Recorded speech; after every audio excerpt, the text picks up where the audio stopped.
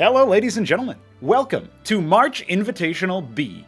That's right, not A, but B. And here with me is VEEQ7. What's up, dude? Yeah, pretty cool. Pretty cool to have 2 invitationals 1 month. It's something we haven't done.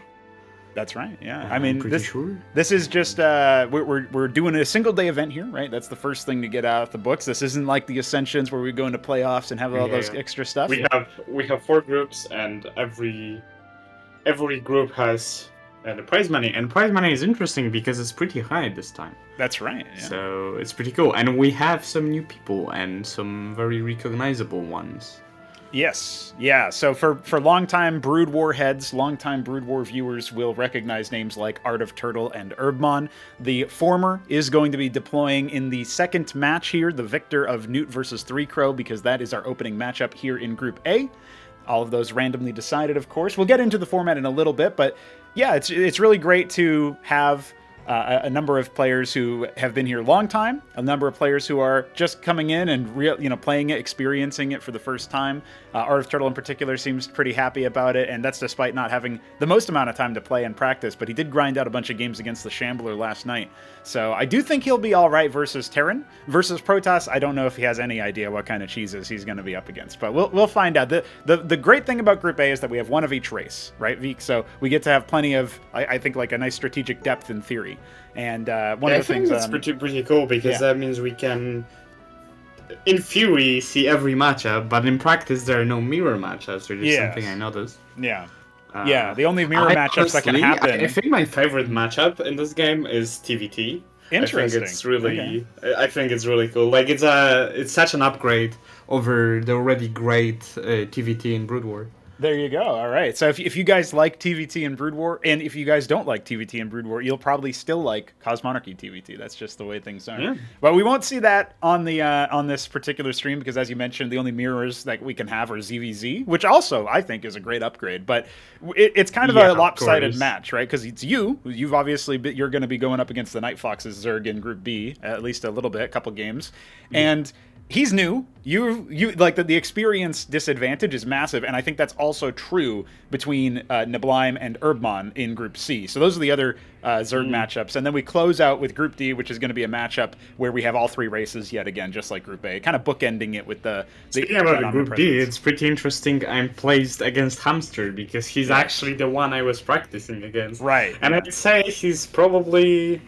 gonna take it, but we'll see. We'll see. All right. I think he's doing pretty well against me. So, but maybe I can surprise him. Maybe I can do well against him. We'll see. He's just the kind of guy who always undersells his own level of power. And actually, going back to Group A, Newt is somebody who's like that too. He is fond of talking about balance and talking about how he thinks like certain things might be underpowered or overpowered, but he does pretty well in the games, and so it feels like he sells himself short a little bit. I would say he is the favorite to take this group. Obviously 3 Crow can't ever be counted out due to his cheese. He qualified for this event, destroying Biddy B in a 3-1 set.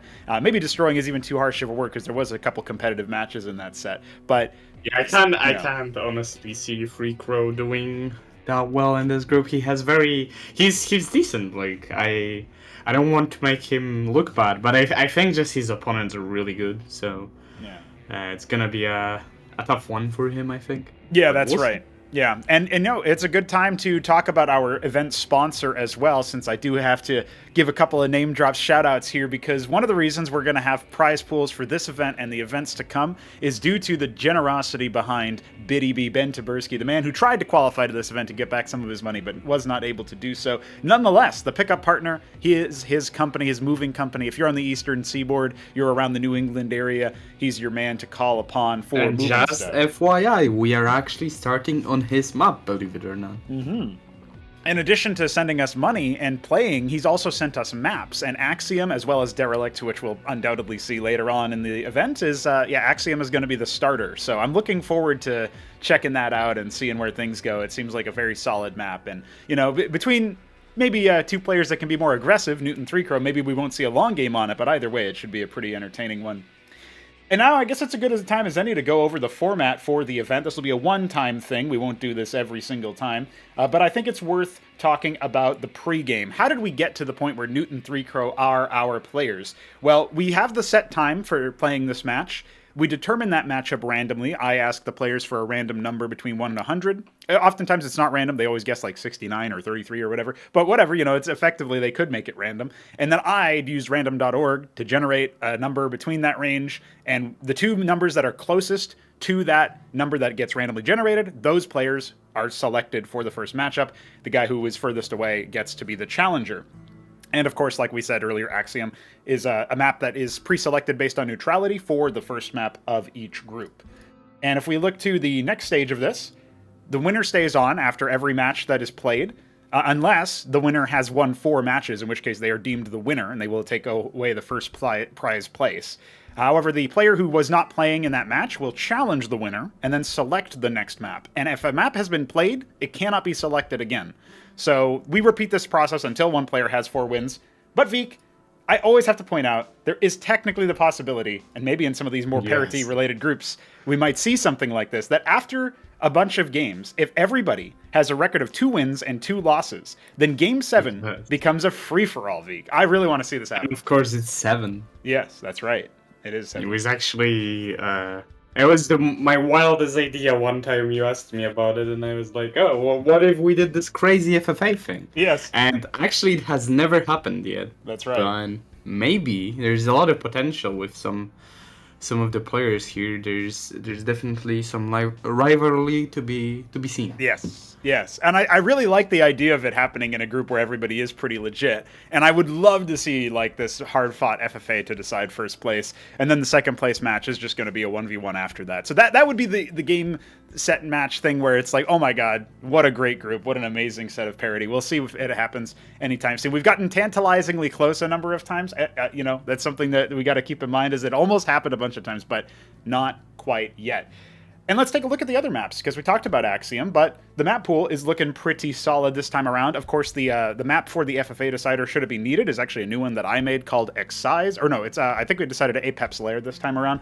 I made 2 FFA maps recently by Shambler's commission, and one of them is selected for that. But we'll see if we need that. That's not even on the graphic. Right now we have Axiom and Derelict, both by Biddy B. We've got Highwater and Sideshow by myself. You contributed a couple maps here, Veek, the Purgatory and your revision of Impetus, and the Beaver 99 still stands stalwart with Infinite Velocity 2, while the Shambler comes in submitting Titan Forge. So those are the 8 maps that we will see play in the 1v1 matches, and maybe we'll see another map played if the FFA is required. We can hope and dream, but I'm not sure it's going to happen. Any thoughts on the map pool, Veeker? Any considerations here? I think it's a pretty exciting one. We have some classics here, like Infinite Velocity. Oh yes. Like Sideshow. Sideshow is a one that is here for a while. Highwater was played on Ascension 7 as well. Mm-hmm. And there are some interesting revisions to some of them. I don't think Infinite Velocity got changed, but for sure Sideshow and Highwater had some interesting changes. So we'll see how that affects the gameplay. Yes. And we generally, one thing I will point out is that generally we have bigger rumps. Yes. So that is an interesting shift in the mapper's philosophy, that we do generally have more potential for big armies to actually... we basically have wider battlefields, making it way more likely for a big engagement for an epic engagement to happen, which I think is really cool. I hope to see a lot of that. Yeah, I think also considering some of the changes that we made before the previous Invitational, where we tried to push the army scale up a little bit faster, ever so slightly, so that we would still have that organic pace scaling, but we would also have larger armies in general, and the economics are a little bit slightly different. A lot of subtle changes that I think coalesce into something where you do see bigger armies a little bit earlier in the game. And that paradoxically doesn't mean that games end sooner necessarily. It means that you can have larger battles earlier on, and those can matter more because those battles take longer and show off player skill for a more prolonged period of time. I think that's the kind of thing that these maps also have been updated to facilitate, and I am looking forward to that happening in our first group here. So what do you say, Veek? Are you ready to get us started with the first round? Yeah, let's go. All right, let's see if our players are in fact ready. I let them know that we would be about a minute, and we will get their confirmations. It looks like we are good to go. So let us exchange the GLHFs, and let us get in to the match here. We have none other than Newt in the bottom left of Axiom, and against 3Crow, the Protoss in the top right.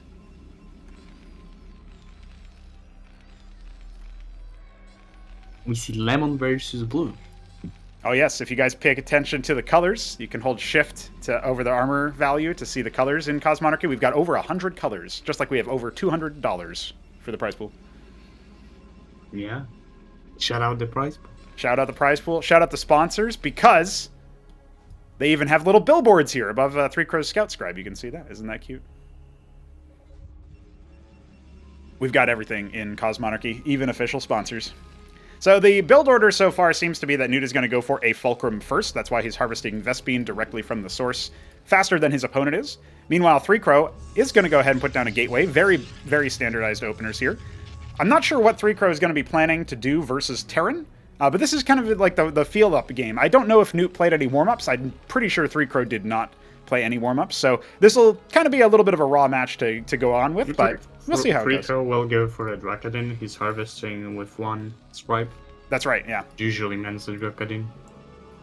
And you know what? I mean, when you have the one harvester, it's like one harvester per Drakadin you want to make every round. So if you get 2 gates, you can just put a second scribe on there. It ends up being pretty clean for the conversion rate. But, you know, then you can maybe add a 3rd gate for a Zealot or something, because obviously you'd have to add 2 workers to gas after that to support another one. It's actually going to be a fast Warden here. Yeah, he's wardening. That's interesting. I'm not sure that's necessary. I'm not sure if that enables him anything.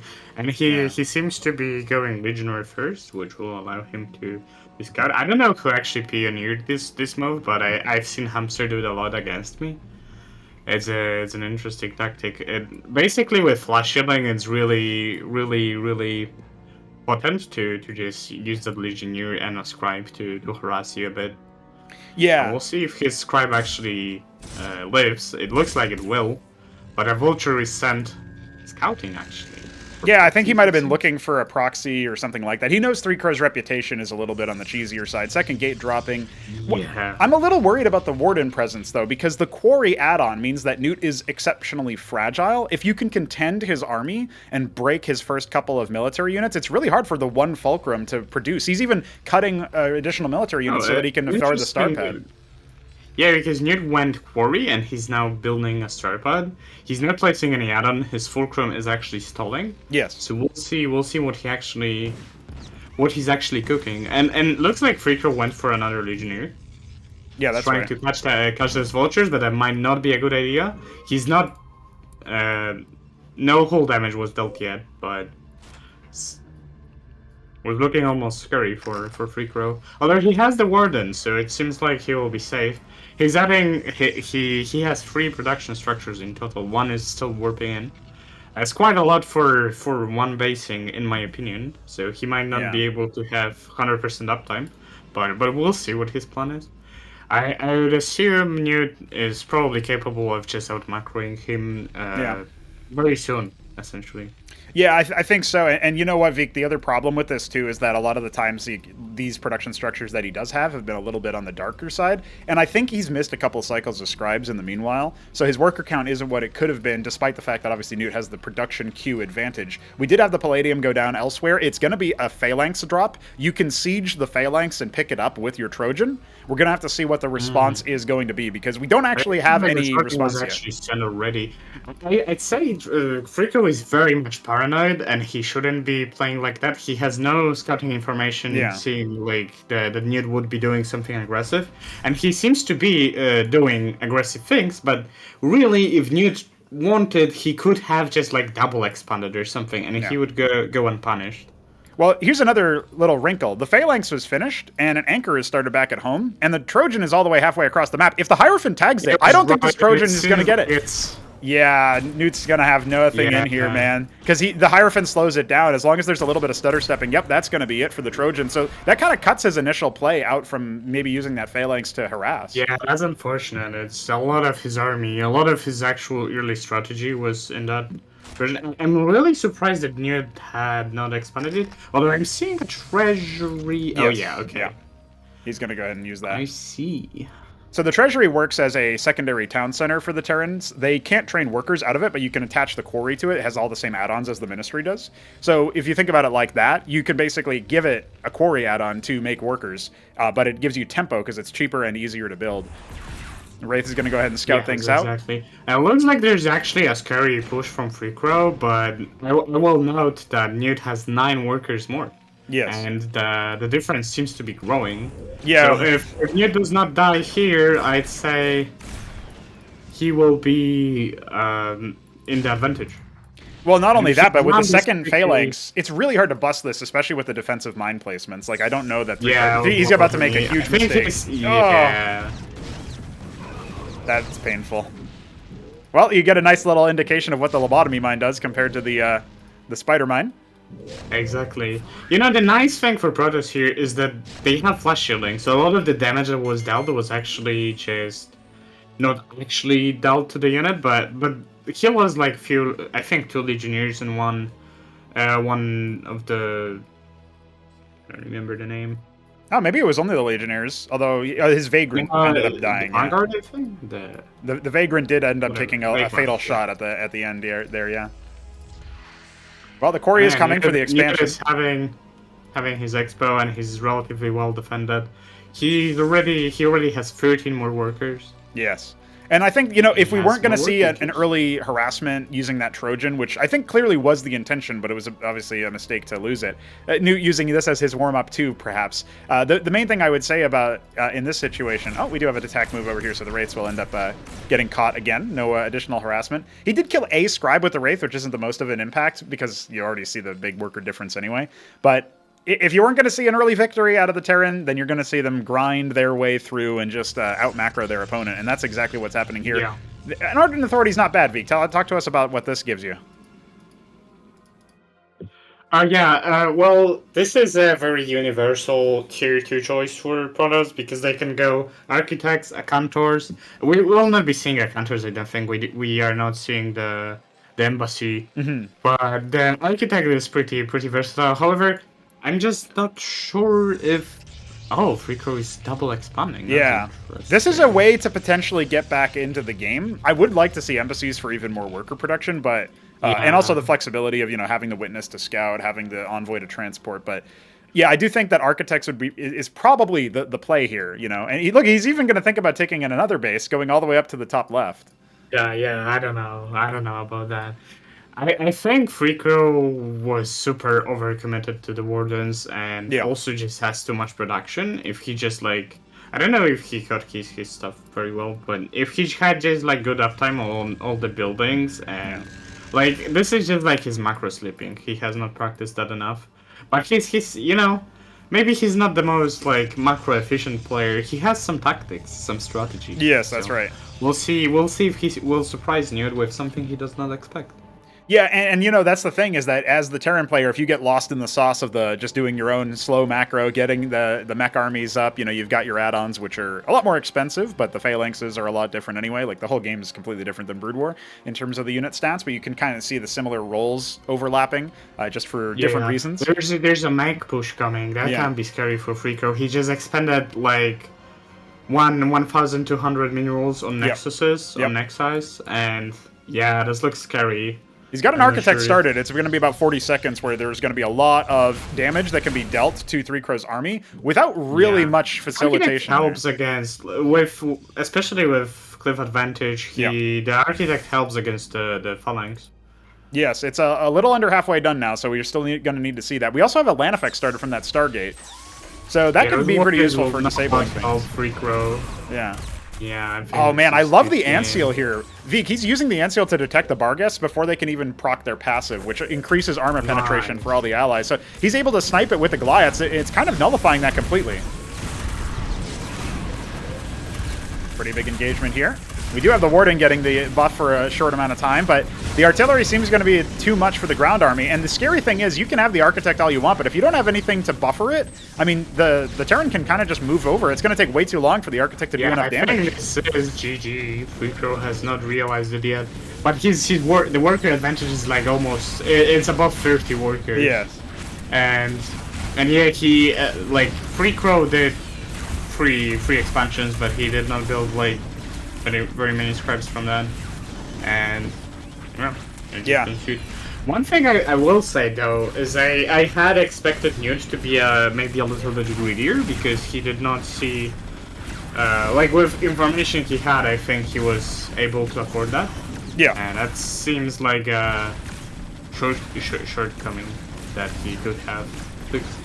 Yeah, he's only now setting up his third base, which is also a treasury, so it's going to take some time for the workers to get there. But, I mean, you know, you talked about the worker differential earlier, the pylon being depowered. 3crow's the kind of guy to stick around for a long time, but he's lost his architect, the other one halfway done, but only one pylon powering that structure. I could even say this is a bit BM.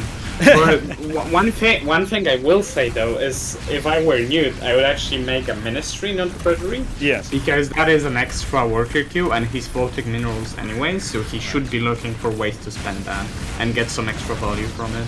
Yeah, another thing that was pretty cool that I saw on the approach up the ramp is that his ant seals were protecting the Goliaths very well from the Architect splash. So, like, I think something like 200, 300 damage worth of the Architects didn't get dealt to the Goliaths because there were double ant seals stacked on top of it. And that can be really efficient versus this high single target damage that the Architect puts out. Yeah, so Freako has no production active anymore. No, nothing at all. he's desperately staying in, but... Is in the first, but...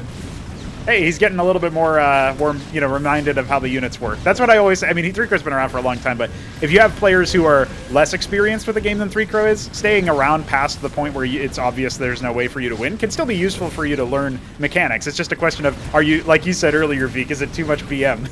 Architect going to get focused down, and there's only one warden left for defenses. The Panopta spawns, but, it's dead. I guess I can't blame him, since this is for money. Yes, that's right. We actually have a price, so... Yeah. Well, there goes the Warden, and it looks like the first dub is going to be on the board for our boy. Like, if Freako actually tried to, like... If he practiced his macro a bit, if he hotkey his stuff a little bit better, if he used camera hotkeys, if he just, like, polished that stuff up, I feel like he had a chance in this match. It's just, like, his mechanical, like, the keyboard skills, I think, are lacking here. And that's it. Like, his strategies are... very important, and Newt, he did some mistakes as well, right? Like he lost his yearly Trojan, he lost like a Wraith somewhere. I think this could have been it for him, but he just like needed a bit more APM, I'd say. Yeah, I think so as well. Looking at this matchup, it definitely feels to me like something that 3crow could have done better if he had done a little bit more of the initial rounds. I feel like if he had like 30% more units, which was achievable if he just like had the uptime on production and he didn't spend money on wardens, I think his like the free scary push he had could have actually been it. Like Newt was actually kind of unprepared. He lost the Trojan, he lost a lot of his early pressure to just like bad decisions and mistakes. So if 3crow actually had more army there, I think that could have been it. Yeah, absolutely. I mean, also the idea of like picking off those ant seals early on. Like, he had a lot of good tech acquisitions. It just came a little bit late, and I feel like if he had optimized his build a little bit more or gotten his economy online a little bit faster, then he wouldn't have had the limitations nearly as much, right? So that's another angle for sure. I'll quickly be there we go. We're going to wait on none other than Art of Turtle to select map 2. And then we will get another lobby underway. But that was a nice, quick and easy first victory for Newt. 3crow is going to have to go back to the drawing board on his strategy. I did like the inclusion of bar guests early on, because when you're dealing with unsieged phalanxes, which Newt doesn't use as often, they do have 4 armor, which even versus Drakken's dealing 15 damage, I mean, you're cutting that down to 11. You factor in any healing from clerics or something like that, or damage reduction from the Ant Seal, anything that sort of frustrates the ability to do out any damage on top of the 4 armor, you're starting to deal a lot less damage overall. I mean, it's almost like a 30% reduction or whatever for the damage, even with just the armor alone. So it can be pretty significant in that sense, and having a couple of bar guests to increase armor penetration is actually going to matter, even when you're dealing with things like the Drakken's. Now, the Architect, okay, it just deals a lot of upfront damage, so it's a little bit less efficient to benefit. It doesn't benefit nearly as much from armor pen, but still, I think the bar guest was not a bad choice overall. And look at this. Highwater will be selected by Art of Turtle. He will take on Newt to see if he can be competitive in the round. It looks like he picked the 4th player, man. That's right, yeah. Highwater up on the screen here, or on my screen anyway. Newt says... you can see the Brood War rules. Yeah. Newt is... I don't think he's played on this map because he just asked, this map still exists? Yeah. So there you have it. Hey, Newt's a pretty strong player, though, representing the Terran in a way that, he's always been a Terran player. Shambler coming back to Terran just for this event. He's been off racing. He doesn't want to play ZVZ, apparently. So that's why he decided to do tell us something about the changes you have made and the aim behind those? Yes, sure. Yeah, we can do that when we get in. I'll just wait for our players to ready up. Looks like Newt is already ready. And yes, indeed. Look at that beautiful sponsor. I agree, Biddy B. We are getting into the match here, ladies and gentlemen. It is round 2 of March Invitational B's Group A. See if we can get the line figured out. We see Newt in the bottom left, and he's Persian orange. Wow. Getting the colors out nice and early. Yellow Art of Turtle in the bottom right. I've never seen a yellow turtle, but I'm sure they do exist. I mean, now I have seen one, so there is that. Looking at the changes to the map, as you mentioned, so if we head on over to where the pickup partner sponsor billboards are, you'll see that there's another ramp now that's been added.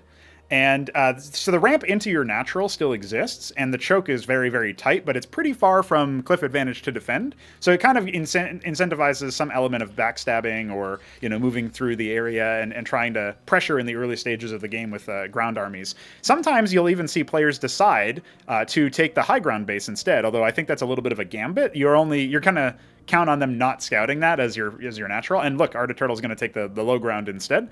That's A-okay. The other change that did get made is that the middle is now joined in the upper middle and the lower middle. So you have play to fight around this high ground base, and they're accessible to each other.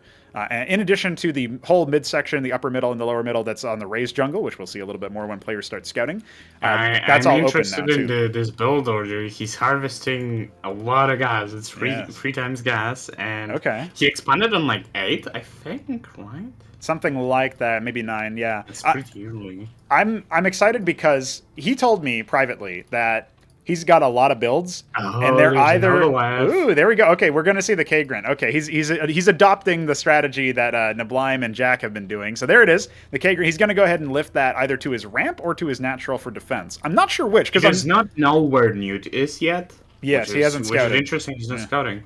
And look at this, Newt's actually gone for a top right scout. He's cross-scouting. Oh, is unmutated? Oh no, never mind. It's full.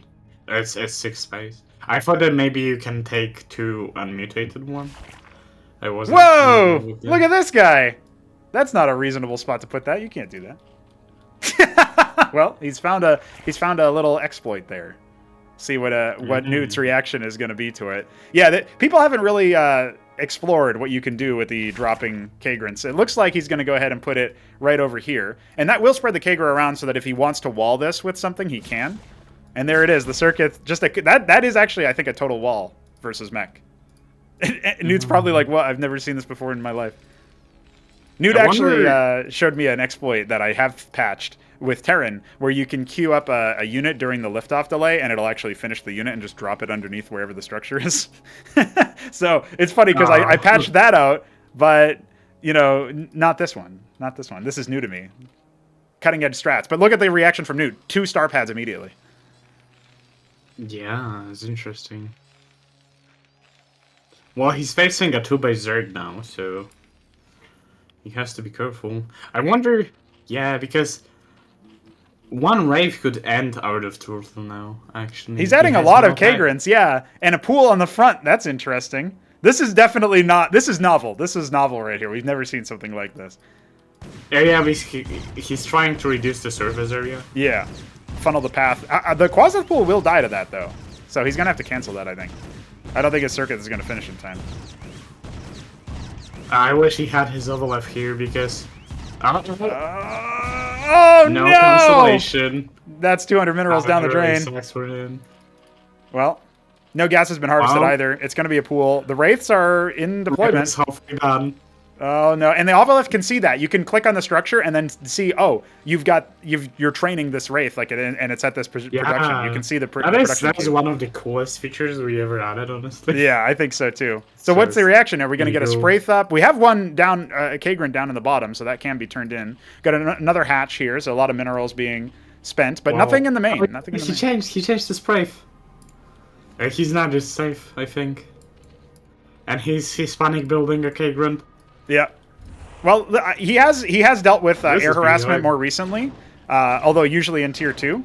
And the solution is usually... Oh, look at this. Newt's actually auto-attacking the Kagrin. I'm not sure if he meant to do that. I guess he might be able to do it with the second one, but the pool is done. He's actually safer than I think. You know, this isn't as bad as I thought, as long as he makes quasis. I think he should be morphing quasis, though. Yeah, he's not, and that's a bit of a problem. He should transfer his workers to the other base, and he should be morphing quasis. Is the correct response here, I think. Yeah, he's only morphing one pair right now. I don't think he had the minerals because he spent so much on Kagrins. He added 2 Kagrins instead of mutating the quasis, because that Kagrin that was mutating into a Spraith was going to give plenty of options here. Now, the good news is the focus fire from the Wraiths attacking the... Quasis. Yeah. And look at that, the Spraith even finishes too. So now we are going to see Newt in a little bit of trouble. He wasn't responding super good, and so his Wraith cut is now half, and there is a Spraith guarding the workers on this side. So what is the... This is such a bizarre opening match for Art of Turtle, his debut here. He's fully walling off his gas. I don't know if he knows that he's doing that, but he is. Now the Circuit on the wall is going to get buffed, so that's going to mean that the ramp can be accessed by the Vultures. We need to see an amass of quasis. This is taking the Jack strategy a little too far, I think. So the way that Zerg works, by the way, is that when you lose the structure that was a mutated structure, and this also works for units, it regresses into the previous version. So you're going to see Art of Turtle using that here. Feels like a bit of a missed opportunity to not just fully pick off one of them, but, you know, he's going to go ahead and use a harassment opportunity versus the quasis. More and more of them need to be made. We don't see anything at the natural. Worker count in favor of Newt as he's adding another Fulcrum. Amassing more. Look at that! Turning the regressed Circuit into a Spraith. Something you won't see every day. I guess that Ovalith must have gotten picked apart in the interim, which is a little unfortunate. Now, one of the things that Art of Turtle can do here is he can make this a Spraith on the high ground, and just... He's not going to do it, but he could have used that and then used his quasis for that. Now, here comes the committal. The Wraiths are going to go onto the Spraith. The Circuit is going to try to attack the Vultures. Looks like the Spraith is going to get focused down. Quasis. Yeah, more quasis coming in from the bottom. You know, what do you focus down here, right? I think he is. I don't know. The Wraiths are still pretty lethal here, even though the Vultures are going to get cleaned up. No, one of them lives with 5 health. So that's an easy pickoff. He's not macroing. Newt is so much money in the back of this, by the way. He's only queued up 2 Wraiths. Meanwhile, and, you know, he can't exactly... I mean, he can fight this, but... What I would want to see is, like, 5 racks Harakan now.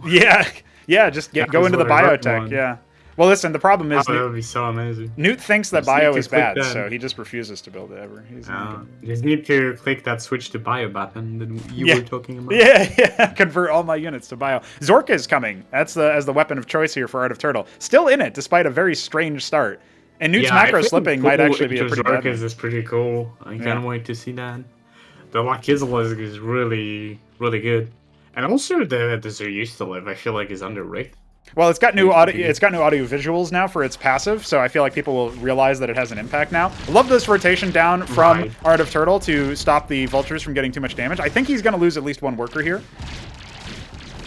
Maybe a second one. Oh, sniped at the very last second before that shot could go off. This map is pretty hard for Zerg. If I were him, I would probably ban it. Well, you can't ban maps in group stage. The third is not defendable.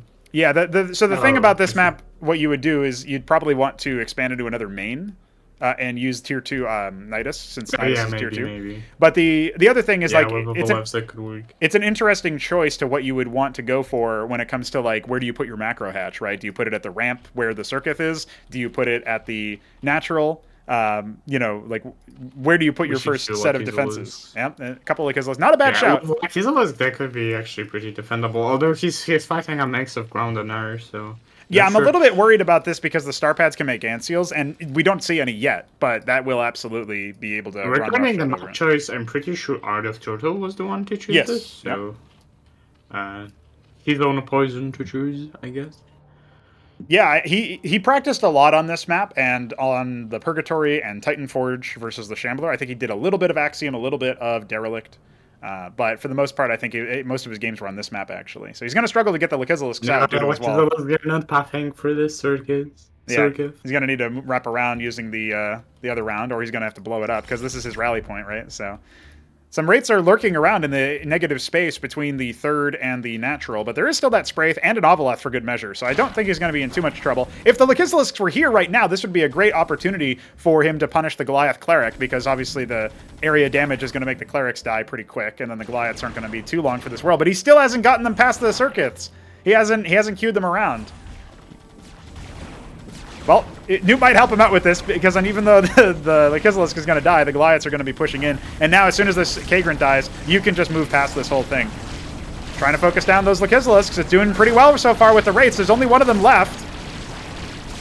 I'm not sure about the area damage here. I don't think there's enough. That's like 5 Lakizilisks dead. You know, the problem with mech is that it's pretty well armored, right? So Yeah. using quasis is not that good, and like his others are not also not maybe the best choice. Like I think I'd rather go Hydras. It's like his others is really a really good unit, but it's not that good against those bigger units that armor tends to have. So like it would probably be pretty good versus like Cyclops or Vulture, but not against this. Yeah, well, here's are used to live. Here's the Zorius. Gonna go ahead and try to debuff those Goliaths to get everything else to speed up to it, but it's just too little too late at this point, I think. Yeah, I think the problem Art of Turtle kind of had is the unit control, where his units were not really buffing that well, and they were kind of dying one by one because of it. And yeah, he's not... I guess he's probably not familiar with this exact situation against armor, where you need to probably want the Hydras, right? Yeah, I think that's probably the case. You know, looking at the standings, Newt is halfway to first place. Is he going to clean sweep it in the opening group? That's the question that people have to ask. And Art of Turtle has an opportunity to think about what else he's going to do. His 4-spawn map Gambit didn't work, but hey, like you said, maybe Highwater is really tough for Zerg until they have like a very particular couple of approaches. Well, that to is it, my right? theory. Yeah. And it could be the case, right? So we have to think about like how to navigate that. And you know, I don't think he played against Wraiths, so he probably had no idea that that was an option. So that's a kind of a cute little thing there for us to think about. So we'll go ahead and wait for 3Crow to select. Well, really good out of Newt that he reacted with air so quickly. Like when he saw the Sankans, that was like his first choice. That's right. Yeah, it's pretty surprising actually. He slapped those. Yeah, because like. Somebody's got this novel strategy. I guarantee you, Newt never saw somebody land the measures people take to actually win some money. Yeah, I know. Yeah, they're going to go ahead and drop that right on the ramp. That's what competitive means. That's right. Oh, he's picking the classic. All right, we got Derelict coming up next here. Lobby is up for our players. And for UV. Yeah, so we still have a couple of rounds here to go. Newt is gonna get into group championship point if he defeats 3Crow a second time. But 3Crow's a crafty guy. Like we said, he's got the strats, he's got the understanding of the game. And Newt also struggles in the mid game or versus tech that maybe doesn't get used that often, especially the higher tier stuff. So I feel like that would be a potential option for 3Crow to find success in the rematch. We'll have to wait and see. You know, Newt won his group in Invitational A. Got invited into this tournament based on those results. And he's coming over here thinking, maybe I'll just win this group too. And you know what? I'm not saying it's... I feel like it's not just possible, it's probably going to happen based on what I've seen now. But it is something that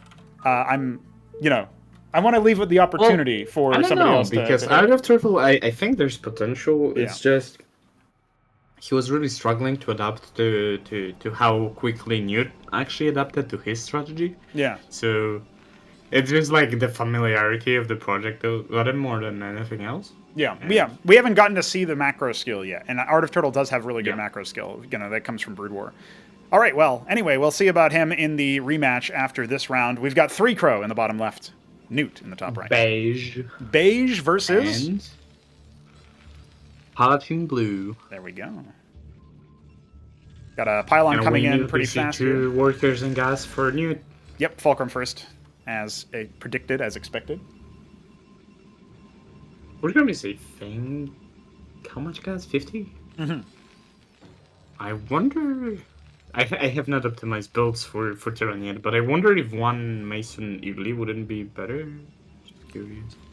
I think if you, I could see a world where you do that if you're going to open Stockade into Fulcrum, but most people seem to go straight for the Fulcrum now. It's kind of funny because if you guys remember back in the Ascension 7 meta, if anybody was here last year for that, you guys probably saw a bio being used in every matchup instead of mech. And mech would only be used to support bio later on. Now it's like the inverse, where bio is very, very rarely seen, and only as a support to Fulcrum. It's funny how quickly things change.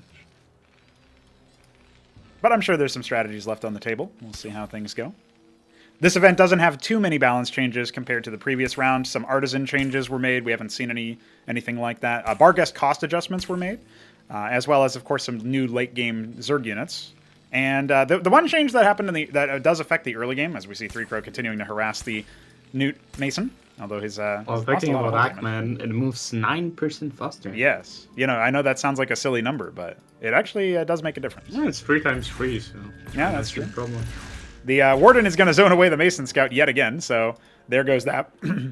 Looks like this time the Vulture is going to go ahead and get the kill onto the Wounded Scribe, and then move away from that. If I see that my opponent is doing that, one of the things I like to do is like put the worker somewhere that forces the other player to push their unit further away from me, because then it takes longer for them to scout. But in this case, it doesn't really matter. You've got the Warden, you've got 2 gates up. The only question is, are we going to see Starpad yet again for our boy Newt, or is he going to go for a more mech push, or what is he thinking? Because this is the 2nd game in a row we've had the move there. Well, connecting with the Legionnaire is a pretty big deal, but eventually you outrun him. Need to stutter step forward after the attack if you want to avoid that. But he clears the mine. We were talking about 4 Legionnaires, actually 6 of them. We might see something that Shambler used to say, is that when you see your opponent go mech first, Fulcrum first, this is back in the Ascension days, just attack with like non-stop, like 3 or 4 gate Legionnaire. Yeah, was like free gate Legionnaire. Yeah. So something like that, maybe not as all in, so 3-Crow can still look for an expansion after this. I don't know though. Vultures seem pretty good against Legionnaires. If they, if you're microed well and the terrain is in the favor of Vulture. Well, there's an anchor, and there is going to be another mine put down, but there's only going to be 3 Vultures when this attack hits. Oh, it looks like no, the answer is not, because only 2 Legionnaires actually went out. I think he didn't issue the order once they got unstunned. So it looks like maybe we'll have 4 Vultures out, including the anchor, but honestly, if there's like 8 Legionnaires, you can just run right past the defenses. There's 6, and we have 2 Dracodons. Oh, okay. Almost done. The Dracodons are not bad. It's just it's going to take them longer to get across the map. By that point, I would expect 5, 6 Vultures. He's afraid of her. Oh, yeah, is he? I don't know. Yeah, I guess Mask abused 3-Crow a little bit too much, and he's now afraid of everything. We'll see. Trying to take hits. The danger with the mine is that it obviously can stun your own unit. He's gonna get like 2 Masons, and he should really try to collapse to the Vulture. He's slowing down the accumulation of workers. Rigger should expand now. Yeah, okay, this works, I guess. Yeah, I mean, he's forced a lot of defensive expenditures, right? Double anchor, we only saw 1 in the previous match between these 2.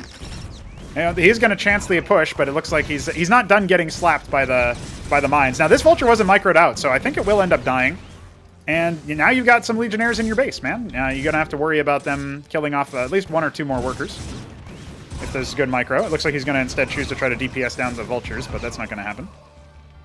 One thing you can do if you're super sick with... I think it was automatic. Yeah, maybe. You might be right. One thing that I really like to do with Legionnaires is abuse the teleport, where if you attack, fight, and your enemy isn't kiting, you can fall back and then force the teleport, and it dodges the projectile, which is kind of legit. But this Vulture push is going to come in. There's going to be 6 of them on their way. They'll at least lay mines. These Wardens aren't going to be done in time. There's Dracodons, but they're in the back of the base right now in the mineral line, so they need to cycle up here. And these Wardens do need to be canceled. There's one of them. Second one not yet getting Vultures, focused as on. opposed to normal Brood War, don't really have that much trouble with armor. They actually deal 10 damage times 2. Yep. They have no armor pen, but 10 damage is still a lot for attack. So They can deal a lot of damage. Yeah, that's right. Now, it does look like this attack is going to get zoned away. The Drakodins are going to be more than enough for that. And only canceling one Warden is actually really good for 3-Crow, because it still means that he's got some ancillary defense here. It's going to be a little bit harder for his opponent to just run on by. I would love to see an attempt at, like, sort of walling off the Vultures from moving through with, like, maybe another gateway in the front here by the choke, sort of funneling them towards that Warden. But you do have to worry about maybe the Vultures just attacking it from outside the wall, so there is that, too. You got 3 Fulcrums, no add-ons. Newt going for a more, like, power, macro approach. About the Wallen that 3-Crow has, I feel like it's actually really bad for him, because I think his army, like, he'll actually have a lot of army fluidity issues with buffing his army from main into not. Oh yeah, if he makes more ground units coming him. from the main, yeah, that is going to be a little bit of an awkward situation. He's got some build space in the natural, but not yet using it. Now the middle of the map is being colonized by Newt. Neutral geyser, neutral treasury means you can return this geyser gas directly into that. So a little bit of a steroid there, and if you have mid control, it's very good. But I got to tell you guys, you guys aren't really seeing the full breadth of TVP here. A good gateway-oriented Protoss can dictate the pace versus a Mech Terran in the early stages of the game, and only get pushed back when they force out the Palladiums. These Palladiums came very late after the expansion, with not really that much expanded on defense. You did see the 2 anchors, but that was about it. So you'd say it's unusual for Mech to have tempo in this stage of the game, usually in this matchup? I would say so, yeah. Yeah, I think when you look at the idea of the mech player being ahead in not just economy, but also in a bunch of other things, it definitely seems to me like that's a little bit of a mistake there. Yeah, I think 3-Crow invested a lot into that Legionnaire push, but didn't actually get a lot out of it. Yeah. So. Well, the Watchdog Scout is coming in here. This is patented by It Depends, adopted by Neblime when he was still playing Terran, and now Newt is doing it as well. His Mason is in 6 o'clock. How do you feel about that? I don't mind it. I mean, I do think it's another one of those things where if you don't have map control, you can't really do it, right? We haven't seen players just send a military unit to the bottom to, like, attack a Mason making the Watchdog or whatever. So, and there's a lot of unbuildable terrain in the middle of this map, so it kind of limits where you can even build that. So to me, it feels like, Neblime sometimes makes the Watchdog in his main, which means it will go later, but it will actually be for less cost. Yeah, it'll be safe. Yeah. You don't have the opportunity cost of the worker not doing anything, and it's also pretty safe. Hey, look at that Atlas coming up now for Newt. So that's going to be the ping on the minimap for the witnesses that you recently added. Yeah, pretty cool. No, I think it's super useful because, I don't think I miss too many attacks or anything, but I often will not be sure if tech is coming or not, and the ping just makes it really, really easy to zero in on that. Plus, if you do miss, a lot of action somewhere, then the minimap ping saying so is a pretty good barometer for that. Phalanx is taking control of the middle. Starcraft 2 had something similar for, like, some events that were happening. Like, I remember Niduses, I think, and, like, nukes. It's pretty cool to have those. I wonder what else could we add. Yeah, we'll have to think about it. Right now, it looks like 3-Crow is going to be thinking with a few less units. Legionnaire gets shelled. The mine coverage over here is really good. We're finally seeing more mine usage and more vulture usage out of mech players, and Newt is a big reason for that. Covering the 9 o'clock position as well with a mine. It doesn't block building like it does in Brood War, but it will detonate, and you'll see that on the minimap, obviously. So he'll at least be aware of his opponent taking a natural or a third base expansion if that's going to happen. We see a bunch of lattices get added. Both of our players doing a pretty okay job of keeping their money low. I was about to say that 3-Crow could do a little bit better with that, but then he dropped a bunch of lattices, so he's okay on that. The Atlas has completed, so we got tier 2 tech for Terran on the way. And judging by the Mason positioning, I can't tell if this is going to be captaincies or star pads. Okay, it's star ports, rather. Okay, so it's going to be a mass air switch over here for Newt. That's what he's going to be going for. What do you think? Would it be Wyverns? Would it be Gorgons? I'm not sure. He's taken full control of this middle outpost here. I really love that. He's got phalanxes. He set up an anchor with nothing in it yet, but, still pretty legit. Pretty cool. Yeah, so for the starports... I like this a lot because now the ramps are wide, so you can actually engage this army, and I'd like to see a battle here. It'll look pretty beautifully, I think. I think so, yeah. Another Watchdog Scout going to come in. Servitors are going to tickle that a little bit. A third Ardent Authority. It looks like it's going to be like Architect Servitor with some gateway melee. The one thing I would say is that I might prefer Zealots to Legionnaires here because the splash from the Phalanx will I think, do a lot more to the Legionnaires. But either way, you know, at least the Legionnaires, if they can get a clean engage and there's no mine coverage, you can actually exploit that a lot by, you know, if he loops around the third base location that 3-card doesn't have yet and comes in from the south of this little outpost here, the spoke, we can definitely see some stuff there. We have got double commandment coming for our boy Newt. Is it going to be a triple commandment? Because normally you'd see rotaries. I wonder if this is a misbuy. Okay, it's 1 rotary, 2 commandment. So he's thinking Seraph Azazel? I'm not sure about that. I'm not sure what he's thinking about for the commandment. I certainly am using Azazels. They're pretty good. And Seraphs are also pretty annoying to deal with. They can really harass you very much. And what I would like to see is nuclear silos, but I'm not seeing them. Yes, I think they're now named Anvil. Yes, that's correct. Yeah. Yeah, we only have quarries. It's funny because 6 o'clock actually got colonized by Newt as well, even though it's so far away. He's rallying units and workers alike down there. And 3-card's mostly still stuck in his base, right? He's massing up some pretty good tech. He's got a very, very nice architect count of 4. And right now, just producing... Oh, I actually got a crash. Did you get a crash? Yeah. Can you attach GPTP or no? Let me see what the players ended up getting. I am trying to, but I didn't have the PDB. Can you send it? Yeah, I can. I had to close Visual Studio because of some silly antics earlier. I clicked on the Ardent Authority, but it looks like it was new one because it hit everybody. It wasn't local to just me. So we'll do that real quick. Purgatory actually had a desync, but I don't know if that matters. Did he? No, I don't think that's dated to this. Oh yeah, I guess it was.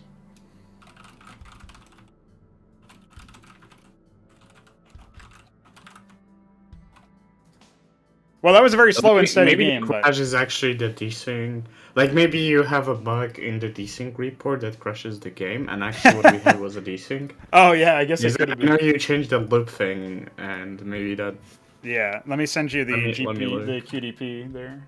Yeah, the PDB, nice. Rather. I sent it to you.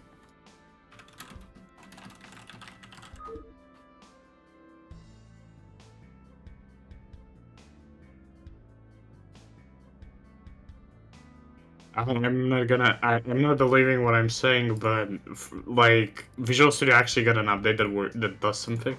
Holy moly! Tell me about it. There's an option to actually select the PDB manually, and obviously when I'm wanting to say something good about Visual Studio, it just doesn't work because the symbols are not there apparently. Oh, I had to rename the file. XD. Okay. Find source. Cosmonarchy specific in check, I think, is what. Yeah, that's the file with the debug stuff. So. Yeah. Okay. So we just desynced. That was. Oh, it's too bad we didn't get the details for it. So what was the exact issue? Is the buffer overflowing or something? One sec. Sure. I'm looking. It requires me to point to the file for some reason. It looks like maybe Newt does have a file. I don't know if I do. Let me see. Oh yeah, I do. Look at that. Let's see what. Cosmonarchy specific in check. Do you remember where that is? I can't check. Yeah. Hold on. It is Hook's Misc.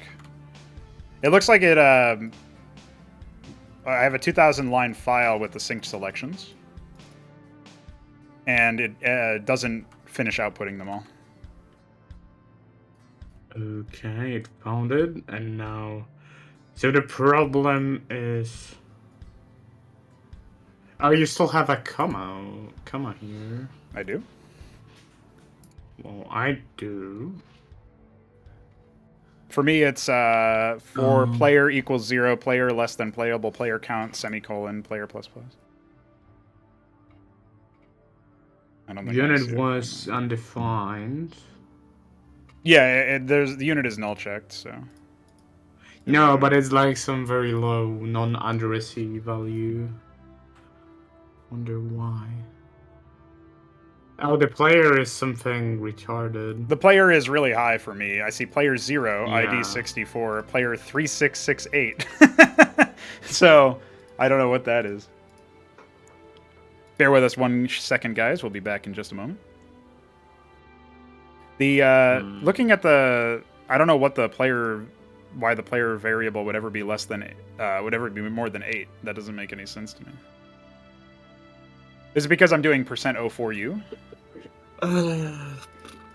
Can you send me a screenshot of your code? Because maybe it's meaningfully different. I mean, with the comma, I think it wouldn't have worked at all because the...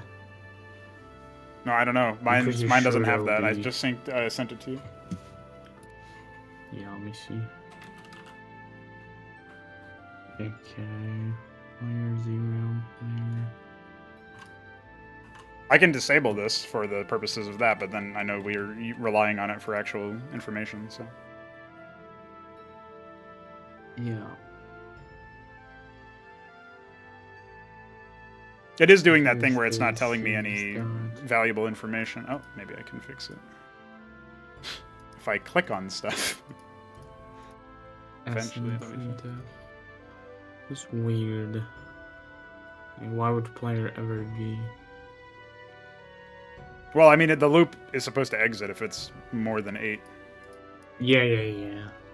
And the old version would not run at all from what I'm seeing. Yeah, so that's why it was always blank. Yeah, so. exactly. Because player plus plus would still return 0, which is false. But now... This is confusing. When you see... Oh, and the critical just has... It has the selections, but it's like a bunch of wacky data. You can look at it yourself. You've got it, too. That's what crashed for sure, is the critical output. Yeah.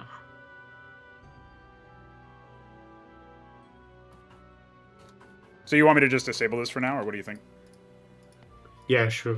Let's not have... Let's... All good. Let's try to play the game again. Clear that out of the buffer. I wonder if it was just the buffer size, but also clearly something weird was going on with that. Because I'm doing this... It's sad we don't have saves anymore, because if we did, then I guess on desync side we could just save the game and load it again. Maybe. That'd be nice, but we don't have that at all. We are very non-serializable, unfortunately. What the heck? Bad signature. Have you ever seen this error before? Hold on. What? Yeah, that's a good No. one.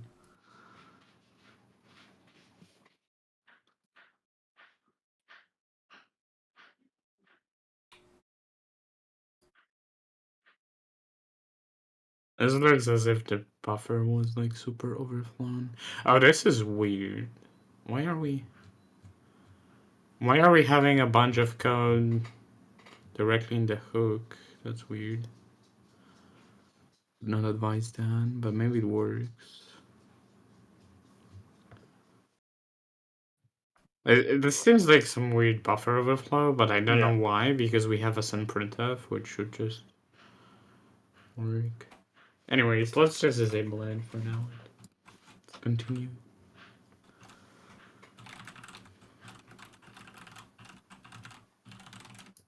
I just pinged you guys with the updated file because I can't actually push due to my repository apparently being broken. I'll have to investigate that between the groups. Alright, getting back into things. Try deleting the file, maybe it's corrupt. The log file. No, I can't even do git status. It says index file corrupt, so it's something to do with the git file. Oh, I see. I'll just need to reclone it basically and then update it. But that's going to take some time, so.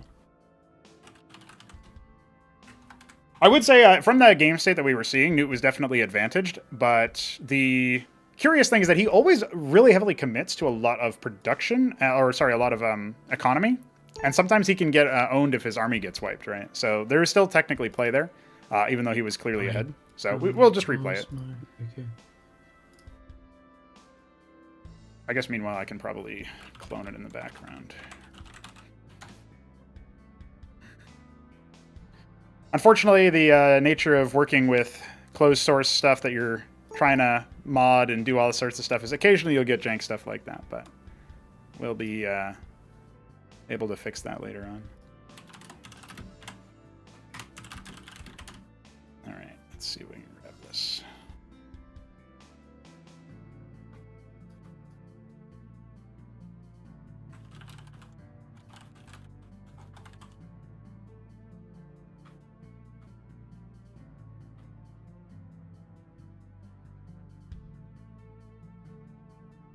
Who's the next sponsor? Raid Shadow Legends? Dude. We can't sponsor another game as a game, especially a game that's significantly worse than ours. Next, you'll ask me if Starcraft 2 will be our sponsor. Ha! Got him. Got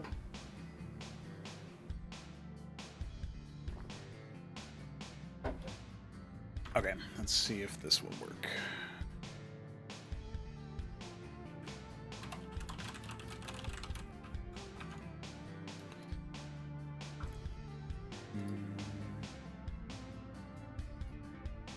Okay.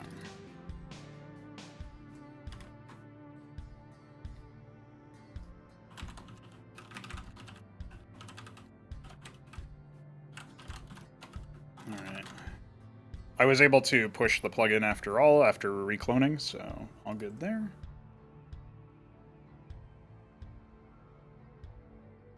Fan of ciabatta? I watched a video yesterday of some French guy telling me how to make a baguette. And I don't even eat bread, so I don't know why I watched that video.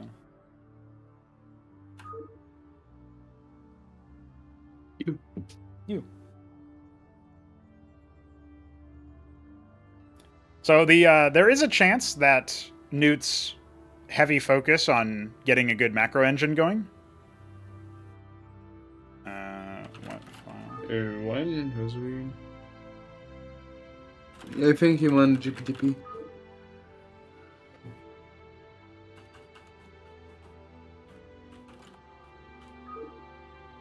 Yeah, no worries. Newt's way of updating apparently did not work him very well, so he's gonna go do the other way.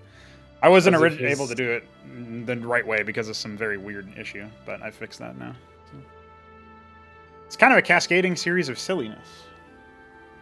I think what happened... As it often is in Brood War in... Well, it's just software because... Modding. Yeah, it was Visual Studio, and it was OBS originally before we started the broadcast, so that was pretty silly.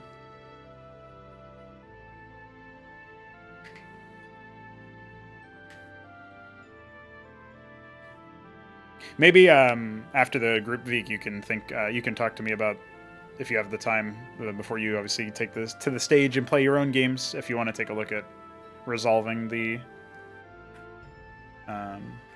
Well, from what I was seeing, it felt stuff. like I don't know, like it.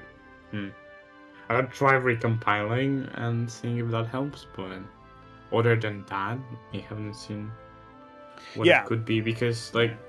It should not overflow. We are using SNPrintf with the explicit limit, so it should be fine. That's right. Yeah, that's weird.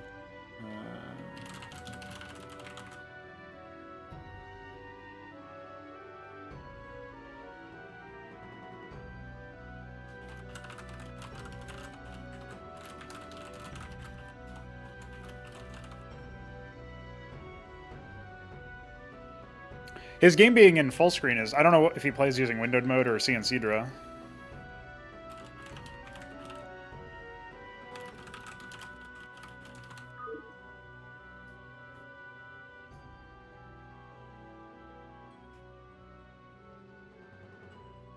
Honestly, Art of Turtle, the fact that you did that build and it was crazy was pretty good. Pretty base. I was just thinking to myself, I wonder what the limitations are. Like, this is a couple days ago.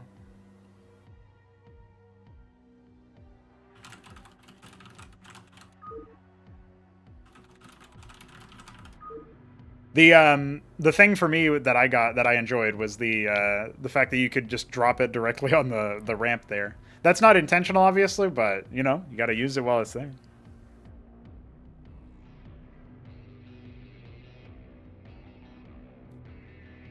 Yeah, you're kind of secondary benefiting from Newt having to replay this match and also having to screw Well, around one with the thing settings. would have tilted that you could have done, I don't know if you've heard. When I was discussing it, but I think going Hydra against the Goliaths would be good.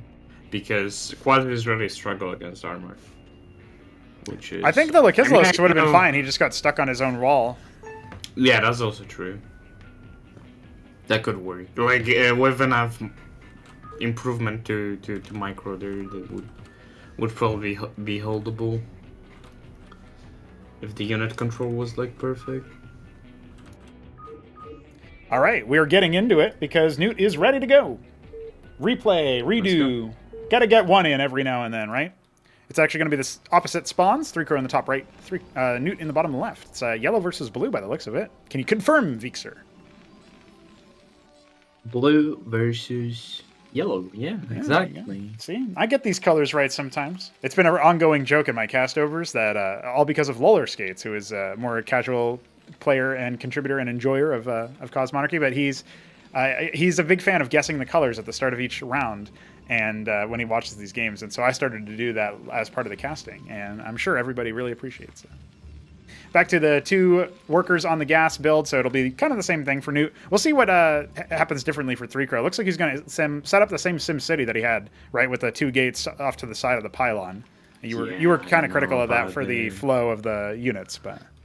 Like, I felt like it hurt him more than it helped. Especially that, like, he's not really fighting melee units, he's fighting Terran. And he's actually blocking his units from having the height advantage that is actually useful. So, I don't think this is good defensively, and I don't think this is good infrastructure-wise. But we are seeing lattice this Ooh, time, okay. not gateways. And I think what this is, actually, is puzzles. He's hoping to surprise his vulture strategy that Newt has shown every game so far. I'm pretty sure that he goes vulture first. That's right. So here's we'll see what Newt will do. Oh no, the warden. So the warden is here because the vultures can do a lot of damage, but I think the warden is not a great idea because you can't. Sure, the vassals can't keep up with them, and the vultures don't care about the vassals, but the warden doesn't keep up with them either. It's static, so maybe it makes sense. I don't know. I feel like it's like I'd rather see double lattice. Right. Like really double down on the vassal strategy. Yeah, it is vassal. I was right. So here's the other thing that I was thinking about is when do we see the gas, and is it going to be rogue gallery for Barguests? Because Barguest Vassal is a comp. Hamster was doing it and actually got pretty ahead versus Newt on it. Although it was a very really back and forth because game. vassals actually have good damage. They just really struggle against armor. So I'm not surprised that is actually a really good strategy. Fulcrum is going to be airlifted into the base, almost certainly. It's being built proxy. He's doing it. Yeah, he's doing it. I hope he knows that I patched out his exploit. I'd rather see proxy Hurricanes, though. Well, I think if you get like 2 Cyclops into the mineral line, it's GG. So. Cyclops, you say? Yeah. Well, because of their, I mean, you at least deny the mining, if nothing else. And we don't have an expansion going over here thanks to this Newt Vulture down there. It's going to have to get cleaned, and there's a lot of mineral throughput on these lattices, too. So this might be a much more fast over game. I think Dead Infested in the chat there saying summon cheese. Yeah, I think you're getting your wish, buddy, because this does not look like a game that will stabilize. We'll see Goliath at home. We'll see what he does. Oh, wait, maybe it's not. A star pie. Dude, is this going to be a proxy phalanx like Palladium or something? Like, I wonder what the star pet's for. That's crazy. But he's kind of. I would have won the Madrigal drop. I think it would be perfect. Yeah, that's not a bad shout. Imagine them just gonna scoot over inside. Newt is only mining. It's still mining. Oh no, he's actually mining with 3 masons. Yeah, that's right. He's gonna go to the middle of the map. He only had 1 geyser in the main. I guess taking inspiration from Purgatory. I changed a lot of the maps to have 1 instead of the ridge. Yeah. Second warden in the front. That's not where you want your defenses. Not in this situation. What Newt is doing here is he's calling out 3-crow as somebody who is not going to scout too often and has the early warden. So like the aggression up the ramp is pointless. But he's got 2 vultures, 2 Goliaths. He's got a Trojan. Like, that's a pretty deadly drop, and he's mining gas from the middle of the map. Well, I guess Kian's 3-crow strategy is always to just, like, defend the cheese and out cheese. In response. Essentially, do a better cheese than the other cheeser, because he always builds the wardens, right? And he's hoping his vassal stack can do damage, but what he's not realizing is that Newt already knows what he's up to. But there's the warden in the mineral line. This is another wrinkle here. All right, 2 vultures, 2 Goliaths, unloading right at the edge there. Should be.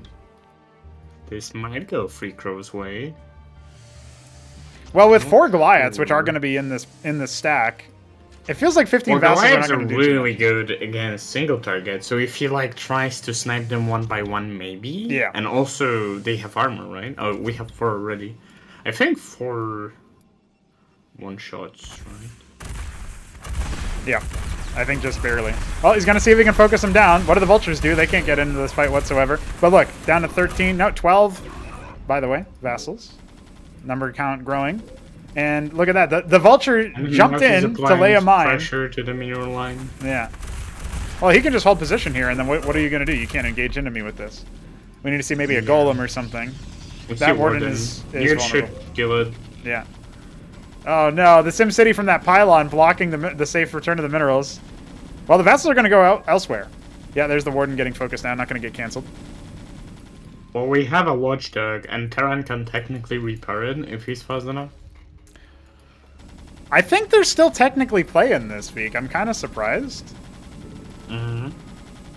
Yeah, we are going to see golems out here, but without the support of the vassals, it kind of feels this like they're could not actually be a base trade, you know? Yeah, I don't know about base trading a Terran player, but, you know, it could be a possibility. All right, the vassals are swooping on in. Another watchdog being constructed. That's going to get disrupted very quick. Not canceled. Oh, no. Here comes the repairs. It's not being repaired fast enough. It's gonna fall. No, it's not. Oh, it's not. He's got enough people around it. Now they're going to be focusing them down. There's going to be 10 vassals pretty soon. That's not going to be enough to do the job here, I don't think. Left. The watchdog is down. Yeah, just barely. Okay. Well, a Goliath has been trained back at home. 8 vassals versus 1 Goliath. But there's 6 of them in the main. That's going to be enough to overpower the wardens. We need to pull the boys in the middle of the next warden fight. Golems were not going to be enough. Remember is that Newt actually has structures out there in the map, so base trading is not that wise, and they can also lift up. That's right. And what Newt can do is just pull his masons and fucking for the Nexus has fallen. The Nexus has fallen, boys. 3Crow has enough money to build another Nexus, but he's got no security. You know, the ground forces can just move on over here. Yeah. The golems are dying. He should have waited, though. I don't know. Freako definitely should not trade his units so blindly.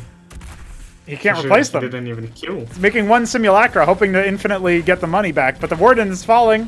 There's still 6 Goliaths. And he's focusing the pylons. Oh, man. Oh, the sim will get out.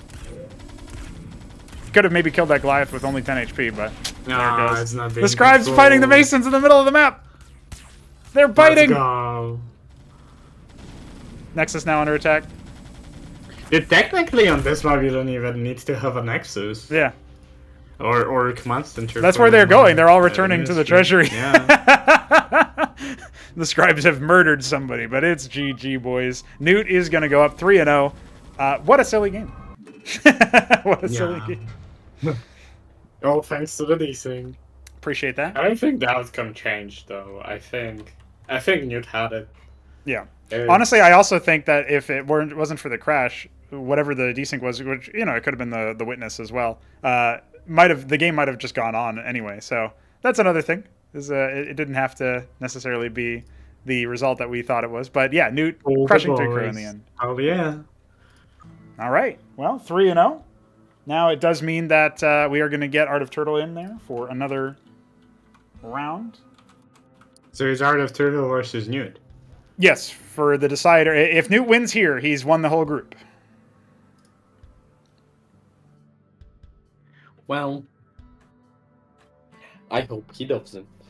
Yeah, you hope there's still be more exciting. More of a contest here. We'll see. I mean, hey, Art of Turtle has the possibilities. He's going to select Titan Forge. Ooh. All right, we get an exciting interesting. It has given good games. That's right. It's pretty good. Shambler's best, probably.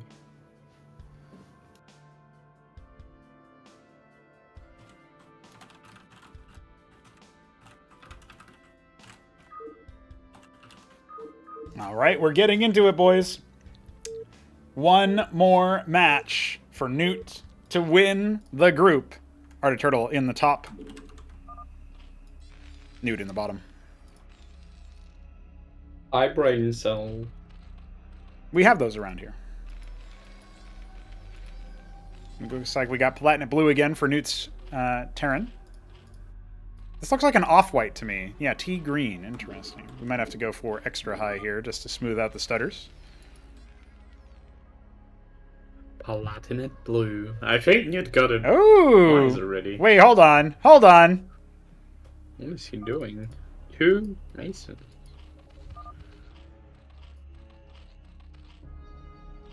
Oh, do you see that path? That's really weird. Which one? Oh, when they're sharking up there on the return? Yeah. What the hell? That's interesting. Yeah, there's some like buffing vision being really bad. That is Probably got pretty- fixed by the... And we see a stockade. Yeah, it's a neutral I stack. hope those are Hurricanes. I want to see them. Oh, he's actually building bio. That's a shocker, dude. Well, it is off to the side. I don't think that Art Turtle is going to scout this. He's going macro hatch as well. Oh, no. It's going to be too late. Oh, no. Well, hey, if he makes a circuit, he might be fine. At least in the initial period. True. Hurricanes cannot fly, unfortunately. I like how you say unfortunately. All right, pool is coming. So I guess if it's not the very first Maverick that comes in, it might be okay over here. On a pretty low worker count. He's going to come in here and see no production. And be like, what? Huh? You're cheesing me? I tried to warn him about cheese. And the Shambler did try to do forward stockades versus him before. Now, here we go. Instantly 2 workers coming in to investigate. See what's going on here. Why you got this Mason over here? All right. 2 Masons, 3 Mavericks. Pool about 80% done. I don't see this. This is game, I think. It's not okay, Grand.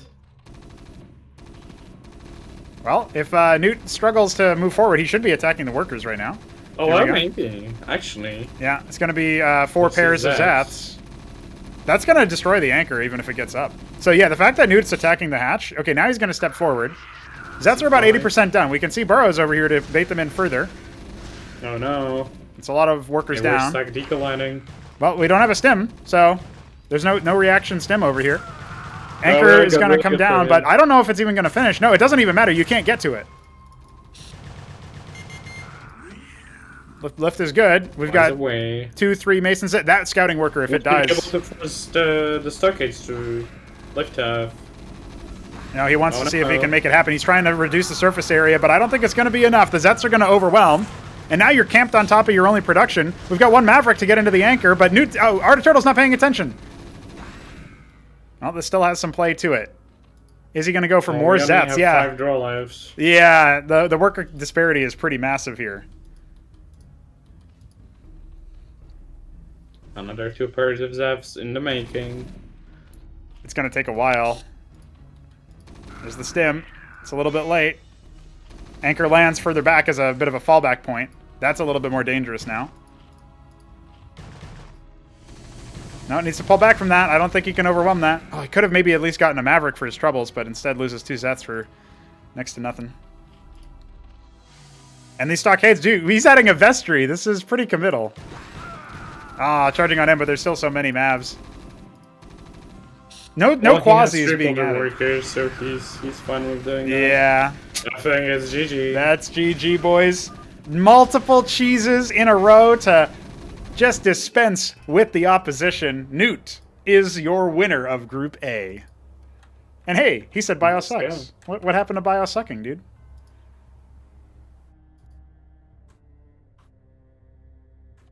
See Hupsaiya in the chat. He'll be participating in this event at the end of the round in the final group. So you can What's look up, forward to Hub? that. What's hop hop? What's up?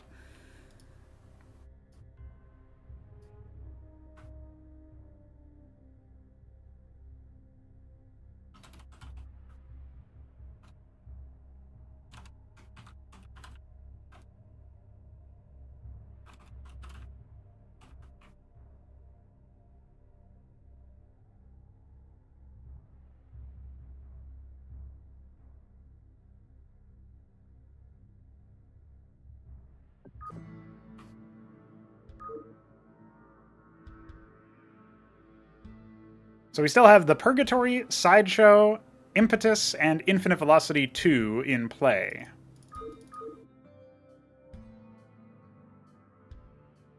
Impetus 2. That's right. What's up, Fagudo? It will be Impetus 2. You predicted it. Yeah, let's go.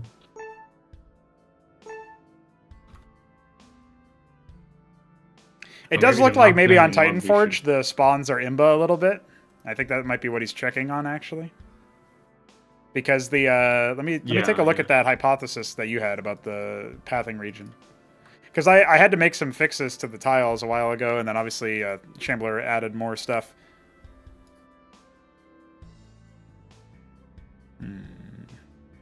Well, I feel like his build choice didn't really give him that much opportunity to defend that, though.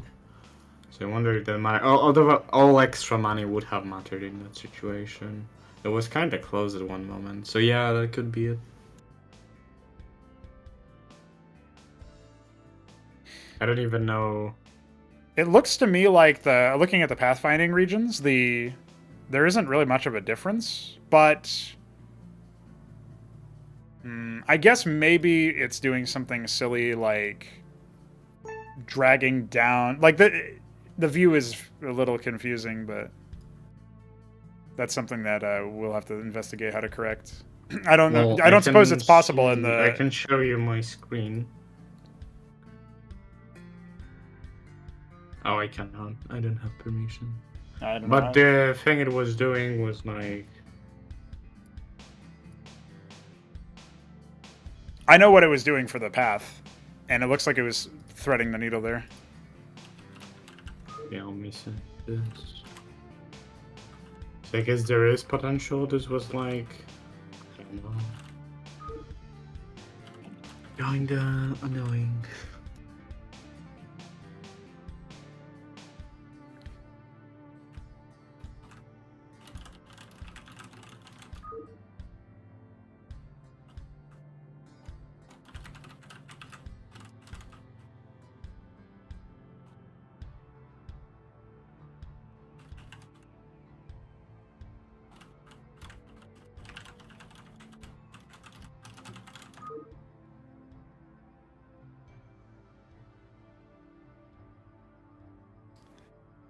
More people should type Pronog Stormgate, honestly.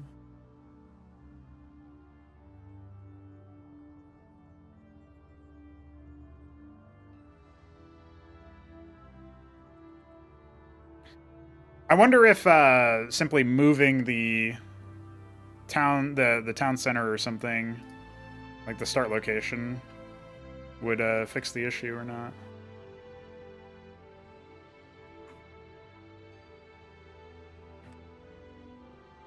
I'll have to test that later after the group.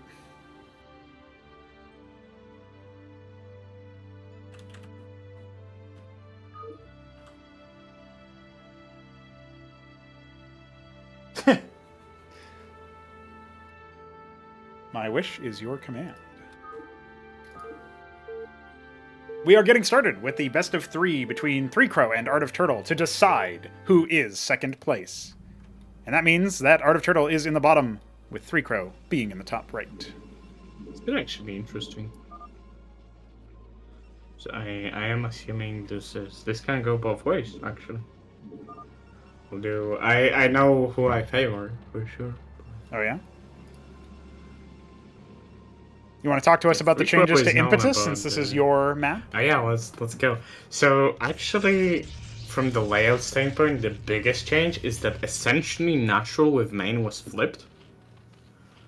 And I think that results in a more natural flow to the map, where natural should be more defendable. It also has a 2-wide ramp, and that is, I think, positioned better. The distance to natural, I believe, is a little bit smaller than it used to be.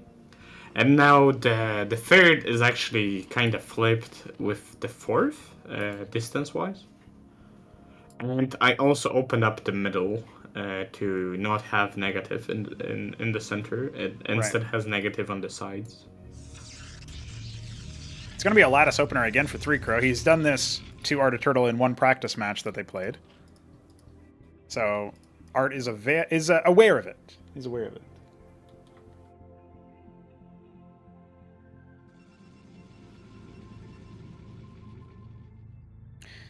We'll be able to see that opened up middle as this scout moves around. Are we going to see 3Crow put down yet another Warden is the question. It's going to be double lattice for now.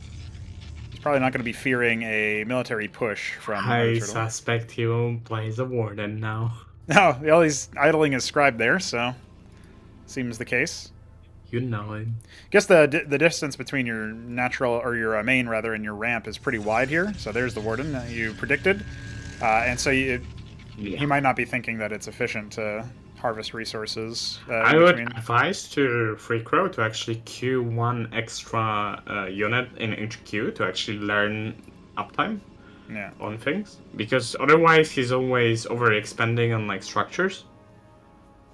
So that's something he could do, I think. The pool is almost done here. We'll see what Art of Turtle wants to do now that he's got his second hatch up. It is going to be a fast vassal. And look, he's doing exactly what I was talking about earlier, where you can take this unit that your opponent is trying to kill, and you can move away from from the round. Yeah, exactly. He knows it. He's figured it out. Well, here comes the scribe.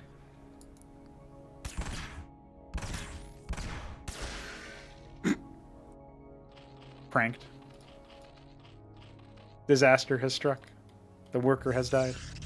Look, a second Warden. It's the same build. 3Crow, instead of harassing the vassals, builds yet another Warden. Yeah. And he cancels it. Holy fuck. Okay, he's canceled it. Unexpected. Yeah.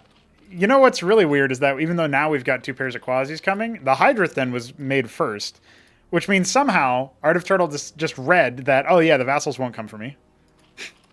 I'm not sure how he figured that out, but he's decided that that's the case. And despite not having great range, Quasis do pretty well versus vassals as long as the numbers are relatively even. Vassals are unarmored, which helps Quasis. Yeah. Doesn't hinder them at the very least. So it's going to be 6 vassals dispatched. The other one's still watching over the natural stoically. And the Hydrith then is nearly complete. So we might be seeing some more action from the a little bit of a higher tech side. I do like Hydras versus Vassals because they outrange them. It's going to be 5 Hydras, in fact. So this is actually a pretty deadly push. And since there was only the 1 Warden, although, okay, it's a rogue gallery behind that, that could be pretty big. Engagement's going to happen. There's not too many Vassals. That's good. Yeah, it looks like one more Vassal will stay alive, actually. Here comes the Hydra's about to finish hatching, but is going to go ahead and burrow his workers. Oh, a couple misclicks there. But here come the Hydras to finish that off. Now we can see a control click on the workers, retask them. Great. Not losing too much there. Lost a worker. But his Hydra play has been revealed. So now he's going to resaturate his Vespene. He's going to go ahead and get some more workers. He's actually up a worker, so he's doing well. He has 5 lattice on 1 bay. No, one of those is a rogue gallery. Oh, I see. Yeah, he's going to be 1 basing for the foreseeable future. I think he got the advice. So there's this common advice given to people that they should not queue at all. Right. And I think he went with it too religiously, and it's actually good to queue 1 extra unit because then you know how much you can afford to spend on other things. And obviously sometimes you want to cut that if you optimizing a build order. But like a good rule of thumb, I think, is to queue 1 extra unit.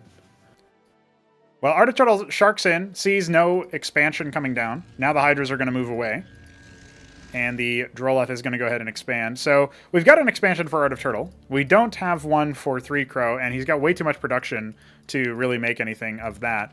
But the problem is that the Barghests will be very, very spooky. And, you know, this build, he hasn't really intuited it, he hasn't scouted it, but it's been deployed against him already. So 3Crow has won in practice with this build. We'll have to see what Artiturtle's response is going to be. Right now it's just 3 extra Hydras. He is sending an Novelith out for scouting. That'll confirm the presence of the Barghests. But we're already seeing 2 Barghests, 18 vassals. That's going to be enough to pretty easily dispense with things. And unfortunately, the Avaleth is not going to reveal it. Actually, all you need against Hydra to have maximum damage is 1 Barghest. Yeah. Because they have 1 armor. So this is more than enough to overwhelm Hydras, I think. Yeah, well, he's only got 8 of them, and there's not really any multi-target here. There's 2 in queue. Yeah, the Ski-Back is coming, so he knows to go for Skiths. I did mention that earlier. Actually, Freako could have like killed 3 Hydras because the art if Toto was not paying attention. Yeah, he's going to burrow most of his workers here. The Avaleth was maybe a desperate bid to see if he could make stuff happen there. But look, the Hatchross is going to take a lot of damage here, and it might get focused down. We'll see. Ski-Back is done. Are we going to see Skiths? We don't really have that much gas, so it's going to be an Avaleth instead. He's scared. I'm surprised. Like, I would think he would, like, snipe 2 Hydras at least. Yeah. Well, we do still have some play here for Art of Turtle, because his opponent is entirely committed on the 1-base attack. Sharking one in once again, but the Hydras are in a good spot to catch it. Avaleth is going to reveal the Barghest. So that will cut out some of the damage that Vassals can do. The Avaleth even getting focused down there, but maybe not super necessary. That Hydra is going to need to reactively burrow. Well, not going to happen. But only 12 Vassals left, so a lot of the teeth in this attack has been cut. We've got 2 more Barghests back at home, as well as 10 more Vassals. And 3Crow struggling to keep his money low. We do not have any Skither cores out yet. There's going to be a Spraith coming. We don't have any gas being harvested. That's the main deal, is that he got the ski back, but he can't make anything out of it yet. So if he establishes double Spraith and he has some coverage, he can at least use the units to respond to that. I would love to see him have like a crew of Hydras and a crew of Quasis in like one location, separate from each other, because the Vassals are going to come on down, and the Spraiths are. I mean, maybe one of them will get up here, but the response time needs to be faster, and his units are not even on the ramp, right? So he's going to need to react to this. He's not paying attention to the minimap, so there's the reaction there. But there's too many of them, and they are indeed going to force the burrow. Dude, this composition melts the Spraith. Yeah, the problem really is that the reaction time isn't quite there. The Quasitpool now going to get focused down. I would go after the ski back. I think you can snipe it here. But it looks like that's going to be enough for 3Crow to feel happy. He did snipe out the hatch, which does reduce the efficiency, but it's not too terrible. And Art of Turtle can obviously transfer most of these workers down to the natural and get more value out of them that way. I would still be harvesting heavy from the gas, though, in this situation. Expand, which is nice for him. Yeah, I mean, he can probably just end the game, but if he wants to be a little bit more on the safe side, he can do that. The Spraiths are mostly there to slow down the onslaught so that the hatches don't get sniped and stuff. We do need to see some more tech out of here from Art of Turtle. He's going for Bactylisks. I guess that's not terrible if you can get the jump on the engagement, or you have like some sort of advanced warning, and that's also what the Spraiths can be used for as a buffer. But don't get it twisted. This is a fairly like committed all-in attack, and if you get some good crowd control options up for Zerg, you know this force is way less scary as a result. But no skits have been made, and I think that's pretty much the main thing that's going to benefit Art of Turtle, or benefit 3Crow versus Art of Turtle's composition. 3Crow's actually gone for an engram. He's really paranoid about a counterattack. And now the units are stuck in the main when the natural is going to be selected, right? And so, like, this is where, maybe an Avaleth or something on the outskirts would also help quite a bit to give a little bit of advance warning. Because now the Hatcheros can be focused down, and the ground units only now being able to move out here. Oh, no. Like, if the ground units reacted a lot faster, then I would think that this would work out really well. But, the Vassals are going to start to get shredded by the Bactylisk. There's only one of them, unfortunately. This one is going to get canceled yet again. And again, the ground units getting caught on themselves or not being moved or something. Now the ski-back will actually take damage and probably be sniped out. And this is going to feel really, really bad for Art of Turtle, because that was his main ticket out. Having more Bactyls, having some skits, that was his main ticket. But as of right now, there's enough of this force here to just snipe out the rest of the units, and a little bit of a knowledge check there of what to do with the what to do versus the air stack, right? Because he was on one base, floating a lot of money. And to my surprise, Freako actually won. Yeah, he got the dub. He got the dub using a new unit, new composition. He's really good at like strategizing, and like he knows the tech tree very well, I'd say, and he knows how to abuse it. It's just like I've been repeating myself, it's the macro efficiency that really gets him. Yes. But I think he could become class 1 if he learned to use his keyboard more. Yeah. Like if he used control groups, if he used camera hotkeys, if he maybe queued that extra 1 unit per building. I think those few tweaks could actually make him way better. And yeah, the one questionable thing today I've seen from him was that triple expand with no workers. But, you know, he has some ideas. He just, like, he's lacking that efficiency to sometimes execute on them. But if he did, that could be really compelling. And, yeah, it's pretty cool he got that up here, and we'll see. What is the scoring right now? How does it look? Right now we are at 3Crow with 1-2 and Art of Turtle with 0 for 3. If 3Crow wins the next game, he is second place. If Art of Turtle wins, we go to a second place decider tiebreaker. I see. So Art of Turtle would have to reverse sweep twice. Yes, yeah. He would need to win this match it and then the down, next but- one in order to get to second place. Yeah. And I wouldn't put it past him necessarily. I don't know what's in the playbook for 3Crow if he's going to go with the same strategy. But,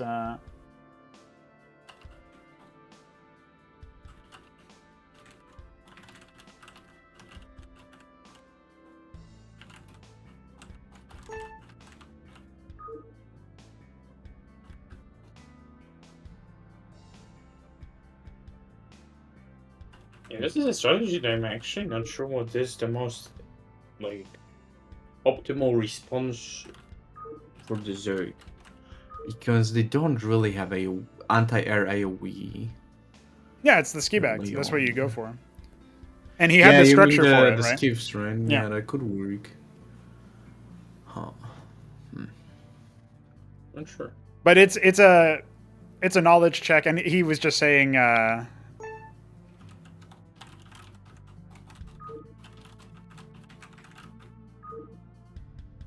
not letting him know about that.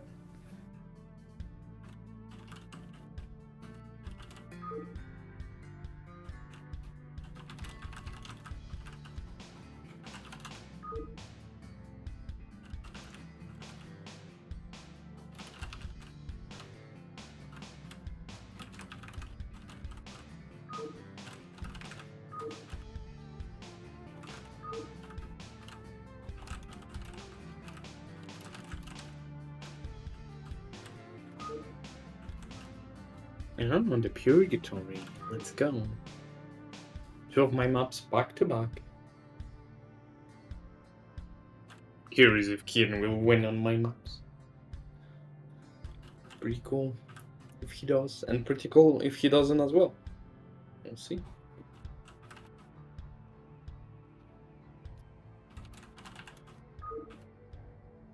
I think Freakrow got this, yeah. That is. He has so many different tactics and strategies up his sleeve, and he can just like a knowledge check Art of Turtle. Interesting. Well, we will see if the knowledge checks continue on the Purgatory. Art of Turtle in the bottom right, 3Crow in the top left.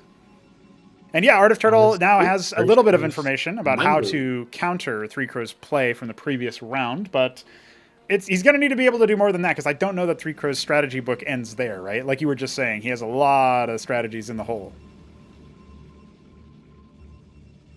I did see earlier Dead Biker in the chat asking about what is this as a fan-made StarCraft expansion. You can kind of think about it like that. It's a very different game than Brood War in many respects, even though it uses the same races. A lot of the mechanics are different. For example, you can harvest Vespene directly from the Geyser, which maybe Art of Turtle or 3Crow will show us in the future. And a lot of things are different. A lot of things are different. Freakrow goes for the ramp wall. It seems to be standard in his playbook.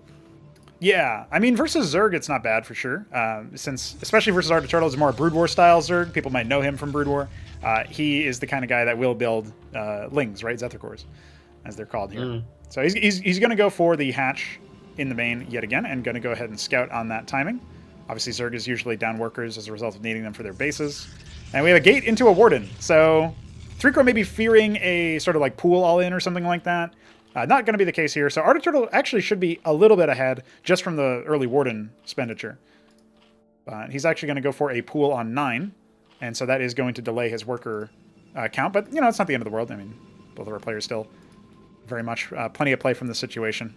One of the things we want to achieve, and we're not sure yet because we don't know how the super high skill of this game looks yet, is we want to achieve the idea that, you can't really have a build order counter. Like, as long as you scout your opponent, you can mount a response. Warden is going to complete. Drakadin will be out shortly, and that will kill the Droleth. But there's not really anything else for him to scout, so he can probably just surmise that he's in a good enough spot. He sees the early static defense and thinks to himself, well, I have a little bit more freedom and flexibility, especially since it's gateway. Scouting the gateway instead of the lattice is pretty good, because now he knows that he doesn't need to worry about that air stack that we saw in the previous game.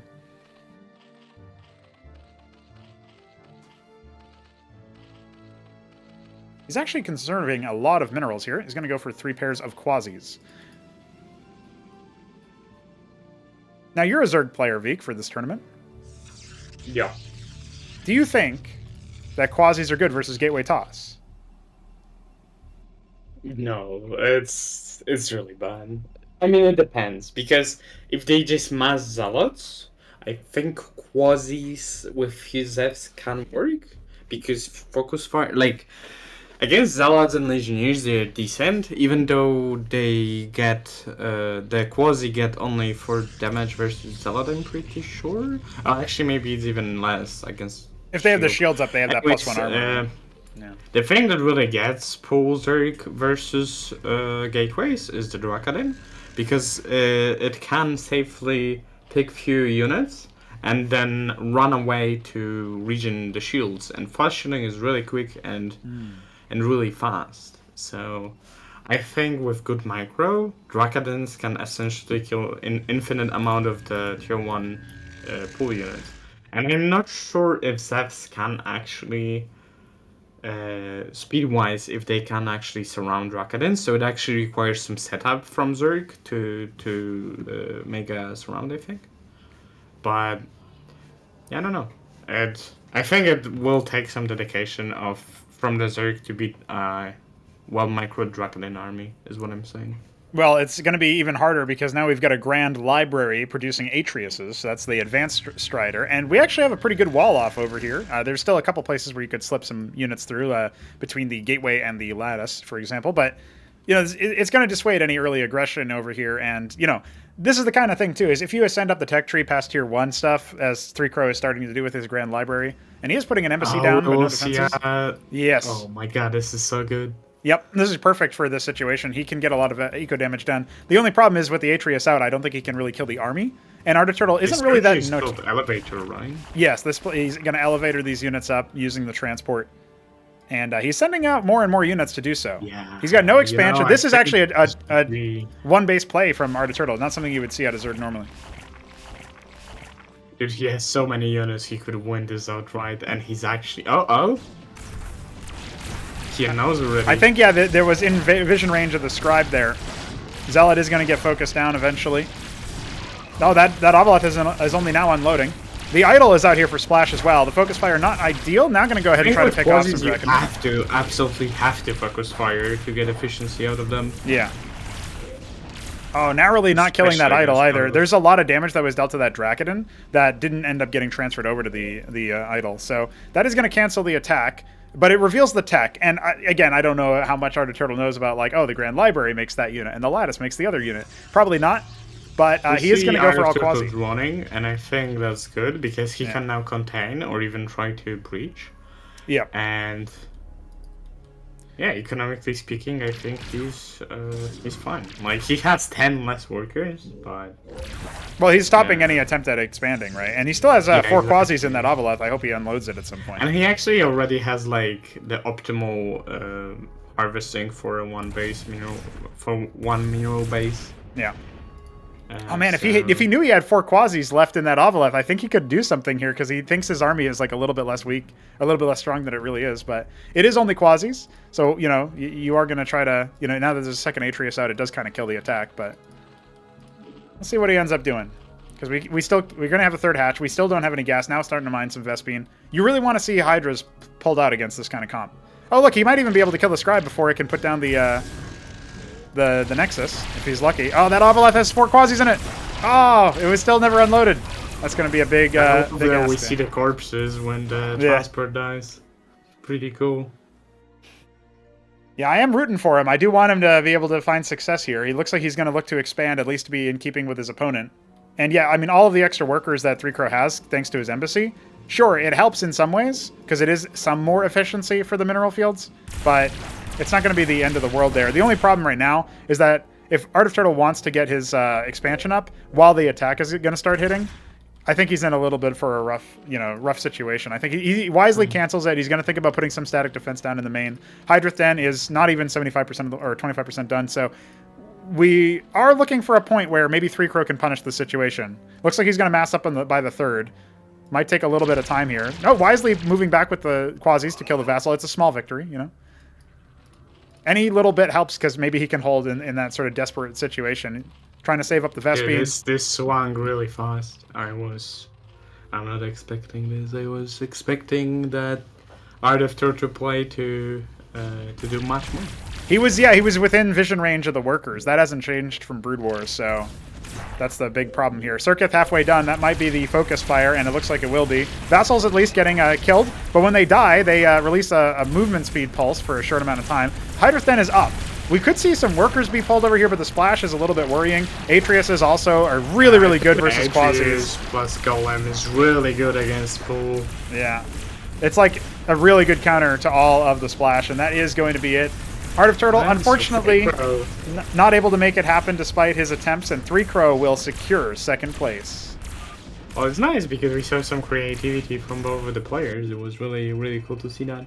So 3Crow claims victory on 2 of my maps. Pretty yeah, cool. Look at that. Look at that. 2 of your maps to end it out, and that is going to do it.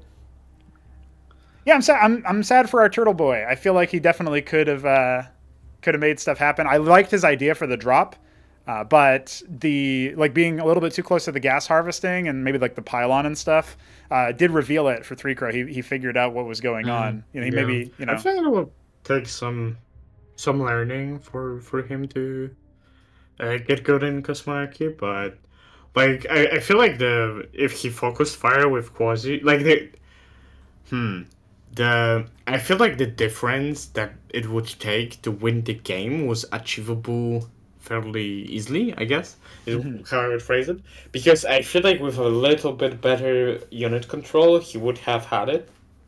And it's not even, like, I feel like that his strategy had a lot of potential. I thought that he could even potentially force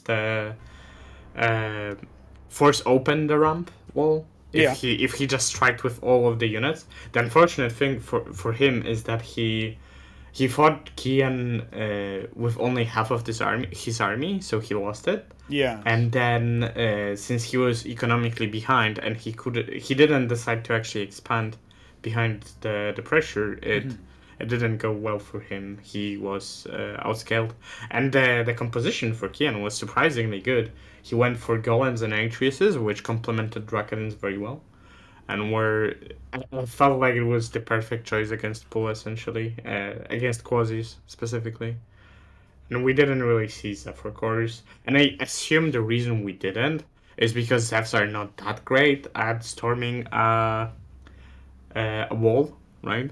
Yeah, they want support. Usually, I still think it's an underrated strategy, but it is admittedly a little bit involved to get to, is if you go Zoryuth Zeph, because the Zoryuth leads the charge, it takes all the initial damage, and then when it attacks something, it increases the movement speed of your other units moving towards that victim.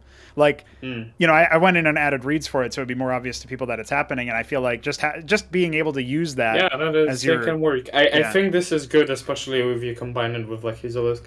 But generally, Zephyr cores are much better on open grounds, and that was not what was needed here. We had close grounds on the ramp, and the drop was the idea to force it, but unfortunately it got scouted midway, and didn't work. But with a little bit more luck, he probably would have claimed the game, and with a little bit more unit control, that could also be true. Yeah, that's right. So that does mean that we have our Group A final scores. Newt cleaning house, 4-0. 3Crow making the victories versus Art of Turtle. Did have to work a little bit in that second game. It did look a little bit dicey, like you were saying. But using his project knowledge to his advantage, manages to end second place. And Art of Turtle himself will end up in the third place spot. Our prizes will be doled out and awarded within the next day or so, max, because I got it like that. And yeah, we're going to be moving on then to Group B following that. But Neblime messaged me. He said that Newt should be Class 1 regardless of what happens in the event. And I wasn't as sure. I was thinking to myself, Newt's a pretty cool guy. He's definitely got some good skills. No, man, I think he would probably I'm not sure I would win a series against him. That's what I was thinking. Is I wanted to see what was going to go down with this tournament before. That was my thinking. It's like, all right, hey, Neblime thinks so, but doesn't he struggle? And then Neblime was like, no, man, this guy's really good. He probably beats me in half the games. It's pretty funny because all my practice was ZVP, and now I'm facing Hamster again. Yeah. And I'm not sure. I'm just not sure of the ZVT matchup. So I think Newt has an advantage there. So if I were to face Newt, I'm not sure if it would go well for me. I feel like he misreads when to expand a bit, and when he has the army advantage. We saw that in the free throw game, but on Axiom, there was actually the first game. So it felt like he was maybe lacking in the knowledge department. In case of the information gathering just wasn't there, and he didn't know he can a few times play a little bit more greedily or whatever. And I guess there were a few unit control mistakes with him losing the Trojan or whatever. Right. But other than that, he looks pretty solid. So yeah, I think he could definitely take games off of me. I am a fan. That's for sure, and I think it's pretty clear he's a cut above the Class 2s and the aspirants that are coming on in. So he's probably I think graduated to that next tier as a result.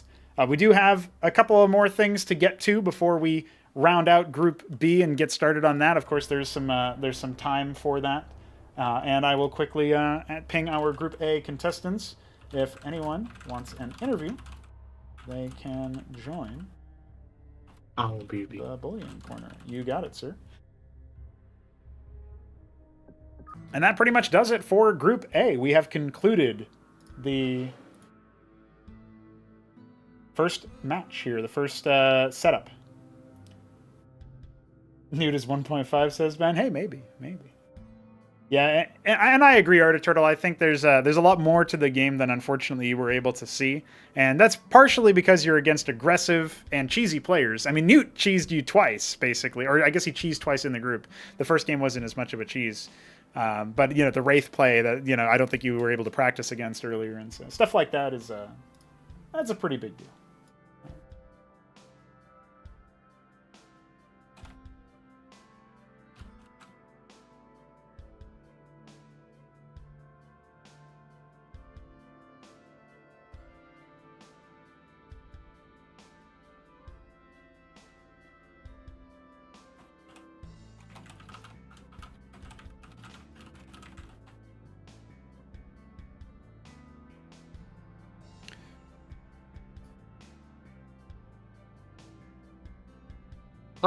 Hi. We see Newt. We do. Waiting for an interview. Hello, sir. Hey. How we doing? I'm doing good. You are the winner, so you must be doing pretty well. Coming in here, clean sweeping. What were your expectations before we started this whole thing? Were you a little bit more worried about players like 3Crow and Art of Turtle? Did you have any idea of what to expect from them, or were you just going to play your game? Talk to me about that. So I didn't know anything about Art of Turtle or what he liked to do or how he liked to play, so I just went in just with my standard build order. Mm-hmm. But I know 3Crow loves to turtle. He loves to put down static defense and just hide behind it. Right. So that's why I did the fast expo in 2 of the games. Yeah, and that definitely worked out, right? I mean, Vic had some thoughts about the couple of matches. We did notice that... I feel like the match on Axiom, you could have been way more greedy against him. At one point, it felt like you should have been already free base, but you were barely just scratching the natural territory. You were placing the treasury when I was thinking you could already have free against him. But yeah, I think overall pretty good. So. Yeah. Which one was Axiom? Was that the one where he did? Yeah, that was the first one. Okay. You had you lost a Trojan I think you wanted to phalanx drop or something. Yes, I was going for a tank drop, and I was it got scouted, and he slowed it and killed it, so I just turtled up.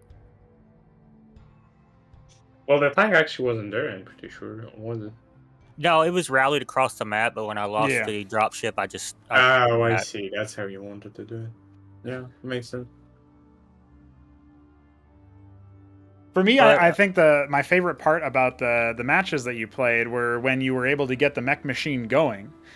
You definitely were able to slam out Yeah, a surprising that's number good. of Goliaths, and even versus the little airplay that 3Crow tried to go for, you were pretty confident about that elevator on Derelict?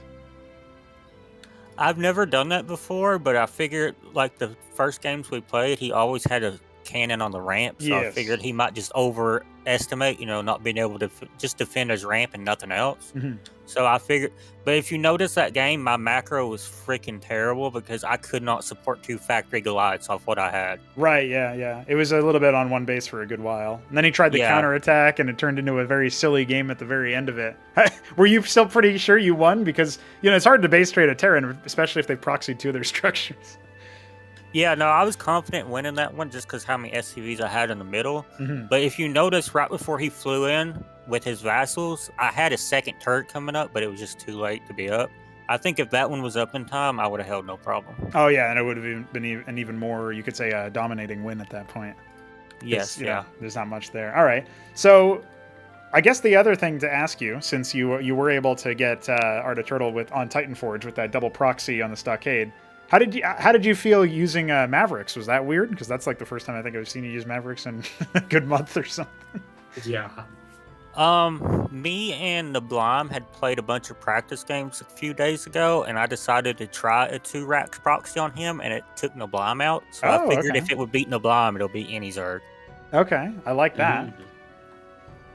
That's pretty legit. So Why do you not go bio more? Like other than the cheese? Like why? Because Stockade sucks. Period. Stockade is Does it? terrible. 100% sure? in every matchup. Never build a stockade except for And medics. not even a vestry. Only for medics. Medics is the only, and Alright. shaman. Medics and shaman are the only thing a stockade is for. there you go. You heard it here first. Mm. Well, But I do love I tier don't know. 2 bow. Tier 2 bow is really good. Mad Cat It is, and yeah, sure. what is it? Astrocats or Autocrats. the one Autocrats. Yeah, Yes, I love Autocrats. Those Yeah. are so good. They're pretty legit. Well, there you go. Some preferred units out of the Newt himself. I did like that, by the way, somehow we managed to have all like animal-related names in this group. So it looks like you got your poison out on them after all, because they weren't able to take you down at the end of it. Yeah, all. the video I posted in the ladder or the The event event stream, thing a few days ago, that's exactly what happened. That's right. Yeah, they tried to swallow you, and you just stuck it out there. All right, cool Just stuff. thug man. life Newt. Well, how does it feel to have graduated up to Class 1? You're looking pretty strong compared to the rest of the field. It feels good. I think I've held myself back quite a bit by not teching as much as I should. So I think recently my gameplay has improved a lot, and I owe that a Yeah, I lot. think it does. Go ahead. I think it did. Like I think you're pretty solid. Like I don't know if we were to play it against each other, I'm not sure I would have won. is what I'm Okay, saying. yeah. See, I feel a lot better about my gameplay because I've been playing a lot against Neblime and Hamster and Shambler as well in TVT, and I feel like I've learned a lot from Neblime and Hamster playing those two. So I felt really comfortable in a ZVT or a TVZ and a TVP because I feel like those two are probably the best of those races, and being able to stay on the level with them, I had no worries coming into this tournament. Very nice. Very nice. Well, with that out of the way, I don't know, Vic, do you have any closing questions for our Group A winner?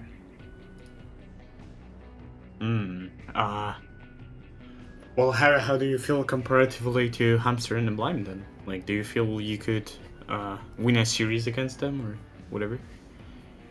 Yes, I'm confident I could win a series against them. I have better. Me and Neblime was talking about this the other day. I have better results versus Neblime than Hamster, and he has better results versus Hamster than me. So there's like a chain of yeah. people that can beat each other. Yeah, he was joking about that. Considering each other. But That's pretty cool. the reason I'm gonna give a real quick insight about TVZ, the reason Neblime was destroying my ass for a while was matriarchs. I could not deal with matriarchs. Yeah. But if you make an autocrat, you can steal the eggs and make it work for you. So that basically shuts down the matriarch. Yeah. That's pretty legit. I've never seen that interaction before, so I'm looking for it. I'll have to dig through some of the matches that were sent in for cast. Yeah, you should probably see it because he makes matriarchs every game versus Terran. And I feel like that unit is so fun. Yeah. Well, the fact that it can infest now is like icing on the cake, right? So we'll probably see it when Veek takes to I the feel stage. like this is actually what the Brood War should have had. Yeah. Like with the whole infestation thing, not just like fucking infested Terran exploding BS. Yeah. Well, the fact that it can work on any unit. Now, the real question is, will you reclaim his Matrolith and then use it to infest his own unit? That's the real thing. The sad thing is, I've actually I've like taken his matriarchs, but where I was clicked onto them, I accidentally click again and just blow them up. It's happened several times. So almost there, but not quite. Yeah, well, you know, it's gonna take some getting used to. I don't know if you watched some of the castovers, Newt, but there was a game that was played between Neblime and Jack was practicing Protoss, and he got the Star Sovereigns out, and Neblime infested that and glassed it. And just the fact that you can do those kinds of interactions, I feel like it's really funny, but also pretty thematic for a lot of that stuff. So, yeah, I saw that game. It was a really good game, and I don't know, I'm not sure if one of you all made this map, but it triggered the freaking loving shit out of me. There's a map where there's a tier 3 Terran building that you can infest or take over, and every other race in the game can get fucking tier 3 before Terran. Tier 3 Terran before Terran can. That makes no sense. It should be removed, and I will ban that map whenever I can. There it is. There it is. That was Veek who made it, so, you know. I thought so. Yeah, it's impossible to get tier 3 as Terran if you're fighting, but every other race can just get tier 3 Terran. The idea was that I posted it in comments somewhere is that Talos should be able to reconstruct the building from its rubble. That would be thematic because they already have reclamation. But I don't know if we can implement it or if we want it. So at tier 2 Terran, you would be able to rebuild the building and take it? Yeah. I'm not sure. That would basically be the concept. We would be interested in. We could probably do something like that because, you know, giving Talos some idea of salvage again, you know, would be yeah. I mean, Talos, I really never build them because it requires the captaincy. So I always, by the time I'm at a captaincy, I forget about them. Oh, you mean the Atlas, the tier 2 thing? The Talos, it just needs you build them from the quarry. So the add-on, the add-on that you make for it's the advanced worker, right? Yeah. But you have to have a captaincy to build them, don't you? Because you have to have a quarry and you have to have an Atlas, so you have to be tier 2. And you have to be tier 2. Okay, that makes sense. All right, well, I hope the games go well today. I mean, we only have one crash and no desync, so I'm pretty happy with that. Yeah, and that one actually, believe it or not, was it might have even been like a observer. Well, I think it was a desync, but there was a crash because of it, essentially. Yeah, it was a double whammy. But, you know, we don't even know what the details were on that yet. So we're going to repair that in between the groups because we got a good amount of time to do that. And I think we should be all set. So, yeah, pretty nice stuff in that respect. We definitely have improved the stability. I know you and Neblime were commiserating over the issues with the synchronization not working out all the time, but it does seem like that's massively improved, even if we haven't caught in all of the situations. So, you know, looking forward to just making it better and better over time. And with any luck, the rest of the groups will go smooth sailing. Appreciate you coming on for the interview and, of course, for playing and sharing your thoughts, man. Hey, no problem. Thanks for having me. It's a lot of fun playing this mod. You know, I'm always in the chat trying to get games to play. Yeah. So if anyone ever wants to hit me up, just at me. There it is. Thanks a lot. See you guys. All right. See you. Thanks for playing. And we have another man to talk to, actually. It is none other than Art of Turtle. Sir, welcome. Hi. How are you? Hello. How are we doing? I'm doing just fine. Not too mad or sad that I had lost out on the series, but I'm really glad I had a chance to experience a different RTS overall. So, mad props to you and everything you guys have built so far. Just kind of get that out of the way. Sure, yeah. Yeah, there's obviously the one thing that was clearly something new that we hadn't caught ever since their maps were updated, which you were pointing to, which was the Titan Forge mineral mining not working out for you. Spawn Imba. Yeah, that felt pretty bad. Yeah, and it could have made the difference in holding that for sure, so it does feel like you kind of got one stolen. It did. I really did feel like I could have held his with the build that I was going with. I could have held his 2 racks if I had an extra 4 more lings, but Right. I'm just missing the minerals on that. It just the way it goes sometimes. Yeah, and it was a map that we had plenty of testing on before a recent update by the author to increase some sizes of ramps. And you know how Brood War pathing is, the way that they generate the regions for that is so finicky that you add a doodad somewhere, block a path somewhere like halfway across the map, and it regenerates the whole tile stuff sometimes. And so that was essentially what it looks like it caused it. So the regions are different if you go back to an older version. So anyway, that's a technical explanation, but the fact that we didn't catch it does feel bad. But despite that, you didn't get a chance to play too deep into the games, but you have told me privately that you're pretty bullish on it overall. You think it's got a lot of potential for something that, no, I feel like maybe you can speak to this as well. Somebody says, hey, I got a modded Brood War thing I'm working on. Most people probably wouldn't think it has, some of the stuff that we have. What's your overall impression of the project after this? Massive. This is the biggest overhaul I've seen in the Starcraft community in years upon years, even those that have kind of made it out. There's a Korean Starcraft player, or I should say map maker, mod maker. His name's 38P, and he's been messing with unit sizes and unit compositions. If you look him up on YouTube, you'll see just a bunch of weird interactions and weird things, but it's all kind of rooted into Starcraft. So that's kind of the farthest out I've seen, and I compare it to you, and you have eclipsed him 4 or 5 times over with the amount of buildings, units. Right. Just it's larger than anybody can really imagine.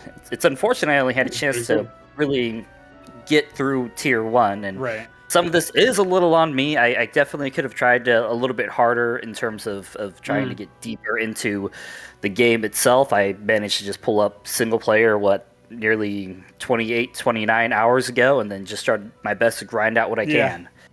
Yeah. So again, I'll take that responsibility on that, but I didn't care necessarily for the results. I cared about getting the word out there and just being a part of something a little bit different. So I very much appreciate that for sure. Of course, I've got a way different perspective, as you can tell. Listen to Newt's interview. He has a massive amount of knowledge. There's a huge knowledge gap, and I also there's quite a bit of a skill gap that goes along with it too. But I feel like I definitely could have closed that if I had a better understanding of units and buildings. Yes.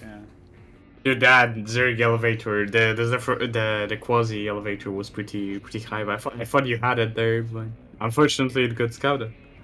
Yeah, it's like the vision of the workers, harvesting Vespine. That was just enough to give 3 Crow the scout advantage. I was really hoping I'd be able to sneak that in there, but he also had a really good composition the moment I tried to elevate her up, and so I mean, he wasn't doing his usual. What I noticed was that he's cannoning up the ramp, and then he's going into some type of air style tech, which I saw gateway first, but I didn't think too much about it in terms of what units can come out of it. What I did know was that if I saw that robo, which, as you can tell, I don't know any of the terminology. No, that's fine. That's going up in the air, and so my build I had originally planned, and I followed through on it anyways, was to kind of counteract his early air style attack that he did from the first game. But when you play 4D chess, you don't. You find yourself in worse positions. Sometimes it can happen, yeah. Well, one of the things... Go ahead, V. Yeah, I can definitely see the knowledge barrier being an issue here, because, I know how it felt sometimes when there were, major refactors to how we, to the tech tree, because this was, something that was ever evolving. When there were massive changes, it's a lot of the focus goes onto just trying to understand the game, and not necessarily I can see wasting APM on trying to read a unit name or something, and it's just something that happens a lot when you're not familiar. So that is kind of unfortunate that was a thing, but there's definitely there was definitely potential for you to win few games. It's just the knowledge thing was definitely there, right? I will say this, even no matter what matchup I was playing, I felt confident that there was a chance for me to go through, so I wasn't in with some type of losing mentality. Instead, it was hey, maybe I can edge out something here.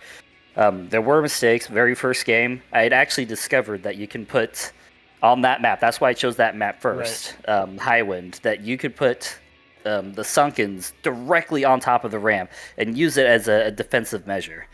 And there was a progression, a lot of thought that kind of went into something like that, because it was, okay, I'm going to really try to showcase macro style play. Yes. Because I want to be defending that ramp. I want to be able to defend my natural as well, the second base that I have. And at the same time, I'm scouting out where he's at without having to spend a drone to go out and look for it, because I've created a secondary use for my Ovalith to go around the map. And so that was a lot of the deep thought that came into that. And then after that, it's whatever I can try to muster up, whatever forces I can try to go. And Yeah, I guess you were not expecting the air switch from... I actually kind of also did not expect the air switch from Newt, but it was so quick. Like, immediately he As said... soon as when he saw scouted the- it, he put down the 2 star Sunkens, pads. It's he- kind of yeah. crazy. So, and He yeah. adapted to it perfectly without ever seeing the strategy, which is interesting. Yeah. Yeah, it's interesting. I mean, maybe I think he's probably was giving it some thought, because in his interview he talked about 3-Crow always turtling up and behind the ramp and stuff, and so maybe he thought to himself, well, this is what I was going to do versus him anyway, so I'll try that. But it was interesting. It was definitely interesting. And Art of Turtle, one of the things that you do better than anybody else in this group, based on the games that we've seen, you do something better than even Newt. Certainly better than 3-Crow, and that is doing what I love to call the sort of plate spinning, or like the task scheduling of like constantly going between your army, microing it. When we had that game on the Purgatory and you had that elevator that ended up getting canceled, you move up into his natural and you try to snipe his scribe before he can put down the base and stuff. Your ability to macro up while moving and making sure that you're still contesting his natural, sharking around with the quasis, even that alone, even though it's such a small thing and it was only for a short period of time, most players that we have that are on the high level, I mean, okay, maybe a couple of them will do stuff like that, but that was, at least in that element, in that particular interaction, I could tell that you have what it takes to be on par with some of our top players. And to me, that does drive it even further home. Like, if you just figure out what's holding you back on the knowledge level, it's easy to evolve from there and be able to really, turn this result around. If you played in another tournament later down the line, people would be like, whoa, is that even the same guy? If they didn't know you from Brood War, they'd just be like, whoa, this guy went 0-4 in the first time, and now he's like topping a group or qualifying or whatever. I feel like there's a pretty good amount of potential there just based on that little interaction that I see. You're constantly darting between, so keeping your APM high, your camera positions keep cycling around, because we can see your cameras in the witness mode. So we see the replays, we see what you're looking at. So you see me moving around, Yeah, and yeah. Do you have that ability to right click as an observer and watch the full camera view as it moves around, kind of like? No, we want to Remastered? add that, but we don't have that. What we do have is we can see what you're selecting, and we can see where your camera is. So, like, if you select units on my screen that I'm looking at, I can see a hashed selection circle, little dash there. Following the map should actually be something I can add. Well, there you I go. guess we would need to, maybe...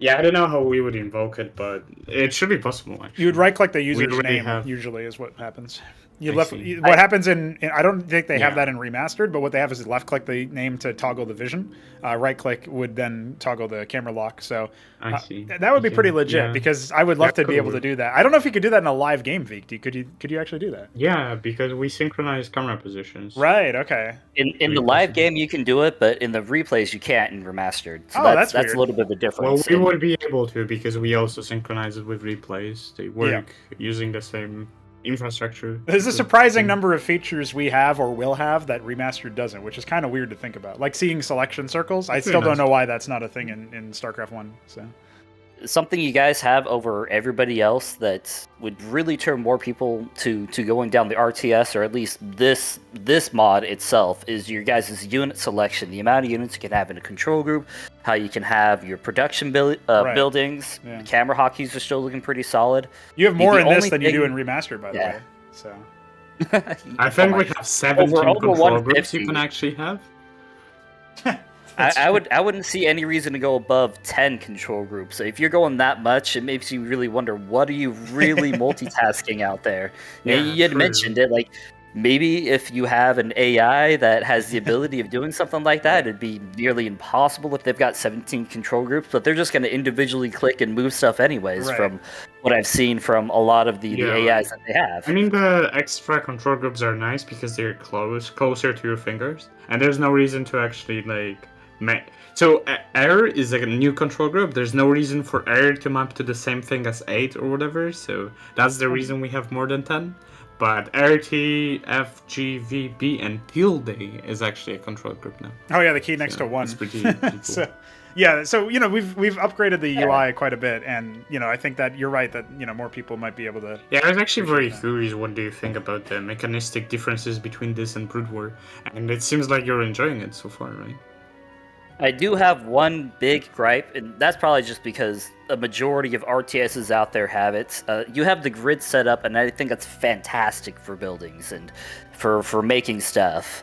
But for unit commands, I find that to be one of the more lacking things that I'm really struggling with, because in Remastered, if I don't want to attack move, I use A click instead of E click. And ironically enough, A is the patrol button, but for when I play, Remastered, E is my patrol button, and it's a very, very key feature of how I need to do certain micro tricks in order to get units to flip around even quicker. It's not as much necessary in Cosmonarchy that I've noticed. Yeah.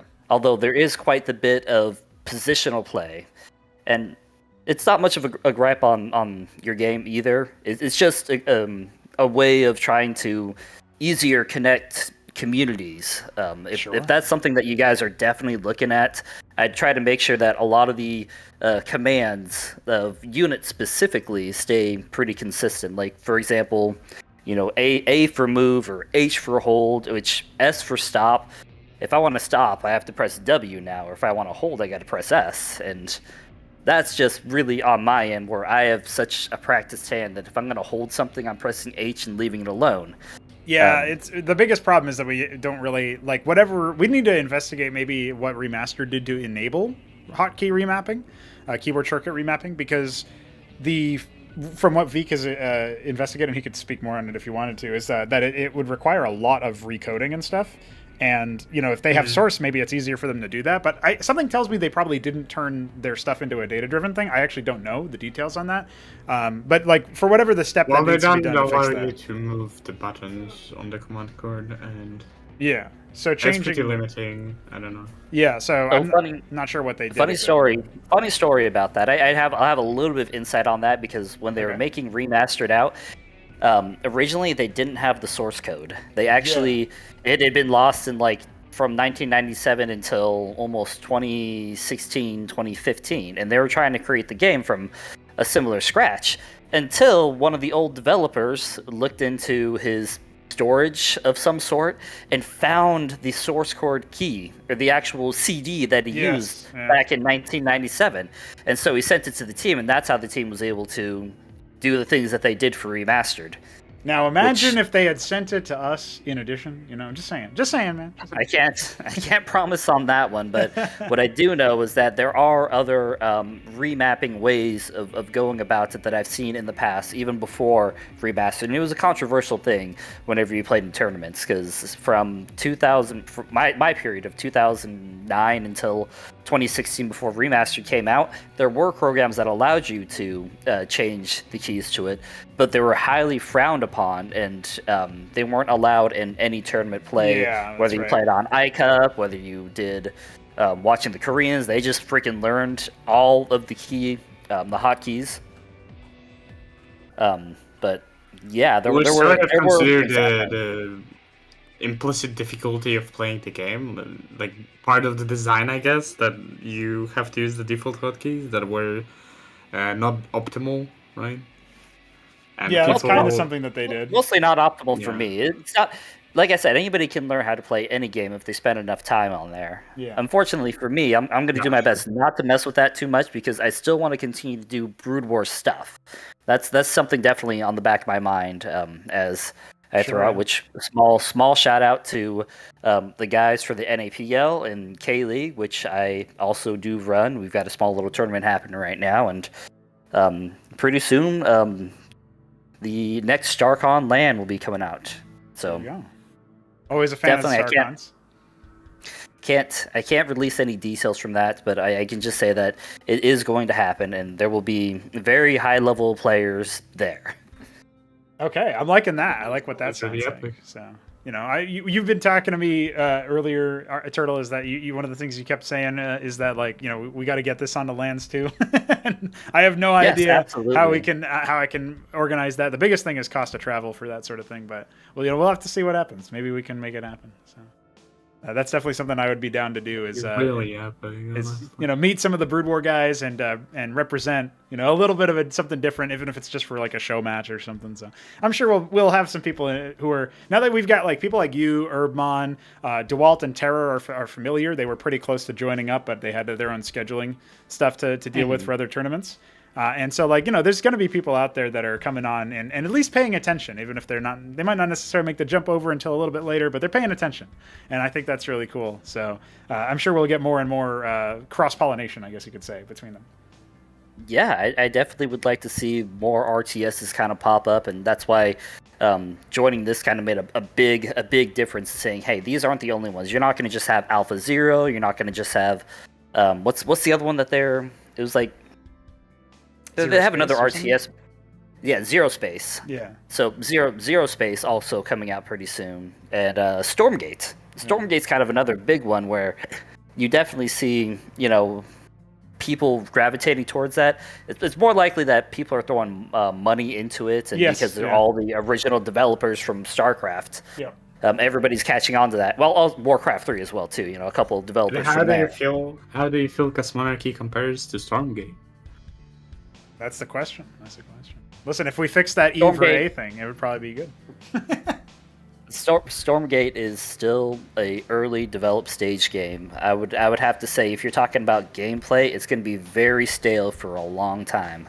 Mm-hmm. As for Cosmonarchy, there's a lot going on. You have over 180 different unique units and buildings. Yes, yeah. Between 3 different races, which means that there's going to be quite the bit of possibilities of strategy, gameplay. There's going to just be way more variety. Yeah. In fact, almost to a point where it may be too much. It really is a lot to take in. I think it's the most any game has had while still having like the sort of essence of StarCraft's unit control, where obviously some things are very different, but individual units matter. However, you can make way more of them than in Brood War, and there's way more variety in the types of units you can make. So I guess it does feel like a unique nexus between games that are more about scale, like Total Annihilation, but also games that are more about individuality of the units and their significance, like StarCraft. That's how I break it down anyway. I don't know if you can speak to whether you agree with that or not, but that's sort of what I think. The way that it's. Well, I will say this: if you talk about the other 2 RTSs in comparison, you've got a major development team working specifically to upgrade it and get servers going and get matchmaking going, and that's kind of their focus. Yeah. But if you want to talk about a complete game, Cosmonarchy is a step above what they have going on right now. Well, there you go. The testimony from the turtle himself. It does me well to hear that. Obviously, we've been working on it for a while. Yes, there's plenty of stuff we can keep on improving. I mean, most of it, it's funny. Brood War is the hardest RTS to play, and Cosmonarchy might be the hardest mod to set up or something. Maybe not the absolute hardest, but it's like there's a skill check to even getting it installed right now. And that's the main It wasn't too difficult compared to other things that we've installed. If you've ever installed a mod on Skyrim pre Steam Workshop, then you can set up Cosmonarchy no problem. And there is plenty of resources for you to go. Biggest thing is just make sure that your computer doesn't treat it like a virus, and you go through all of the steps to ensure that, hey, this isn't going to destroy my computer yet. Yeah, exactly. Keyword being yet. So who knows what spyware you've already thrown onto the computer for all we know. I was helping HerbMon set it up, and he was like, hey, so a window popped up asking me for my social. I guess I just put that in there. HerbMon's a very, very close friend of mine, so yeah, I'm glad that he's going to be out here fighting it out, duking it out. You're gonna see very similar style, but slightly faster in his control, and you will see him multitask, which I think is the word you're trying to look for. Yep, being absolutely. Able to control your army and control your base. That's multitasking at its finest, and being able to be in 2-3 different locations. Yes. In a very, very organized way. I feel like that part of RTSs is like the most compelling to me.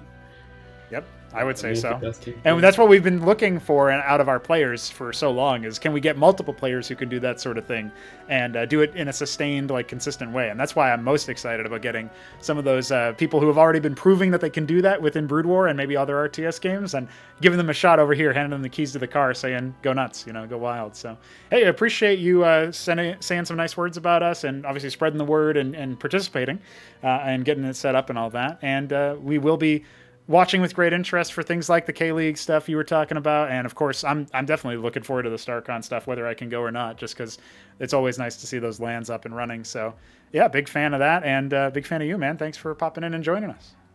Yep, you're welcome, man. 2 other lands also plug in away. Sure. If I didn't do it for Aaron, which I would like to see Cosmonarchy there anyways. It may not be a focal point, but Aaron is hosting the Montreal land coming up in June, and at the end of August, there will be the Chicago land. And those are both open. Anybody's free to join a part of that. You just have to buy a ticket and show up to the place. And I can speak from experience being at the Chicago land that it's not just about playing the game. It's about engaging with each other. There was a podcast that was there. We went out for dinner. We had drinks afterwards. We played a little bit longer. The tournament day was hectic, but very well organized. And so I can definitely say without a doubt that going to lands and meeting up with these players is going to be your best way to really getting that word out. And they're not going to understand immediately, but that's kind of the point of being able to get there. So if you find yourself, you too, Veek, I'd love to see you guys going to more live events. That's right. See if we can make it happen, man. That's the future. We want to have our own lands eventually anyway, so see if we can make it happen. But yeah, very cool stuff. Very excited for the future. Glad we got some time to talk about that. And for sure, if you have any other final words. Thank you very much. Yeah. I'm excited to see where this goes, and I'm hoping that you can figure out the hotkey thing so I don't have to work so hard in thinking about what hotkeys you'll wear. Sure, yeah. Not the grid setup for the building, just unit commands, because shoot. Yeah, but anyways, again, thank you very much for allowing me to be a part of it. Much love to your project, and I am, again, very, very excited to see where you're going to go from there. Thank you. All right, GG's, fella. You. See you around, man. Thank you. GG. Yeah, there's freak, bro. Oh, boy. I need to take a quick break. So You're all set, Veek. Thank you for the cast. Get ready for your matches in about a half an hour, and I'll see you soon, man. Yeah, see you soon.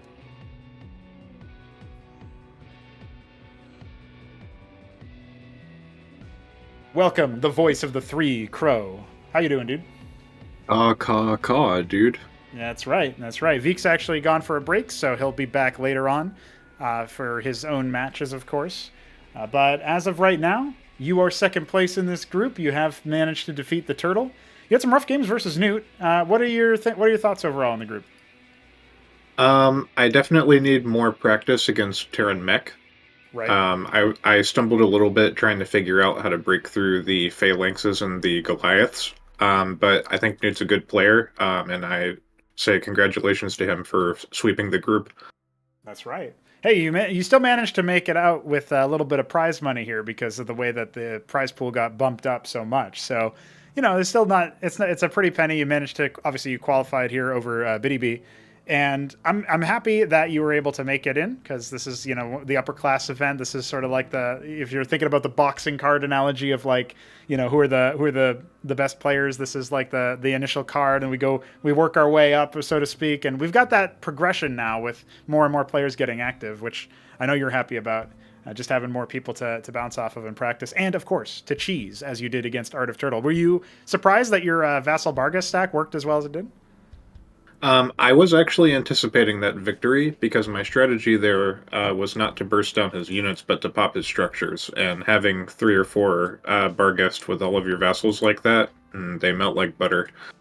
That's right. You did manage to even burst down the things like the Hatcherosk eventually, as well as the tech, and that's definitely the part that felt the worst. And then obviously having had to rebuild for so long, there's only a couple of I think I would analogize it as you narrowed the window of choices that were acceptable to respond, and that window of choices was things that maybe he didn't even know about that much.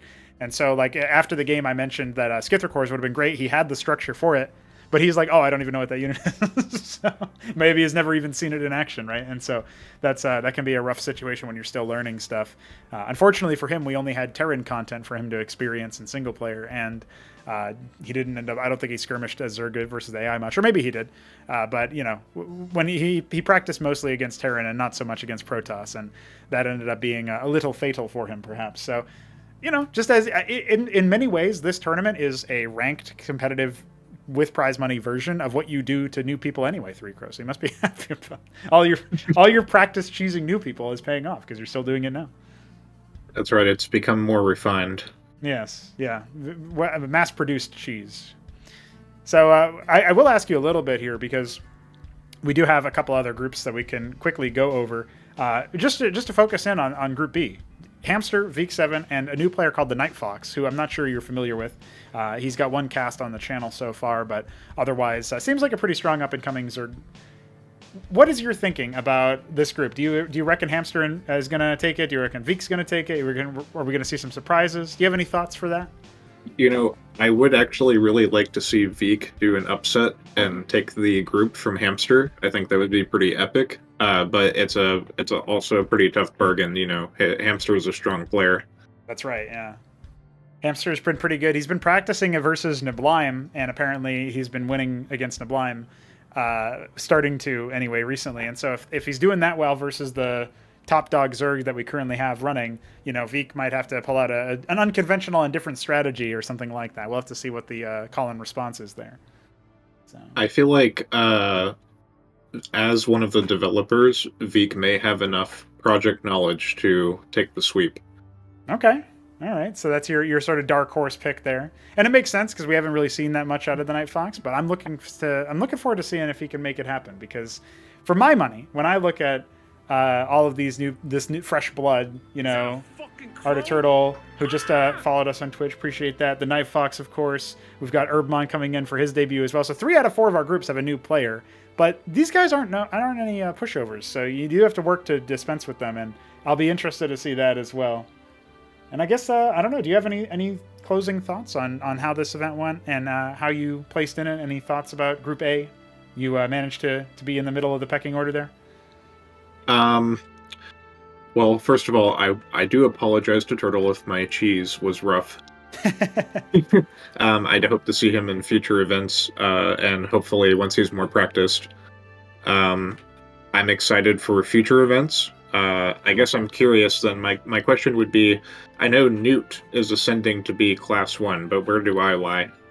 I think you're still in that mid-table rank right now. I would love to see if people want to go. Like Veek actually had some good feedback for you if you go back and watch the cast. One of the things he mentioned is if you can focus on your I think he called it keyboard usage, but what he really genuinely means is just being able to keep the couple of units, like maybe one unit queued towards the tail end of each production structure's production rate.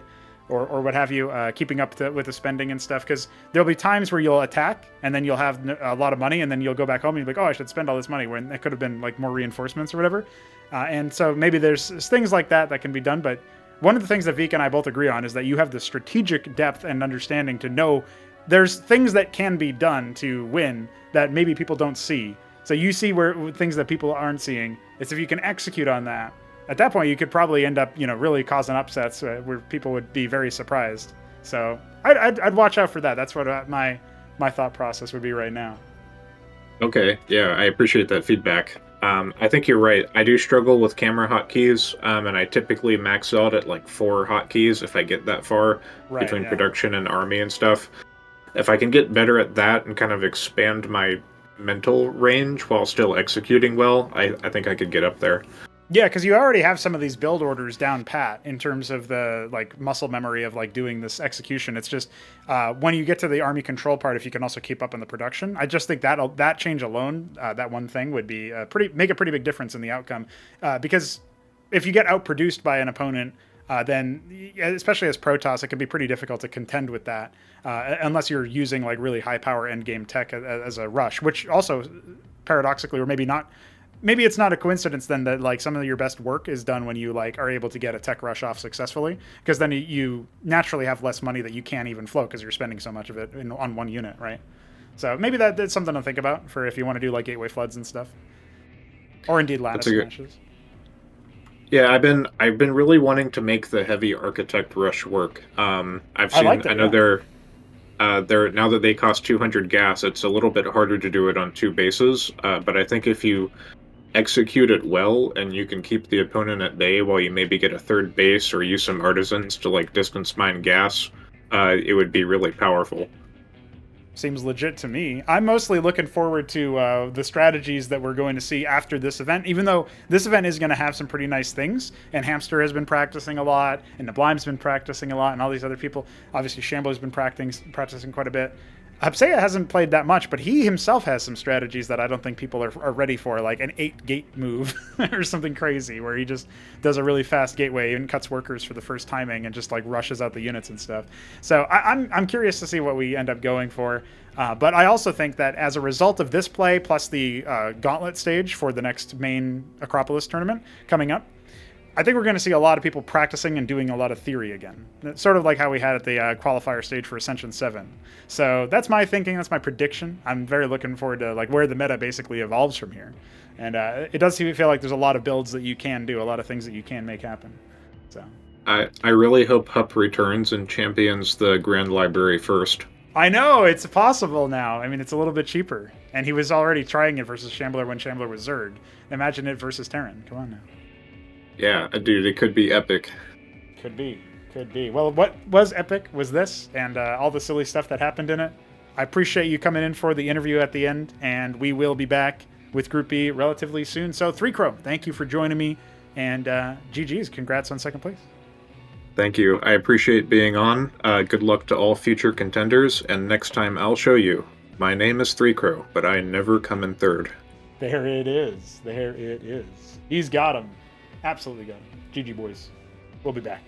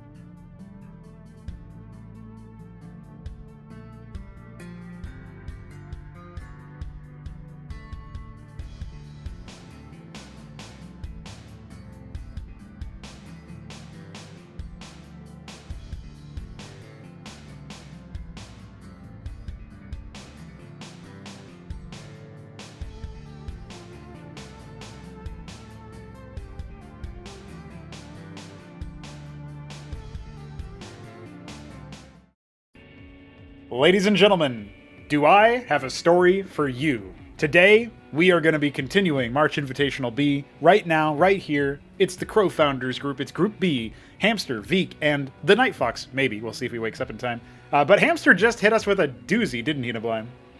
He sure did. I'm here, by the way. Yes, I don't know if you guys knew. I'm just hiding behind Pronogo's desk the whole time. I just appeared. That's right. That's right.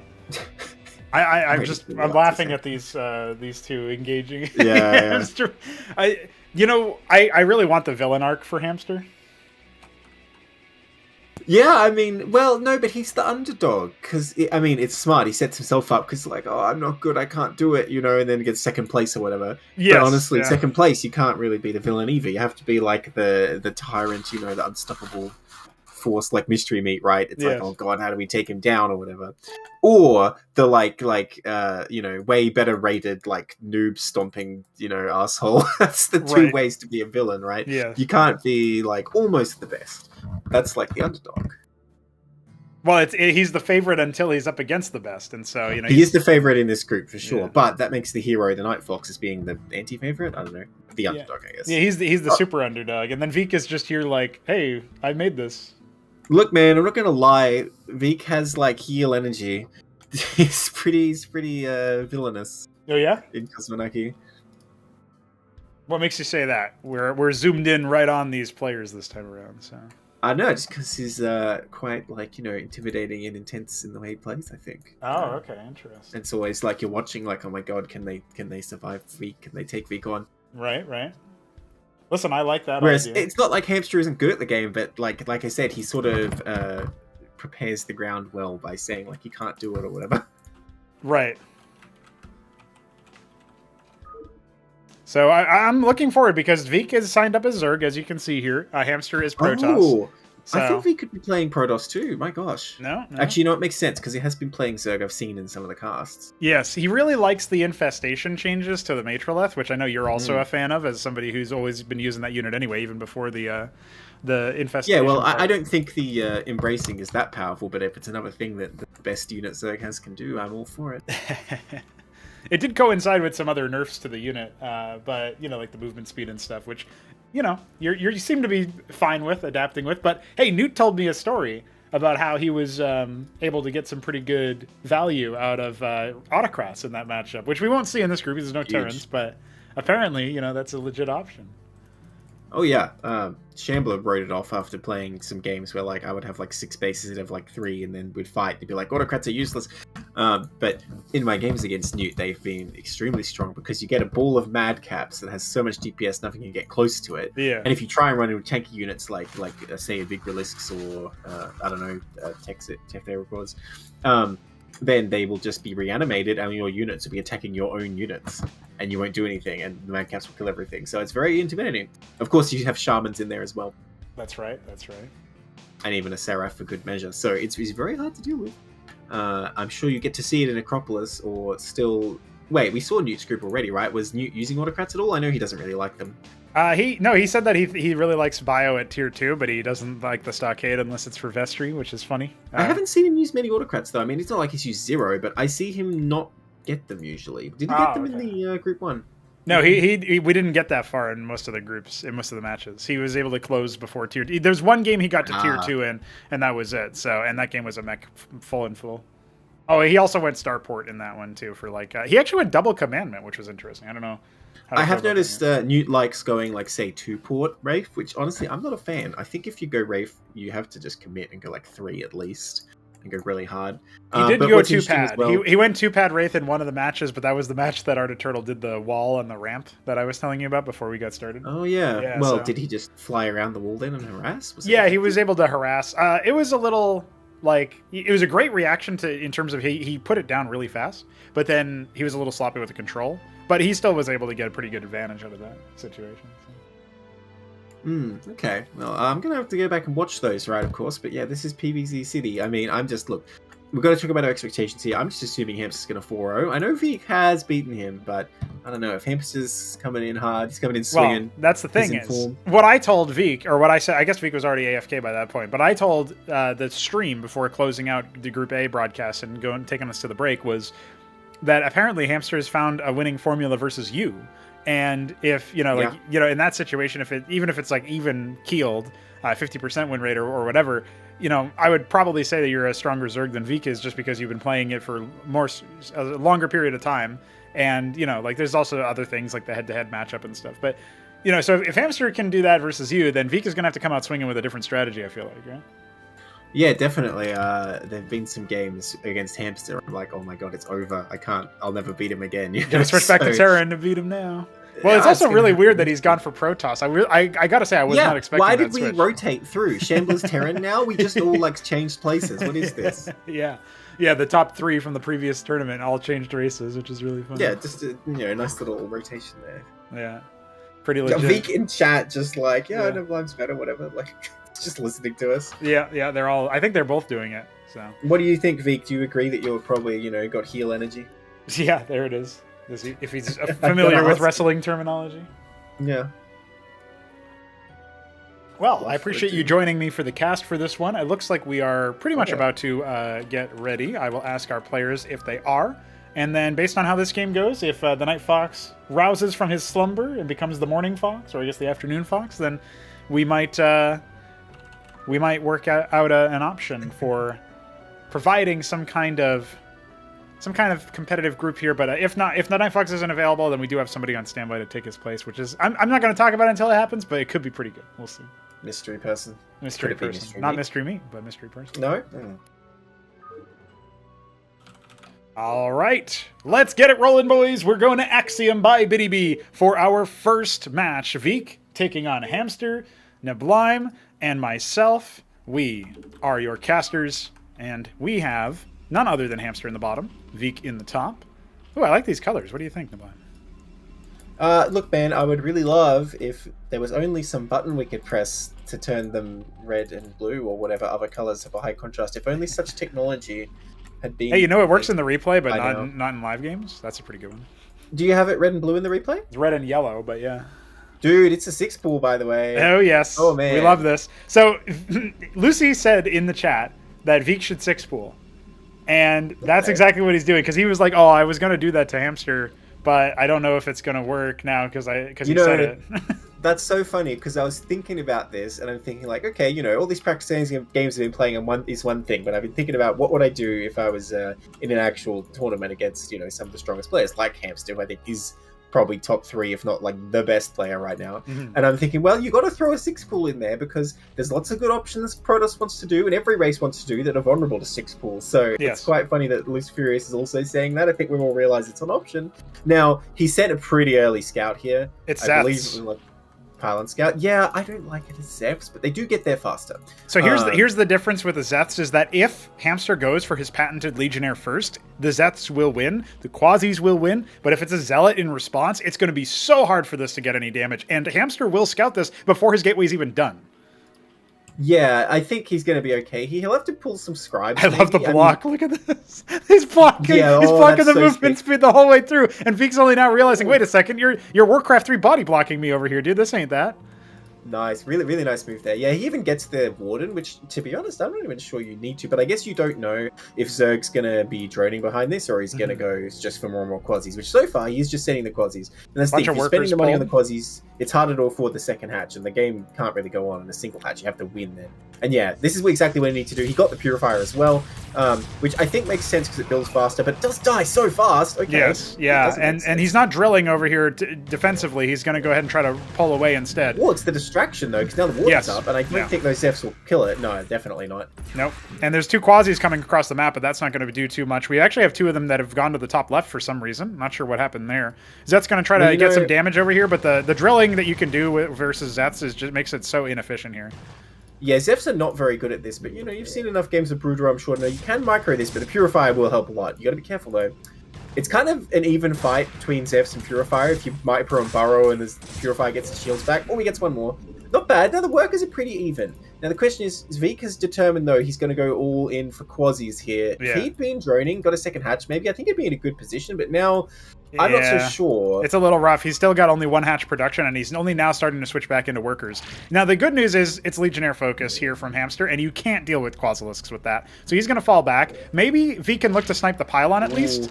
Got to stand on the edge there. Oh, a Drakenon's coming out on one Drakenon will handsomely deal with all this. I have to say, I'm not a fan of Hamster's building positioning here at all. I think it really has hindered him a lot here. Yeah. But I think he's going to be okay nonetheless. You don't want to engage with those Purifiers, they will die so fast. Yeah, the Drakenon has to really do most of the work here, but I think it should be able to. The Purifiers come Oh, they're trying to dive onto the Warden. Here come the Legionnaires to flank in from the top rope. It looks like they will be able to occupy a lot of the timing. And look, the Warden's already regenerated most of its shields, so that was a bit of a flubbed focus there from Veek, who probably should have fallen back and tried to take maybe some kiting shots against the Legionnaires, but nonetheless. Yeah, he's looking at a second Hatchros now, but yeah, oh, he does a burrow here, and Hamster's going to run look at right that. into it. This could actually be really bad. Hamster. Well, there's a random worker here. That's he's here to put a proxy hatch down, which wouldn't be a bad shot. But it looks like he's going to drill back to the. Well, I was just thinking if he didn't try and dive on that cannon, he could have had like a decent contain here. But the problem is the Drakenon, one way or another, will always be able to push back those Quasilisks. It's just a matter of time. I did like the burrow move. Problem. Yeah. Yeah, it's very, very good there. It's very important against Drakenons, actually, I think. To the point where I think it's not even really a tactic. I think it should probably be a staple when you have to fight Drakenons with Quasilisks. You have a Purifier going down, and they really do struggle against Quasilisks, don't they? Yeah, they don't have any of the armor that the other stuff has. And he actually cancels a unit out of that gateway, it looked like, so that's a little awkward. But he's got height advantage now. yeah, even kill. But you can use flash shielding over here. And hey, Hamster is kept even with Veek's workers, but the expansion coming down is going to make a pretty big difference here. Yeah, Veek doing what he has to do here, getting that overleft for the K-Grunt. I don't think he has any choice here. Well, I say he's getting an overleft. He hasn't built it yet, but I assume that's what he's going for. Because you can't keep just making Quasilisks against Drakenons. They will just keep trading against you endlessly, and you will just be like having no drones and die. Can he do some more damage here? He's getting some good hull damage onto that top Drakenon, but it's not going to be enough to actually get anything done. There's going to be a Nexus behind this. Oh, he morphed the Circuit in his base. Okay, he's not getting an overleft. I'm not sure you can defend this Hatchros if the Drakenons go straight across, but I don't know if Hamster's going to be so bold after defending. It looks like he is. He's moving out. Yeah. So this is the thing, right? Experienced players will know that if you're going to all in me, or you're going to be so aggressive in the early stages of the game, and it was a 6 pull, and it was that fast as that timing, that you're not going to have that much behind this. You're going to need to then spend your limited production on non-military units. And now we see the Zeths. They're going to be pocketed and burrowed. They can go for a bit of a surround, and that will be very lethal versus a single Drakenon. But look, we've got 3 of them. And that Circuit, that's a K-Grunt still. That's not even a Circuit mutating. So it's another maybe 30 seconds or so before that actually hatches into some sort of defensive addition. And it's only Zeths as that den is coming online. Yeah, the Zeths will go down real quick. When they outnumber the Drakenons a lot, they can do okay, but in small numbers, it's kind of embarrassing how badly they do. That was a little interesting little cute bait there, but hey, Hamster's going to be zoned away. It looks like that should be enough for the Circuit to get online, and it is positioned well enough versus Drakenons that you can't really move around it. You could just walk right past it onto the ramp, though, so... One Circuit versus 3 Drakenons. If Hamster's serious about this, you can actually just kill that without too much trouble. You need at least 2.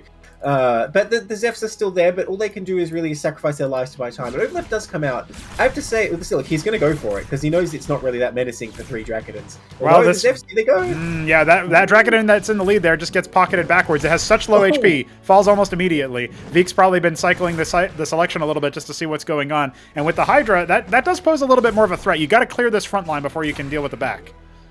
You know, Hamster's multitasking is being taxed here, actually, because he's not really... Well, he just started making scribes again, but his macro is really not being on point here. And Veek, I have to say, he put himself in a tough position, but he's been playing pretty well from it. And I think he's getting the better of it right now. Although he's still under the pump as to defending here. Yeah, that's right. He's still not going to be advantaged in the military department, but Hamster could be further ahead than he is right now. And with an embassy coming down, it looks like it is going to kind of telegraphs to us it's not going to be a commitment onto the military. He's a little bit too worried about the Hydras getting a lot of damage down. The main danger is past, right? Because now that he can produce Hydras, he just has to build up enough to defend himself. He'll be fine. He's getting a second Circuit. It's going to delay some more droning, but I think Veek is not under any threat anymore. He just has to make what he has to make. Hamster's still very much the initiative here, going for the Grand Library. Okay, I like that. Pretty good move, yeah. Yeah, I mean, if you want to break this early on, you can do the or rather the Amaranth. I have noticed, though, that Hamster's been going for Cantavises a lot. And we also see an Artisan coming out. On this map, they do have those neutral reservoirs, but look at this commitment. Is it too much? Able to focus fire and kill individual Hydras. Meanwhile, Veek, he put down so much damage. 3 or 4 Drakenons worth of deaths there, but only one of them goes down because of the split fire.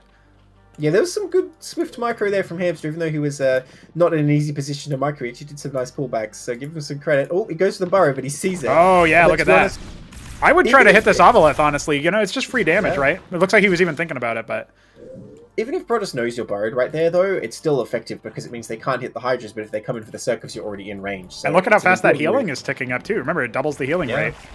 All right, he Absolutely. sees the Ovolith load up, so there's 3 Hydras in that. That's the max capacity. Ovolith can go ahead and try for a backstab or something, but this feels a little scary. You know, he's getting zoned away, and now I'm not sure I like this play. You know, 3 Hydras are not going to No, do you much need of a more than difference. that. That's kind of just, well, okay, he's coming with the flank, though. It does Yeah. work out pretty well. Oh, the Artisan got really misrallied. It's not actually going to die, surprisingly. And there's, He's yeah, gonna there's go a good full number of going. Hydras here going to take advantage of that cliff advantage onto that spot. Now the Artisan going to scarper off to the mid-right, probably.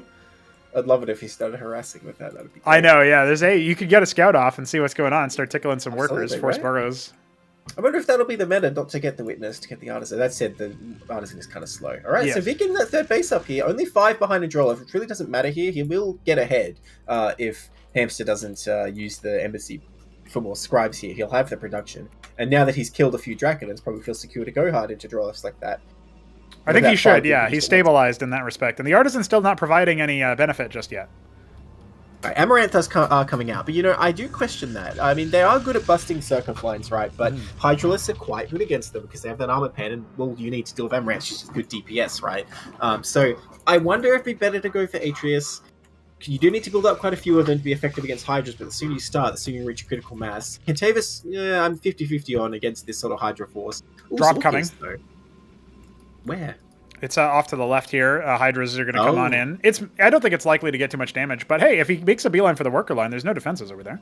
Well, he saw it already, actually. He's already bringing back the Draconans, or at least I think he did. Yes, he is reacting to it, but you know the workers need to maybe try to defend themselves. Although he didn't attack the Hydras, he just sort of ran around. Yeah. I thought he was going to attack them. Yeah, There you a go. little bit of a flummox there, and so that will give Veek the lead in workers. Oh, here come the Emirates. And that's a good scout, actually, too. Yeah, Ovoleth absolutely. didn't have to die, man. Didn't have to die. But it did. It Yeah, did die. you know, I was telling Jakulangski yesterday that it's actually better to drop 6 Quasis and 3 Hydras, funnily enough, because they just have more DPS against workers. But it still was worth it. He got the workers he needed to get, and like you say, now he's in the lead economically. Yeah, Look at and that you know, building we need to see a third base come out of here from Hamster, but we also need to see something to deal with this tech. Now, crucially, we've got the Vornath upgrade for the pool, and the Ski-backed upgrade for the Den, and the Zorkas finishing it around the same time. So that kind of Yeah, tells he's you that going Veek full wants to tier end this one. game on Tier 1. Yeah, this is the... You called it earlier the way that Newt likes to do the Terran Tier 1 style, or the way Shambler likes to as well. And the Witness is scouting a lot of this information here as well. So he knows the complexion of the army. Hamster is going to see if he can maybe apply some pressure at this third before it really gets set up. Oh, I don't think he has what he needs here. Yeah, No, those look at Draconans that. are in big trouble. Trapping his own Amaranths behind the Draconans as well, and that is going to allow the Hydras to focus fire. Not quite enough of them. I don't know where that Cantavis went. It looks like it wasn't part of the army. Yeah, if there was no Hydras here, the Amaranth would be huge against the Zeph, but the Yeah. Hydras just have enough damage they can chew through that. Now, he can keep most of the Dragons alive, although Hamster cannot take no for an answer. He's coming back in here, which I think he needs to go home. Oh, not yeah, I the think best some of his micro units either. got dragged in there automatically, unfortunately for him. He's only got, what, 6 Hydras, or 6 Draconans over here. Veek was initially a little bit skittish about attacking. Looks like it's still going to preserve that. Now some of his units getting drawn back in. I feel like the power stance from Hamster is enough for an intimidation factor, and Veek is Yeah. not realizing how far ahead he is militarily. He could absolutely just run roughshod over that army, but it's going to be enough for Hamster to fall back as well. And 6 o'clock is being guarded by that one Zeph. That's not going to be the third base of choice for Hamster. We're back into an even game as far as worker count goes, and this is forcing Veek to also slow down his acquisition of this base a little bit. He's added more static defense. He is going to go for Bactylisks, so looking to maybe force engagements onto those that gateway-focused army, that ground-focused army. But Yeah, you know, he did prevent a bunch of Droles from being made, right? Because Yes. Veek was making a bunch of Hydras worrying, like, oh my god, I'm being attacked. So maybe it wasn't worthless, but I do question, if you're getting units like the Architect here, I think you need to build up a big army rather than be constantly trading. So I'm not sure if it was a good idea. And Hamster seems to think he still has the initiative here, and Atreus coming up as well. yeah, I do like the is one going to Architect trade already. seed. Even versus Yeah, Bactylisk, it's going to be pretty efficient at forcing engagements back, because now you once again maintain the range advantage. But I do think that there's way more units here than what Hamster can deal with this army. Yeah, I think it's a mistake to be attacking at all here. He needs to be at home defending. Yeah. Now, the Architect going to get some work in, doing his best, but Oh, he it's needs being to get it focused out down. of here. Yeah. And it's too slow. I don't think it'll make it home. No, it might not even get one more shot off. Well, the Dracodons are kind of slowing it down, funnily enough, making it turn the wrong way. What's the reaction here? We've got another Architect and a bunch of Striders. Ooh, V can no stutter step engram forward here. towards that Architect. He really wants to snipe that down because that will add a lot of DPS versus the ranged units. He should be able to get it here. Well, the prophecy may well come true. Yeah, the Zoryus, if he gets one hit... Okay, he doesn't get a hit, but doesn't need it. I was going to say, if the Zoryus get one hit, he'll die. Oh, look at that, though. Yep. Immediately picking it up there. Now, there's only one Zoryus, so it does get focused down real quick. There's not going to be any more catch potential. But I don't know if V can focus this Nexus down. There's no static defense here, though, so what's to stop Vic from doing some Zephs coming in will help a lot, actually. Yeah, the Architect going to get focused down here. This is a really critical mass. I saw the Zealots, thought maybe they could make a difference, but no, there's way too many Hydras over here. Hamster going to GG, and that is a round victory for V. Whoa, okay. Oh man, forget what I was saying about Hamster being in it to win it. That's a pretty convincing win by Vic, to be honest, because he started pretty poorly, to be honest. Yes, that's right. He went back from an economic deficit in order to secure that dub.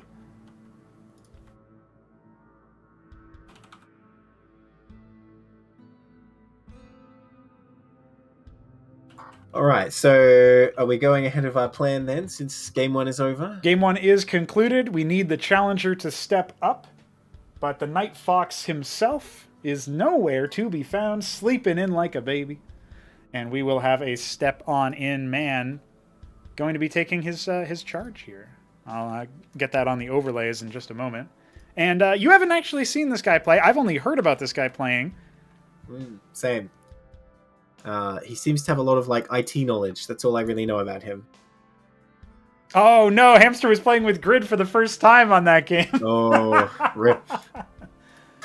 Damn, why didn't he just call a pause? Yeah, we can do a pause. Hamster's the kind of guy, he doesn't necessarily want to... Well, again, it's, he's got the underdog energy. And I mean, I don't mean that in the terms of him not being a good player. It's just that's how he thinks of things. The game. Yeah, that's funny though. Look, you can't attribute everything to that, man. The A button, I'm sure, is still the A button, so... That's right. Well, no, actually, it's E for attack move, but A is patrol. Oh, so okay, well, then that explains everything. He couldn't A move, he had to E move. Yeah, Art of Turtle was struggling with that as well. But, you live and you learn, you play and you learn. Good stuff, good stuff. Yeah. All right, so he's going to go ahead and handle that. Did you tell him it's released, by the way? Yes, I'm telling him right now. Yeah, cool.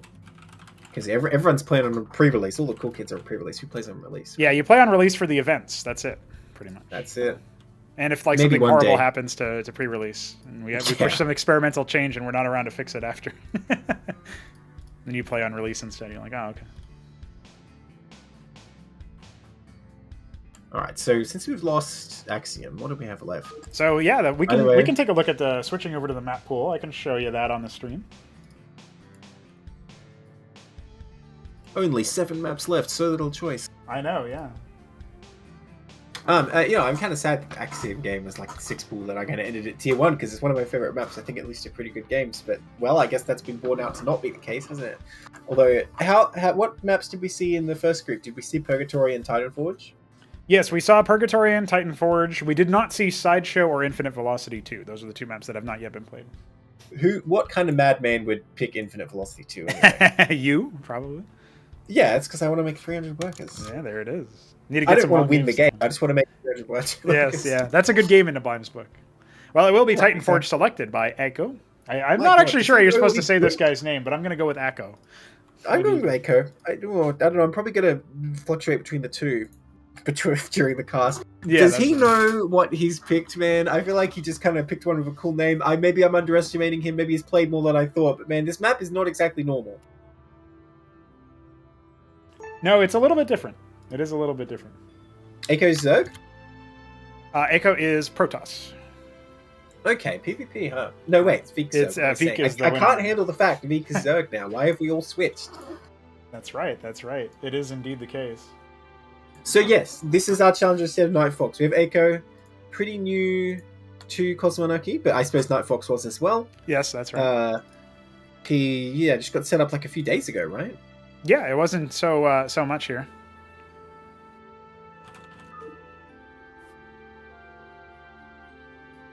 He thought maybe he was spectating.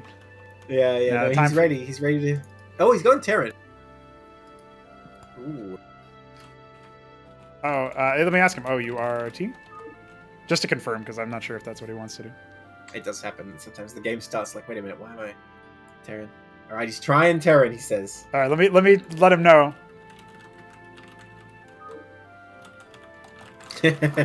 No going back. Just wanted to clear it. Just want to clear it.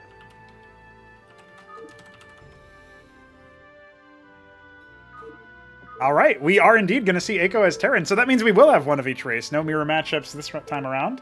I was pretty excited to see that. And that means that we are looking at Veek in the top left, Eiko in the bottom left. Okay, so I gotta pull back the curtain here. I can't stay silent. Eiko did just say, "I'm gonna try Terran," and I've never seen Zerg in this game. So, how many ways are there that he can die in like the first 5 minutes? He's going straight for gas, so I think he knows Fulcrum is the way to go. That's good, at least. Oh, that's what he wants to do. If you get to a magical out right away, there's probably not many ways you can die instantly. Yeah, I'm not sure, not 100% sure on that. Now, Veek did get the scuffed spawn. Titan Forge has a problem with the mining of the patches here that are to the upper left area of the Haterosk. You'll notice his workers doing a little bit of a silly dance to return. Loops in there. Yeah, so that is going to slow down his saturation for a bit. I was not able to get a fix up for that, and it's something to do with the pathfinding regions. We can probably shuffle the bases or whatever later on. But is Veek sort of Gosu who's up on mineral boosting, man? I never learned that. Yeah, I mean, what you would do in Cosmonarchy anyway is just like manually reorder the unit over and over again, but you can't do that for too long, and that's not something that he's doing anyway because we're seeing the silliness. So, hey, that just means that, this spawn has had a long and storied history of being disadvantaged. One of the mineral fields wasn't even there, and now we've got this. Well, Shambler just hates the top spawn guy, so it looks like Eiko will have that advantage at least. I always say in casts, I always just decide who's the villain and who's the hero and root for the hero. But I'm starting to wonder, actually. Eiko in the lobby said, please don't go easy. Yes. Is he actually just going to kick Veek's ass? And it'd be like, wow, I can't believe he said that. That was rude. I don't know, because I'm thinking it's very viable if you just go 2 Factory Vulture, 2 Fulcrum Vulture, but he only has 1, actually. And Veek with the pull first should be able to defend here. Yep, a quarry coming online, so he's definitely been... He's studying what Newt has been laying down. Derelict going to go ahead and scout. His worker scout on the other side, seeing 2 eggs in front of him, just studying those eggs, wondering what's in there. They don't look like... it is quite fortunate, actually, that Veek scattered it at that early, because if it was any later, the Vulture would have denied him, and you don't know if it's multiple Fulcrums or a quarry at all, but he saw everything he needed to see and knows he's pretty safe here. Again, I got to question the Zephs. I'm not a Zeph fan, at least until Tier 2. So I really just like getting quasis, especially against Vultures. It's going to be quite tough. But we'll see how good Eiko's micro is. If he's a big Brood War player, he's actually probably going to have more difficulty than if he's a StarCraft 2 player, because he'll be used to micro and Brood War Vultures, and it's quite different. Oh, look at this trap, though. You said you're not a fan of Zets. It's because nobody uses them with like this. Yeah. Burrow Q7 over here. Surely Eiko is not so bold as to just go up the ramp, right? I mean, he can force down this hatch a little bit. I don't like his mine placement, but... Oh, wait, hold on. The mines might actually work out just fine. Oh, not if he... Wow! Threading the needle on that, stunning just the Zeths. Now they're slow. They can be focused down. Oh, man. And another Vulture just arrived. Honestly, Neblime, I think Veek is in a lot of trouble. He's got 3 pairs of quasis halfway done. The Vultures could proceed. The Vultures could progress. He needs to go in. Now, something that you probably don't understand here in 2-player Lord of Cosmonarchy is the main target is the eggs. If you're continually killing eggs, you're basically killing quasis and building up your own military. And it's going to take a long time to kill that Haterosk. A lot more quasis coming down. There's mines in place, though. Okay, focus on that one. There's just one. Only one quasi gets done, not the best. We have one more mine left on one of these Vultures, and he is trying to kite backwards towards it, but the amass of Zerg is getting a little bit too high. And it looks like one Vulture was even stuck there behind the hatch. So, hey, he forced out a lot from Veek. There's like a 5 worker deficit right now. Veek is trying to catch up to that with 4 or 5 workers.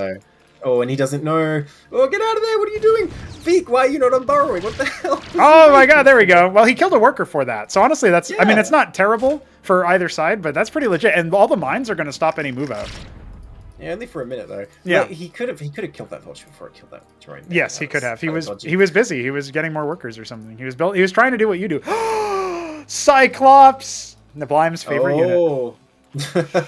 Well, if he wins with Cyclops, I don't know what I'm going to say, man. Look, it makes sense here because he's going for sort of like almost a one base all in. Yeah, 4 Fulcrum there. A treasury He on the can afford natural. treasury. So, yeah. I'm amazed that you can afford the treasury all this. And honestly, he's not producing workers that much. If you're going to get the quarry, man, you kind of got to be going heavy macro. If he wasn't going to make... Okay, there you go. He does make them again. I was going to say, if he wasn't going to make that many workers, he should have just stuck with only the ministry. But hey, as he's going it turns out, Starpad. he's making that.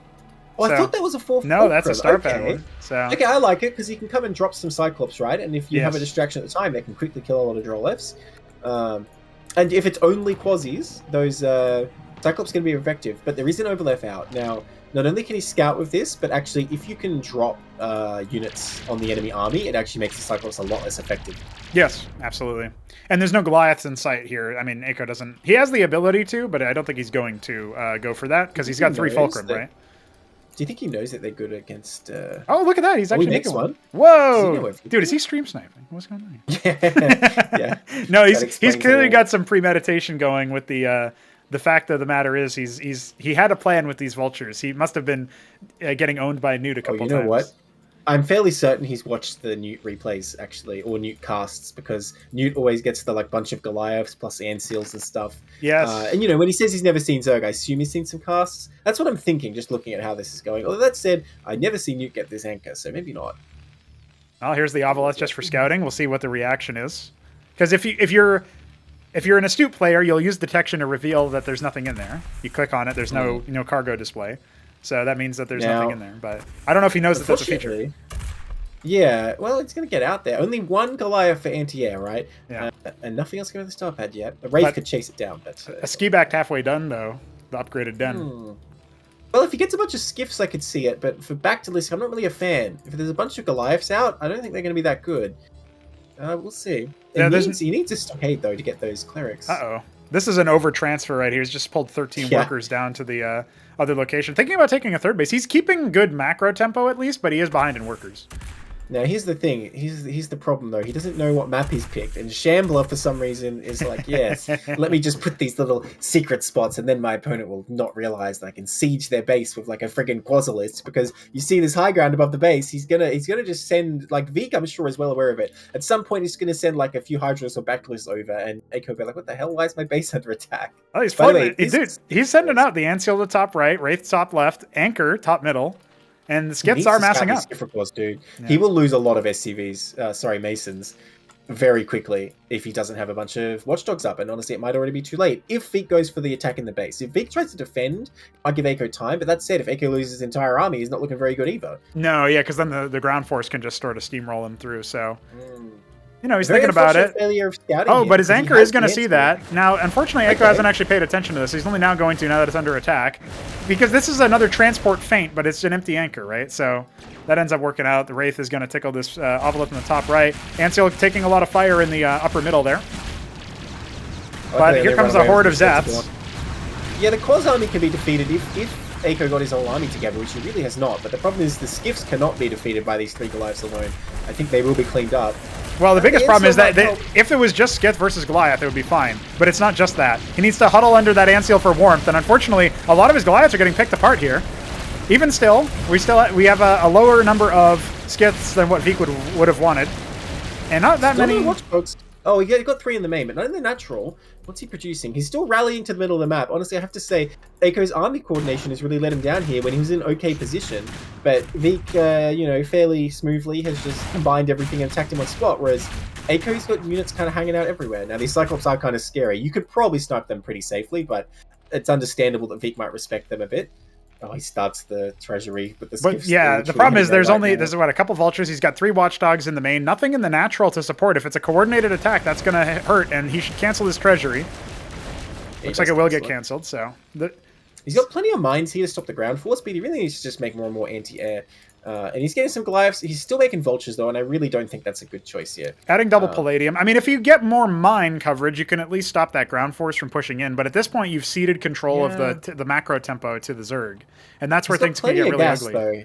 He doesn't need to be doing that, And God, I can't believe I'm about to say this, but A Cyclops would be better than a Vulture here. Yes. Yes. In this situation, so he doesn't need to be making Vultures. I feel like the Vultures, after the early game, are sort of the trash unit you make if you have no gas. So I do question that. Now, these 3 Watchdogs probably good enough to stop 8 skiffs. Yeah. And honestly, I think Vic kind of let up on the skiffs too soon. I think you want to get more than this, like 14 or 15 if you really want to go after workers. But the Watchdog's not very well positioned. Let's see. He does pull the workers away. Very nice. Yeah, only losing So far, one Mason so far. We're probably going to get a second and a third. Oh, actually, no, it doesn't look like it yet, thanks to the NCL. Oh, but look at this stack, though. That's a lot. And there's no protection over here. Not decolliding is the problem here. There's a lot of them that are stacked on top, and the AoE does wonders. You want to hit the stop key like you're trying to save for a Reaver drop in StarCraft 1 or something. That's how you get your Masons to not die to AoE. Just hit the stop key, they decollide. It saves you a lot of pain, but, you know, Aiko not been put in that position, it looks like. But he's only down 13 workers, and honestly, for the situation, I would expect better. However, Vic does have tier 2 on the way. I am questioning Aiko's sort of coordination with worker production, though. He doesn't seem to have all his stuff on a hotkey, because see, he's got like one quarry going, and then he stops, and so on, and like, well, hang on, there's a fight going on here. He's making a push. The NCL's very far away from the rest of the army. No, don't siege that. Oh no. Well, he sieges it. He gets a couple shots off. So it's surprising. No, just one. There's a stun there. Oh man, but you want to get out of the firing line of the mines. You got to get behind them before the rest of the forces are on top, or else you're going to be the one who's getting stunned. Some meaty phalanx shots, though. Yeah, I mean, they do a lot of damage, but you know this phalanx is about to die, so it's like, okay. Oh, it's stunned by the mine. Yeah, you don't want to step on your own mine if you can help it. And again, still sieging up. I mean, I don't know. The Dwarves would probably easily handle them, but other than that, I think tank mode would be not bad against Zephs with that armor. But yeah, now he's got Zephs in here. Even the tank shot's killing his own Masons. Yeah. He's going to call it GG. And you know what?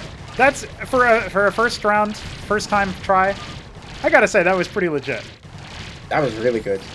You know, I feel like most of his issues were just in coordination what he himself was doing. I don't feel like Vic was really able to actually mess with him at all. He just was not able to coordinate his own sort of play. So that was very good for someone who says they've never played against Zerg before. Like, holy crap. I am worried now. Aiko's going to be a contender. Got to get more people in. See what he has to see. Alright, so that means we're going to go back to Vic vs Hamster rematch, right? That's right, yeah. I had the format explained earlier, but if there are more games to be played,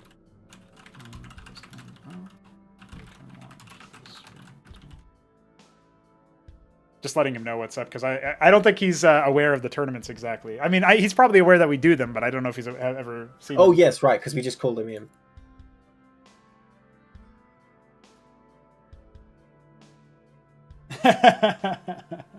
What's up, Alexander? Oh, Alexander chat, nice, welcome. Zerg Master Race, yeah. Yeah, Beaver shouted you out too. He said, "Oh, Neblime cast." Oh, what's up, man? And Lucy, does Aiko know Cyclops are weak? Honestly, if he had like a couple more, it would have been pretty legit. Well, I gotta say, if he had less Vultures and more Cyclops, that match it would have served well. But I never said Vultures were strong. Oh, Hamster's down here to cast with us, right? Get in there, Hamster. You got to play the game. That's right. For our amusement, they must fight. Hey, if Hamster fixes hotkeys, he might just go on the elimination run now.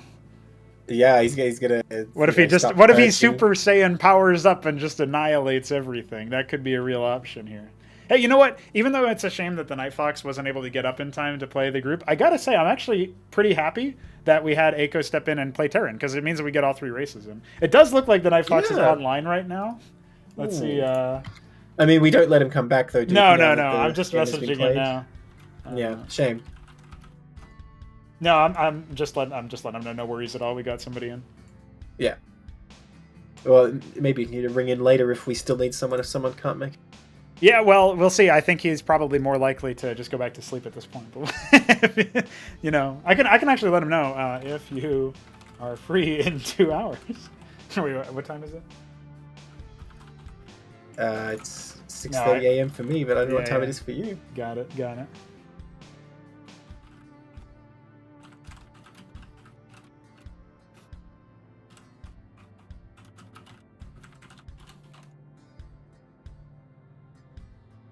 Anyway, wait for Vic to return and give us the go signal. He's had to cool off from the Vulture attack.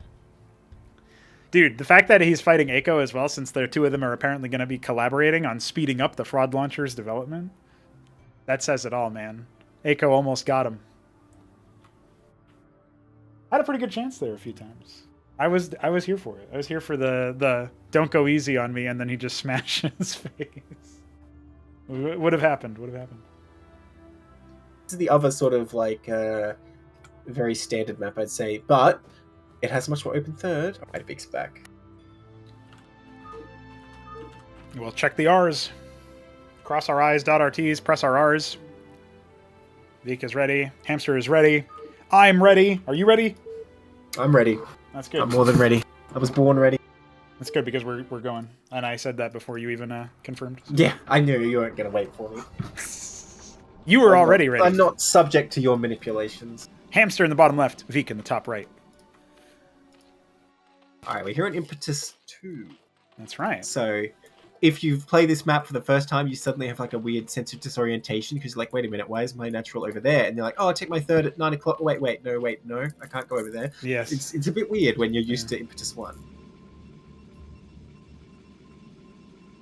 Well, what I like about this situation for Vik is that he could theoretically do the clean sweep that Three Crow was hoping for. He actually said in his post-match interview, Three Crow said, I hope Vik can do it. But Hamster has his hotkeys back. Let's see what he does. Yeah, you know, Vik looking really strong here, right? He didn't really stumble against Eiko, and like we were saying, game 1, he put himself in like a tough position and then won from that anyway. Yeah. And we have a pool first again. Doesn't seem like he's a hand of the hatch first. Which I'm sure you probably noticed I've been going like every single game. Yes. So very different approach here. Maybe I need to learn a thing or two so I can beat Hamster again. Yeah, we'll see. This is the one where he's playing without the training wheels of the bad hotkeys on. Right. So. He had to handicap himself because he's too strong. Yes, yeah. It's like Blue No, Eye that does Samurai. make him the protagonist because, you know, he's taken off the training weights now. Yes, yeah. After watching Vik, you know, mercilessly dismantle the newcomer. Yep, yeah. Alright, so I wonder if he's going to make... He looks like he's going to go straight for the Quasis just because I see him selecting his lava, when he could go for a second Hatteros. What I think is actually quite strong is if you put down the pool, but then depending what you scout your opponent doing, you decide if you're going to go for the Hatteros or the Quasis. Yeah. And, you know, with Hamster going straight into Dracodon, I actually like the Hatteros a lot more. Because at the end of the day, you can't just be making Quasis against Dracodon. You have to get the Circuit down sooner or later, or go into Hydro units. You know, even though the main's travel distance is so wide, as soon as you go up the ramp after scouting no expansion as Hamster, you kind of know, okay, he's probably gone pool. Because the macro hatch would probably be by the ramp, right? So there's another thing to think about is, you know, that's probably what led into the Dracodon first instead of the Legionnaire. That's a good point. Yeah, because for those who don't know, you usually get the Legionnaire to just run in and attack before the pool is ready if it's hatched first. And you know, I still question if it's absolutely worth it, but at least you know they're going to have military units, so you can at least try it. He does get the Shambler, who was burrowed. I guess that's not the Shambler spot, but you know he got the worker that was burrowed. So funny that Shambler pioneered that move and then switched to Terran. Right. Scribe is going to get in here for a rescout. That's actually pretty high How did that value. get past those Quasis? Because 2 of them were burrowed, or 4 of them were burrowed. Yeah, I guess so. I thought 2 would be enough, though. I mean, I kind of like that Vik did that, right? I don't think that was a bad move. No. But letting that eat is not very good either. No, But there's not much to see yet. No, and he didn't even see whether or not there was gas harvesting because his scribe was too low. So theoretically, it could be a switch out of minerals. But we see a macro hatch coming. It's going to be a 3-hatch play here for the Zerg player, and he is delaying gas until just now. We'll see what he ends up wanting to make out of it. Just one guy on gas. I wonder what that's going to be for. It's got to be for an overlap, right? Yes, yeah. What else would you be doing with that? And just for scouting, I believe, because I think he's just going to rely on creep here. Yeah, the Hatteros already done. Now, Oh no, Hamster is net. Oh, There no, we go. He's He's back. fine. All No, good. Everything's All good. fine. No worries. Now, 6 Quasis isn't really enough. Oh, are we lagging? No, Are we? he's just standing still. Yeah, I had the moment like that earlier when, in the previous game too. Ooh. All right, marching right on over. Here's the Quasi push. He always focused surrounds on. with Quasis there. Yeah. That would have been nice. Oh, he needs to run away. He can't be kiting here. He needs to just get out of there because he's going to lose that Dracodon, and that'll be a huge loss. Okay, he does get back. I was going to say, 6 Quasis is kind of not enough for 2 Dracodons, but with a nice Unburrow, he can definitely do it. Yeah, I really love the burrow play that Vik is showing. He showed it versus Eiko, but it didn't come into fruition. I love this little, poking around the extremities, maybe attacking the Kagrin as well before it turns into something. Doesn't take that many hits from Dracodon to do it. Hamster, what are you doing? Oh, he Why left his is he units on attack sacrificing move, and they that? moved in forward after Oh. the angle there. He looked away for just the wrong second. I feel like I was saying, he needs to learn to take no for an answer, man, because he's going to lose Dracodon to be in a really tough spot here unless he backs off. I mean, I think containing is okay, but he needs to stop trying to going in there, because losing one is bad enough. It's a really tough situation already, because you need to really build up that count. And now, Vic, again, probably killing that Dracodon. He's thinking, okay, great, I can start droning. That's all Zerg is looking for here, right? Once they start the army, they're just going to go full eco, and you will never catch up. Well, he does get another Kagran, actually, so... You know what? Maybe I'm wrong. Maybe he's going to go full turtle. Well, there's the 3 gate coming here for Hamster. He does have his expansion up and slowly filling out the workers. He's not that far behind despite the extra hatch. So he'll be able to keep up in both worker production and military. And, you know, keep on pressuring. He does need to sidestep that circus shot if he can. It works differently than the Sunken. You can outrun it. Yeah, that kind of move is fine because you're not committing in too far, right? Yeah. Now, why purifiers, I wonder? They're not because unless he has... God damn it, I keep doing that. Why Legionnaires? Yes. I wonder. Because unless you have an overwhelming force, they're really not going to do very well here. They kind of just die. Zealots would be better for just straight up frontline tanking.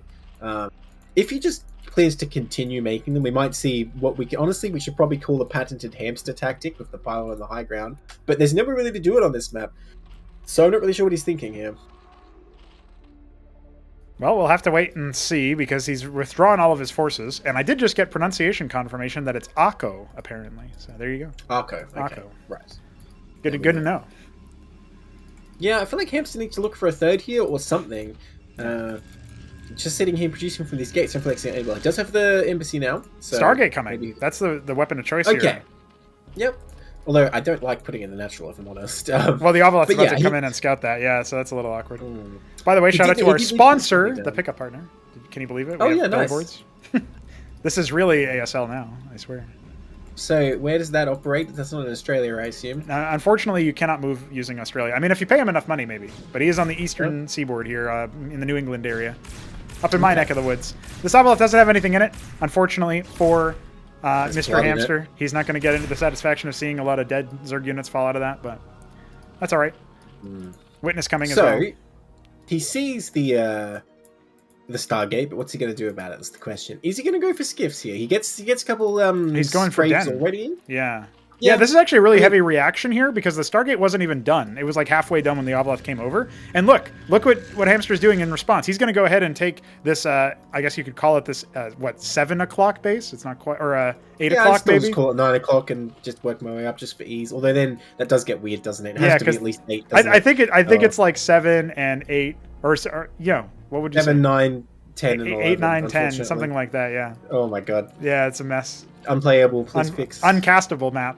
Honestly. Yeah, uncastable. So Lakizalisk is the choice. It looks like maybe Vika's going to look for ground dominance and just protect his air, like his bases from air units using the defenses. We've got a Gladius coming, and honestly, Gladius Witness destroys like this composition here because you can see the Lakizalisk, I like Gladius a lot.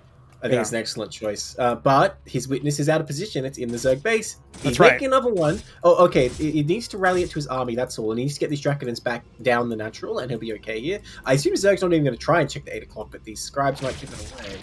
But yeah, Vic definitely spoiling for an attack here, and it could go very badly for him. If all the Dracodons are together, he's kind of just going to mulch through this with the Gladius as well. Oh yeah, and the worker transfer is going to reveal that 8 o'clock. That could actually save Hamster's army's life because it gives him more time to mass up a critical mass of Gladiuses and other such units. So, he cancels it immediately. The Lakizalisks are going to deal with the pylon.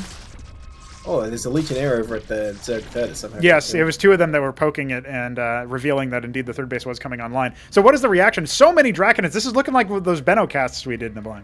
Yeah, well, I think they're pretty good against this composition, to be honest. Against any like quads-heavy composition, they're actually not bad. And you might say the Vorvs are here and they'll do work, but honestly, they're not that great against Draconids. No, and here's the critical problem, though. He is going to have to make a fighting retreat because there is still no witness with this army. Well, I don't think he lost a single unit there, so far so good. But yeah, where is the witness?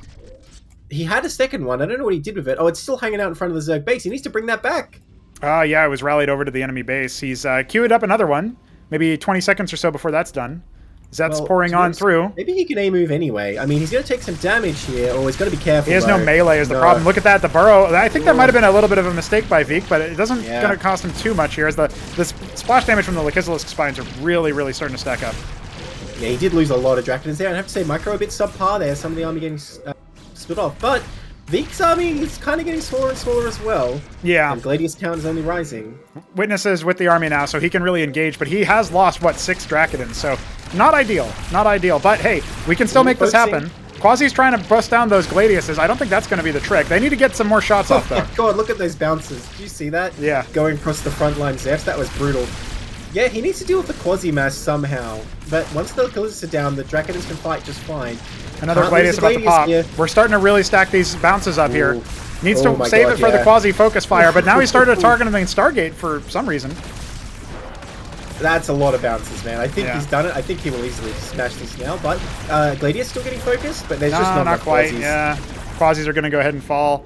That's going to break the attack, and this whole time Veek wasn't rolling. He's only now going to start adding some for the third base. He does roll in with some Skithra cores, but there is a defensive Warden and some Dracodons on standby, so this really isn't going to accomplish too much. Yeah, I mean, even if he kills some Scribes, it doesn't really matter, because he has 3 Workakus if he needs them. Yeah. And he has a much superior army. And the real problem here for Veek is there's no tier 2 on site, because he spent gas on the Kisselis and Skits. And Skits, yeah. And, like, what's he going to do against a critical massive Gladius? I mean, you can get back the list, but they're not going to be that good. And Skiffs, of course. But he's kind of just having an inferior army for a while. Hamster with a big bank, though. But Hamster needs to strike while they are hot, I think, before he can get up to tier 2. Draw left falling to that Legionary. He's going to get a second one? No, it wasn't focus fired. Just on a move. Slowly massing up the third bases for both of our players here. Oh, did I say 3 Workakus? Hamster has 4, actually, because he's got that. Yeah, he just finished that Nexus during that fight. Yeah. It wasn't contested or even scouted yet. I don't know. Okay, there's the Gladius. I was wondering where they all went because I saw 2 for a while, and I was like, well, he had 3, so I don't know what happened there. But there's a 5th one on the way, too. He has been kind of sloppy with his engagements, I have to say, except when he's defending his natural there. So I'm kind of worried the way he's kind of moving across the map, quite blasé here, but he has the Witness. He can see everything here.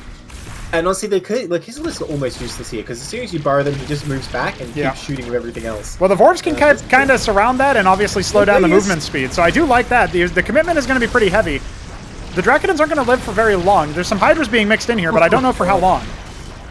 Dude, those bounces are insane, though. No, he'll crush this. I think the Gladius alone could probably clear the rest, and it looks like he will do that. It looks like he's going to go for that now that he's really thinned the herd of Quasis and these stuff. Achilles is so expensive. Losing them like this is so painful. Needs to be careful not to lose Gladius. That one's very low. Oh, there you go. There's a pick. It's not cost efficient, but it's a pick. It's something. Yeah, but the Dracodons here still are enough. I think he's just going to move forward. And man, this is doing so much damage. I hope you like my casting contribution when the Gladius attack. I'm just always going to like, ooh, but that's all I do. That's good. Because, I mean, look at them. They're doing so much damage. Now, they are frontlining here, which is a little awkward, so that's another one down. But the Dracodons are here as well. There's still a Witness to deal with that Lakizalisk. I think the bounces are still just too good. The Gladiuses have been exposing themselves to a lot of damage, but the bounces keep getting channeled as long as they're there, and Veek will go ahead and GG Hamster, making this group competitive.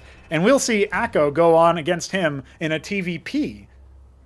You know what? We can criticize his micro here, but it's probably actually important to just kind of A-move that and go home, because even if Zerg clears that army, as long as it trades, Zerg's really screwed because they're not making draw lefts that whole time. Yes. They don't have tier 2, and Protoss is already on 3 bases, right? So you know what? Hamster probably with sensible priorities there, as much as we were like, no, don't lose that Gladius. Right. It didn't end up contributing to the overall sort of painting of the game, yeah. And you did just smash through the Zerg resistance in the end. Oh man, those balls, says Luciferius. Yeah, man, there's something about Gladius balls that I just watched. I was like, oh, that looks painful, you know? Yeah, I mean, just the number of bounces that can channel the whole time. Again, there was that moment where there was like the Zephyrs were like in an arc on the front line, and somehow the ball just bounced on each of them in sequence, so it just like swung across and wiped them all.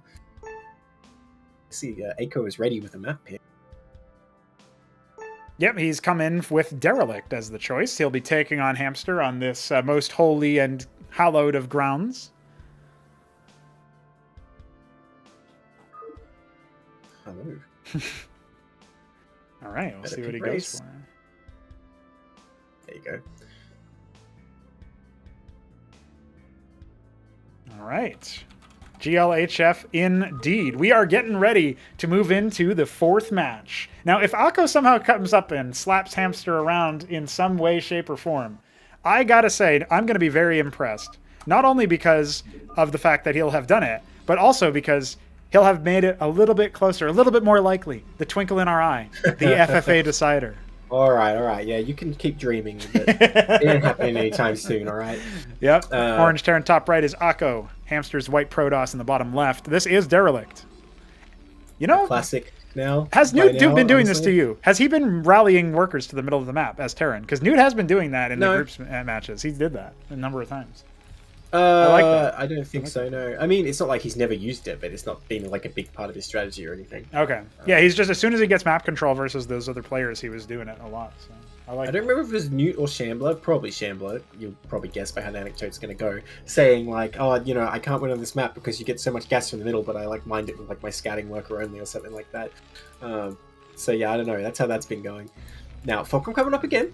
Now I'm not so sure about Fulcrum vs Protoss, but to be honest, I'm totally like out in the wilderness with the TVP meta these days. Yes. I still think that Stockade can be fine. And I'm still a fan of Wraiths, of course. I'm just not sure that you're really going to get what you need to get out of Vultures, and I assume that's what he's going to start with here, because it seems a bit scary to open with Cyclops. Yeah, I wouldn't want Cyclops unless I see my opponent going for a lot of, you know, aggressive sort of like Legionnaire builds or something. Because if there's a lot of the Legionnaire Ecclesiast type of thing, I think that does struggle quite a bit.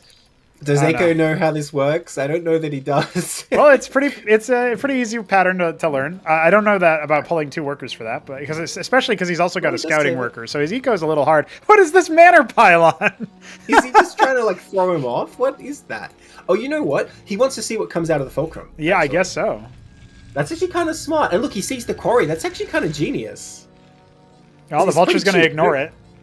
Yeah, that's fine. Okay, tell me this. Tell me he doesn't send this scribe to 12 o'clock, loop back in, put a warden down, make Biddy be proud. Yeah, that'd be good. Well, I think it's important. Oh, wow. That Mason didn't get a kill. I was wondering what was doing there. Yeah. Second gateway. You know, I wonder if that's a reaction to seeing the quarry, that if he didn't see a quarry, he'd go for, like, you know, a natural and defenses. Oh. Does he want to put the pressure on? But yeah, this Vulture can't really do this. That's not a spider mine, my friend. That's a lobotomy mine. It's not really going to get you too far. Oh, look at that, though. Hey, he stunned the worker. Stonks. Wow, definitely worth 100 minerals. Got him. Absolutely got him. But yeah, they are not going to be as effective. Now, an anchor coming up, and honestly, that's probably necessary here. I don't like that Echo is in this position where he has to anchor on one base, but I think it's the right choice because he's probably going to be in trouble if he doesn't, against 2 gateway for sure. He did get that scout, didn't he? With that. Yes, the Mason that died at the end saw the gateway on the high ground there. So. All right, so he's going to start defending here, but we'll see what else he wants to buy here. Still mining plenty of gas. I always like Wraiths here. I always like Wraiths every time, to be honest. Yeah. But because somebody nerfed the gas in the main, he has to expand. He can't really play from one base unless he gets like a whole bunch of stockades. What are you talking about, dude? There's 2 guys in the middle. Just take those. No, yeah, right. Like, you can go out there if you can't leave his main. Look, he could still definitely just hold the natural if he puts a few mines down, gets that anchor down there. It wouldn't be too hard. And, like, he's going to start doing that. Yep. He needs to float that anchor down. Do you think he's aware that he can lift that? Oh, no, he did it in the other game. Yes, he lifted it earlier and threw it ahead. I'm sure Newt did that to him numerous times. He's a fan of the anchor strat. Probably, yeah. So the Vulture coming out now that it's expended its mines, I wouldn't mind it coming on in just to see another scout, see where the army's at. If there is no army, you can surmise it's headed to you. I like the idea of Cyclops with the mines, but you do need more Cyclops and you do need more mines. So he needs a friggin' anchor there, but the anchor's leaving. Oh, the Vulture's going to get in though. Yeah. Get some scribe kills here. That's pretty. There's only 1 Draconin in production. Yeah. What's the reaction to this? This is a perfect little Ehan timing over here for our boy Akko. What can he do with that? Yeah, but he's going to die at home because he doesn't have anything to defend. He has no anchor. Like, these Cyclops are doing their best, but it's not really achieving. He's got a Goliath, though. He does have a Goliath. If he pulls with the workers, he can absolutely contend with this. It's just the Fulcrum isn't doing anything right now. He is trying to micro with the Vulture, and the Legionnaire just spawned, so that's going to be it for the pressure on the back end. Now Hamster can fully focus on this ramp attack. Yeah, he did get good damage with that Vulture. Definitely worth, but it is taxing his multitasking. Getting him a Vulture here. Yeah, he needs the Masons. Where are they? He's trying to get these anchors. Oh, no, but the Legionnaires are so good versus the Goliath if they can surround it like that. The Mason pole only coming in now. No repairs happening to that Goliath. It's a very big part of his army. But he's going to finish at least one of these anchors, and I think maybe that'll frustrate the attack enough. There's just like a swarming of bees around these things that Shambler would ask me to call apiaries, but I swear they're anchors. Alright, so he does get in there, but these Draconins can still come around the side. Oh, he's indecisive, though. Hamster kind of missed his opportunity there. He could have just run by, I think, and ended the game, but now he's forced back. I'm still waiting for this anchor to do something, but it looks like it's actually made its way over to the natural, and there's Draconins waiting to attack it. So. It's like pretending to be empty, like, oh, I'm just scouting, but then he's going to drop the Cyclops, and, well, it's a Cyclops, so it's not going to do much. Drop it on the high ground, behind the sign! Behind the sign, Akko! Come on, do it! Is that a spot? I think so, with a small unit like a Cyclops. Yeah, okay. Not for a Well, Phalanx, yeah. but for a Cyclops. Yeah. Oh, wait, he's wrapping around. He's going to see. Oh, no. Yeah, that's Cyclops, man. Yeah, it just gets You don't even nullified get because cool. the unit just it can't find a spot, so it just gets deleted out of existence. It's like he never existed. Yeah. At all. Hey, as far as Hamster knows, that was an empty anchor. Yeah, that's right. Alright, so Terran in a very unenviable position here now. Got the treasury, but he can't really get down there. Needs a few more units. I mean, he'll be able to get there soon enough. I think he should put the anchor on the overhang, and he should be able to push this stuff back. Yeah. Yeah, I'm sure he's familiar with Cliff Advantage by now. We do have Dracodens holding out at 9 o'clock. Just to see if there's any scouts or drops or anything like that. Also camping around the natural. Echo not being very proactive here, though, with moving his defenses out. And I have to say, he stopped workers way too early here. He started them again just now, but I don't think you can really justify that for the production he had. I think he definitely could have afforded to do it. And so that's really hamstring his economy. Even landing this natural, he's still not going to be getting much mileage here. And honestly, again, if you're going to get the quarry, you got to bloody use it. It's a big mistake, I think, to stop workers like that in this situation.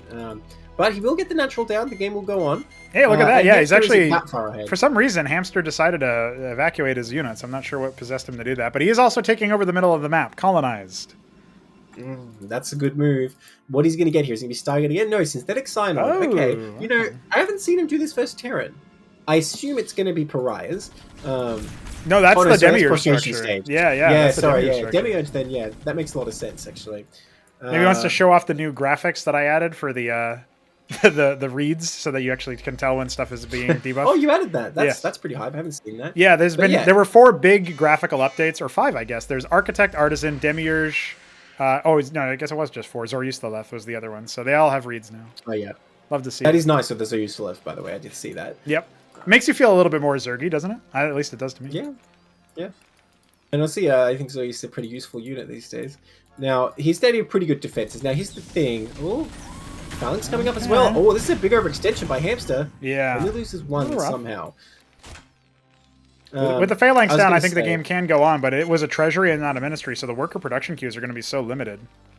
Well, he doesn't need more queues. He just needs to use the ones he has, because every time I look, that ministry and that core are idle. Yeah. So, I was going to say about this is you might think the Phalanx will stop the Demiurge, but it really doesn't unless you have a lot of them, because they won't do enough DPS to actually it is a Demiurge. stop it from getting its damage in. They'll just run in, get some hits, and then run out, get their shields, and Terran, meanwhile, unless they have a lot of clerics, will probably be losing units. Now, he's going to come in again. Oh man, this is kind of brutal for Hamster. If you lose all those Dracons, this game suddenly gets turned on its head a bit. Oh, he does have an envoy. Are we watching base Brood War right now? Is he going to drop on the Phalanxes? Listen, I think it's a legit strat. Envoys are still greased lightning, you know? Newt says he has indeed been playing with Echo, so there you go. There you go. He's learned from the master. But he was playing as Protoss in those games, as far as I know. So he switched over to Terran on a lark, and then is doing okay. Yeah. It is a technical race, though. It requires you to understand how to navigate the early game. And when you don't have the tempo from the TVZ matchup, you're in TVP, the enemy has tempo, that can be harder, right? Definitely. And well, you know, Hamster...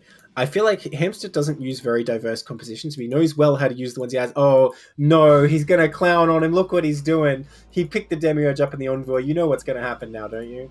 I think he's probably going to steal a Mason and then airlift it out. Oh, this is brutal, man. Okay, Hamster is now the villain of the group. Zeke has to take him down, because how can you do this?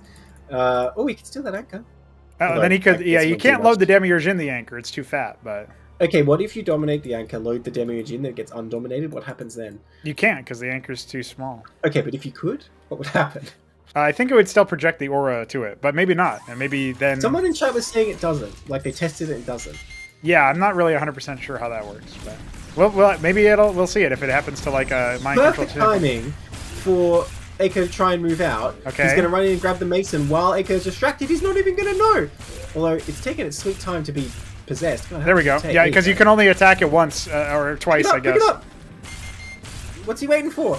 Pick it up! Oh, he took the Ministry!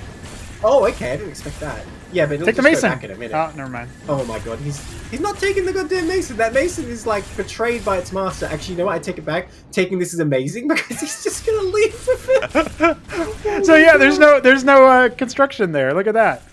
Okay. Meanwhile, Hamster's actual army got destroyed. By the way, it's gone. Yeah. But I stole your base. LOL.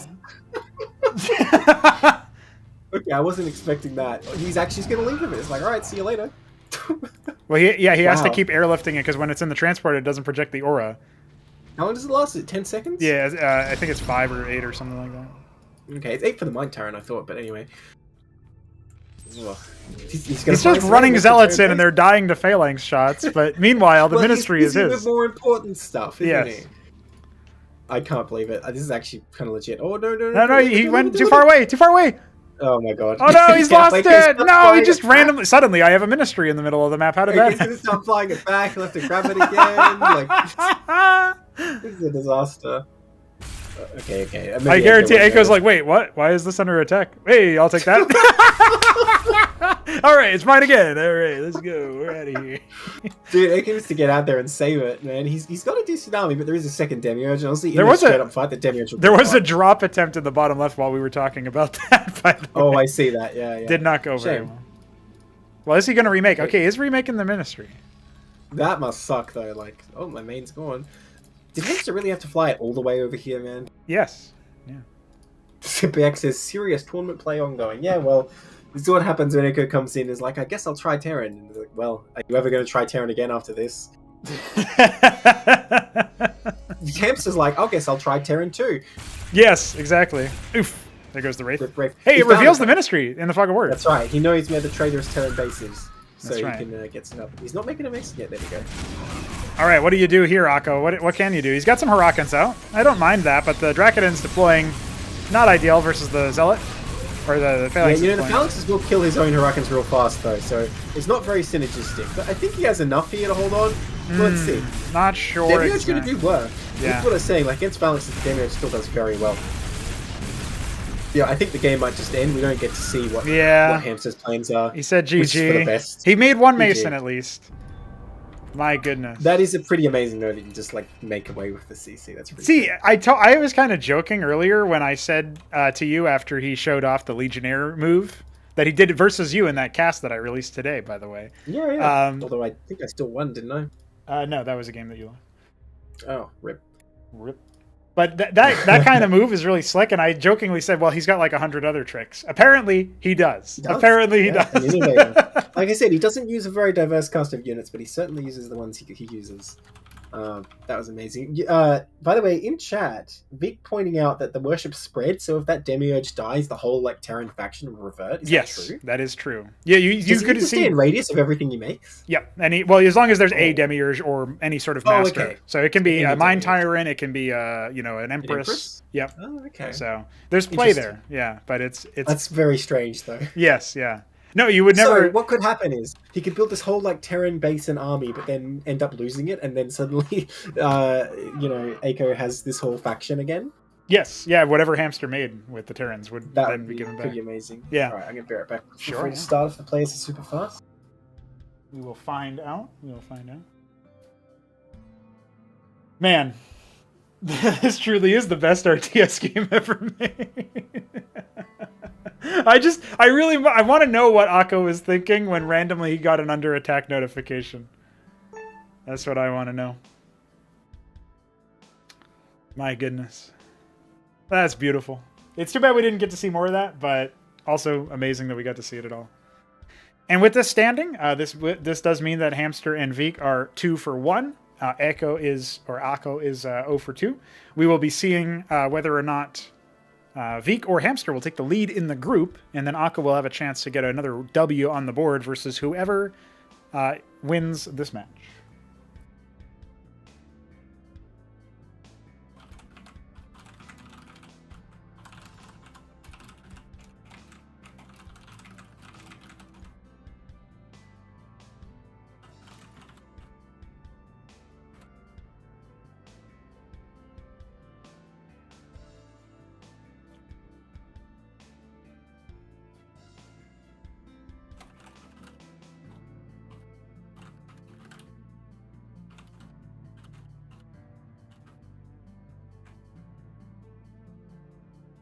All right, I'm back. I see. I'm not the only one. Yeah, Veek also needed to relieve himself. Well, Purgatory. I'm glad we get to see it. Yeah, Veek picked his own map. Bias. 2 more matches minimum, is it, for Echo? Oh, you mean in total, not for Echo, right? Yeah.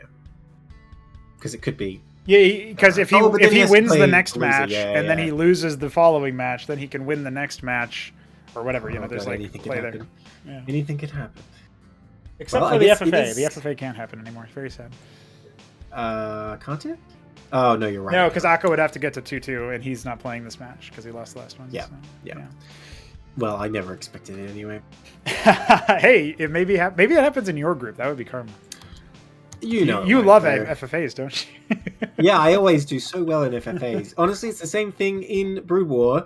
Although I play NHFFA a lot, you'd think I'd know what I'm doing, but I always fail terribly. Pretty good stuff. Pretty good stuff. Hamster is sorry. I He is assume he's saying- sorry that he is ready because he will annihilate Veek this time yet again. I Hey, assume he's saying, like, I'm sorry that I'm about to break your kneecaps, Vic. yeah. You know what I want to Because- point out here? We're on Purgatory. Before this, you know, Veek's up in the top left, Hamster at the bottom right. Hamster defeated Veek by selecting a map Veek made and then beating him on it. Yeah, power move, right? Yeah, and now Veek is going to pick the other map he made that's in the pool. Well, yeah, we don't have that one where he put his little foundry for himself to infest. No, right? So no, he I didn't did have not any add tricks here. Muspelheim. No, that was really funny. Dude, Newt was actually salty about it. He's like, whoever made this fucking map... Terran's the only one who can't take it, and the other races can get tier 3 Terran before Terran. I loved that. I thought that was great. So, Alright, so he's sending out a super early scout again, perhaps anticipating the 6 pool, and you know, we can see Veek reaping the benefits of being 6 pool, but look at this. no, it's gas. He's mining gas. Is he going to do the 50 and then pull? No, it's not for an Avaleth. Hydra straight up, I guess. Hmm. I really would be very surprised if he went for Zorkis, because I just don't think it's very good. And It takes too long to get to, I think. It's both, Yeah. it's 2 mineral and gas intensive, right? It's much more of a support structure. So there it is, Hydra indeed. He's going to keep one guy on gas. That's for the Hydra income. Yep, and I think this is sort of becoming viable again. I don't know if you remember way back when I'd opened this way. Yeah. But I look at how I was playing back then, I'm like, oh, I don't know. So, we'll see. But I think it's okay. It stops you getting those Quas units constantly being kited by Dracodons, which is nice. Yeah, Hamster still hasn't gotten in to look at this. I think he's been dancing around the natural a little bit too much. It's the classic bait. You send the drone to be like, oh, I'm going to expand, you better block me up. But he's going to get in plenty of time. Yep, yeah. So, all right, Hydra stand about 75%. What's the response? Legionnaires. Now, I have said this before, but I do believe that if you go mass Legionnaire and you have like 1 to 1.5x the amount of the Hydra, you can win with that kind of comp. Yeah, I can see it. Quasilist, a very efficient version, of course. Yeah, but there's compared to nothing Hydras. like that available, right? So the Hydras, they attack longer, they overkill. That's my thinking anyway. Oh, but What about Aziracords? Are they any good versus Purifiers? Sorry, Legionnaires. Why do I keep saying that? The Legionnaire, Can we think... rename them, please, just no, to make it easier for me? that's a gross name. I ain't doing that. There we go. We're getting the tickle in now, so Rip. the Legionnaire will finally get the hit. Oh no! Oh, Oh, hey, the whoa! record. Whoa! He's Whoa! actually will not get away still. He's still going to die, but... It was funny. He delayed the inevitable. Yeah. The Scribe should come in for the last hit. Not going to happen. But he not witnesses. He gets XP. This is MOBA, right? You know, even if Hamster doesn't commit in with Legionnaires, he's really containing Veek, because Veek doesn't want to come down the low ground, I think wisely so, because in a couple of minutes there could be like 6 Legionnaires there, and that'd be a bit dicey. And Veek's not really making many draw lefts, because he's stuck on 1 hat-trick production. Yep, he's going to fix that in just a moment when this one finishes. And look at this, a Nexus instead. So you can do this instead. You Yeah, I can think cut that's your the move. gateway production. You can just use your Nexus. I think the Droleth did seed 2 gate, right? So you're kind of feinting that you're going to be going for a very aggressive build. And then here Veek is thinking, well, I'm going to put my worker on patrol, and then I'm just going to sit here and see what I can do, and then, send it out to expand. And so, I think defensively as well, it's decent just being able to send out Purifiers real quick if an attack's coming. What Rogue is the Gallery Rogue coming up. Gallery for? Vagrants, Is he going to maybe? get the Barg Hest? Is that worth it? But Hydras only have 1 armor. It's not that big a deal. I guess Legionnaires don't have any armor pen, so in theory you are giving them 10 instead of 9 damage. But Well, he may not be going for that after all. We'll yeah. have to see. yeah, I'm going to Kabbalist? see a Oh, second you know Rogue what? Gallery. Yeah, it could be Kabbalist. You know what? He is going to go Kabbalist. I've actually seen this. I've lost to this. Really? He just attacks with like a bunch of like Purifiers, Zealot, Kabbalist. Everything just swarms in and kills you because, the Purifiers and the Kabbalist just like are right on their targets.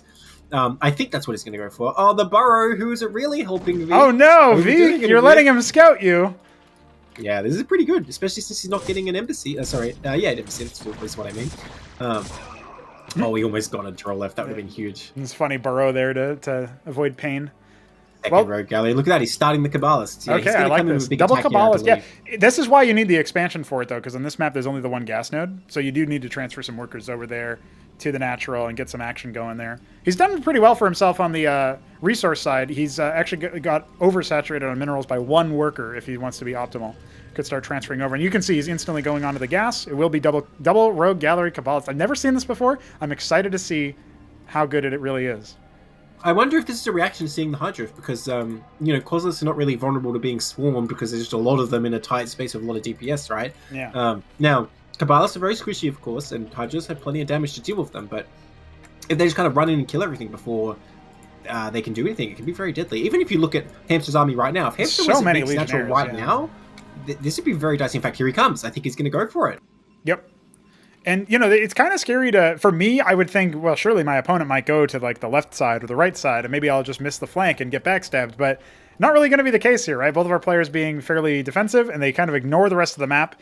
And I'm not sure. Man. That's a cause F. No, yeah, I'm not sure what V can really do here. His worker scout is going to reveal that there's the attack. I don't know if he saw the it's much too late. Kabbalist. Yeah, he's going to fall very quickly here. Kabbalist's going to come in as well. And like you were saying, he has that amount of purifiers. He can really overwhelm these Hydras. And the Kabbalists add a lot of damage. They'll go down so fast. Yeah. They can't even run. No, the teleportation is too strong here. Gonna go fight with the workers, but that's going to be a desperate stand. There's really nothing over here in the natural, or in the main rather, so... Just picking off the workers, yeah. I think this is pretty much game. I don't really see how V can come back from this. Yeah, do you feel like, I'm sort of justified in losing to this? It's pretty strong. I think so. Yeah, the Trollef's not going to last. No. GG. V calls GG. He went for the ski back, then clearly wanted to go for maybe skits again. But that was a really... dominate these ground fighting units. Right, like, I do think that was a very, very strong, calculated play from Hamster to get that dub. And that's a timing attack that if you've never seen it before, and I guarantee you Veek never saw it before, that is deadly. Definitely. So, if you had a bunch of circus, maybe you can hold, but yeah, Hydra Izzy just isn't efficient versus that. Yeah, it's a good response if you see that your opponent is going for something like that. The Quasis can get through the Legionnaires super easy by comparison. Yeah, and even the Kabbalists they do pretty well against. Yeah, I would say the only thing is the Kabbalists can obviously outrun them and stuff. That's the only advantage they have, but that only really applies during harassment.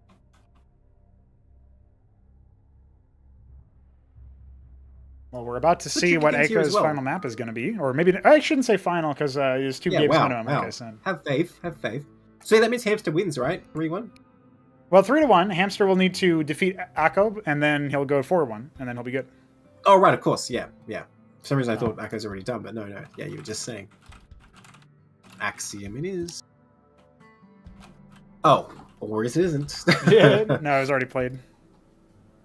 I hope he picks Infinite Velocity and just has no idea.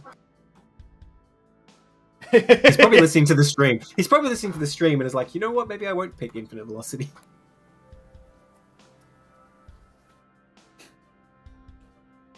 Highwater it is. Okay, interesting. Now this map seems like it's really hard for Zerg to get a stable situation going versus some pressure from the early stages of the game. And Hamster has been kind of pressury, but we'll see. We'll see if Terran can fare better. Well, I'm sure you're aware I've never been a fan of this map. No, dude, but I changed it. I did what you asked me to. Yeah, I still don't like it. All right, let's get it rolling then. We'll see if maybe I like it. Maybe the players like it.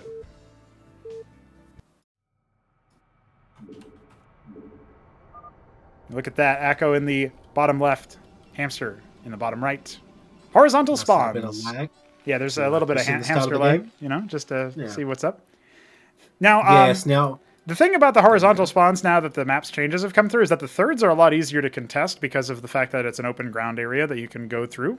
It's like a high ground passageway. I have to say, I think this extremely favors Protoss because you get up on that third area with Dracodons or any long-range unit. I feel like Terran's not really going to be able to do much about it. That said, now with the Phalanxes, I suppose, you might be able to push out there, but still, I feel like if Protoss goes for like a powering sort of opening, he's going to be able to put a lot of pressure on, and Eiko's going to have a hard time doing anything about it. Now, we have a stockade this time, pretty fast stockade. Yes, but it's going to get first scouted by Hamster. This is a little awkward. That is awkward. Look, if he goes for the patented Neblime double stockade opener, put a lot of pressure on because it's close spawns though. But he's getting gas already, so is it going to be one and then a Fulcrum? I wonder. Yeah, he's getting a little bit of S-Beam. That could be for a number of things. Probably not Cyprians. I think gone are the days you make Cyprians versus Protoss. Although if they go for vassals or something like 3 Crow likes. Those were dark days sitting on crossguard making like 6 Cyprians for anything else, alright? Yeah. Hey, we've come a long way. We have, in such a short time too. That's I keep thinking about that, I'm like, yeah, that was like 6 years ago, right? Yeah. Because I feel like that's how much we've advanced since then. It's pretty cool to see. Now, we do have enough Vespene here coming up for... No, he's Starpad, almost certainly, right? Based on this way that this base was moving. Okay. That is interesting. Now, Yeah. I'm all for the bio drop, that's good, but he's going to need more than 1 stockade production, because you can't make enough bio to defend and drop just with the 1 stockade. I think that's what it is for anyway. He decided to move to the top. Yeah, now he's going for it. So, Starpad is coming up. We will need a second Could stockade, as you're saying. Could just be Wraiths. I mean, if he's just being Wraiths, I think that's fine. In fact, I'd love it if he went for 3-port Wraith and just the 1 stockade to defend. That said, with double ramp, actually, it's probably terrible on this map, but abstractly, I think it's a pretty good build. You just get a single stockade and then 3 pads, on 1 base. But these double gateway Dracodon, I don't know, man. It's going to be dicey to defend that with 1 stockade production. Yeah, that's my main concern, is that there's not really much meat in the ground army, and certainly no defenses like anchors or anything. So what is going to be the run there? And even if he gets an anchor, he'd have to get one on both ramps. That's super dicey. Oh, Purifier comes in. That's not he a ain't Purifier. coming out. Oh, God damn it. Legionnaire comes in. Oh, he finds the Starpad too. Yeah, if he had stimmed for that, that would have been great, because he would have killed it before the Starpad finished. But, what's the reaction, okay? He scouts in over here. He sees the 2 gate coming out. Sees the Dracodon. There's a scribe randomly near that 3 o'clock base, but seems to have missed a He's rally going to go for somewhere. Wraith here. Yep, and it's still probably worth making it, even though it's been scouted. It looks like Hamster's just going to keep a Draken at home. He's not making any moves towards making a Warden here. Quarry coming up. Expansion already for Hamster, though. That's pretty crazy. Yeah, seems pretty legit. Now, Veek is sitting here hoping that Akko pulls off some crazy upset, because then Veek can still potentially win this group. But it'll require Akko to win here before we can even talk about how that would play out format-wise. If Hamster wins this, he's the champ. Echo's coming across here, and I don't dislike this army. The Huracan will do work, but it's just only 1. It dies quickly. You need to get one of those guys. Hey, that Nexus timing you were talking about seems a little crazy, and it seems a little crazy because there's only 2 combat units away here. There's a 3rd Dracodon going to finish. The Huracan trying to chase it. The Wraith's harassing while this fight's going on, and even if Hamster notices it, what can he do? He has to keep these units to fight. Yes, yeah. So really nice moves here. Yep. Now, Stim comes out. You might soon come to find why Dracodons are very popular in this matchup, because he'll get kited to death here, but he's getting a Wraith has 3 kills. Huracan making the charge up. It's going to go ahead and debuff the armory. The only thing I don't like about this is that the army hasn't been dragged out, and now it can deal with the Wraith a lot better. But man, he's got the kills. As long as he preserves this Wraith, even if he doesn't, honestly, he's done really well here. He almost got that 5th actually has kill. a worker lead. Yeah. No expansion, though. That's the main thing. He does have the same amount of worker queues. Adding a Fulcrum, has an Anciel. He's got a bunch of workers idle at home. I don't know if he was thinking about building something. Does have a lot of minerals, so we can throw down that Ministry or Treasury. Treasury it is in base. Yep. I think it's fine not having the base, as long as you keep up the weapon production is the key thing, really, because you can't just transfer. Yeah. Oh, lost that Wraith, though. Hero. Embassy coming up That's here, all right. so it looks like Hamster is going to go for the macro game. Could do a push, but I don't think he realizes that he could just yet. He's not as familiar there's in really practice nothing with at doing home. stuff. Yeah. Wow, But that's the yeah, difference. it I really was is. talking about this in the Impetus match, how Hamster realized that he held the all-in with the or not really all-in, but he held the heavy committed attack from Veek using the Gladiuses, and then from that point onward, Hamster knew he can counterattack with the limited forces he has because his opponent is probably going into workers. Otherwise, there'd be still more combat units being made. And so he knew to pressure. I don't think he knows the rhythm of this matchup nearly as much. And so he doesn't necessarily have the intuition that, I should just go across the map with my units. Does Echo know about shamans and clerics? That's what I want to know, because we don't see a vestry. Yeah, he must have had he's them making used Goliath. against him, right? That's my thinking. Wraith kind I of hope darting so. in. Oh, no, it got caught by the Hierophant. Ooh. Ooh. No, narrowly way. escapes. There we Oh, go. it cloaked. It cloaked before it got out of range, I think is why it survived. That's crazy. Yeah, the Hierophant was almost there within range to decloak it through proximity cloak, but not actually going to have it happen. Yeah, the way that cloaking works in this game is so different for people coming from Brood War. That's going to be something. And Neblime, how are you thinking about that? Because if we get that CPL oriented stream up, the Brood War oriented stream up, the newbie tournament, if you will, Like Yeah, I'm well- wondering how can we even do things? You know, how can we present certain mechanics over? I've been trying to do that in the casts, but sometimes here's the there's key. so many You get things. like pretty low skill, low APM players, so it takes a really long time to do anything. So you have plenty of time to explain every little mechanic, right? Yes, yeah, That's how we're okay. gonna do it. I like this idea. Yeah. Observer coming in there. Observer, witness. See, I'm already talking to the Brood The War Brood War players. people, yeah. Yeah, he's got his Observer and his Marines and his Firebat. And... God. And the Like, Goliath if looks any unit weird, is but like looks the same but needs a different name, it's definitely a Huracan because it's so much better than a Firebat. yep, that's why it's a custom model, right? So. Yeah. Although now that it's like a little differently sized, I don't know. Somehow my brain just like, yeah, it looks the same, right? I don't know. That's funny. Oh, Rafe gonna get absolutely annihilated there, but he sees these little Dracula move out. No anchors still. Goliath's a fine unit to deal with this, but you need a lot of them. Okay, he's getting a Phalanx. If you get the Phalanx sieged up here, probably gonna be okay, but it's still pretty scary, and if Hamster runs in quickly enough... Also, if Hamster really just well. goes to the natural, right? Like, that's another thing. Yeah. Anchor coming down on the high ground. No wall to stop them from just pushing through. I'd love to see, like, a stockade having been put there or landed there. Stim pack coming in. the Phalanx. Phalanx is out. Gonna go ahead and You don't deploy want to come now. up this ramp, especially with the Huracan. The Huracan will do a lot here. Dude, he actually sniped the Witness super fast there. I'm surprised about that. However, the Anciel is going to go ahead and get focused down. So, trading Detector for Detector. Yeah, not a good trade for Hamster at all, I would say. Pretty good for Terran here. Now, that Phalanx doesn't really have the range to cover this, and there's no vision there, but Hamster does pull back. It would be quite committal to go on the natural. Get a lot of Masons, but you'd probably lose the entire army, so I think it's fair not to try that. Well, we're adding two gates and an Ardent Authority at home. So, Hamster going to be looking to crack this nut using the Architect, most likely. Although he has the Embassy, could theoretically go for a Cantor drops. Defensive Anchor at the natural, not a bad shot, but he is still behind in Workers, Akko. He needs to scale up that production a bit. Well, I like this Sacrificial Maverick. Yep, Just reveals seeing the what's there. positioning where his opponent is. Love to see a second And if one go to anything like the me, 6 o'clock or something. You'd be like, oh, I'll send the Anciel out, but then you just run it over the top of the army and it dies. So yeah, the Hierophant's it's smart slowing to it send the down. Maverick. You know what's kind of Oh, I didn't interesting? need Hierophant to slow it down. The I could lose it to Ecclesiastes, man. Well, yeah, fair enough. The Anciel actually doesn't get affected by on hits as long as its energy is up. So that's kind of an interesting thing for like the Hierophant debuff. Doesn't apply to it until the shields are down. So theoretically, you can play around. Shield harvesting doesn't apply either. I actually don't know about that one because I'm thinking about on hit debuffs, whereas the Yeah, shield because is that's like like an a event. buff to allies. Yeah, right? it's just like an event that radiates out from the target or something. So what I think happens is that the Ecclesiast hits a unit protected by the Anciel, and the Anciel is the location for the shield buff instead of the initial target that the Ecclesiast had, right? Because it redirects the projectile. So I think that's how it would work. It's going to be Architects here, but I'm not a fan. I think the Phalanx is sort of a soft counter to Architects. You do have to have a lot of them, though. In small numbers, Architects can definitely pick them off, but if you have like 10 plus Phalanxes, Architects aren't going to do much. Now, he's going to come across here. I feel like Echo could potentially take a fight here if he's in a good setup. The Witness And is doesn't have spying this Maverick. little spoke over here, though, so I think the Architect is just going to reveal itself with an attack move. This base, I think, maybe got sighted seeing out, and the Workers are definitely going to get spotted by the Witness, so he's going to go ahead and pull those he back. He doesn't want to go up this ramp. He does not want to go up this ramp, but he's going to go for it. He's going to deploy. The He's very, very staggered. One of those, the two Zealots really doing a number on the first Phalanx there, but this is really good staggering at the Phalanxes. There's just nothing else here for okay. protection is the only thing. Man, he could benefit so much from some Clerics here, but the Ancials are doing pretty well. Yeah, They've plus the absorbed Mason a lot of repairs. damage. One of the Yeah. down another Phalanx. Architect doing some pretty good damage. No Huracans in that Trojan, unfortunately. No, he could pick up the Phalanx if he wanted to leapfrog it, but it doesn't look like that's going to be Okay, the he main fends play. him off. He does not want to keep trying to come up here, though. He will lose more and more. And there's a lot of corpses on the ground. Yep. No, this is a site of carnage for sure.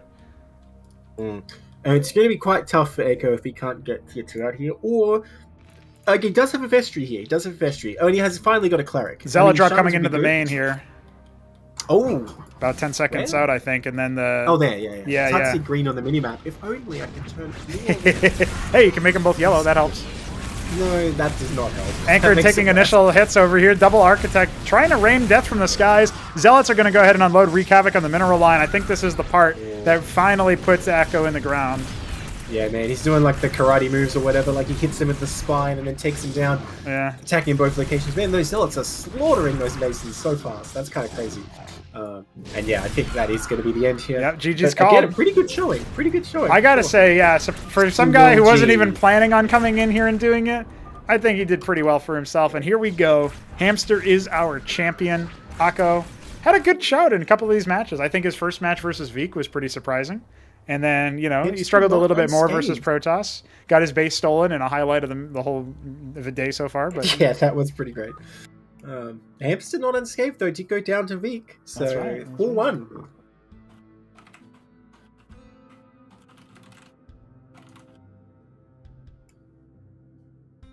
Okay, so now between Eiko and Veek.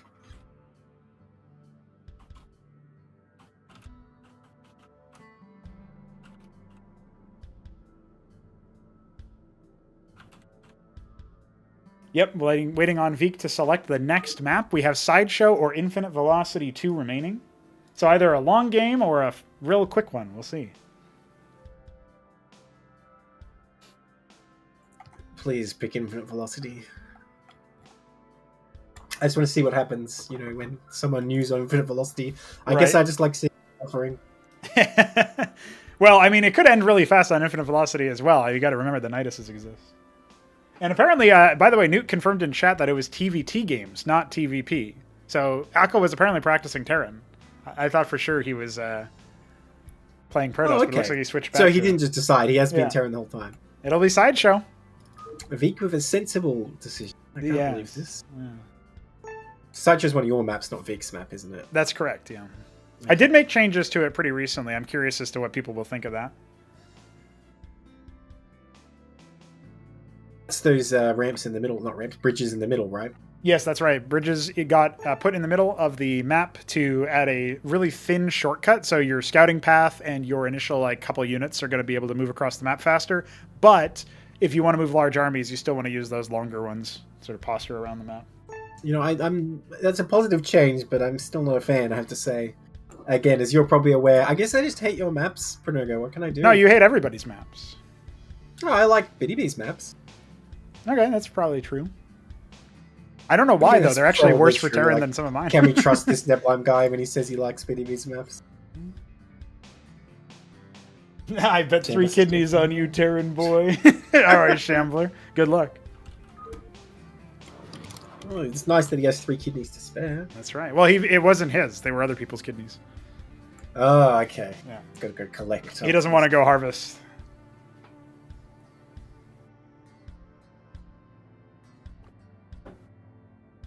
Just waiting on Veek's ready. All right. Let's do it. One more match, potentially. But if Akko wins, we go to a decider. Aw, shit. Veek selected random. Is he actually going to be Zerg? Yeah, he is. All good. All good. All good. No worries. No worries. That's just a way to, you know, flex a little bit or something. Like, yeah, I can select a random, still get the race I need to get. I don't need to pick. Pickings for noobs. Easy clap. Easy clap. That's kind of hilarious. Well, Veek in the top left. Akko in the bottom right.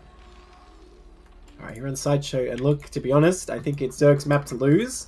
It's so far away from your opponent. It's pretty easy to just, draw up really hard, I think. And even worse than that, if you can get, the Hatchros down on the big ramps down there and get 3 bases, you can have a really, really strong turtle position. So, I'm a big fan for Zerg here. I don't think it's particularly balanced. But we'll see what Eiko can make of it. We'll see if Veek even agrees, because, you know, I talked to Zerg players, they think it's not good for Zerg. I talked to Terran players, they think it's not good to Terran. What Zerg players say it's not good for Zerg? Who said that? Probably Shambler. Yeah, well, okay. Does that count? I know Shambler's in chat right now, he can hear me saying this, but come on, man. You could put him on any map and say it's bad for whatever race he's playing at the time. That's right. That's right. Well, it's going to be an early pool, so we will be seeing that versus the Fulcrum opener. I did like the Stockade opener versus Protoss. I actually thought it did surprisingly well, especially paired with that Wraith. And imagining with a little bit better micro, he might have been able to get some more value out of that. So everyone's saying, Terran's... not Terran, sorry. Bio's bad, Bio's useless at tier 1 anyway. But I think the Stockade's still very viable. I think there's nothing wrong with opening Dude, Green Eggs showed us. I really wanted him to try to qualify for this tournament, because I think he would have done really well. Yeah, was he too busy or what? I don't know. He never responded to any of the pings, so it seems so. Shayla says good for Terran because 3rd has high ground. Oh, no, he lifted the ministry. What? Oh, no! Well, that's okay. It's not that bad. He landed it again. It's not a big deal. It's not like in Brood War the SCVs get under it and you can't land and then you move them and they get under it again. It's like, oh, just kill me now. Interesting burrow and unburrow. I didn't really get much out of that. Does he know? Does he know? Maybe he doesn't know that's how it works. Do you think he does? I mean, surely he would have known. Maybe he'll put a mine down. Oh no, he doesn't know. Or either that, or he thinks he killed it. No, he would see kills. Oh no, wait, come like, back. hang on a second. Wait. This vulture doesn't have a kill. That's No? right. Still doesn't know. Is he gonna start like shooting his own unit with the Cyclops? Oh, maybe. That could be a play. That's how we used to do it with in the old days before we had this mechanic. Wait, I like how the opening's shaping up for Terran though, because if he goes this pool first, Yeah. he didn't come across and do anything with it, and so he's a bit down on work, he's a bit down in production without anything to show for it. He's gonna put the mine. But surely he realizes when he stands on it. Oh, he slowed the geyser down. Well, that was kind of strange. So yeah, anyone in chat who doesn't know, if you stand on top of the burrow unit, you can see it. So that's all he kind of had to do is just move on top of it, and he would have been able to kill it. But oh well, he got there in the end. He did. Now, he put a mine on top, and that's fine. Double K-Grid coming up here. Looks like Veek's anticipating some kind of Cyclops attack or something. He's getting ready for that. And we have the Stockade coming up, so the combination is going to get the Vestry right away. I wouldn't mind just going straight into like Goliath Cleric. Back in the good old Cyprian meta, going straight into Goliath Cleric is actually pretty good too. Yes, that's right. Yeah, Mystery Meat kind of pioneered that, as I recall. Oh, did he? I didn't know. I think so. I think he was the one who figured that out. I was just thinking, by the way, we're talking about like a mystery person. We should have, if possible, one day we should have like Mystery Meat on call. Like if anyone doesn't come to their group, Mystery Meat's going to show up and kill everyone. He's like the threat, so to kind of bully people into showing up. Yeah, I like that idea. Oh look, he's dropping it. Like, hang on a minute, why isn't this spreading K-Grid? Yeah, no, he's figured it out. Wait, it actually was, but dude, he's actually caused some serious. If you look at the K-Grid, it's flipping out over there because it's like respreading over. Oh my god, that's so weird. That's the source of the issues you were talking about. You were seeing K-Grid receding. If you lift and land, it doesn't always do it properly. So, especially doing it over and over again like that, that'll cause it. Well, I'm pretty sure the base in question got killed like 2 or 3 times. Yeah, it could be that. Yeah, so probably some Wait, flags. did you not cast getting those already? No. You posted about them in the chat, so Yeah, I was just reacting to that. So we have a star pack coming. I do like the combined arms approach. Treasury starting here. It has proven to be pretty strong in games I've seen. And if he gets straight for a drop with his Cyclops, even without a drop, okay, well, the Circus being up here, Zerg is very safe, but he can get a pretty convincing contain. Once again, it looks like Veek going to go for all the tech. Always getting the Zorkis. I assume he's going to get a Hydriff as well. I'd be amazed if he didn't get a Hydriff. He might go like Zorius with the evolved Zethracore, right? Like the Vorvacore. I feel like could be a. It's nice good switch. against Cyclops, but what else are you dealing with in Tier 1, I'm thinking? Well, it's not bad against Goliath either, just because the Goliath won't kill him very fast. Yeah. Zorius in general is pretty useful, actually. Yeah, you just can't open with it.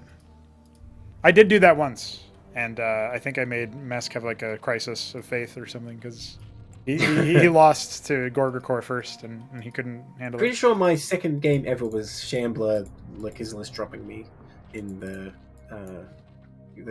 what do you call it? The group stage. Oh yeah, probably. Yeah, he did the Lake is drop or whatever. And I didn't know you could. Yes, yeah, that exact thing that happened to the Droleth over there. So this little line over here isn't bad for doing that. A big overtransfer again, but like I said, a very convincing contain. The Vorvacores will do something, but I don't really think this is a fight you want to take. No, still. At this current stage, you still need the circuits for a big part of this defense. Oh, here's Lakizalisk. But there's an Ancil already in production, so you know what? They're looking not bad here. The Cyclops are really not very good against Lakizalisk, though. You'd think they would be, but Lakizalisk actually kind of crushed them. And just pull back, which if there's more than one, yeah. Using these little new bridges that have been added. Goliath still trying to do some damage to the Avalon. It's good that he left that Vulture behind, but he needs to see these Lakizalisks coming. Like, if he doesn't see those, he's going to be in a lot of trouble, I feel like. Okay, it's another Stockade, which is not really preferred against Lakizalisk. This is all you sad as well, though, so Hurricanes would be useful. Okay, is he going to see it? Well, I don't know if he's looking over here. He's not looking yet. He just panned over. He saw the Lakizalisk, and his Goliath is going to confirm it as well. What is Goliath doing here? It's just 175 minerals and 50 gas of nothing. Well, he's moving out to a weird spot, though. He needs to be careful he doesn't get caught out of position. If the I think he's expecting the bridge. He's expecting the bridge comb over instead of using the longer route, right? So that's where he's thinking. If Zerg did come here on the south route and went into his natural, he would actually run into the mines, then the units sweep in from the north. It'd actually be pretty strong. Yeah, not a bad shout, right? I think more people need to start using vultures as like supportive units, but if you're going for add-ons, then it's really hard to have enough fulcrums to do. Who's got the APM, man? Ooh, look at this Maverick. I like Is he that. Get that. Oh, get him. Oh, he's not. He didn't right-click it. It's too late to right-click it, so the Derelict can go in Still a now. nice delay. Definitely worth one Maverick's life. Which, Oh, yeah, sure. to be honest, what isn't worth one Maverick's life? That's it. That's it. Oh, he's got the Palladium. Phalanxes Yes. would definitely be crushing the his list. Actually, Magicals might still be better just to deal with all these Zephyr cores or whatever first, and then worry about them because this with other units. But it looks like Vic just turtling for now. And you know what? Eiko's on the ball with the work production this time. Up to 50, whereas Zerg's only on 37 draw. If he's looking good, does he know about tier 2? Because I haven't seen him even start saving up for a Atlas. He looks like he might be now. Hard to say. He's also going for a third base at the same time. He's queued up a little bit. Want to get the third. Yeah. I think the thing is with tier 2 for Terran, generally, if you don't have a third when your tier 2's finished, it's hard to do much with it. As Wraith and Anseal are going to be on this Obeleth, so... Oh yeah, nice. It's like the budget Azazel and Seraph combo. Poor man's version. Yeah, we have Seraph Azazel at home. Yeah, that's right. Well, he's not microing, so it's going to be hard to catch that Obeleth. We'll get it eventually. And it is Phalanx coming out. Which, you know, I think the thing about Phalanx compared to Madrigal is Phalanx are always going to be good, probably at any point in the game, mixed Nuga comp, whereas Madrigals can struggle against certain things. Yeah, I think so. You do need a frontline more for the... I guess you need a frontline for both of them. Now, Iral Iris is coming before the Atlas. Usually when this goes down like this, Zerg is ahead. But like you mentioned, Eiko has a lot of power with his economy, right? He's up, and he did just put down the Atlas. It does take a while for any tier 2 stuff to kick in for both players, because not only you get the structure, you get the tech buildings for Zerg or the production for Terran. And the thing is, Terran will be able to get Sentinels up before Zerg can attack, which can be pivotal if Terran's trying to defend here, but Terran does have a pretty strong army. Now, it would be almost impossible to get into these killers unless the Phalanxes can siege them. You're talking about Phalanxes as tanks, by the way, but I don't really like it unless you have a whole bunch of Shamans as well. I don't think it's really worth it. Well, let's see. He's coming in with this Wraith. Is he going to scout? Oh, he sees his Kizla sitting here. That's right. Looks like Eiko is not a ministry type of person. He's all about those treasuries. Yeah, that's an interesting choice, isn't it? Watchdog is being tickled by the... Zeth, and the Zeth is being tickled by the Mason. Get off. Get out of here. Almost Saved. died. Hero Mason. Just a little bit of fire, you know? That's right. Up for a drop. What do we got? 6 Mavericks, 2 Clerics. Pretty solid drop. If it gets into the main, definitely could inflict some damage here. Yeah, there's no None of these tech protection. There's structures- just a Spraith, so... Yeah. Oh, I like this. None of these tech structures going to fall very fast without a Huracan, though. He's actually threaded the needle here. He's going to go in and go right past the 2 Zeths that were here for scouting. Now, Eiko might experience soon why Sideshow's a bit tough for Terran as well. He's going to have a hard time extending and defending all these locations once he comes out of the map and starts attacking. He does need some Sentinels. I'd like to see if he's got like a whole bunch of Sentinels. Yeah, he's got 2k minerals in the bank, so definitely letting the macro slip a little bit here. Well, Huracan's always a good unit. That's what I can say about that. Alright, he does drop in. No defenses. Look, he's going for the Vornath. It just happened to be the first target, so he's going to go ahead and stim now, focus down some of the workers, force a pull. And remember, he's ahead in terms of workers, so this isn't too terrible. But units are going to hatch and get rid of this. Not going to be able to do too much. Definitely needed like 1 or 2 Huracans with this force. Would have actually been able to do things like kill the Vornath if he wanted to. But he's going to move out in response. Because he's only losing like some Clerics and Huracans. You don't really care about that much. So I think it was well worth it. And also just disorganizing the Zerg a little as he moves out with the main army. Now, where's he going to go with this? The Zerg army's pretty big right now. It's not that advanced. The most advanced thing is like Warfare Cores, but it is big. And he didn't bring everything. Eiko needs to bring everything. And this is a problem I saw as well in the game on Titanforge. Yeah. You have to concentrate your forces at the strongest possible army. And this little 3 Lakizlis there. Crushed. Yeah, he needs and in fact, he split again. Okay, but he's actually kind of forced Vic to pull the trigger here. And even though he's split, this is actually, I think, going to be better for him because he's clearing out a lot of the frontline units that the Zerg has. Fighting over this bridge is a little awkward for both players, but the Phalanx deploying on the other side, that's going to dissuade any further going. I agree with you. I think the split was a little bit ill-fated. He does have more units coming in to answer the call that's heading to the 3 o'clock. Yeah, they get a lot of damage done first, though. And like I said, this is the problem. Eiko's going to have a very hard time defending all these directions. He gave up the bridge unwisely, and now Zerg's going to surge across. And suddenly, Eiko's in trouble in both directions. But he's going to unite his armies here. Yeah, he's going to reunite around the middle of the map. Wants to maybe focus that one down. Got some Bacillus. Where'd the Gensel go? Did he die? No, the ant seal is. I'm not sure where it is, but it's not here. It's back Well, at the. It's back at the unfortunately- third. It's back at the third, bottom right. Oh, and all those Mavericks got just destroyed by the Kisleys. 11 kills on that thing with no detection. And there's Tef Zoracor's out as well. Now, Echo's in a really tight spot. His army's been wiped, and he has tier 2 units coming at him, so I think he might be doomed. He still has the economic advantage with the worker lead, but yeah, he doesn't have much power. He built a Wow. captaincy, getting some Heracles. You know, if he still had other units going for it, this would be pretty legit. But his phalanx at the third base is going to get overwhelmed by small arms fire. More and more units coming out here. he Great had stun good from that unit lobotomy capture. mine, but still his Anseal is lost over there in the third. It's still not coming in. If he was producing madcaps, he could definitely hold his natural, but I don't think he's aware. I mean, you have a big mineral bank, it makes sense. You look like, oh my god, I'm going to make these because they cost a lot of minerals. Yeah. Well, he may still hold, but no, look at that Zerg army. What am I even saying? It's amazing he's still ahead in workers, though. He must have had an enormous lead before that 3 o'clock was hit. Yeah, I think he transferred most of them, so he didn't actually lose too many, is what seems Needs like. more ant seals. Starport, Just Mantle. He's just Starport. building all the units, seeing if he can make stuff happen. Here's the Ant Little Seal bit of finally everything. rotating up. Unfortunately, Mavericks are still getting killed. Yeah, that's kind of their job, though. Where are the madcaps? They're all hanging out back at Yeah, the, there's like 3 or 4 of captaincies. them that should be at this ramp right now. Heracles popping out here as well. They're going to use a cliff advantage. Phalanx can deploy, but it's within range of the Bactyls. It's not going to be long for this world as a result. Not even able to get a second shot. They are doing work. Yeah, GG's going to be called overwhelmed and broken at the natural. Veek will take second place, and Akko will unfortunately go winless. You know, it's so strange seeing Heracles like shoot stuff at range. I think it's so weird. Thanks to the cliff advantage. Yeah. I want to see one with like double cliff advantage to really break my brain. But yeah, well done by Veek. Didn't really look in trouble at any point there. And again, Echo's own sort of coordination causing him more trouble than anything Veek did.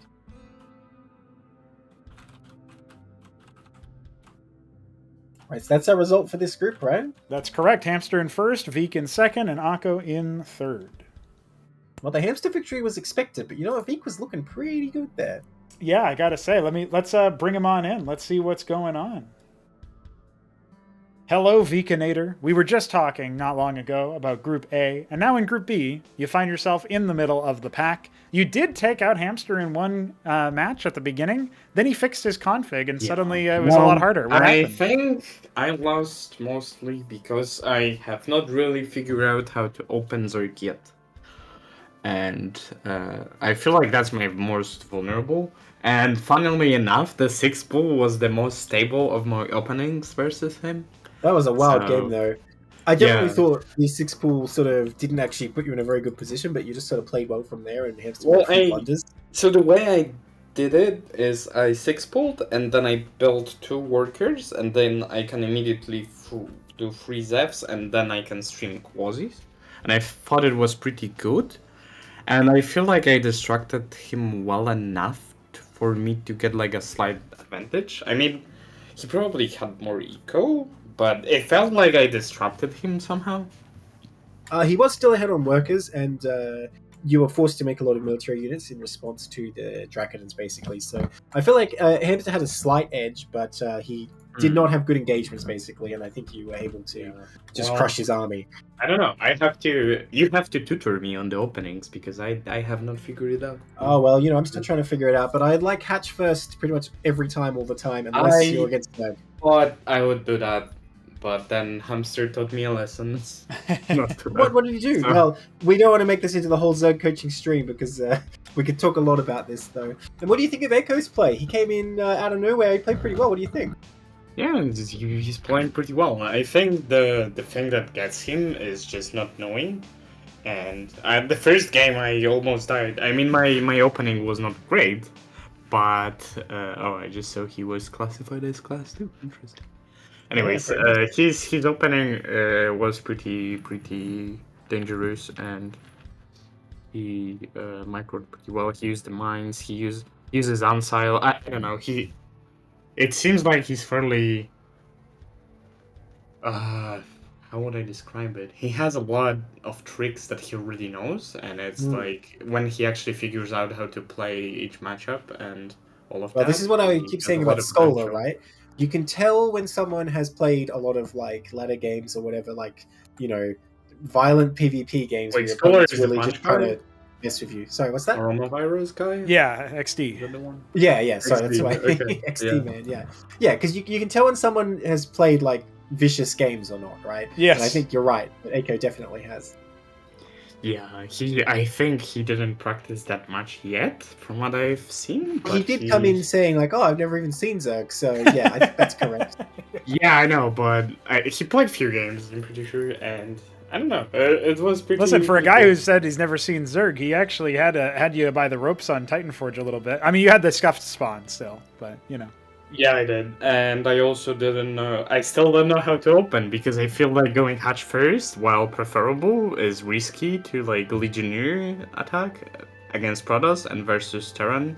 I'm assuming Vulture can be timed correctly to deal damage. I'm not. Yeah, but I sure. think you just have to micro against one Legionnaire or one Vulture of drones, and that's what it comes down to. I think it's still worth it. Maybe. The way to look at it is, if you lose 2 Drolef, say, is that really worse than making the pool? Because you could have made 2 extra Drolef if you have the hatch. That's the way I think about it. I do realize that I don't have to expand as quickly as I would in Brood War because there's 2 workers per patch instead of 1. Yeah, you definitely make it So- in base. I like in base a lot. Yeah. So on that match on Purgatory, I was too quick to do everything. I should have just turtled. And if I had few more Quasis, few more Hydras, maybe the Circuits, I would have held. I just like blanked on the scouting for a little bit, and then was too late. So yeah, and the pool was late too. Yeah, I don't know. Yeah, it's tough with Hydra.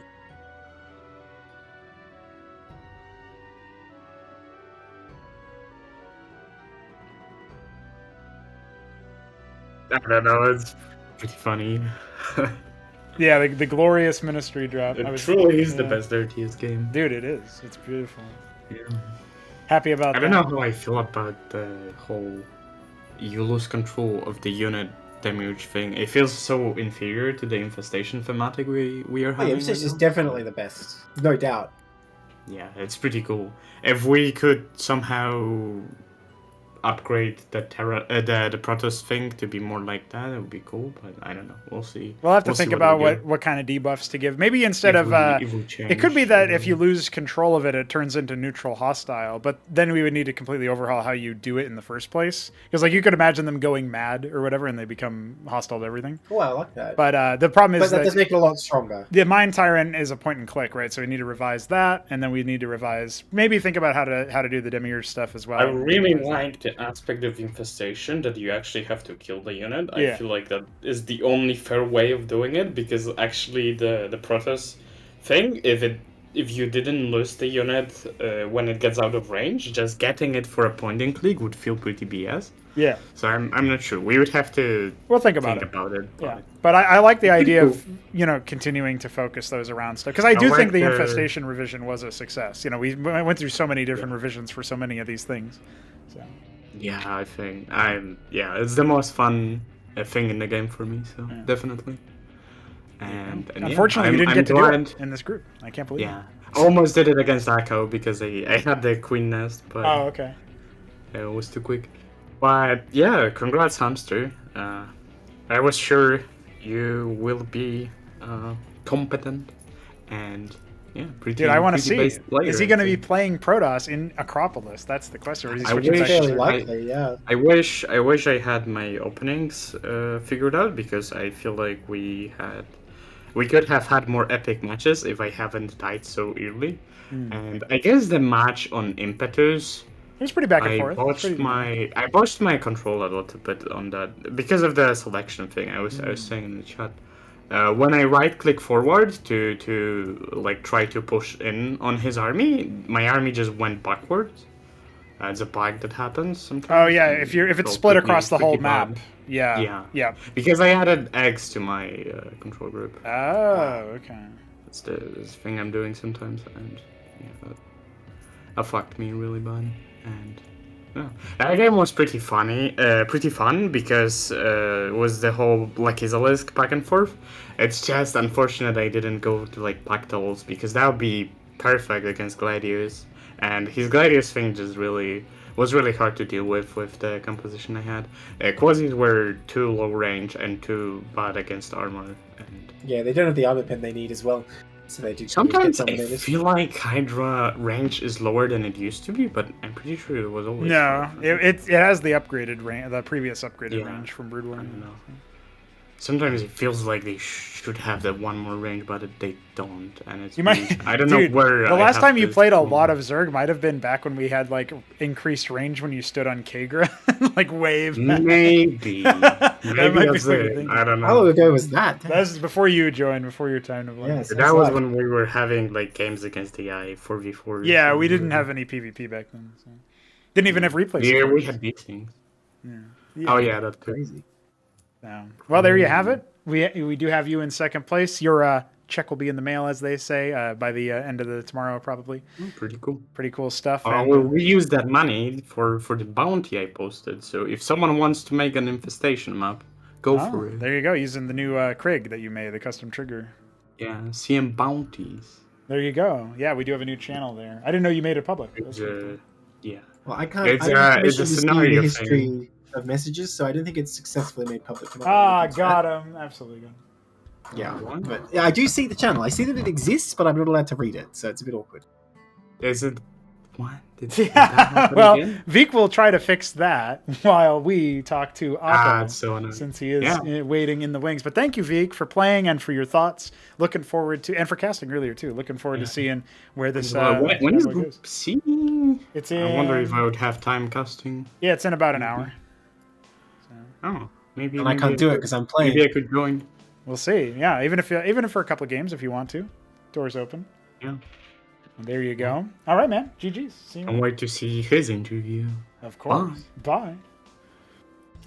All right. Let's bring up the man himself, Akko. Hello, sir. Welcome. Oh. How are you? How we doing over there? Your first competitive debut, tournament debut, etc. And you weren't even originally on the list. So, what'd you say? Yeah, I wasn't on the list. You guys just kind of pulled me in. Yeah, gave you the offer. Glad you could make it, and of course, appreciate you being willing to. I was expecting you to be Protoss. What fueled your decision to switch over to Terran? Well, okay, so how do I say this? My total match experience on this game is probably less than 10 matches in total. And out of those, I played like 3 matches with Protoss and 7 matches with Terran. So I was like, oh, I guess I'll just go Terran. But I'm really just learning the game. I scrolled back on the screen while you guys were talking just now, and I looked at what you were saying during my matches, and it was very funny for me how intentional you assumed the things that I was doing. When in reality it was more like, oh, I've never built this unit, I wonder what it does. And then you're like, oh, is he stream sniping? He made the perfect unit for the situation. And I'm like, aha, yeah, totally. So I don't know. That's pretty good. I mean, I expected to lose, right? You have people here who actually practice the game, at times learning the actual game. I've been messing with modding stuff files so far, but I think the game's very interesting. I'm positively impressed from everything that I'm seeing so far.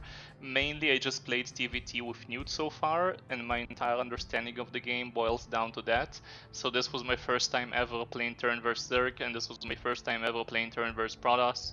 And the main thing that I would say is challenging, other than the fact that I have no idea what I'm doing at all, is that there's a very exponential nature to the macro management in this game, and it just kind of goes out of control very quickly, from being kind of slow and relaxed early on into just quickly like, oh, I have so much money, what do I do with it? And then I look at the construction grid and it's like, oh look, there's like 10 different buildings. I have no idea what any of them do. And then just by looking at that and wasting a couple more seconds trying to figure out what to do, my units are out of position, they all get slaughtered, and I'm like, I'm just not fast enough to keep up with this. I really think that it would be great if more people play this game, and having some strategy guide and having some, I don't know, like a basic flowchart of you want to do this in this matchup, and then when you see this, you follow up into that. When you see this, the counter is that. That would help new players get into the game, because I don't mind it personally. I really like the RTS genre, and I've been playing a lot of RTS games, but I think a lot of people would be intimidated from just the sheer amount of stuff that this game has, and they would give up on learning it on their own. Having some starter guides that explains, you know, this counters that, this is good to use, and so on, would go a great way to helping beginners pick up on this game. Well, also, I know that one of the things that you've been doing is trying to understand how to maybe rank order the value of stats or resources or cost efficiency of different units, right? And then you said that you, after playing the game, you maybe had to reevaluate your initial thoughts of how to weight those stats. So I think what I'm alluding to here is that even though we've seen a lot of development, and like, Vika and I have been the ones who've been really making a lot of this development, we've had some support from the community for sure, and then we've had a lot of people playing it. Well, I say a lot, but like there's some top players who grinded out like hundreds of games and stuff. Just because all of that is true doesn't necessarily mean we even know the answer to what you do when you see a certain thing. Like, there's probably many answers, and maybe there's like one that's like really, really good overwhelmingly, but we haven't found it yet or something like that. And so part of that is because of how, you said that there's this combinatorial explosion of choices and the way that the macro overwhelms and stuff. I do think that that kind of situation can enter into a territory where you're not really sure how to weigh a certain operation or a certain option. And then what do you do from this flowchart, like you're saying? But I do think that you're right in saying that a couple of little things here and there that say, hey, you can do this, you can do that. These are valid strategies. These have worked in the past. That can be a good choice for something to help new players figure things out. Because, you were like, oh, do I go Stockade? Do I go Fulcrum? And then Neblime was saying Fulcrum is currently meta, but Stockade seems pretty good. It's just, what can happen? What can you do? And you kind of had to take the bull by the horns in this event, since you're up against some of the stronger players we have. I would like to point something out, that in a more purist view of looking at RTS as a whole and not in a specific RTS, there is a very thin line between what makes a unit good between the terms of its mobility and the terms of its raw stats. Right. And what I mean by that is, fast units are infinitely better than slow units because of a very basic principle, which is they can choose when to engage. And if you can choose when to engage, that means that as long as your army is not better, you can always just retreat, and then once your army is better, you go in. And that's a very big advantage in any RTS game. Now, one thing that is very different between Starcraft and many other RTS games, such as Command & Conquer, Age of Empires, Total Annihilation, and many others, is that Starcraft tends to be a lot more choke pointy, and I see that this trend carried on into this mod. What I mean by this is that there's very tight corners, whether it's bridges or just small terrain chokes, where units can get through, and you can't really get to certain places without going through those points. And this matters a lot. This has a huge effect on gameplay. Like, it's a common misconception to think that the original Brood War is a balanced game. It is absolutely not a balanced game, but the thing that makes it balanced is the maps. People purposely create maps, test them a lot, and whenever they see that the map is imbalanced for one or several races being too good or too bad compared to others, they just discard that map and nobody plays on it anymore. Yeah, absolutely. So the game is actually not balanced at all. It's the maps that make it balanced, and the way that they make it balanced is by restricting unit mobility with choke point layout. And in a game like Cosmonarchy, which is not really figured out, this has a huge effect on what is effective and what is ineffective, because depending on how open the map is, depending on how open the paths are, certain units become better or worse. The easiest example would be that a certain amount of ground units can line up and shoot, and then beyond that they can't. They would just sit on the back lines, and they would just, like, their attack range would actually just not reach what's happening on the front when you're not in an open field and there's a choke point. So this has a great effect on the unit strength and how effective it is.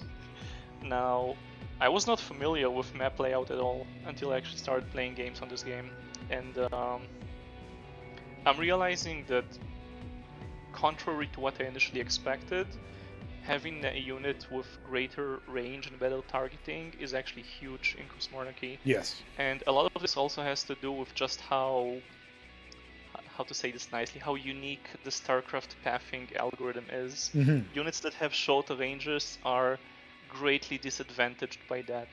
So yeah, so just this kind of stuff has to be taken into account to value how good everything is and how bad everything is. And from the strategies I've seen so far, mainly from stuff that Newt has been doing, because I've been playing with him before this tournament, it does confirm to me that the main two options you want to go for is very high mobility units or a very strong push army that can fortify a choke point and then just make it impenetrable.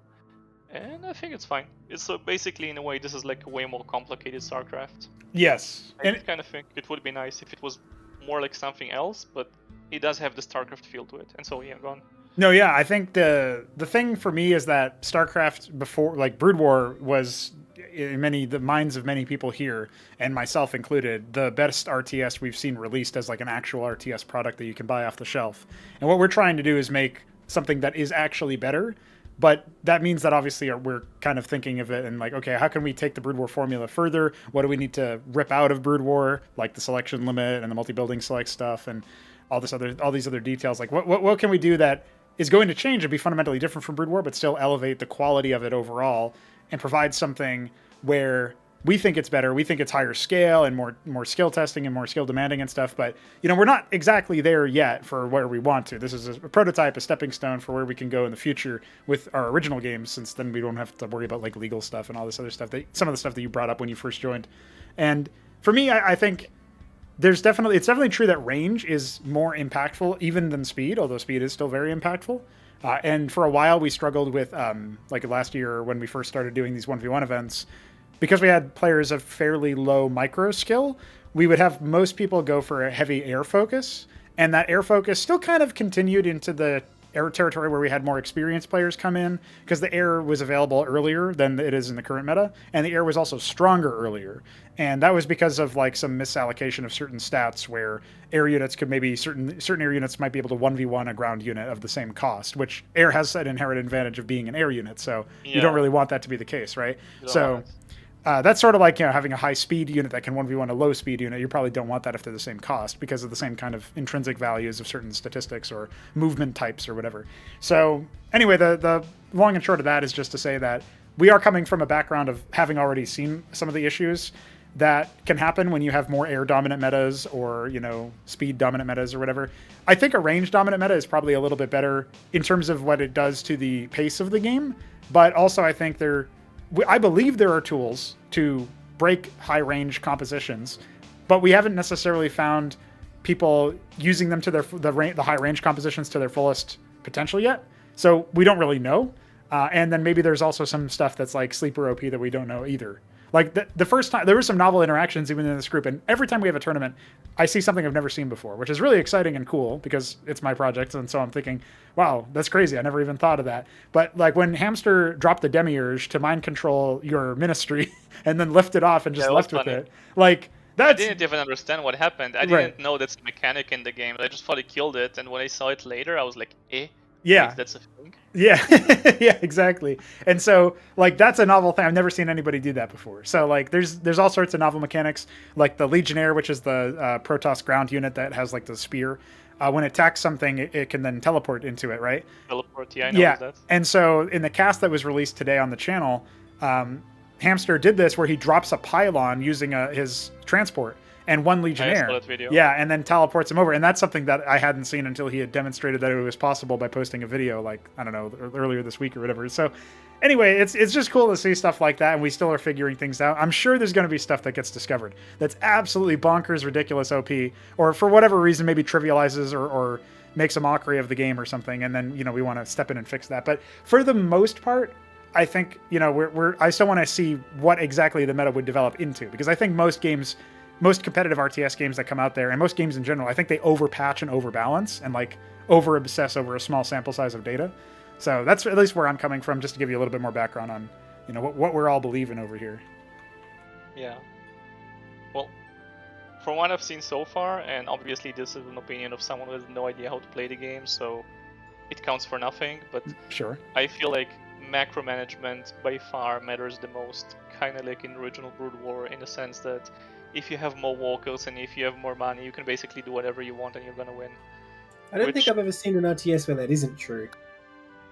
Well, it's not that I think that isn't true for all RTS, but I feel like the amount of APM that macro management takes as you reach into the late game it's kind of an issue because that takes away from actual unit management, army management, doing good positioning in battles, and essentially, if you know that you have more stuff, you can just attack, move, and win because you just have more stuff. I think it's more fun in an RTS if the macro management aspect takes a lot of decision making, but not so much in the APM aspect, and most of your APM can go into actual unit control and battle control, which... But they've tried that, right? They called it StarCraft 2. It was Nah. so-so. I think StarCraft 2 has other issues. Yeah, but I'm saying the macro is not that intensive in terms of APM in StarCraft 2. That is true. That is true. Well, I'm super biased, right? Because again, I don't play just StarCraft-like games, which is basically just StarCraft and Warcraft. I play a lot of different stuff. Personally, I really like the style that Total Annihilation has, where you get a lot of bases very quickly. Essentially, setting up an expansion costs almost nothing, and you instantly go and basically half the map gets split for one player, another half for another player, and then you're constantly harassing each other and fighting all over the map. And this also affects strengths of units, because now all of a sudden a very high range bulky unit might not be as effective as a fast unit that can get around to places and defend multiple points more quickly. And I feel like there's more player interaction like that as well, instead of one player just being like, oh, he's trying to attack, so now I'm gonna defend. And now he can expand, and now he sees that he can't attack because defenses are more cost efficient, so now he's gonna expand, and now I'm gonna move for an attack, and basically have like this passive aggressive back and forth, but essentially it's one attack that decides the whole game. I think it's more interesting if you have a lot of attacks constantly going on throughout the entire game. But again, I'm uneducated about high level play in Cosmonarchy, so I would like to see what the game becomes, you know, when everybody's better and when I'm better, but I've seen some videos of other people playing, and it feels like this does end up kind of being passive-aggressive because of how many choke points you have on maps. Well, I'll also point out about what you were saying. I think it's very true what you say that Brood War is balancing maps, but the important thing there is that Brood War, unlike pretty much any other RTS, it's actually difficult to move your army through terrain. I think that's the more important thing than the fact that a lot of effort has been put into the maps. It's that Brood War functions in such a way that maps will be more impactful. And so when you say that about it being difficult to attack in, that's really just a function of Brood War anyway, and the maps can't really fix that. Well, I think you could maybe mitigate it a little bit, anyway. But I think what I'll say is, you said about that, the Total Annihilation style RTS games where you split the map very easily, you get really fast, like high base count. I would argue that as you play or maybe see more Cosmonarchy at a higher level, when we get into those kinds of situations where you do see split map scenarios, like 5-6 bases per player, maybe more, I think just like comparing it to StarCraft 2, comparing it to Total Annihilation, I'd say the same thing. I think it feels more impactful or more interesting or more epic because it took effort for both players to have parity between themselves in order to get to there. Like, you have to earn it, or you have to scale up to it more. Like, it's not just a matter of course that you're going to have, say, 5-6 bases or what have you. And so, I mean, it's down to personal preference in some ways. Like you said, that you're biased in favor of those kinds of games where you get that more as a guarantee. But I would argue that maybe you'll find a different kind of genuine satisfaction and pleasance in the idea of, hey, look, there's we got to a split map scenario because I held the early attacks and then he held my early attacks, and there was a back and forth. That in order to guarantee that we got to that situation, it was because other plans didn't go exactly as we thought. So at least that's my 2 cents. That's what I like. I like the idea of scaling up there. I do want large scale stuff, just like what we see out of the Total Annihilation style games. I want that large scale, but I also want the unit individuality to matter, so that we have these abilities for smaller smaller units to have impact, and like small, I guess, a cascading series of success or failure should be required for victory, instead of, like you said, one battle deciding everything. I think at the higher level of Cosmonarchy, it is actually a series of fights that dictate it, which, maybe that could be splitting hairs in some ways, because maybe it's one really long fight that lasts for, 2 minutes or something. But whatever the case may be, I think we can maybe see that as the end state for what this project has to offer.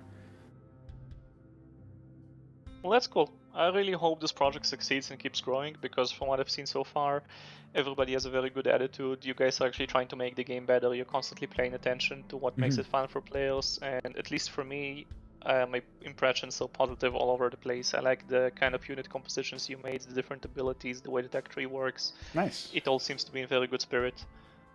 So I would love to play more in the future.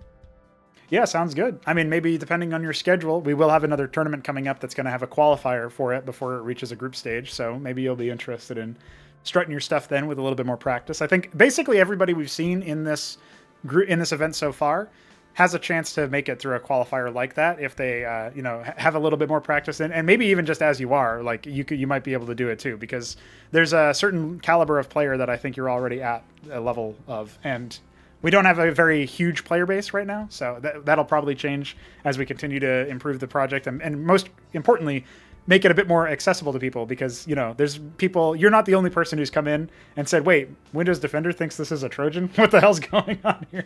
And then took a moment to really look at it, right? So like that is a limiting factor for people. But the more people who try it or sniff it out, or put it in a secure area and then realize, oh, it's not doing anything untoward, and then testify as much, or are part of the community and saying so, can I think the easier it'll be to explain to people that that's not actually a problem, not actually a real virus. Wink.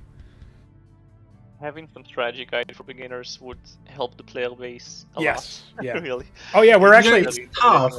Because this touches on why I don't do as much Brood War coaching as I used to. You don't want to commit to anything, because someone will come in and probably justly point out things that are wrong with it. It's not that what you said wasn't helpful. It's just there's always ways that whatever you put out there can be improved. So it makes it a bit tricky to even put any specifics out there. Well, Neblime and I are planning on doing a stream where we cast together from Brood War, like the idea of people coming away from Brood War. So I think that there's isn't going to go from a coaching perspective, though. That's just going to go from a learning how the game works perspective. Yes. Oh yeah, fair enough. I'll be roasting people for not making workers though. Yes, as usual, as always.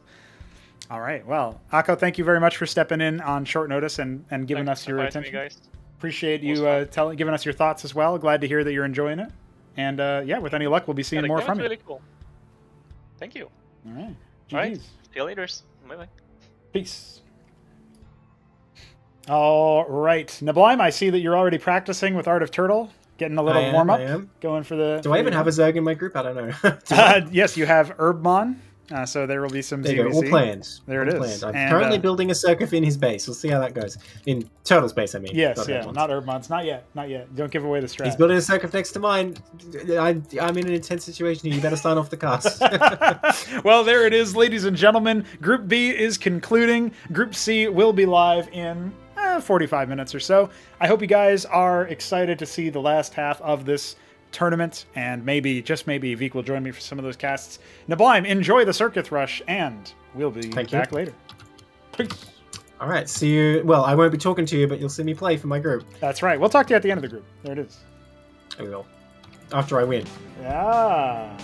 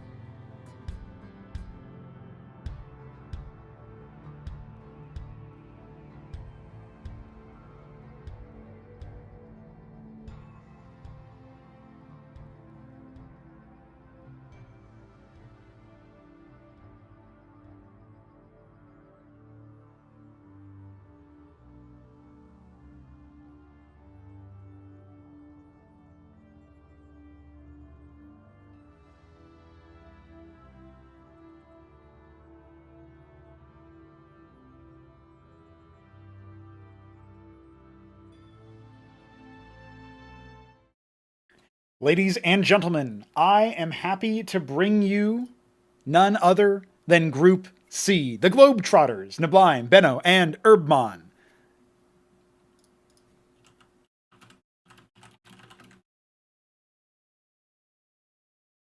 And we are in for the match.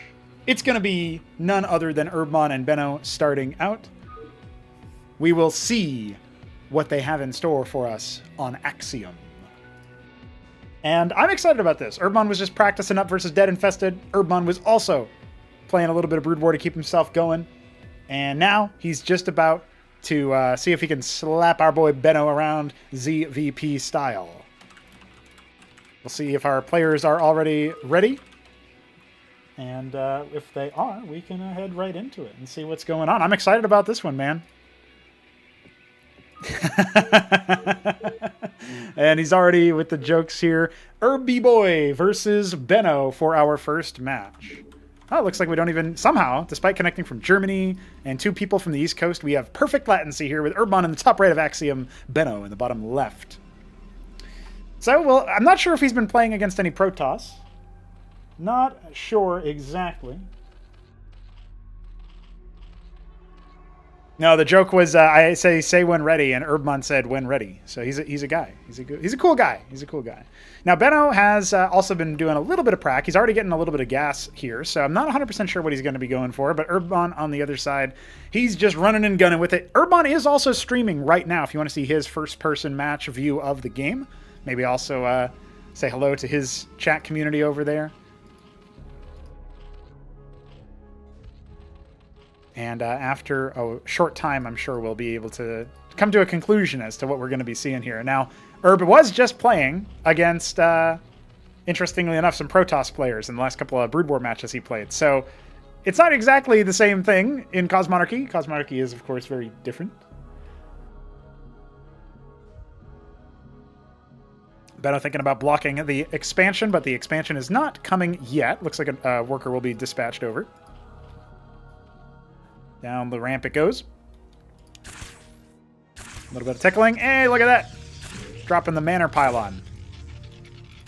And straight over to the third base he goes. So Benno will have a more advantageous situation to siege in. I'm sure he saw that third worker, but will he know, or second worker rather, but will he know that it's actually going to be a hatch? And the pool is going to finish, but there's not going to be enough economy for any significant amount of combat units. It will be a Zethra core first. Gateway nearly complete here for Benno. So he'll, chase out the scribe and pick off this pylon. But if he goes up to 3 hatch early, he might not be able to defend the Drakidans in the early stages of the game. He is getting a decent number of Zeths, of course. And this pylon's actually almost already brought down a little bit. So there is that. And he's even going to go ahead and sandwich it. Benno not having the reaction time to pull away. And here we go. 4 Zeths are going to come on down. Another pair on their way as well. I was not sure if HerbMon was going to just charge across the map with them, but it looks like he's going to clear it instead. Still doesn't have the mineral income to actually take this base just yet, but will it be enough? We have a Legionnaire out. That's not going to be too good versus the Zeths.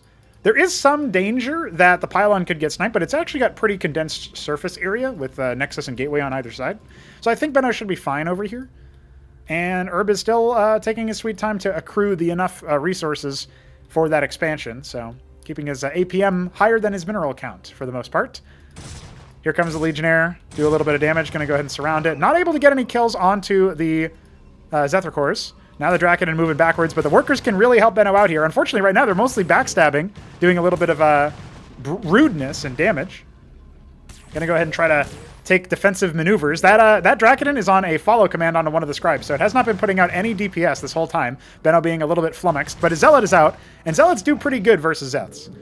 Herb is not 100% sure if he wants to contend with this yet. He did put some hull damage onto the Legionnaire, and now the Zealot's actually very, very low as well. He is going to kill the Legionnaire, but the scribes are able to riposte his attack by stacking up like that. And now our players are at even workers. We've got plenty of production here for HerbMon as he is getting his 3rd hatch on the way. And I'll take this opportunity to set us to high latency because there is an issue with the turn rate a little bit. Every now and then you'll get a stutter, so we're going to fix that up. Now we know for the future matchups if these two duke it out against each other again. The world's laziest Draken indeed. Benno having a little bit of a rough go of it. And look at this. Neblime is casting even from the chat. What a guy. All right, there we go. We are going to see the third hatch come up. This is very easy punish for the Protoss force, but it does feel like maybe he's having, Benno himself is worried a little bit. He's going to go ahead and re-scout, so I like this move.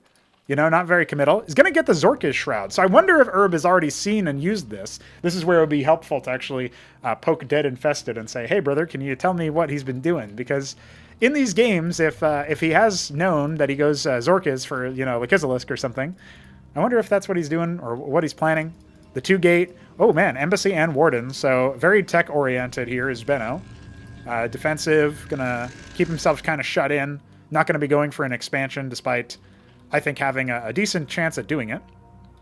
And it is going to be a Zeth Flood. We did see a large number of them being made. Workers being made behind it. We've got a defensive Kagran. Is that going to be a Spraith? Not sure. It looks prime Spraith material to me, but if he's worried about, Zealot run-bys or something in the early stages of the matchup, that could be a thing. Scribe is going to come on down to look for an expansion, although Benno is a little ways off of being able to do that. And he did not reveal the Zeth, so he doesn't know that it's there.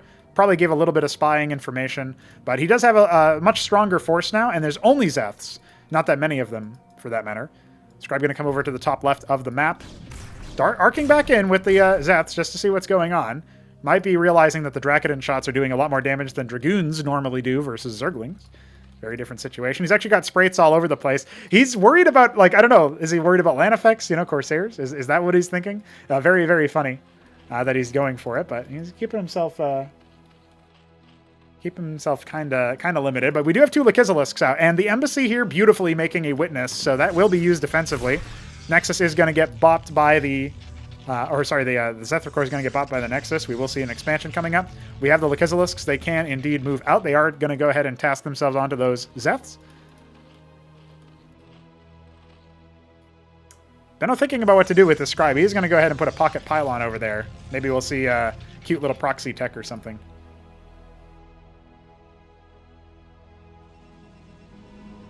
Second witness on the way is going to scout this force. That should prompt this witness to be pulled back, but actually Benno hasn't paid attention. So there's the burrow. Zets can sort of gatekeep there, and Benno is a little bit more timid than he needs to be there. So the pylon will probably get focused down. Lakizalisk is going to go ahead and burrow. That is a very forward Lakizalisk. He's got to remember that you can just step on it to reveal it. I was able to educate him on that particular feature, but here comes the witness to just reveal it even without that. It is going to get focused down. A lot of Zealots and a lot of Legionnaires did go down over in this engagement. Narrowly going to miss out on killing that last one, but he did thin the herd quite a bit. However, the Lakizalisks are very expensive on gas, so that is going to prompt more hatches. We love to see him keeping his money low. Going for the den. Not going to evolve anything just yet. Is aware of Tier 2. I did let him know about it and how it massively expands your options, but he's going to go for the den. So far, he's made 1 unit per structure, right? Hydras, Lakizalisks, and Zeths, and that's it. So Zeths are going to go ahead and charge on in, interrupting some of this army, kind of async Zealots off to the right side. But there's 6 Dracodons massing up over here. The Legionnaire narrowly avoiding defeat, despite its best efforts. Going to move up, try to contend with the natural choke, but the Lakizalisks are here, right? So he's going to go ahead and cycle around. A Kagran being dropped at either entrance of the 3rd, blocking stuff like that. And the witness is still here in the general vicinity to detect this, but I didn't like that push up from Benno. That was a little bit risky, and actually with the Hydras out here, I think for sure he's going to end up getting surrounded and destroyed. Many Dracodons going down. Only a small spattering of Protoss Gateway forces remain.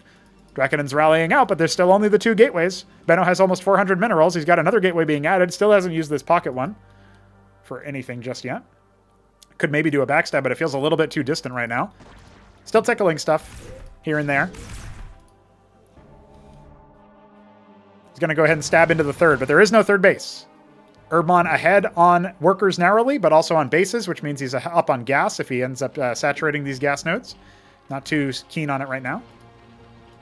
Just going to continue trying to contain with Lakizalisks. He's going to go ahead and push forward.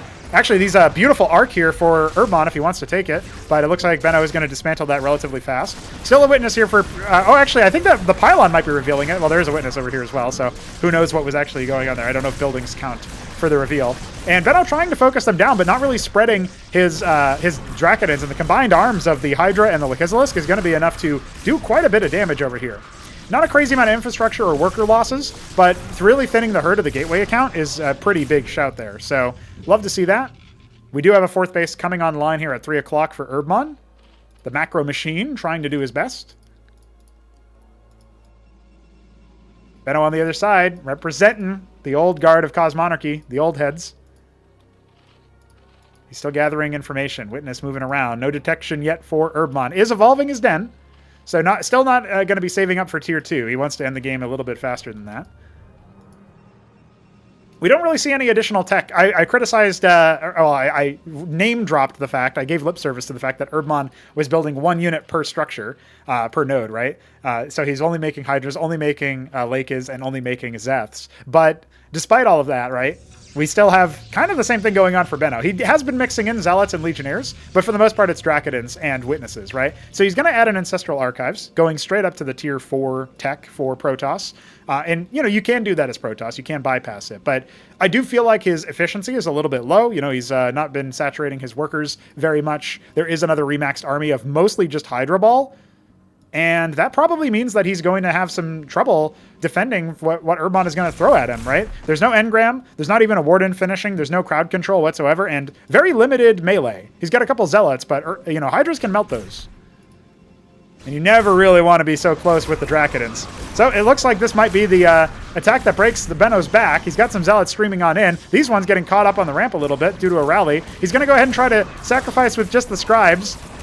But it looks like there's really no punching power here left, and that's going to be a lot of dead workers for Benno. His Ancestral Archives will never see the light of day. GG called. Neblime will face HerbMon in the second match. Benno dropping on down. Initial predictions. A little bit out the window there.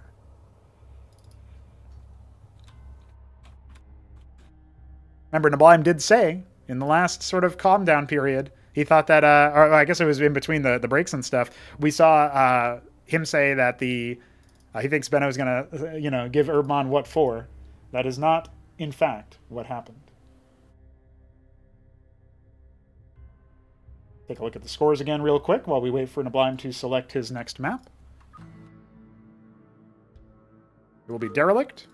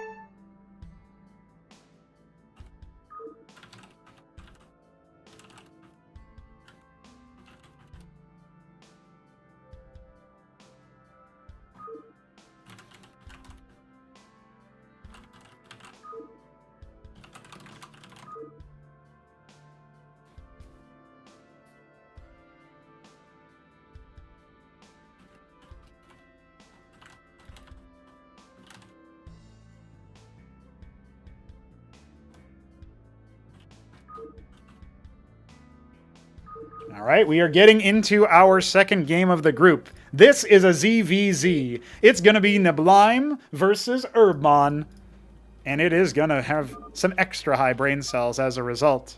We've got HerbMon in the top right, Neblime in the bottom left. It's Derelict. 2 bitty maps back-to-back. Axiom, our starter for the group here. Derelict, the selected by the challenger.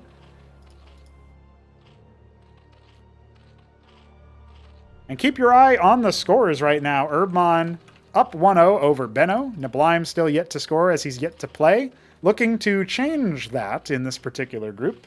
You got to give Neblime the favorite tag. He's just been playing a lot longer. He understands how Zerg work. He's even played ZVZ versus jakulangski and I don't think Veek, but definitely versus Art of Turtle earlier today. So the guy knows how to play this matchup. HerbMon, he's coming at it with Brood War sensibilities, and those did carry over versus Benno. But they just as easily could have backfired. It's going to be a pool first out of Neblime, as he scouts off of that as well. It's going to be a pool from Herb, but he's obviously a little bit more concerned about steady worker production. So his is more like a 9 or 10 pool, whereas obviously the Quaseth pool here for Neblime was closer to 8. And I am in agreement with chat. I think this is going to be a very hype matchup, but it could also fall a little flat. You know, it really depends on whether Neblime hits him with the 1-2 punch. He's got triple Quasilisk, and that is going to be a lot, right? That's going to be a lot of power given over to it, so...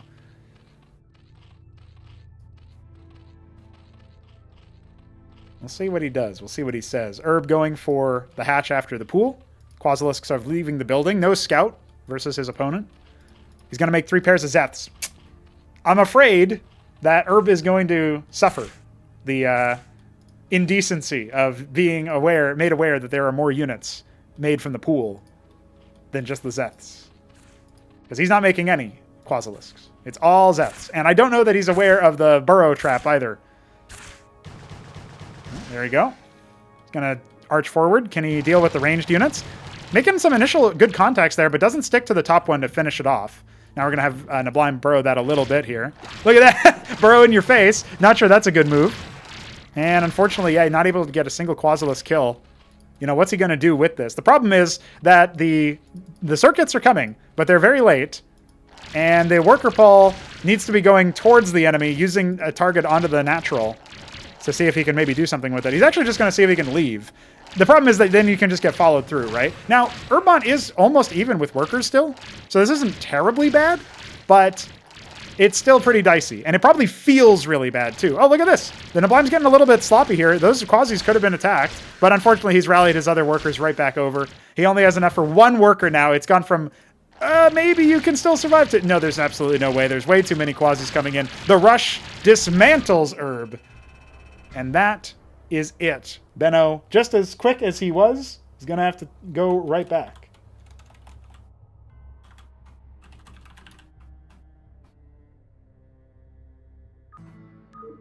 Clearly not expecting the quick knowledge check there of what do you make versus Quasilisks.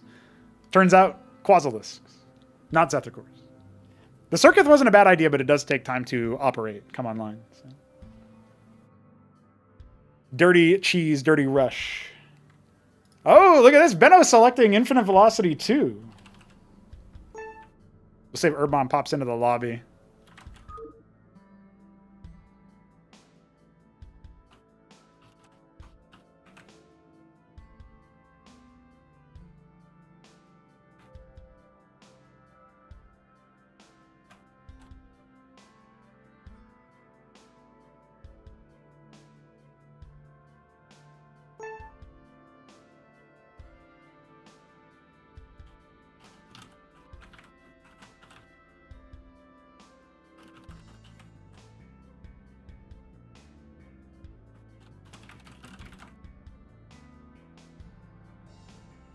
This was made by the Beaver 99.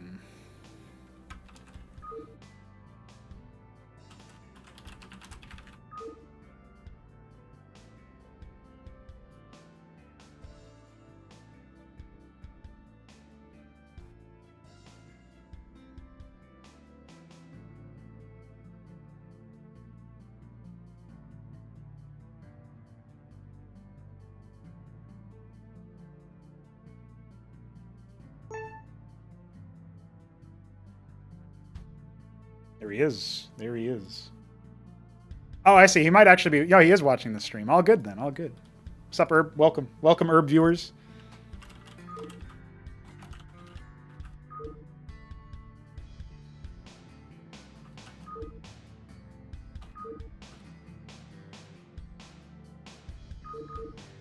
All right, we'll be going to Infinite Velocity 2.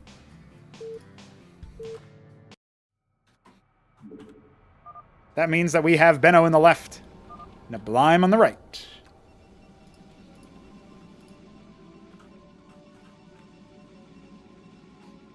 Now, in ZVP, what you can do is what HerbMon did when it comes to the matches that were played.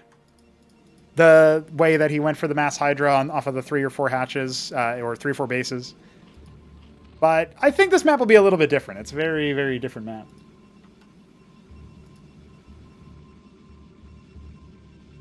Very surprising that Benno decided to pick this map. It's an enormous map, but it is linked using these Niduses, which have Atlases blocking ground path for 4 minutes.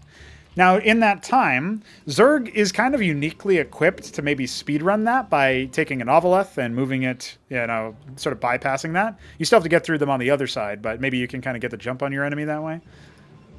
But it's probably a very niche strategy. We got a gateway coming. See what Benno is up to, what he's thinking here. That's right, it's twice the infinite velocity. Twice the infinity.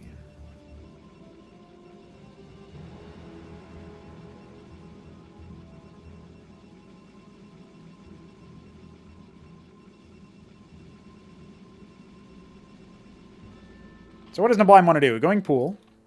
Got his hatch at the ramp. And he's going to go ahead and worker scout. On this map, you can do it pretty late, because it's going to get there late anyway. Although, if your enemy's going to make a beeline for the Atlas, it might still be prudent to go a little bit earlier. But I think at this stage, you'd still be able to get there. The thing that DPSs down the Atlas the most is the Dracodon, because it ignores, it's least efficient or least effective by armor. Zealots attack twice, Legionnaires have lower DPS. Obviously, Ecclesiasts are not very good for DPS, and Hierophants are also more of a supportive debuff unit. So when you factor it in that like that, if we were going to see a rush down the Atlas, you'd probably be seeing the Dracodons there. And you know what? If you're going to be rushing these down, that also makes you a little bit weak to the ramp. So there is a dynamic to it. And look, a Dracodon is going to finish. Is it going to target it down? It's just going to stand guard right now, it looks like. Yeah, when these burn down around the 4-minute mark, the Nidus paths will open up. We actually have the Zets starting to work on them. One pair of Zets, everything else quasis by the looks of things. So Neblime is going to go ahead and confirm the scout using his worker. But here comes the Dracodon.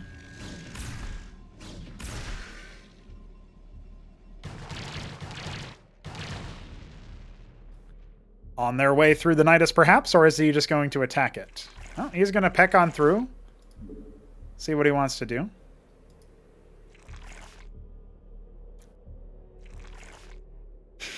Just deaths. That's it. He wants to leave little burrows here and there. That's it. What's his plan? What's Neblime thinking? We've got 2 Zealots in production now for Benno. Again, 4-minute mark. That's when those blow up normally. There's something going down over here. Neblime's got a strategy. He's definitely the favorite in this match, but this map can go either way because of the way that it's... bizarrely, you can choose to just bust down the Nidus if you want to, but doesn't seem like that's what the choice that is going to be made here by Neblime. Working on a Circuit by the ramp. I think what he's doing is he's expecting his opponent to move on through, but he's destroyed the Atlases, so if he doesn't remember that it's the 4-minute mark that he's got to prepare for, there we go. He's going to go ahead and blow it up. No worries there. So, everything cools down. We got an expansion out for the Zerg player. Nexus off-center, but... we won't, we'll pretend that we didn't notice. And now the ground army moves out towards the southern side of the map. We'll probably see some crazy, crazy action on this map due to the fact that it is so far away. A little spy has been established. Ground units spreading their legs, stretching their legs. Embassy nearly complete for additional worker production. Benno maintaining a worker advantage. After the witness, maybe he'll be going for scribes. Minor engagement over here. Not going to go ahead and connect on any of those Zeths. What are the lasting casualties? Second Kagrant. Not going to go for a third base just yet. Neblime sharking around. He is making an Ovaleth as well, so this Kagrant could just as easily go somewhere else.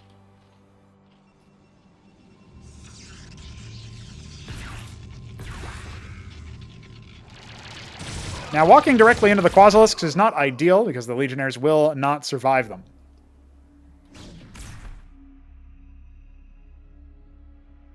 And yes, welcome to the stream, the new people out there. We got Chipmonger and HerbMon. Dude, who's who? Who are we going to remember?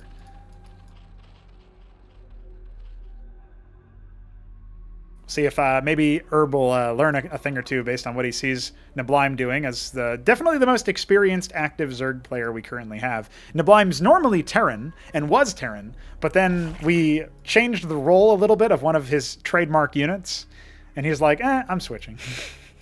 So that's kind of funny. But ever since then, he's been like, dude, Terran looks so cool and fun. Grass is always greener, I guess. Double Circuit as he takes his 3 o'clock position for his third base. Bit of a mass up over here. 9 o'clock not yet in the sights of Benno as he's continuously making witnesses to continue to spy on his opponent.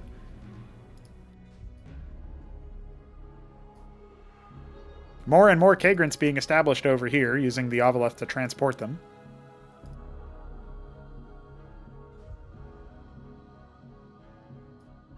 We're seeing a bunch of Zeths just spy on potential bases. The only one that he's not sure about is 9. And 9 is not yet taken, so that's maybe what this Ovoleth is going to go ahead and confirm.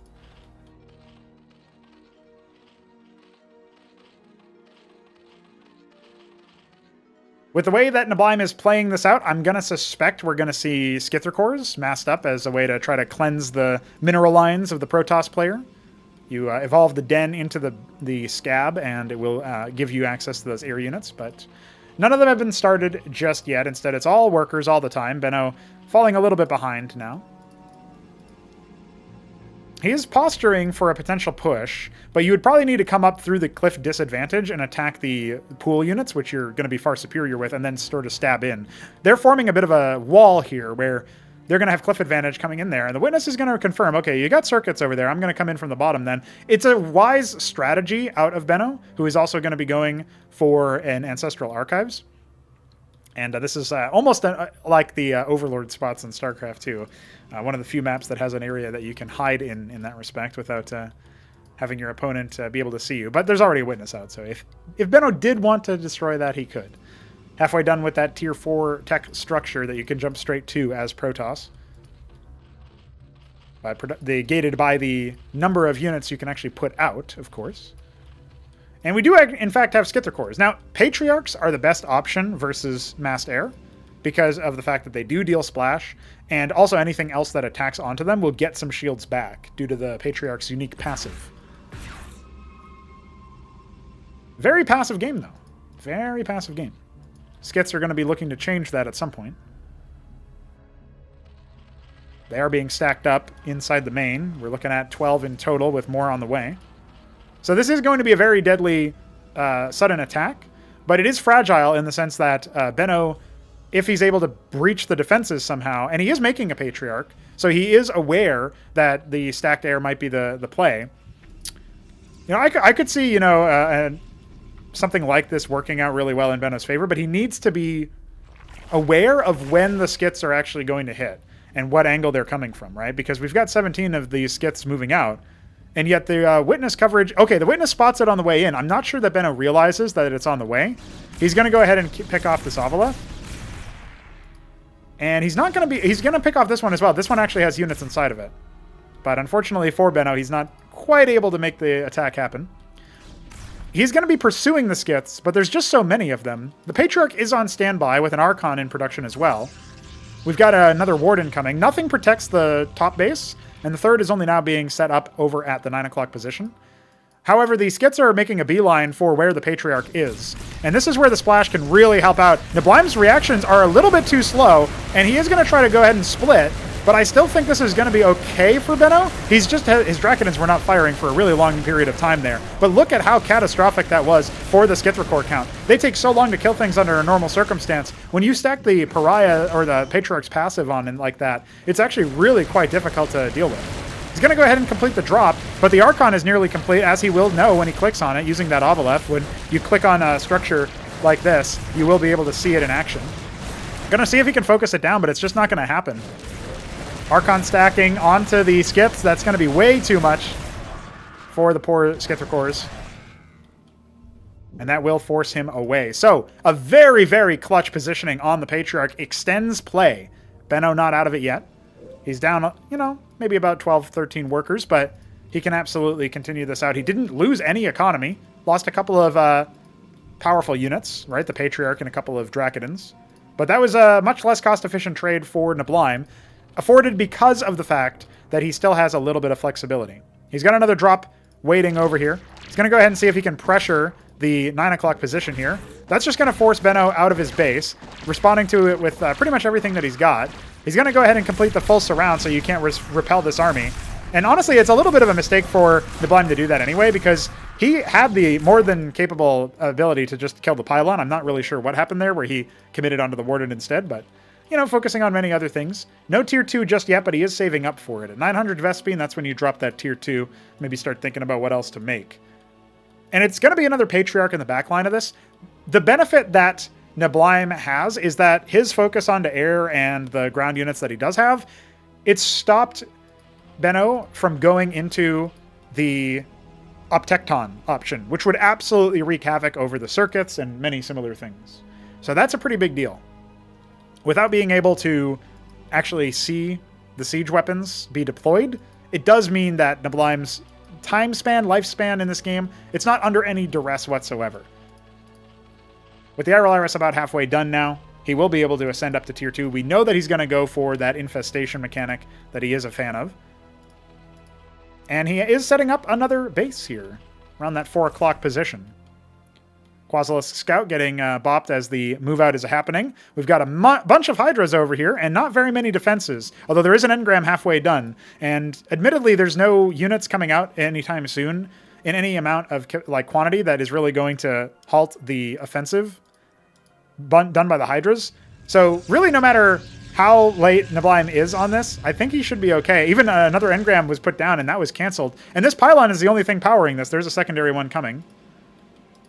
Looks like the drop has been pulled back towards 12 o'clock for now from Neblime as he starts to cap his geysers, going for a Zorkiz and a Matravel Nest. Will he be going for all the tech? I'm not sure. He does have money to spare. Witness has been spied, and it will be destroyed thanks to the Ovileth's detection, it looks like. And here come the Hydra push. Warden is sort of in range to attack some of them. It almost did there, a couple of times. But here's the engram. We do have some units lying over here, including a Patriarch for splash. Now, there is still only the one pylon. This has to be a committed move from Benno. His Patriarch is going to die relatively unceremoniously, and he's pulled all of his units back from the middle of the map. His Scribes taking a lot of damage. There's no pylon in the back, so that engram is no longer going to be useful, and these Drakodins are going to be toast as well. One Zealot coming in with 5 kills. He's actually out of range of the Circuit, but that won't last for too long, I don't think. He's actually been shift queued to kill a bunch of workers. Pretty good play from Benno. Unfortunately for him, he has lost a lot of Drakodins and a lot of map presence as well, thanks in large part due to what Neblime was able to do with that Hydra backstab. But not to be outdone. Monument of Sin, a little bit under halfway done now. This is a bit of a clock for Neblime to deal with, because when that tech comes online and you get up to a nice number of Star Sovereigns, you really have to change your build around a little bit in order to deal with that. At the same time, if he has enough to deal with that, the Matravel Nest is done. Matroleth's on the way. We might see a repeat of what he did versus Jakulangski's Protoss in a casted match not so long ago, where he infests the Star Sovereign and turns that tool on its maker. But I don't want to get anybody's hopes and dreams up just yet, because in this match, Neblime is he's doing pretty well for himself. He's doing pretty well.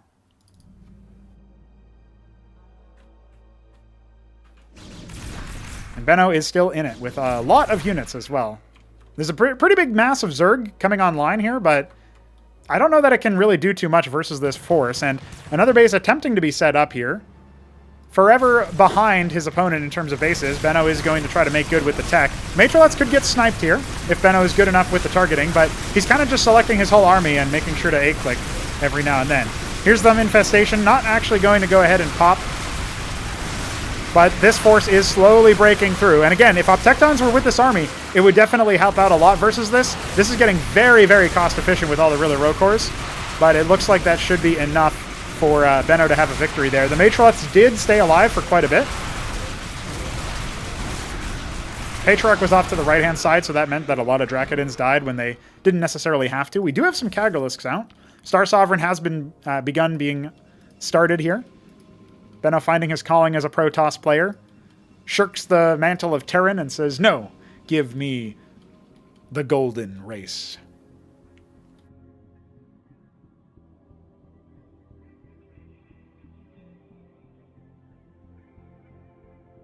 And yes, questions in the chat about whether there will be a more general, what is this project type of video. Yeah, we need some elevator pitch content for sure.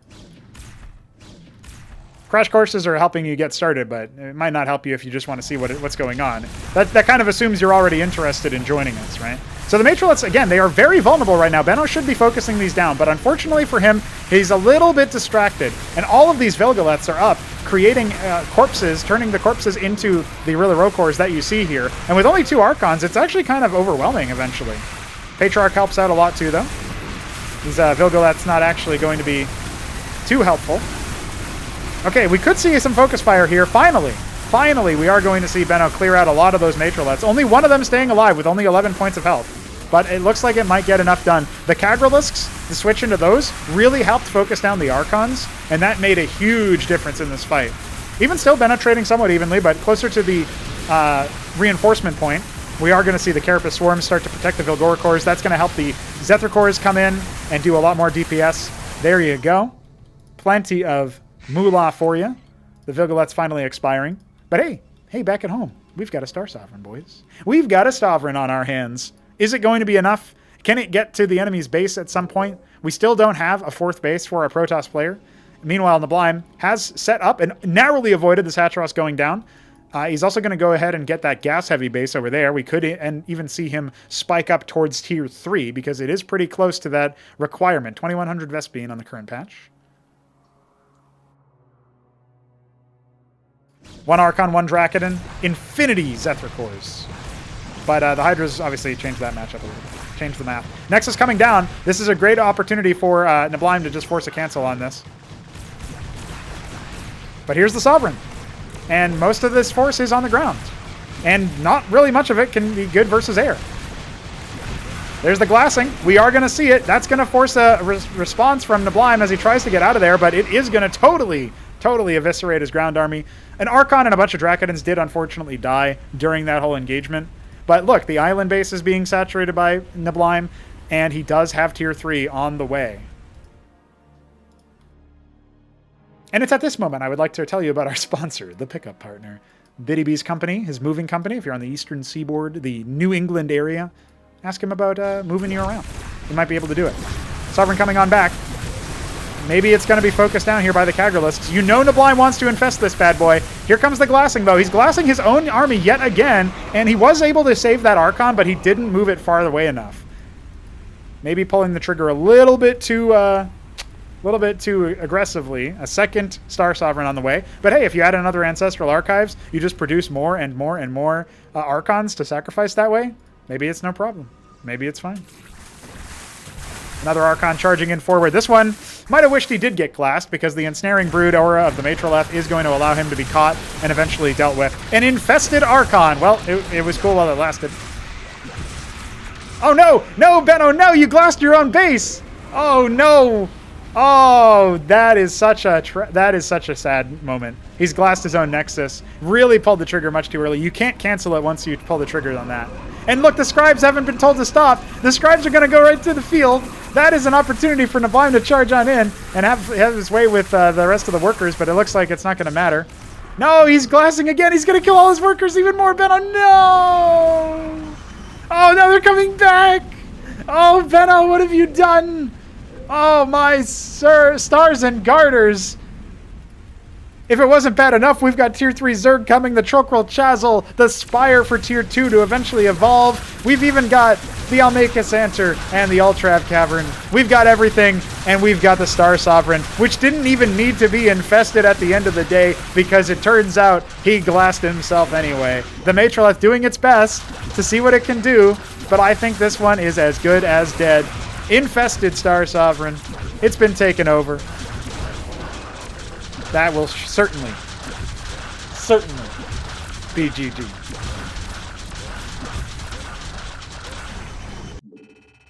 My goodness. What a match. Neblime now looking at a fresh 2-0 start, and HerbMon will take him on, selecting another map.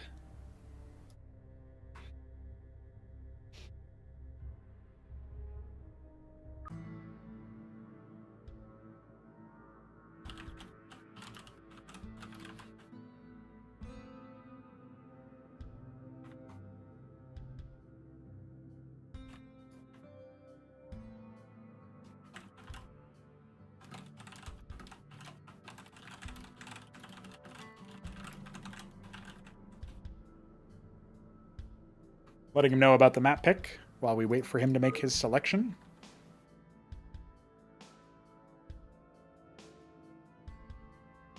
What was his reaction? I didn't have his stream up, unfortunately. I should probably invite him in to see if I can get him to, like, co-commentate almost.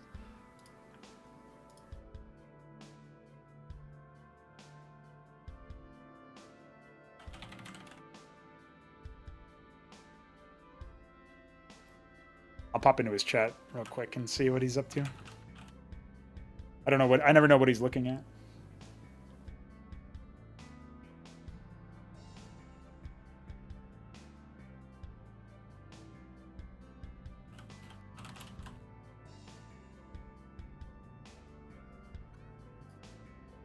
Be bigger. Yeah, right? Check DMs. All right, cool.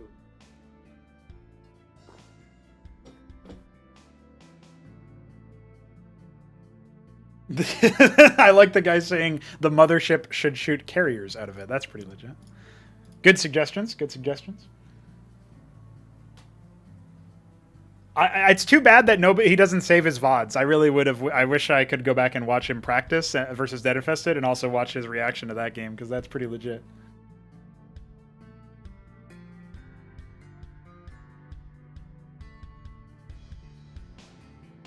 See what he has to say for that. I don't have his stream still up, so hopefully he's figuring things out there.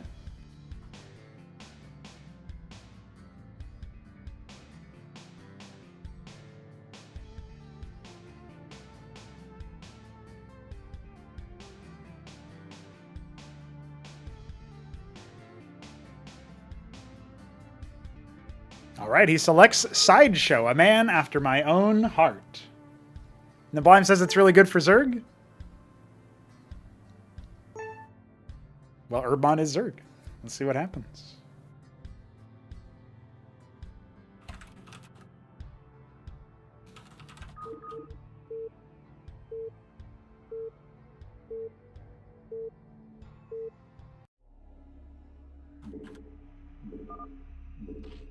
All right, we have Neblime in the top, HerbMon in the bottom right.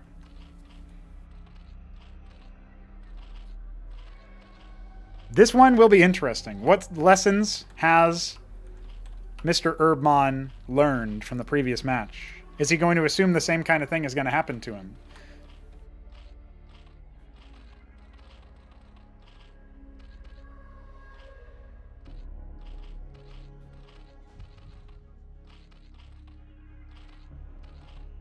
Both of our players going for similarly timed first structures by the looks of things.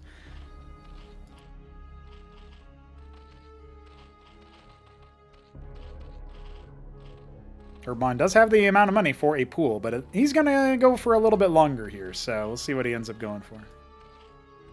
Yeah, it's going to be hatch first for both players. Look at that. I like this. I like this change, because it does mean that we're probably going to get a little bit longer in the game. HerbMon will get a feel for what ZVZ is all about.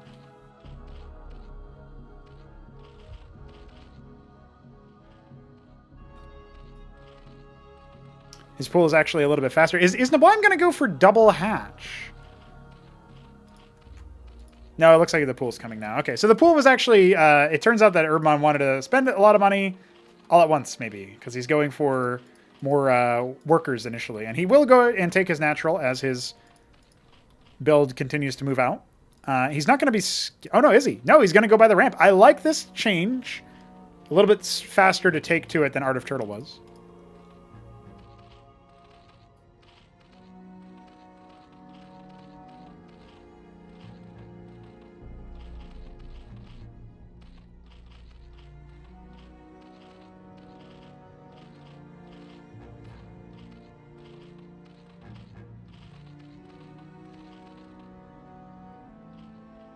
Thankfully, we have investigative reporter Fagudo on the scenes. Neblime has indeed been the maker of his own demise as Quasilisks have arrived.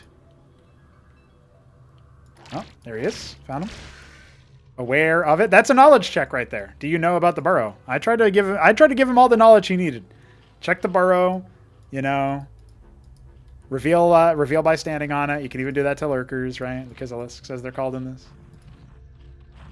Ooh, and look at this. Maybe summoning him in. inviting him in. Both of our players being relatively light on workers. Although, HerbMon is going to go ahead and roll up behind this. Maybe thinking about taking an expansion, judging by what I'm seeing here.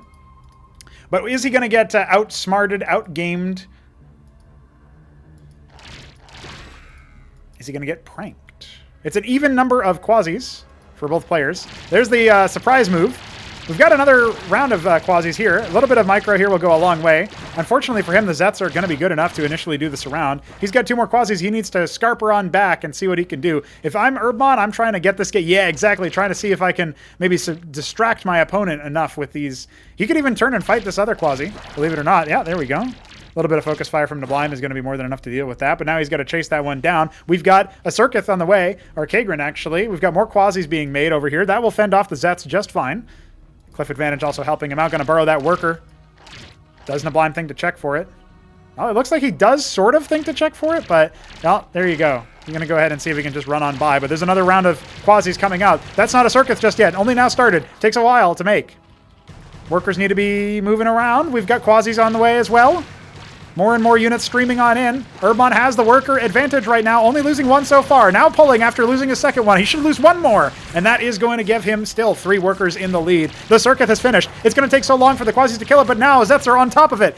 The high-octane match continues. Quasilisks are indeed proving to be a great tool, as the Kagrin turning back into a Circuith as it was not finished off. Looks like this attack is held. And look at that, Neblime. What's he been doing? Where did his workers go? Looks like that there was a Quasilisk that snuck in here and killed so many workers at the same time. I love it.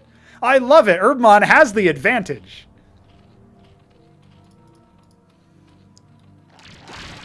Picking off some more units. This is something that Neblime can ill afford. Moving on back, thinking about putting down a Circuith. But is it going to be enough? We've got some Zets over here as well. I think HerbMon's got this game. He just needs to attack move over in there. Love the one Quasilisk somehow backstabbing in. I don't know where that came from or how that got there, but it's beautiful. Trying to catch him at the ramp. Once the Quasilisks are here, those Zets will not stand a chance, and there's way more quasis for HerbMon than there are for Neblime right now. Can't afford to do anything but make workers. He has to hold with this Circuith. The Zets are indeed going to be the primary targets here for Neblime because the Quasilisks struggle way more versus the Circuiths. Gonna go ahead and I would just snipe these workers and fall back, man. You've got a decided worker advantage. But do you know that? Can you intuit that? The Zets come in and see a very empty worker line. That should fill HerbMon with confidence. Not able to get any frags because of that wounded Zeth. Maybe he can poke on in a little bit more. Gonna go ahead and kill these quasis over here. And now see if he can just step on up. Why not? Why not, right? Now you gotta pull the workers. You'll lose another worker. No, he borrows it. He borrowed it at the last second there. Managed to keep it alive. Clutch plays from Neblime. But he's still behind. Decidedly behind. Third hatch coming online for his opponent. HerbMon with a 5-worker advantage. And only now are we seeing some more combat units come online for Neblime. Little does he know his opponent has no additional pressure planned right now. Just going to be setting up a little bit more on the defensive side. This is what we like to see. A longer ZVZ in the cards for us.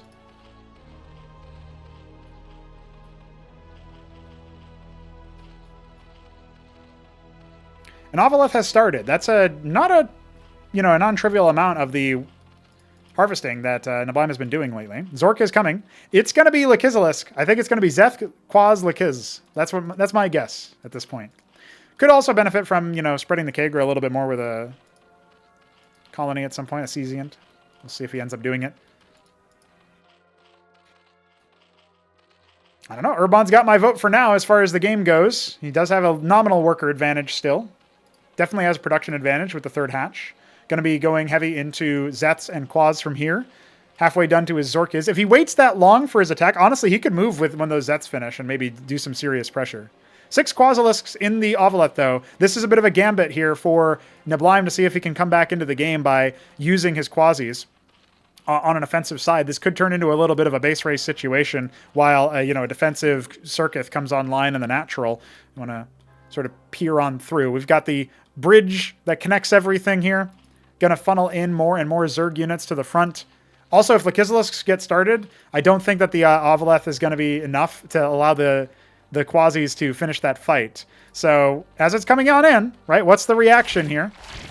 There's the unload, paying attention as he's trying to set up a third base at the same time. Does he just pull the workers? He could have drilled on top of them, but it looks like he's going to pull defensively. He's got Zets that just hatched. He's going to go ahead and commence the attack. Workers pulling defensively here. I think Neblime stands to lose a lot more than his opponent, but he was focusing down the circuit, now wisely changing targets onto the workers. You can see the APM spiking up here for HerbMon as he tries to keep his opponent's workers at bay, and that is going to keep Neblime in a worker disadvantage. Lakizilis burrowed defensively, but there was only 6 Quasis in that army. The Ovaleth coming on the way back is going to see the retreat of HerbMon's Quasis. And again, you've got the Lake Hiss. You've got the tools you need to defeat this. More hatches coming down a Hydrith. So maybe Neblime can find a way to use Hydras to his advantage to maybe stop the Lake Hiss from doing too much damage. But that's assuming HerbMon even uses them. Right now, he's placing them very defensively, fearing more drops, it looks like. Not realizing he has a window of opportunity to end the game still. We've got another round of drops coming, though, and so his intuition may prove correct. It might be the winning move here, because there is going to be another Quasilisk drop coming in towards the natural. The third base being set up. HerbMon can enjoy the fact that he's got his own little element here. He is going to go ahead and have that attack force revealed, and he can just use the macro to his advantage. 2 more Lakizilisks coming online. They can be used defensively or offensively. My money would be on the former right now, as we instantaneously see a ski-backed scab coming online. Now, I don't know that HerbMon will scout that. I don't know that he'll be aware or prepared for that. Because versus a lot of Skiths, you kind of want Hydras and Spraiths, because they do pretty good damage versus them, but you need them at a certain amount of time. Now, the Den is on the way for HerbMon. He is going to be expanding the repertoire that he has. He's even going to go ahead and get the Vornath. So that will give him access to the evolved Zethracore and, of course, the Nathracore. Maybe he can use that for some faster scouting. The drop is going to come on in. I don't know how much damage it can do. There is a defensive circuit as well as a Lakizilisk. And there's actually that in both of the bases. We've got what could be a move out over here as soon as HerbMon wants to make it happen. Saturating his third base up by a number of workers. Unfortunately for Neblime, he's got to unload somewhere if he wants to make anything happen with this drop. And there's just not really much that he can do, right? Let's see if he can kill the Lakizilisk with the Quasilisks. Turns out he can, but the Circuith is in the area to clean that up. He got 0 worker kills. He did stop some mining time, but that was about it. Lakizilisk did move up over here and get sniped. Third base being set up over here. Unfortunately, it's not going to get more than 1 shot off there. Hey, you know what? One of the things that he was able to do is get a little bit of softening up onto those Quasis. But the Hydras are out in pretty full force here for Neblime. No other damage dealt. Skithercores in a small number flying across the map. We've got 5 Hydras in production. We've got 7 more Skiths that just hatched. 7 more Hydras that just got queued up. No anti-air defenses whatsoever, but when the Hydras hatch, as long as they're still in the general vicinity, which they should be, then that will be more than enough. Now, how fast is HerbMon's response time with the camera hockeys? I don't think he's actually noticed that the Skiths are flying into his natural. He's only now realizing that he's under attack by it, but he can just burrow to get out of here. He doesn't need to worry about this because the air units cannot see his burrowed workers. It doesn't look like he's quite aware of that. He'll be aware of the sponsor, and that's about it. Again, Neblime has more workers, but his saturation is spread out a little bit more. So that's something to keep in mind. There is not very many workers on this third base yet. HerbMon could do to get a little bit more than that. He's only got baseline saturation in the main. Looks like maybe a little bit under that in the natural. Is getting some more workers, though, so back up to par with his opponent. More and more Lakizilisks on the way. They'll take care of anything on the ground. We do have a lot of Skithercores over here. There's 10 of them. But the Hydras can deal with this. Just needs to react well enough. He doesn't have any anti-air defenses online. No more Hydras in the rally point, so they're going to charge directly on over. He does realize that he can just borrow the workers, though, so that's very wise. Going to go ahead and reset his third base operational here. Now, here's the problem. The Skits can still target in the mineral line and guess where those workers are actually placed. But it looks like it's going to be enough to, he only ended up losing maybe 6 or so. He can remax that. It just is going to come at the cost of military. So where's the burrow? What's the reaction here? Looks like there is none right now for HerbMon. But his Hydras are over here, so that completely shreds out most of these Skiths. The question is, did Neblime do enough damage? And I'm not sure the answer is yes just yet.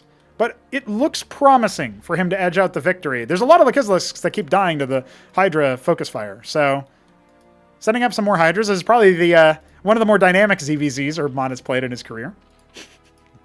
And is going to go ahead and take that 9 o'clock base. So going to go up to 4 bases before his opponent. Although we did just see Neblime task a worker to take 12 o'clock. So it won't be that far behind. He's ahead in terms of production by now, for sure. And yeah, ahead in terms of workers as well. The Lakislesks calling some of the shots there. But look, there's way more Hydras here for HerbMon than there are for Neblime. This is a very lethal push. And HerbMon is going to have a little bit of an advantage as a result of that. He can kite backwards and kill these skits. That is allowing the Hydras in the top to get a very nice little arc over here for Neblime as he gets his Kagran set up. He's going to go ahead and secure some anti-surface defense. We have some more rallies rolling in over here, but not very many after all. Now fighting backwards. The Zet's just melting over here. Very good stagger step and stutter step out of HerbMon. Going to be able to do more than enough, and now he's just going to go ahead and quickly shift queue all of these units, focus firing where Neblime is too busy doing a little bit of macro behind that. Very good cost-efficient trade here for HerbMon. However, he didn't get much eco damage, didn't even kill this Hatcherosk. So now his workers are going to be tasked probably towards 9 o'clock, if I had to guess, or 3 o'clock rather. Some more Hydras over here. Now, unfortunately for Neblime's sake, he's kind of coming at them at the perfect angle for HerbMon to once again be pretty cost-efficient with them. He's got more streaming in. He is going to go ahead and do exactly what you would expect and kite backwards here. More and more Hydras making it over there, forcing a withdrawal from Neblime. But this ramp is going to be totally satiated there. What I'd love to see is some Bactylisks and just shut down this mineral field, this mineral line from ever happening. Does have the ski-back scab on the way now. No anti-surface defenses over here at the third base, and no Lakislesks over it either. One of them just hatched, so at least he does have that. Another Hydra under fire. Meanwhile, a Quasilisk will end up narrowly winning a 1v1 versus a Zethricore.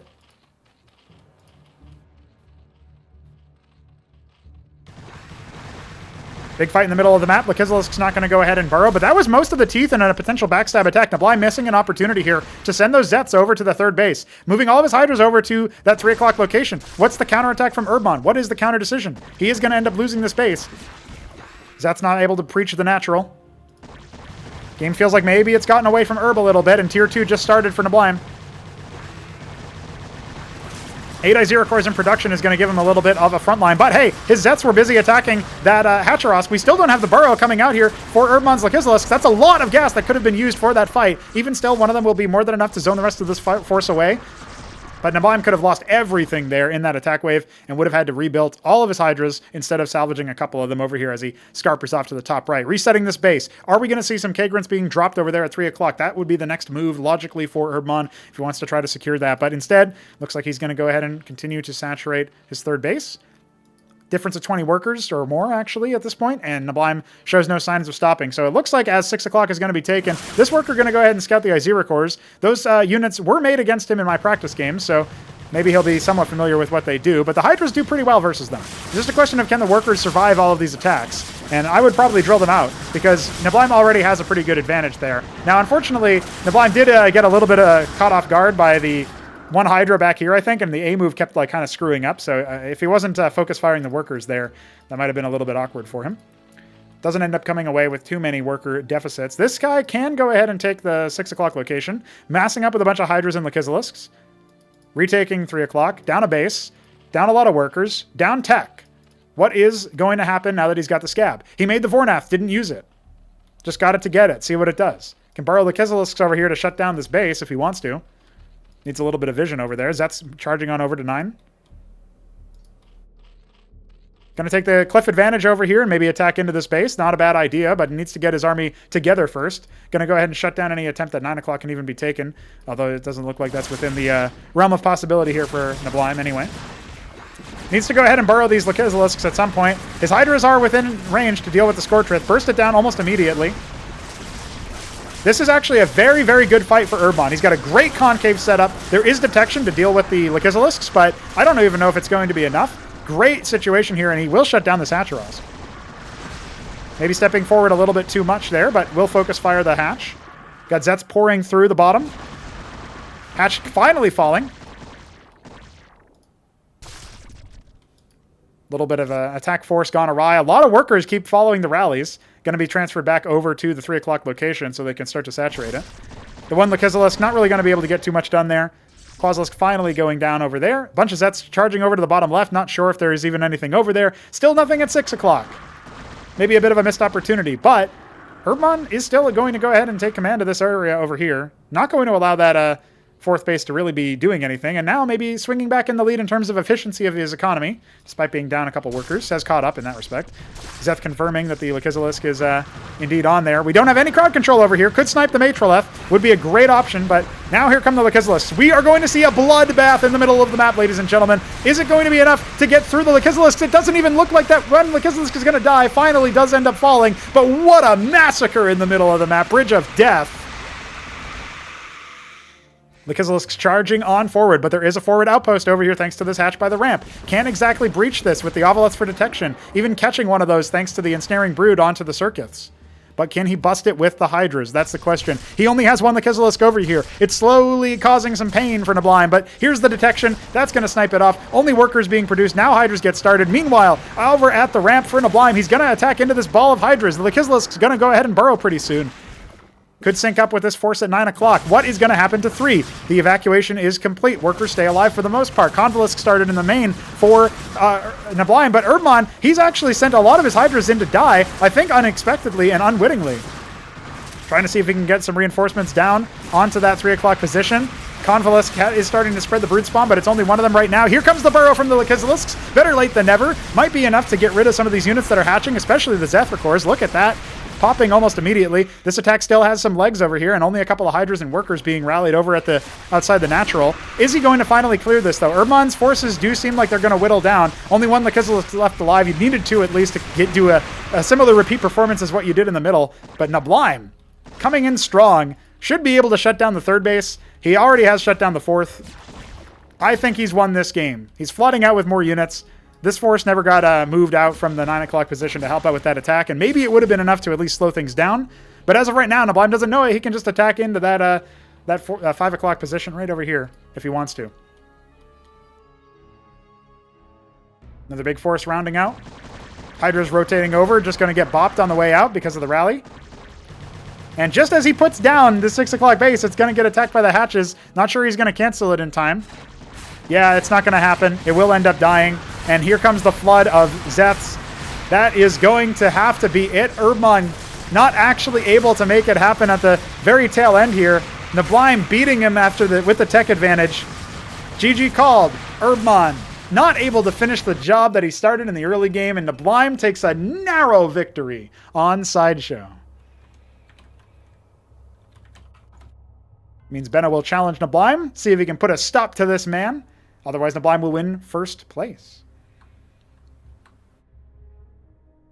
Now that was a ZVZ. That's what I like to see.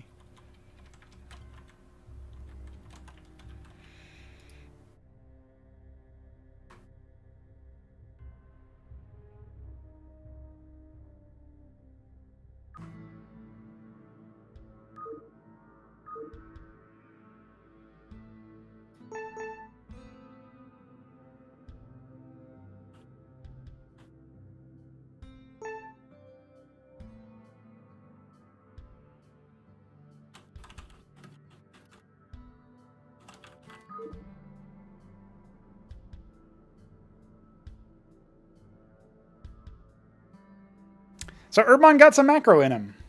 Nice to see that. Big fan. All right, we are ready to go on to the next map. It will be Benno trying to get on the board versus Neblime, avoiding the 1st place result.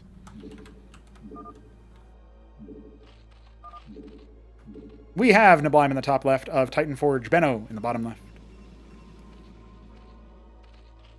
2-spawn map. Only 4-spawn map is Highwater.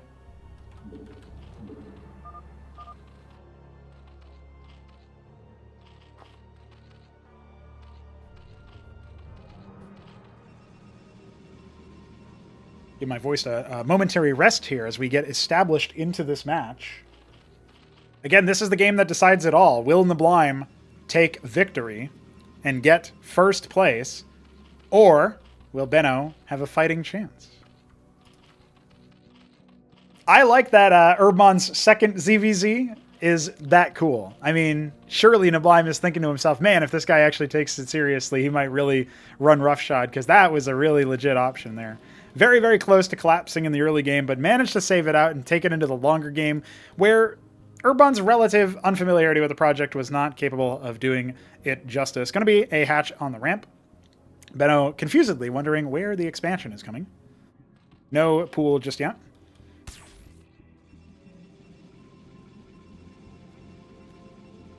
Gateway on the way. Fairly solid opening. Pool just about done for Neblime. There you go. Should have said just about down, as it was not yet started. What's up, Hupsaiya? You ready for your group?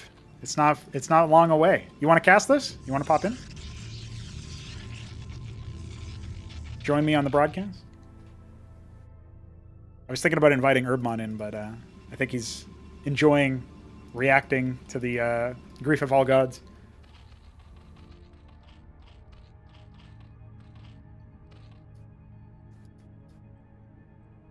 I just want to see Hupsaiya versus Shambler. That's the grudge match, and Shambler's not even Zerg anymore.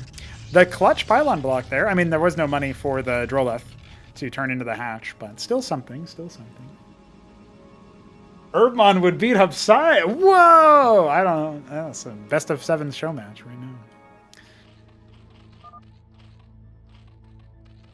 Oh, HerbMon's down to co-cast if interested. There you go. Let me pop him in here. Well, Herb, if you're listening to this, hop on into the Bullying Corner voice channel, and I will pull you away from that into here, and we'll talk.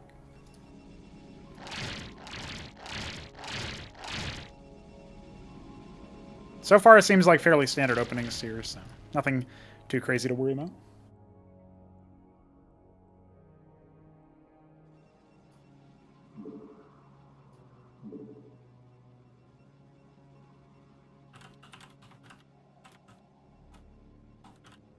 I'm doing what Hupsaiya could never do in using spaces in my messages. Oh, there he is. What up, man? How you doing?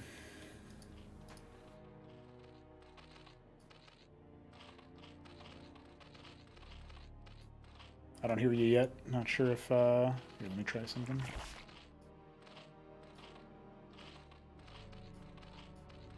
Try now, maybe? Still nothing?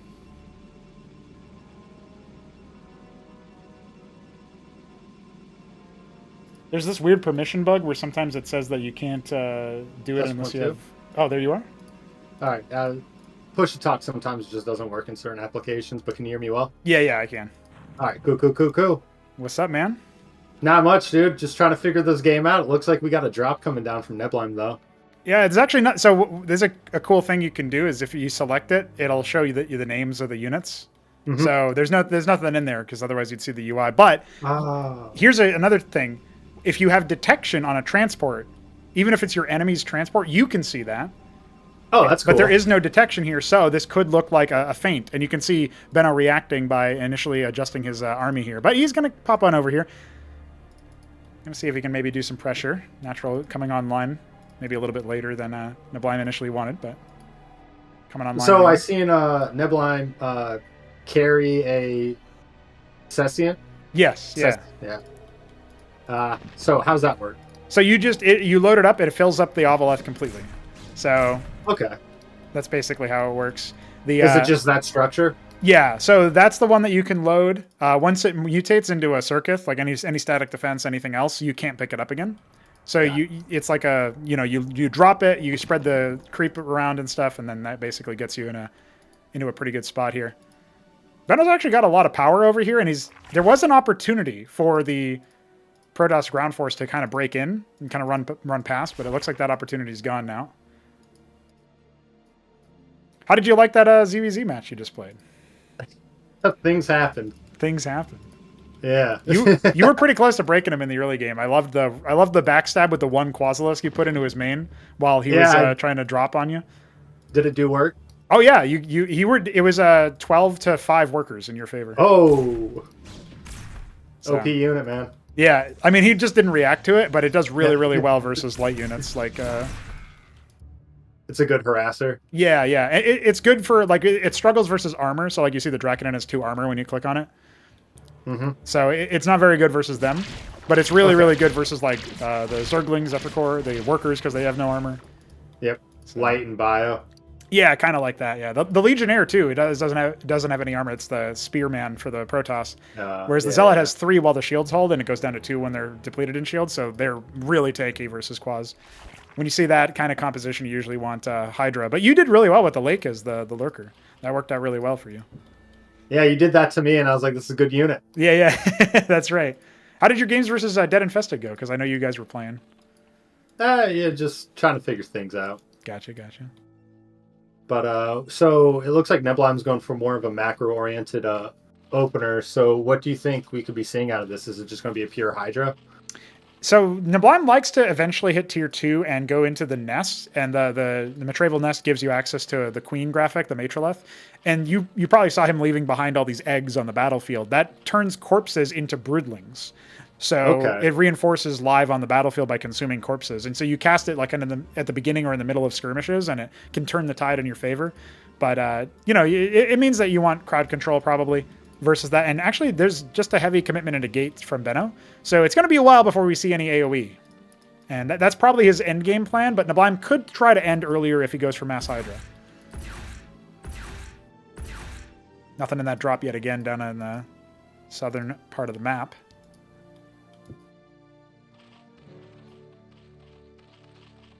So is there like a Storm variant for Protoss? Yeah, so the change for Storm is it comes out of the Grand Library. It's still the same base unit. It's called the Cantavus now, but it's still the Templar. However, it lasts for much longer, so it's more like an area denial. The damage comes out slower, so if you're kind of frozen or locked into it, you'll take more damage than if you're you can basically there's reaction time to dodge it more. But it can dish out more damage. So and it also like you can imagine dropping that on your mineral line. Now you can't mine for like 10 seconds or something if you can get it off. So it could be pretty good at sabotage. It's more of like a time duration than like a instant punch. Right, yeah. What we tried to do with all the abilities is make it so that there's more interesting like positional counterplay. Like Irradiate, instead of being a point and click, creates a cloud on the ground, and anything in that cloud will take some damage. Less than the Radiate used to give, but it kind of locks that piece of terrain out from you where you can't really use that unless you want to take a lot of extra ambient damage. Huh. So that's the philosophy in general, is making the abilities more about like affecting how you position your army so that they're not just instant, oh yeah, that unit's dead or whatever. So here we see the Iral Iris just went out. That was the minimap ping in the top left. That's the tier 2. That's the one that costs a ridiculous amount of gas. Benno was unable to harass at any stage in this game. A lot of really good circuit placement. You can actually put units on this high ground ledge where there's 3 circuits and attack that third base. And because Neblime put the Kagrants up there using his transport, meant that he can harvest gas from this third base, and it gives him a much faster timing for tier 2, where I don't think Benno's equipped at all to handle what's going to come.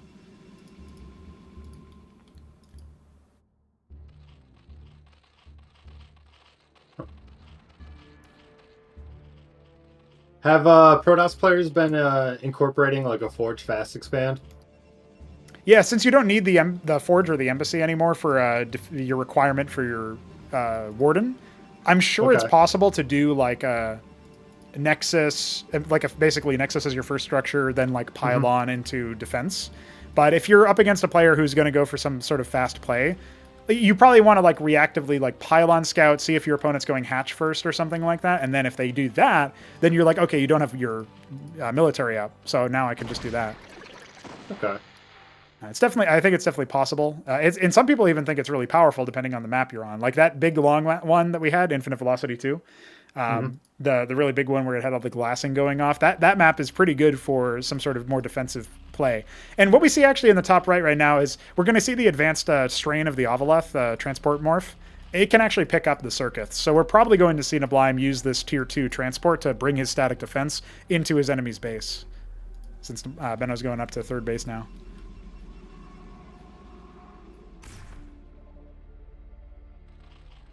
Sort of stabbing in and out, seeing what's going on. He's got a good map presence, Benno. Yeah, he's trying to do his damnedest. The problem is that if you can't contest in the early stages of the game, you kind of need to mass expand and maybe tech up. And Benno was a little bit slow on his macro there. His Ancestral Archives is coming up. That's the that's what trains some of the more heavy hitting AoE units that you can get. So he's not necessarily... There's still play in this match right now, but he is behind in workers, and he's definitely going to be behind in tech. He's going to see if he can contest this mid-left base, but the defenses are being migrated around, and that's pretty hard to deal with. Those Sessians have range. Yeah, anything on the high ground gets the +2 range on the low ground, even buildings. So what's the Bactylus do? When it hits a unit, so basically the Bactylus launches a little bit for artillery, and the longer the projectile travels, the more bounces it gets. So if you're on melee range, you won't get any bounces. It turns into a single target. But if it's still at its maximum range, it can kind of give you, I'd say, a pretty good chance here at dishing out some damage. Now, here's what I was talking about earlier, the Scorchwrath drop over here. Cesian's getting some pretty good power. Now, the Ireless will die on the way back, probably, but it's still a little bit awkward for Benno because he has to stop this from killing his workers. You can see these ones have a joint attack. And actually, at the same time, the attack is going to come in from Neblime, not maybe expecting his army to still be here, so Benno's going to get some pretty free hits. But still no AoE for him, so he's going to struggle versus the Ling Flood here.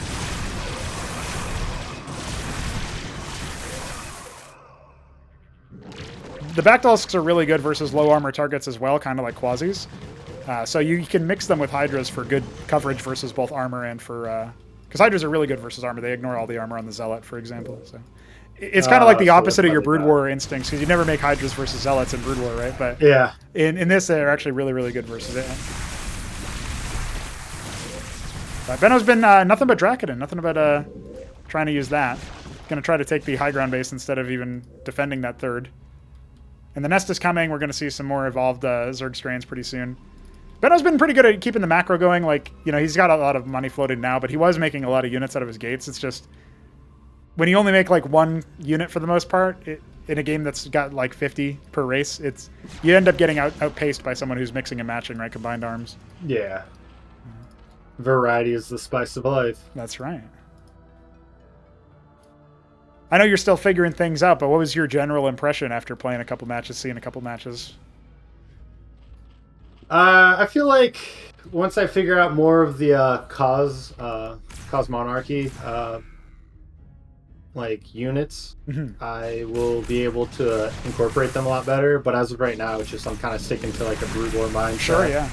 Hey, it served you well in the opening match, and you got pretty close to defeating Neblime in the earlier stages, like I mentioned. So, yeah. I was like, man, that unit that he just beat me with, maybe I should make those too. Yeah. It's sort of like what happened with the Lakizalisk, right? So the Lurkers. So the Patriarchs are going to come out. These are really good for Splash because they hit units and debuff them, and then anything that deals damage to them gets shields back. So it basically gives your rest of your army shield steal.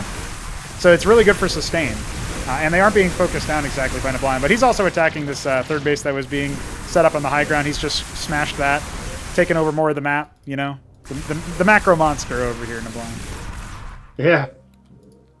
He's no joke right now. He's just keeping Benno just outside his natural, not allowing him to control the map, and just consuming the rest. Yeah, and just like in Brood War, right? You're 2 base Protoss versus 4 or 5 base Zerg. This is not going to be you're not liking what you're seeing. Yeah, it's not ideal. He's even made the advanced workers, and he's harvesting gas from the middle of the map, returning them to these neutral structures. You can do that in this.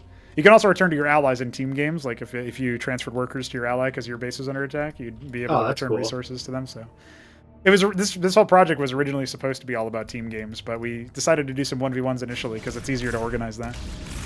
Yeah, less people. Right. But we're getting a pretty good player engagement. Yeah, this is real rough to go through that tight choke. Smaller force can really hold their own. But look, Neblime's taking over the middle of the map with all these defenses, really making it hard for Benno to get out of his own way here. He's pretty close to affording a Monument of Sin. That's the thing that makes the really heavy the motherships, right? The Star Sovereigns. So. Oh, and that would clear out that whole contain. That's right. Yeah, that might be his play since he's waiting for 1,000 of each resource, which is what you need for the monument. Yeah, he just starts it now. Trying to stab up over here since he used his witness to reveal the contain that was being set up. He can actually do this because, again, the Dracodins struggle versus armor, and that's what, or sorry, the Bactylus struggle versus armor, and that's a lot of what benno has here. Tier 3 just started in the background for Neblime, though, so he's going to be going up the tech tree pretty well. Yeah, this is kind of trippy, right?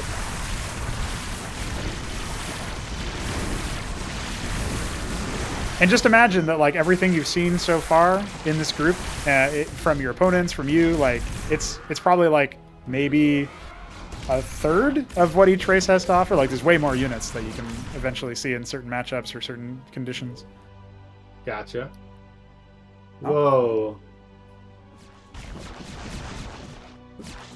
Big scribe transfer over here. Now has a lot of Archons out to maybe do the front line. Finally going to see if he can clear this. If I had some help or advice for benno, it would have been to clear this as soon as it got dropped instead of trying to hold on to the middle of the map. Because he can defend his choke with some units and clear this with the others, and the whole game would have looked very differently because he would have had his third base up the whole time. Yeah. The little fat Zerg unit there, the Zoryus to the left, it's actually really good, but you need to engage with the rest of your army. It debuffs units, and then other Zerg units will move faster towards the victim of the attack. So you can use it to like kind of force engagements, and it's really tanky. But Neblime kind of attacked out of sequence there, so they all died without any other allies being there. You might see it in action now, though. Oh, he just pulls back instead, so doesn't want to risk the engagement. One Bactylus on the ramp, tickling the Nexus.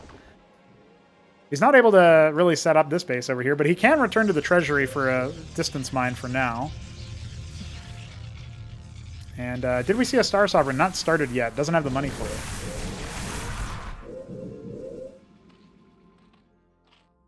Cheeky play with the Gosvaleths, the flying workers. The way that those work, by the way, is you know how normally your worker gets consumed by the making a structure. The advanced worker actually spawns again after. So you get the building for without losing the worker if you build it with the advanced ones.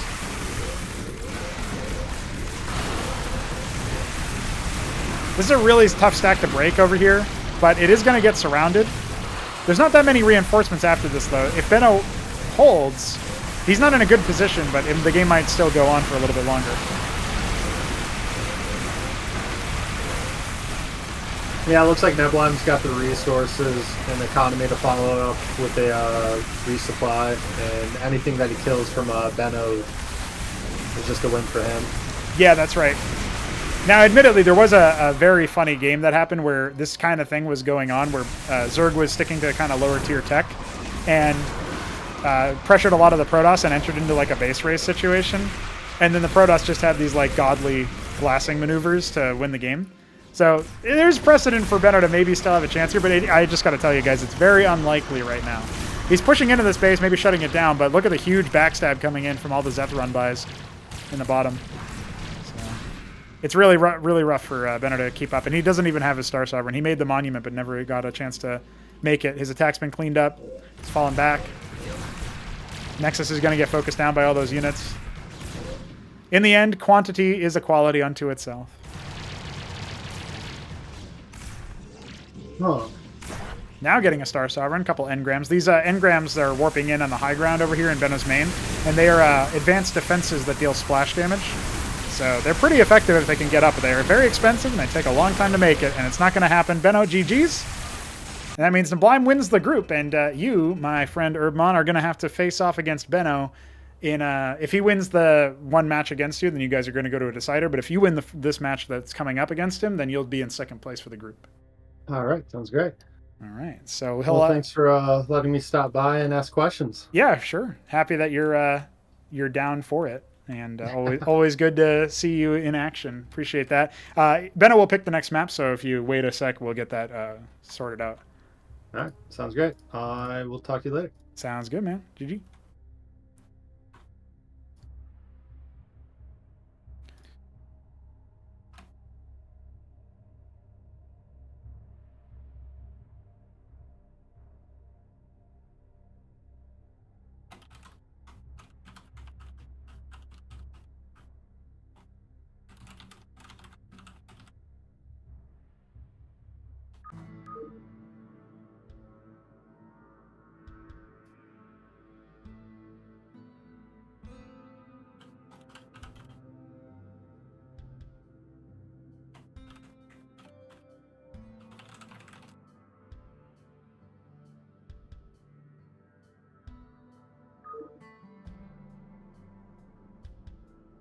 Hey, I see Art of Turtle in the chat.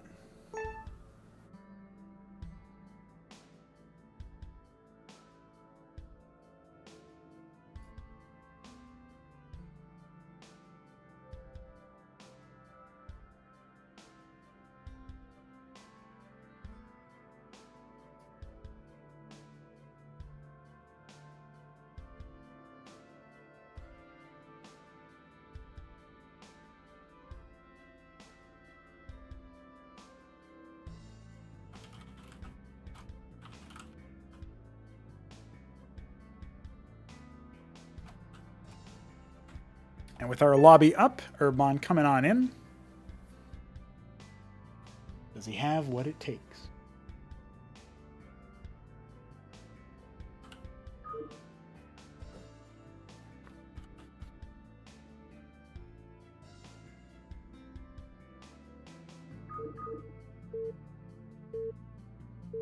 All right, it will be Impetus for our next map. Could be our final map if HerbMon is able to carry the day on through. Benno in the bottom left, HerbMon in the top right.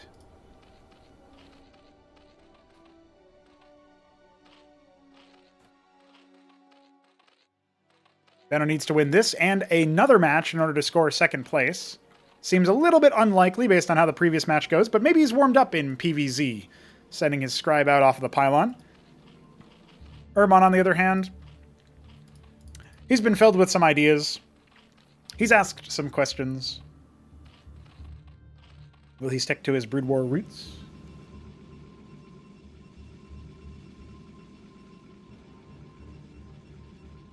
Neblime winning his group and immediately going to play more games against the Shambler for a warm-up. Dancing around with the worker, HerbMon is clearly going for a pool.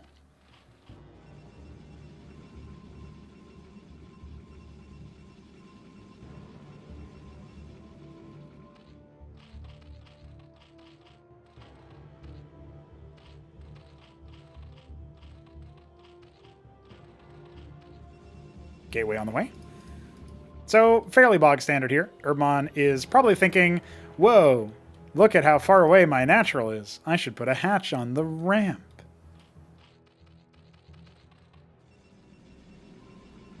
He was asking questions about the Cesiant, though, and the transport of the Ovaleth. That's pretty good. Pretty good to see that he's picking up on details there. The benefits of him being able to spectate his, the game from his own POV, right? Gives him the ability to look at stuff that maybe I'm not looking. Pylon block on the natural. I mean, that's all right. We're going to see 3 pairs of quasis be queued up here. They do okay versus pylons. Pylons only have 1 armor. So not great building DPS per se, but still pretty good. Second gate. Workers heading on down. And I'd say the matches have been going pretty well so far. Neblime comfortably moving past Benno. But I will say that the Infinite Velocity game, there was a chance that maybe more stuff could have happened there. Peeling off one of the quasis to go deal with the scribe. Gonna go ahead and pin it in the corner. Get rid of it. Quas is gonna deal with this pylon nice and easy. Again, Zeth would do a little bit faster, but HerbMon is fine, you know. Queues up another worker instead and then puts the hatch down after. No worries there. Oh, look at this! Hold on. We've got action. We've got some shenanigans afoot. The scribes are going to get pulled to hold the ramp. Drakaden is not done yet. I think maybe Benno is overestimating the movement speed of quasis. If that was Zeth's, maybe then it would make a bit more sense. But his workers don't need to be here right now. His Drakaden is out. His second one is in production. He's really hamstringing his own economy here. Now thinking about transferring them, then pulls them back. Indecision at its finest. As soon as Herb comes up here, he should just start focusing down workers. Like, oh, okay, you're going to give me some free worker kills? I guess I'll take those. Using the quasis to his advantage.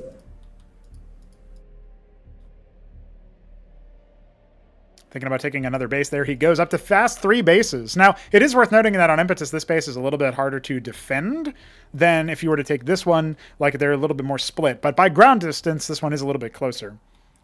Obviously, you can kind of funnel incoming units through here, or maybe through here, but that's about it. Quasi's yet again engaging, not going to get too much done. And has Herb been a little bit more on the greedy side, right? He does have a finished second hatch, so he can produce combat units a little bit more efficiently. Gateway units are on the way through, but a lot of Benno's economy just went down the drain. He is at a significant worker disadvantage. Even if he kills 3-4 workers here, HerbMon is still advantaged.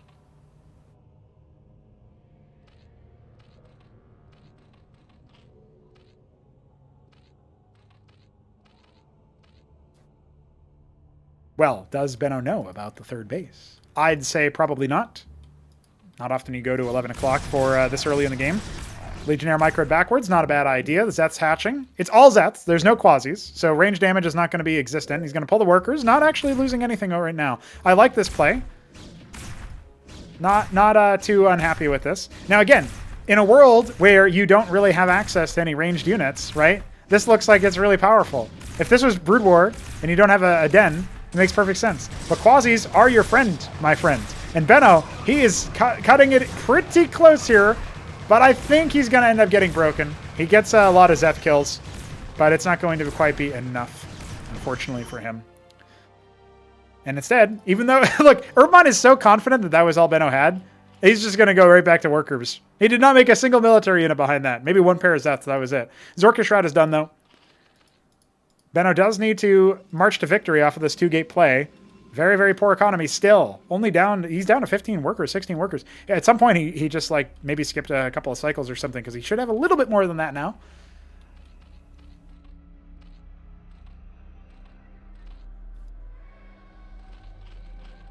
Three base Zerg from HerbMon.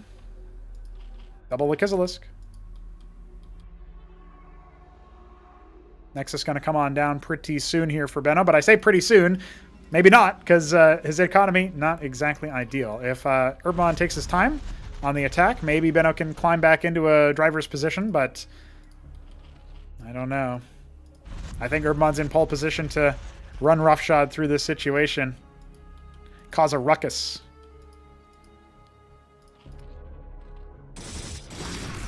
Zet's charging on through. Gonna get bopped. Gotta respect a little bit here, but the Lakizalisk on each outer lying base is not a bad shout. One more is going to hatch pretty soon here.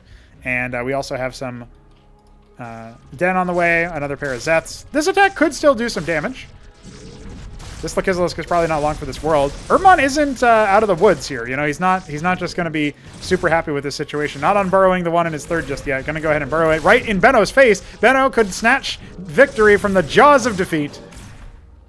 HerbMon maybe was a little bit more greedy. He has Drolets to spare. Putting down a Kagrant. Going to go ahead and hide his workers from there. He's done a really good job at preserving his workers overall. Benno has had to work so hard to get any worker damage, let alone any kills.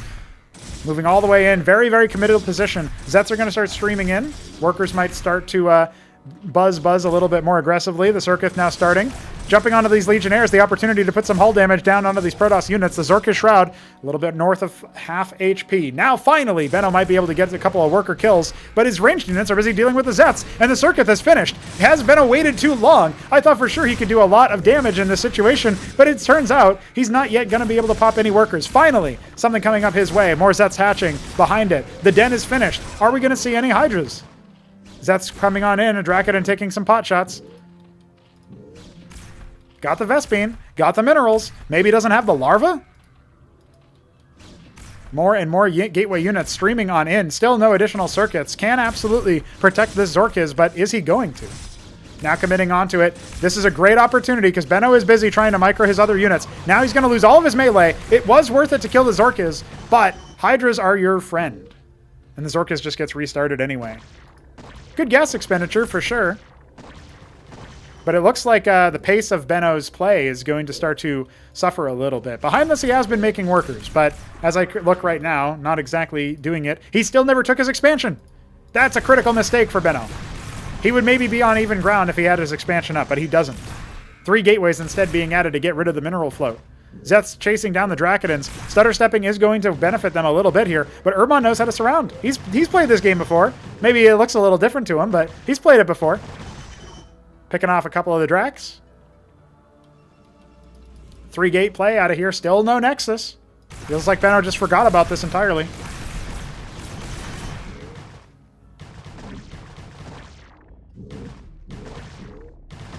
Oh boy. Drakenins doing their best. I don't know. We might see a little bit more extended play here. because I'm not sure what Benno has back at home, but the 3 gate's going to finish pretty soon. That does mean that we are going to see this Hydra and the Zeths warded off. And Benno has okay worker production. He just needs to get his natural up. He put a pylon down in front of his own natural. He fat-fingered the option. He doesn't know it. Oh, goodness. 5 Draconins at a time. Benno, my man, do something about this situation. You can't return resources to this, Benno. Benno, no! Don't say Ben yes to this. Say Ben no.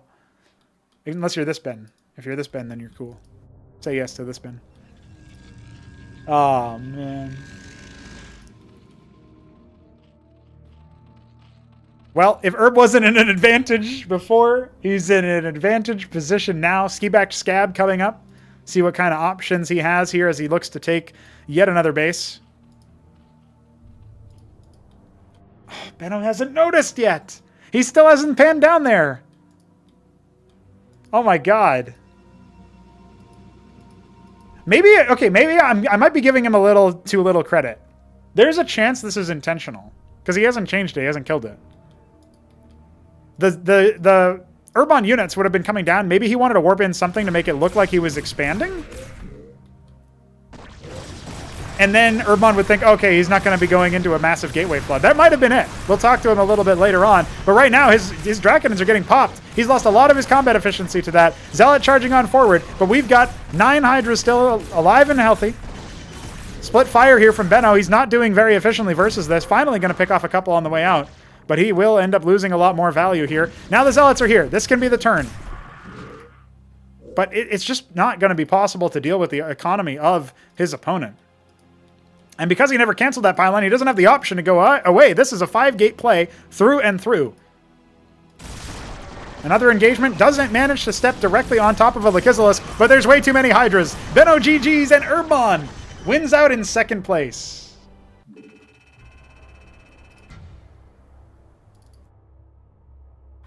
Going 2 for 2. Benno dropping 0 and 4.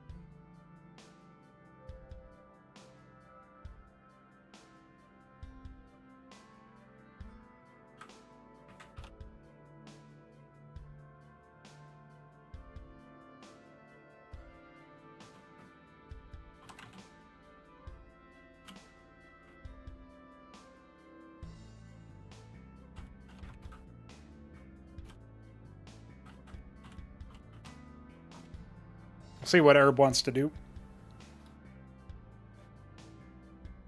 Meanwhile, I'll bring in Neblime. Howdy, sir. Hello there. How we doing? Yeah, good. I was wondering if you were going to do Herb first, because I saw you dragged him up, I guess. No, he was just deafened from before when he was casting. Oh, right. Yeah, so you did get him in there. What was that like? He was just asking questions. He was just seeing what's going on. I was watching his stream, but listening to your cast. In How was last that? Game, by the way. Yeah, interesting. You know, I feel like the micro carries over a lot more than the macro sometimes. Especially when it comes to like building hatcheries and drink cans. And I was thinking the whole time, like, please make anything but Zephs, make cores, make Zor useful left would have been pretty good. Yeah. But he did really well defending the run by. I thought that he was screwed when that stuff came in, but he was very calm about it and, you know, just eventually overwhelmed it. That's right. Yeah, I'm a big fan, man. I like the... I thought that for sure when he was in like the situation on Sideshow when he backstabbed you with that one Quasilis, dude. Can I ever play like a group stage without some really embarrassing game? Like it's usually Infinite Velocity that's super embarrassing, but this time it's Sideshow. Like what happened is funny because I was in his base, right, and like killing a few Drollos. I'm thinking like, how ahead am I? So I look at my work account. I'm like 7. That's pretty low. I'm not doing too good. Wait a minute, 7. I look back at my face. I'm like, shit. Yeah, there was a point where it was 5-12 in his favor. So it was definitely that many. Jesus. Yeah. So. And I knew when he like lost all those quads attacking, I still had a chance, right? But that was the only way that was going to happen. Right. Yeah. So very, very close. And you know what? It turned out to be the game of the event so far. I think that ZVZ on Sideshow. Oh, nice. Going back. Yeah, I had a hard time winning at tier 2, which isn't usually the case because I don't know. Correct me if I'm wrong, but I felt like I was ahead in economy by the time I hit tier 2. But then he didn't die immediately, which is usually what happens if I'm not behind when I take a tier up.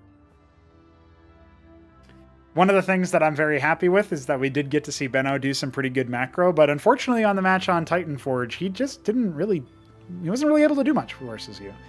Man, I have to say he had good map picks because I was annoyed to play on both those maps against him because Infinite Velocity, I can't win quickly, right? He can hold me at arm's length. And he got the Star Sovereigns out, didn't really do much for No, me, he glassed his own third base, by the way. Yeah, I knew he was there. I was like, when he triggered that, I'm like, all right, have fun, and walked away. But Titanforge as well is a bit of a funky map, and it's hard to kill someone. He just stayed back there. So I think he picked the maps well.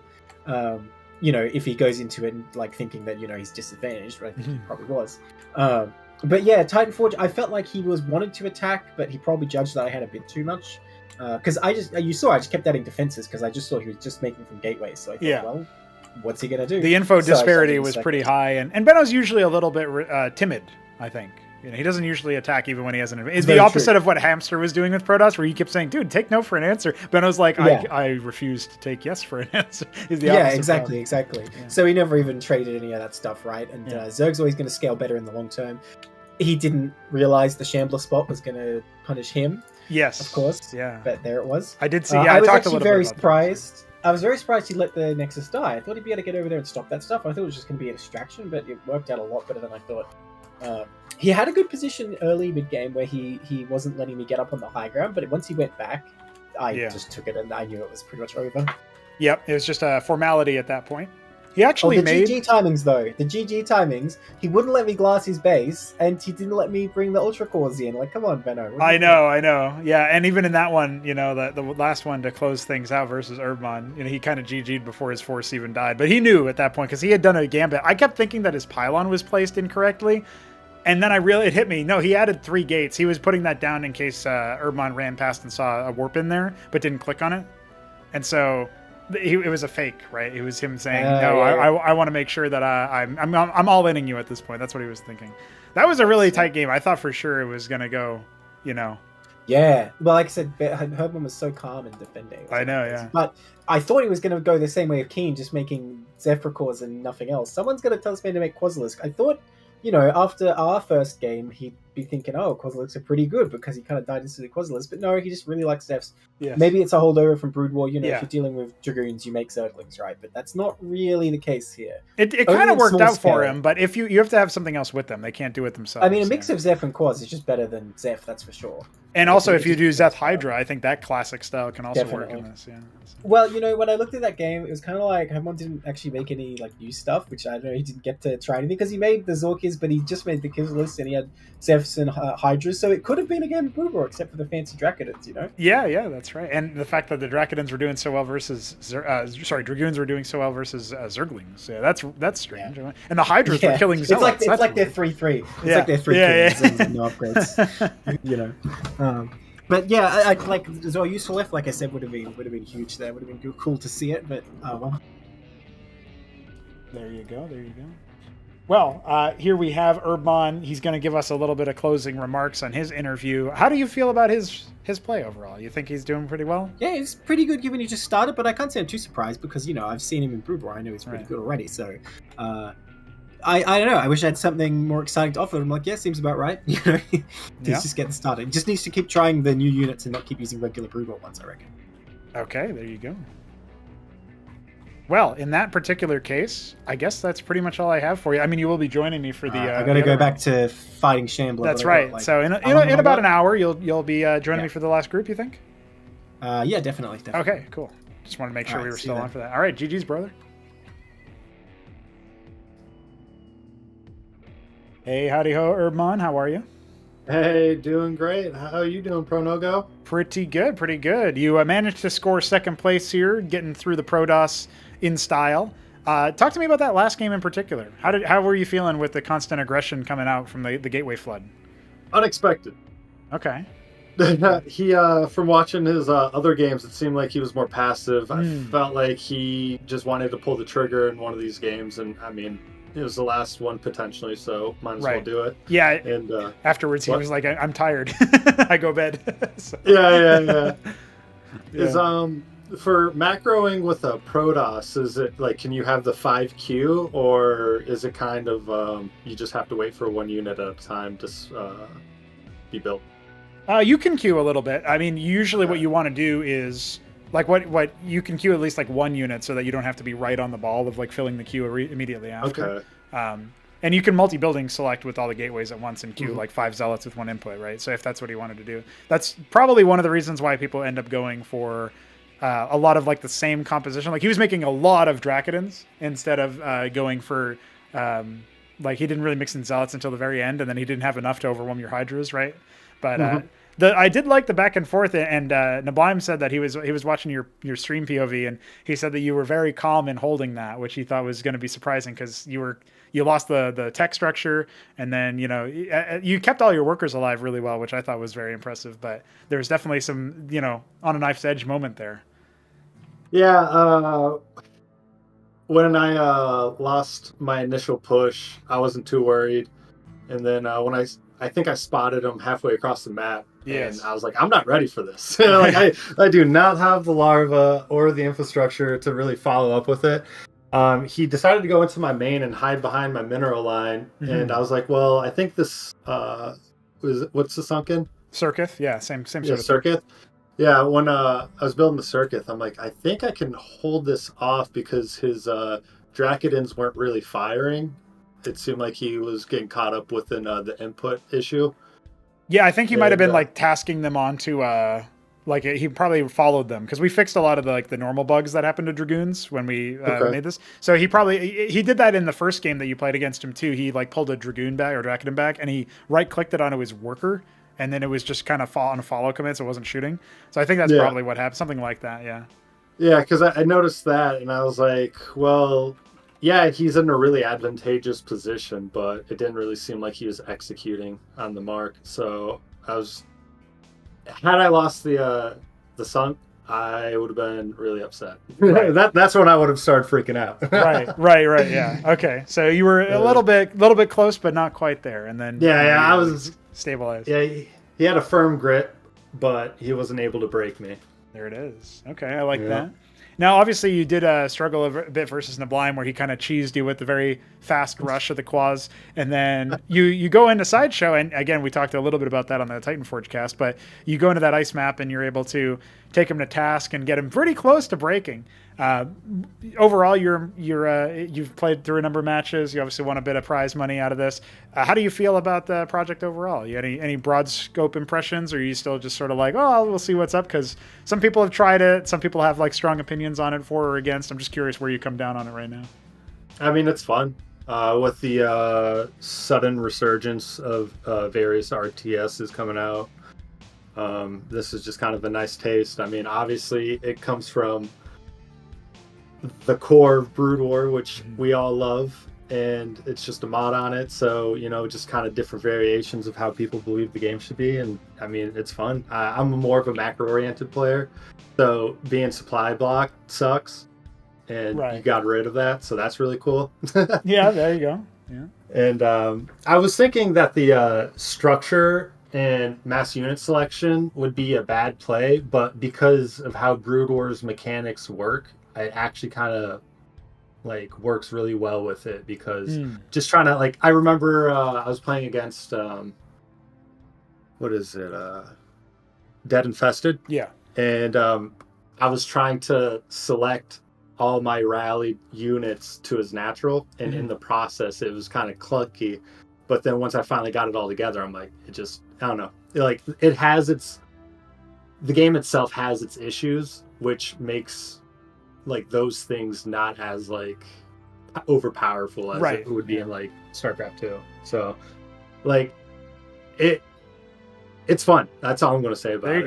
There you go. Yeah, it's a fun try. If you haven't done it, give it a go. One thing, you can play against bots. Yes. This, right? Yeah, the AI Okay. is fairly. The AI kind of does meta stuff, which is pretty surprising for most people when they play it. Like a lot of people who are more on the competitive side, they're like, "Oh, the AI is going to be pushover. I'm not doing the tutorial."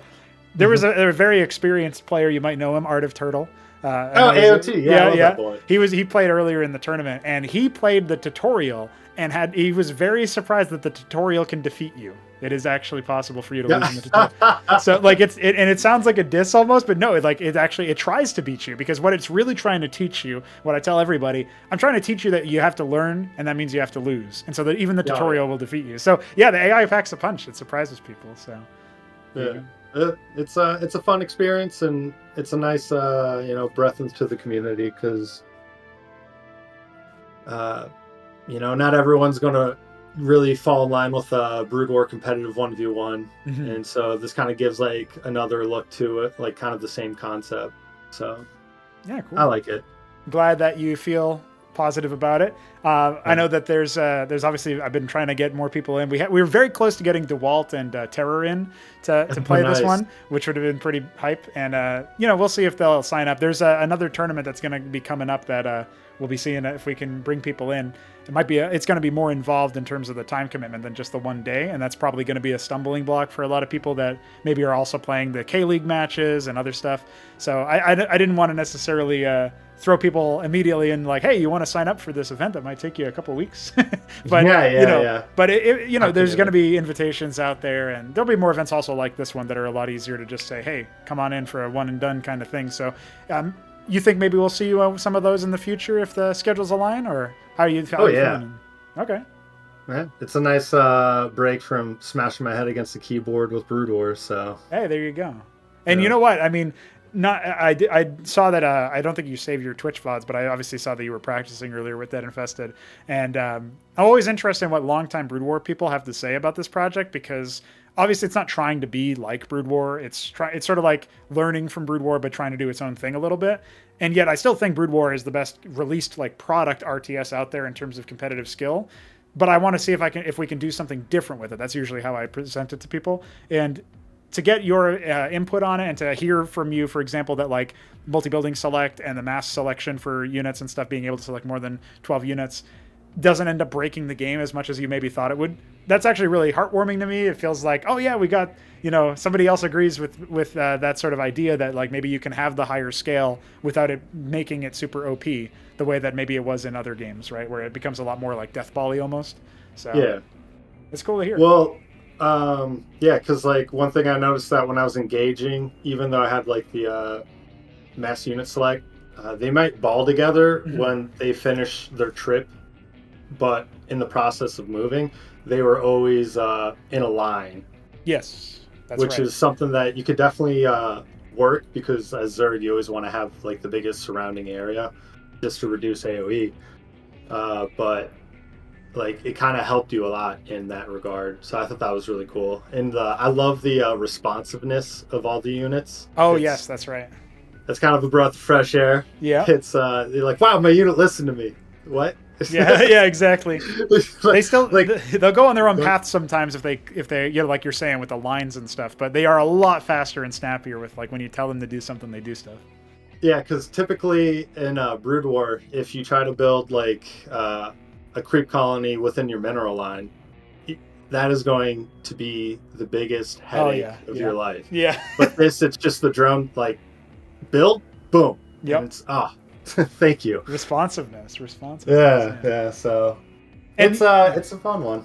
I'm glad that you're enjoying it. I guess real quickly I can say as a follow-up to that is that my thought process was, I know how hard it is to play Brood War, and I wanted to see some of these professional players and amateur players and just high ladder players that have a lot of experience with this stuff. I wanted to see what they could unlock as far as decision making goes if they didn't have to babysit those smaller details.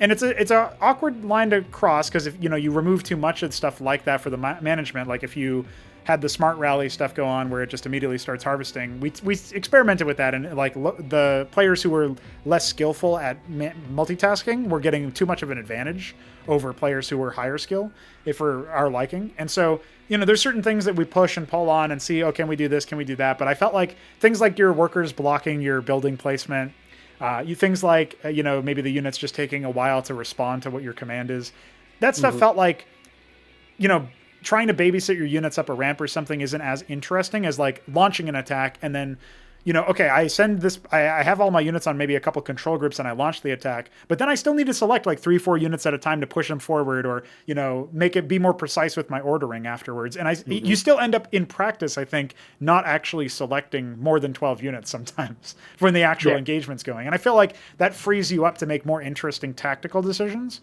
but also reduces the barrier of making the broader stroke strategic decisions that allow you to say, take a big fight or make a large army or whatever. So at least that's what the goal is behind all that.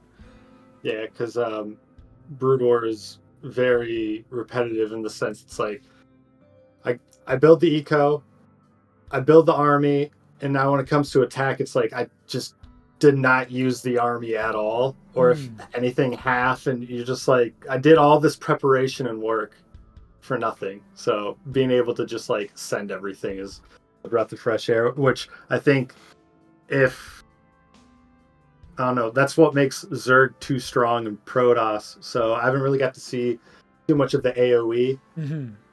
So I'm kind of looking forward to seeing what Protoss can do against that. Yeah. Well, we will have another group where we're going to have a experienced Starcraft 2 player, actually. He's Hupsaiya. He plays Protoss in this project, and he's got some experience with the Zerg matchup. So there's we'll have that group going on. Maybe you can check it out later on. I can link you the VODs and stuff after if you like. But we'll be doing that in just about an hour from now. So you make him sound like a threat. Yeah, listen, he could make it happen. He's been pretty well. He made it pretty deep in the last tournament, which was also his first tournament that he went. That was more like long-standing one that had a group stage and a playoffs and a qualifier and all this other stuff. So he went in through the qualifier. He got in through there. He got in through his group second place, which gets you to playoffs. And then he got through he went up and defeated the eventual second place guy, but then eventually fell to the upper bracket, and the rematch he got gotten by him. So that was a PVZ, and he did eventually die to Zerg. But he had some pretty good strategies for that sort of thing, and it's pretty legit to see what people can do if they have like the good macro mechanic sense of like being able to macro up. Like you said, you're more of a macro guy. If you can make big armies, you can put down the big tech, spend the money, keep the money low. That's the biggest thing about Cosmonarchy. And I know that it's usually also the case for Brood War, but sometimes you might want to keep your money floating a little bit more or something for especially a Zerg. So I know that it's a little bit different there. Yeah, larva economics, man. You got to make sure that what you're building's right. That something that you'd be able to do is be able to cancel a larva and the larva not die and just that happens in this game. That happens. Oh, it does. Yeah, you get your larva back. Ooh, that's cool. Yeah, HerbMon switching to Cosmonarchy full time. You heard it here first. One of the things though with that larva mechanic, and also there was something else I was going to tell you earlier that occurred to me. I can't remember what it was, but you obviously know about like things like the regression mechanic where like the Circuith turns back into the Kagrant instead of the like the Sunken just explodes in Brood War, right? Yeah. So there's definitely details like that. There was something about like the way that I don't know if you caught it, but in that big long game between Neblime and Benno on the wide map, Infinite Velocity 2, he was able to infest one of the big heavy units and stuff, and at some point he even infested an Archon and whatnot. So there's all sorts of like different things you can do with that. And Protoss have their own sets of powers that are kind of like that with the Mind Tyrant, the Dark Archon. The way that mind control works is very different here, and there's a couple other units that can do similar things too. So different vectors for it, but you can kind of take over each other's race or tech or individual units. And Terrans can actually raise the dead, so that's how they do it, is they kill you and then they reanimate your unit for a short amount of time. So there's all sorts of wacky stuff that you can see eventually, and I almost wish you did get to see some Terran in this because that's obviously a sort of blind right now. Was Dead Infested playing as Terran when you were practicing against him? Yeah, but we didn't really get too far. Oh, okay. Yeah. I basically just kept bling rushing him. Oh, okay. There it is. Love that. Well, But yeah. well, thank you for everything Absolutely. that you're doing. You put a lot of time and commitment into this, so that's really admirable. And thank you appreciate that. for doing what you do. It's awesome. Yeah, and thanks for hopping on in. Thanks for streaming it, your POV. Always valuable to get the word out there. So I saw a lot of people in your chat seeing it for the first time, which is always a big plus for us. And like I said, we'll have you back for some more maybe if the schedules align. So looking forward to that. Only time will tell. Yeah. But yeah, take care. Thank you. Yeah, enjoy the rest of your night, man. Hey, you too. Alrighty then. Ladies and gentlemen, that brings us to the conclusion of Group C. The way that it works right now, the way that it's looking right now, well, you see it on your screen. We've got one more group before March Invitational B comes to a close, and the fat prize pool of $260 gets disseminated amongst the masses. The Shambler, Hupsaiya, Jakulangski, Terran, Protoss, Zerg. Let's see what's in store for us after this break.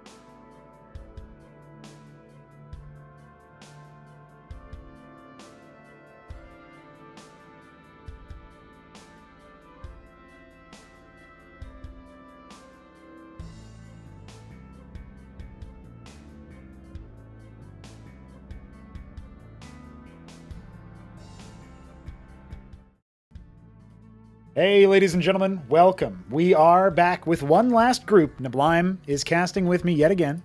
Thank you, sir. And our first match this time around is going to be the Shambler versus jakulangski. I should probably join the lobby, shouldn't I? That's right.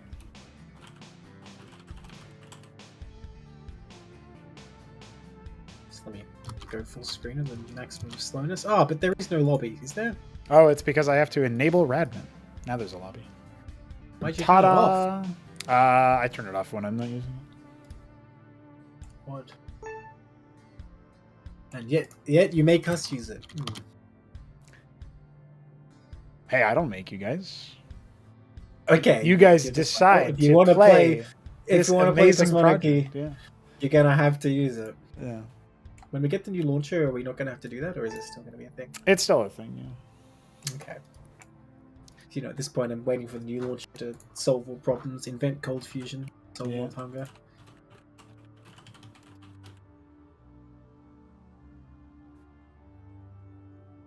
See if Hup wants to spectate us. Waiting for Jack to pop on in. Oh, it looks like on his stream he was probably trying to join and had the wrong version or something. Nonetheless. Jack's streaming? No, Hup. To observe, sure. To witness. To witness. To bear witness. I mean, it says it right there in the bottom left. Witness greatness.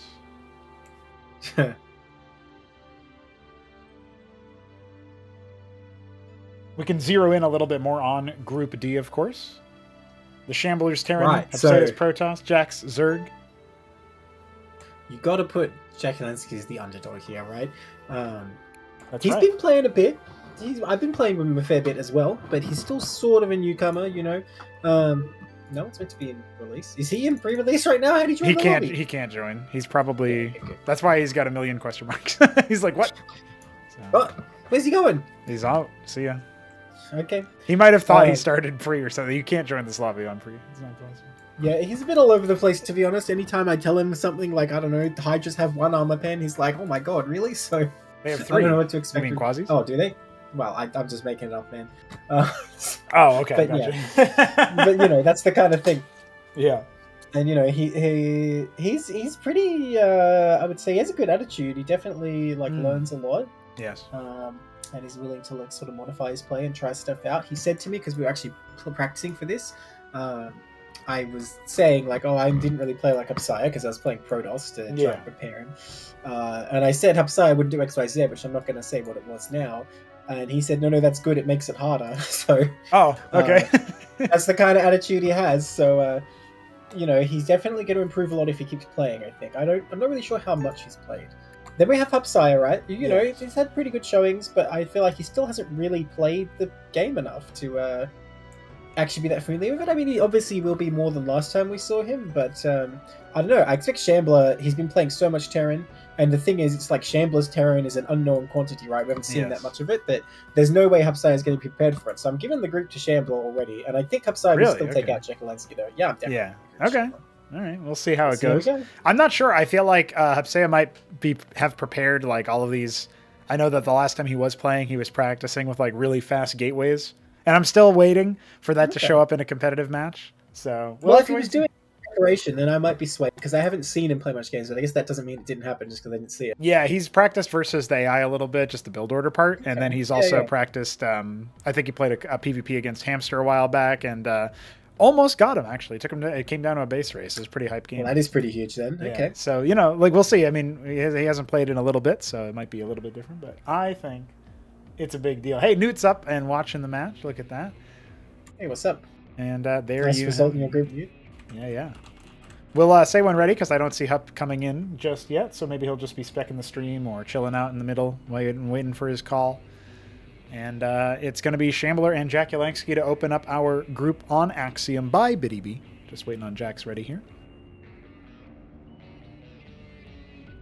Yeah, I'm thinking this is going to be a pretty solid matchup now. I don't know how much Jack has practiced versus Terran. Did you play against him as Terran? I played as Protoss, unfortunately. So yeah, I couldn't say. And we don't have that many Terrans floating around these days, I suppose. Yes. He probably played a game versus Newt here or there, I expect. And you know what? Maybe. Newt and Shambler. There you go. He's red. He's red, even though his YouTube message is not red. Oh my goodness. It's so confusing. Let's see what happens as we get into game here. Ladies and gentlemen, we are directly onto Axiom. Jakulangski in the bottom left, the Shambler in the top right. You saw those draw lefts, didn't you? I saw that he selected like 2 of them, but not like the 2 on the end. He selected like the middle 4 and Yeah. sent them down, then the other 2 sort of went the same way. It was a bit of a bumpy start, but he's off. He's left the landing pad. That's right. That's right. I didn't see Shambler slip. I'm sure it was immaculate. I do remember Shambler the here. old days before we improved the way that a lot of the way that the wandering works. We like overhauled a lot of that stuff. The old days, you would have Shambler always fail to split, and then he would type split like grandma. So the Shambler typing used to happen at the first couple minutes or moments of the game. Now it's a little bit later sometimes. Yeah, so Shambler here, by the way, when I've practiced against him, very often he goes for a pretty fast attack with like Phalanx or that sort of thing. So I would not be surprised at all if he comes out here and just straight up tries to bust Jakulangski very early. And you need pretty good micro to deal with that. It's a pool first, though. He's not even going to bother with the hatch. Like, you said this man pioneered degen Zerg, where you don't even make a tech center for a while. And here he is. Here he is going for a What is pool. he Yeah. doing? That's interesting. It's better if you'd made a hatch first against if Shambler does what I think he's going to do, because you will have more production by the time he attacks. Not the kind of attack where it's like, oh my god, my pool isn't done. It's more the kind of attack later where it's like, oh god, there's a Phalanx sieging my base and it's surrounded by Cyclops. How do I attack that? Is the kind of thing that Shambler's been doing. Well, it's a hatch fairly fast afterwards. I think he even cut workers for a little bit there. And he's also not going to be spending any of his initial larva. He's going to get 1 pair of quads, maybe a second. Yeah, I like this opening. It's okay. I mean, I'd rather get the hatch first, but I think if you're not sure if your opponent's setting a vulture super fast, and if you're not confident in microing against that with drones, I think it's totally fine to do it this way. And he'll have the quadsies out. And the thing is, you'll be safe with the quadsies out, although I do question not sending a drone scout. With a few quadsies out here, he'll be able to drone up again a bit and should catch up pretty easily to Shambler once his Hatcheroski's finished. Now, we have the Stockade coming up. Probably just going to be a Vestry coming out immediately. I haven't seen Shambler mix in much bio at all.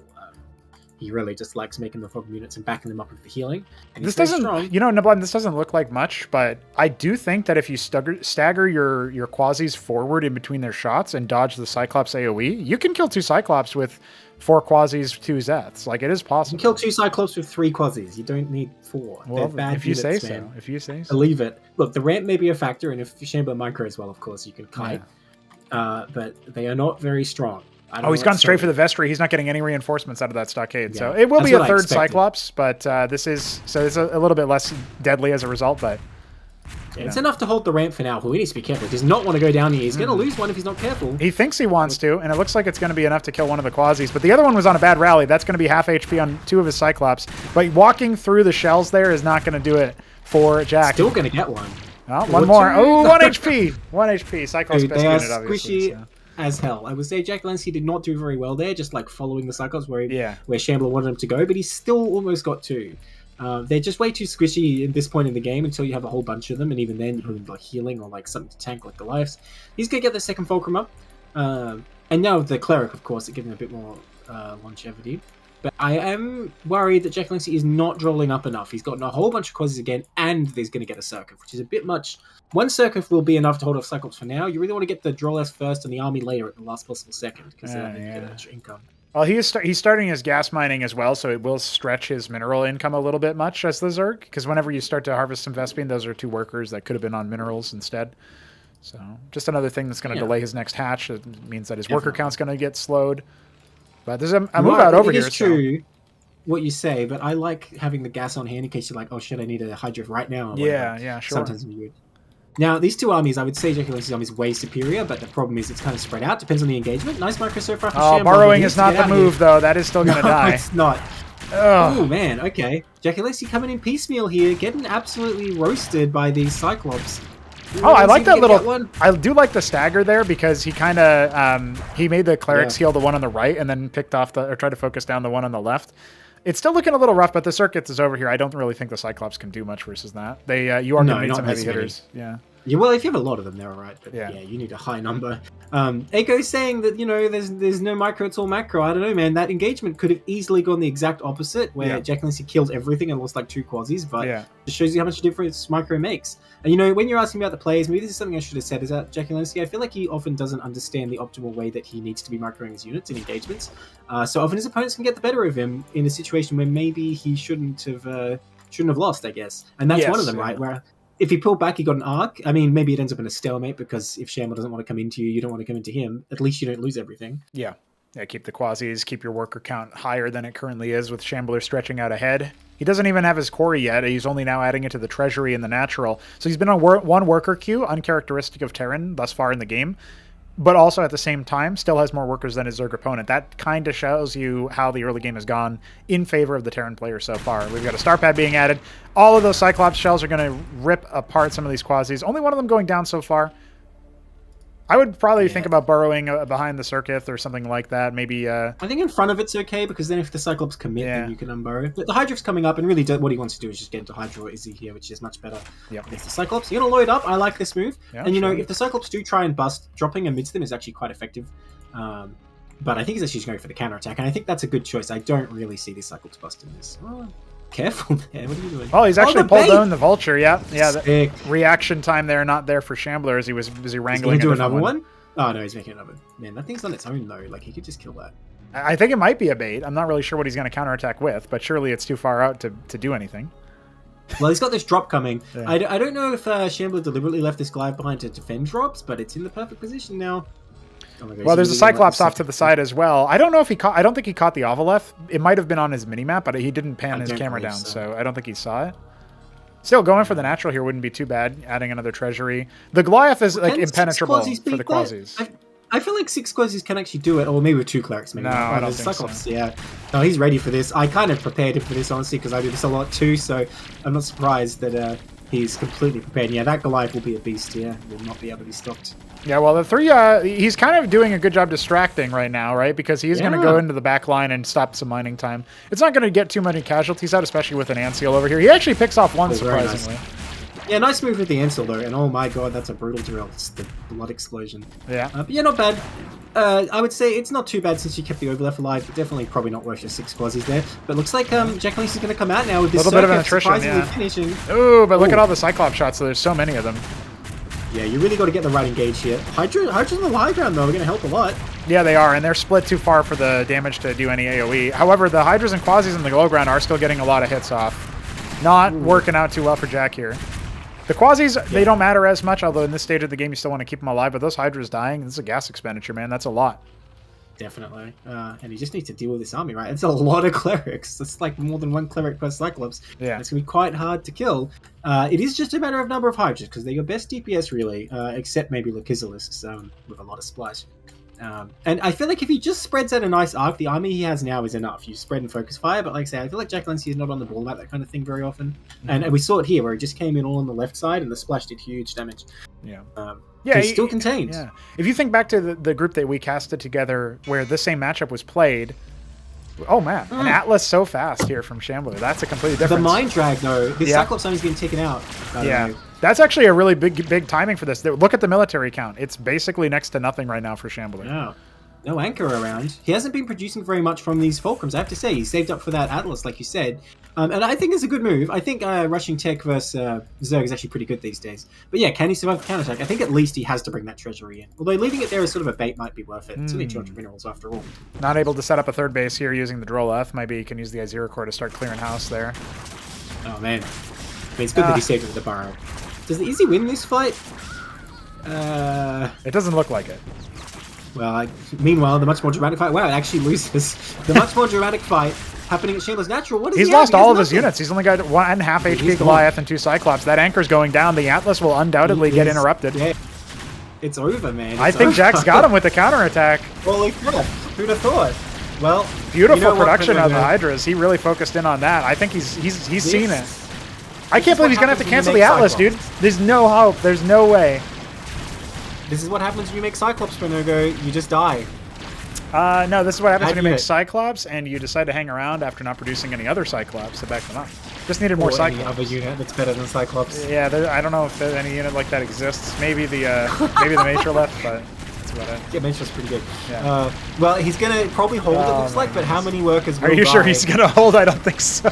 Yeah, Jack could just step Goliaths will shoot forward and through kill that. the Cyprians, and that would be it. But... Those Goliaths will shoot through that sooner or later, but he's like repairing the Fulcrum. Oh my Mason god, the bodies worker and count everything. massacre. He restarted his Atlas in the back.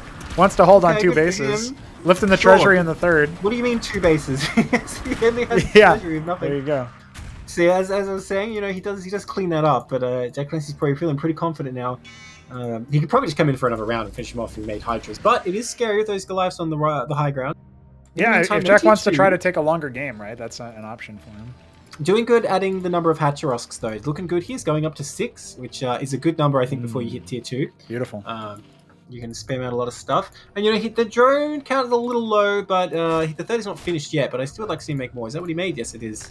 That's more like it. Now he's pleasing the way I play. Yes, just building yeah. 12 left at once. How many did I make in that Titanforge game? Oh, I can't remember. It was pretty high, though.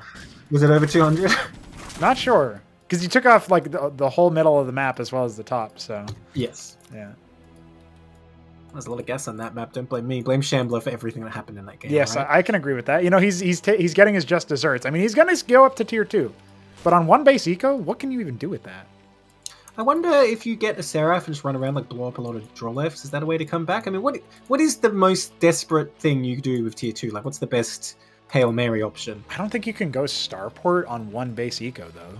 I mean, he's not even harvesting from his ridge. Yeah. So... We're both thinking the same thing. Yeah, like, looking at the gas... Madcaps are always good. They if you are. just get a ball of Madcaps with a bunch of healing, maybe you can just move across and take the game back. I don't know. Especially if Jakulangski sacrifices too much in here. Yeah, I mean, Jack can easily make 2-3x the amount of tier 1 units that he currently has and just storm up the ramp. But I don't know if he knows that. We are going to see a Starport after all. It's going to be the slowest markup all the way up to Wyverns, probably. Shambler loves Wyverns, so... Yeah, are they what you want here, though? Because No. even though they're good, you're still just trading, right? I feel like Seraph is the only option. Because... Oh, you're doing a Wraith, by the way. Yeah. The only way I can see to come back is if you, like, show up and start irradiating stuff. And even if, like, you see the Seraph coming, if you don't have anything ready, it's really hard to, like, save all your draw lefts. Like, it'll cause a lot of chaos and disruption. Yeah, I mean, Shambler should know that he's really far behind, but Shambler doesn't know how to GG. He just, exits the game. It's a Doom drop of Hydras, I think. He's made a lot of Avalets. That's an interesting move. I like it. Because even if they don't kill Shambler outright, they will trade, right? As long as Hydra's getting on top of the army, they're going to do well. Look at this. Oh, no, he flies right into the Wraith. Just to kill it, he gives away how many overlaps he made. That is a big mistake. Well, Shambler knows now. Yeah. Captaincy coming up? All right, let's see. Maybe he just makes Gorgon. Well, what was I saying? I shouldn't have second-guessed myself. Now Oh there's my the god, I commitment. can't believe this. He lands Walling the with Ministry the as the Ministry. wall. I don't know about the that Treasury one. as the actual command center. I mean, it has a lot of health. It does, He's but is it cool. really going to be the option for you? I mean, Yeah. there's not that many clerics over here, and the Ministry's already about to pop. Oh wow, he's actually going to die. There you go. He made 1 Mason out of it, I think, maybe. Well, 400 minerals well spent. 3 right? Cyclops can shred this army, dude. Don't blame me when all the Hydras pop. I know, man. Those Cyprians have like over 500 damage. Like, oh man, no healing though. Yeah, he killed all of the clerics. I think finally Shambler is going to concede that he's been broken, and There you go, GG is GG. called. All right. Wow, what a surprise. Yeah, we like to see Jack hit the surprise kung fu move. I like that. Jack coming in with a dub early on has defeated his nemesis. Remember, Shambler kind of not dismissed him. There was definitely a really long game in there on Purgatory, if you remember. But still, I was expecting. I was expecting Shambler to be able to do the dirty. Yeah, same. I am surprised he didn't go for a more committed attack, bring a phalanx down or something, and instead just went for expand and really skipped on units to tech. Mm-hmm. And Jakulangski was able to macro up just a lot of Hydras, and that kind of just killed stuff. We'll see what Hupsaiya gets to we want to see from Hupsaiya as he's gearing up to debut once again. Yeah, I've played him relatively recently, actually, probably in pursuit of preparing for this, so I've sort of seen what he's like, but it'd be interesting to see him from the casting perspective as well. Yeah, and going up against Zerg as well, right? So. Yeah. Well, I was playing Zerg against him, to be fair, too. There you go. It's going to be Sideshow. Okay. Solid pick for Protoss. I think it's a good one. Not bad, not bad. But why am I going as a player? Get me out of here. What are you doing? You already had your fun. The wild card. I sub out. I tag out jakulangski. Shambler got jacked. I agree. Hey, I like that that pull out there. That was pretty legit. So big fan.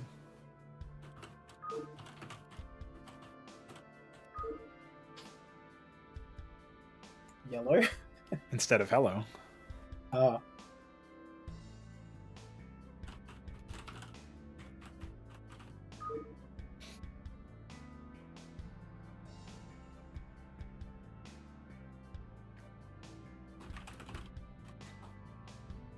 He's not seeing the lobby. He has Radmin on, and he has updated. The update? Because we updated like an hour ago or whatever. No, it would still show He says you. He's probably using the wrong, the old network still.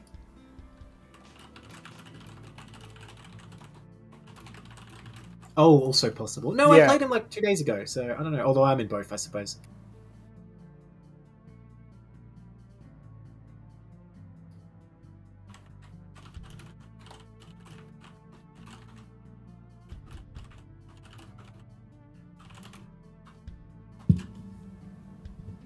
Yeah, if you're still in both, that would be why.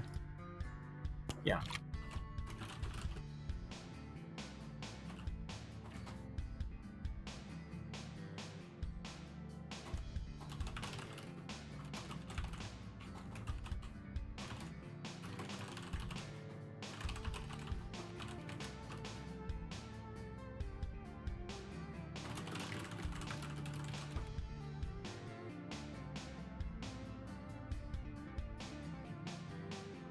Shambler proving Cyclops aren't a unit. Dude, the Cyclops were Yeah, so good job, Shambler. I approve of this game. Excellent work.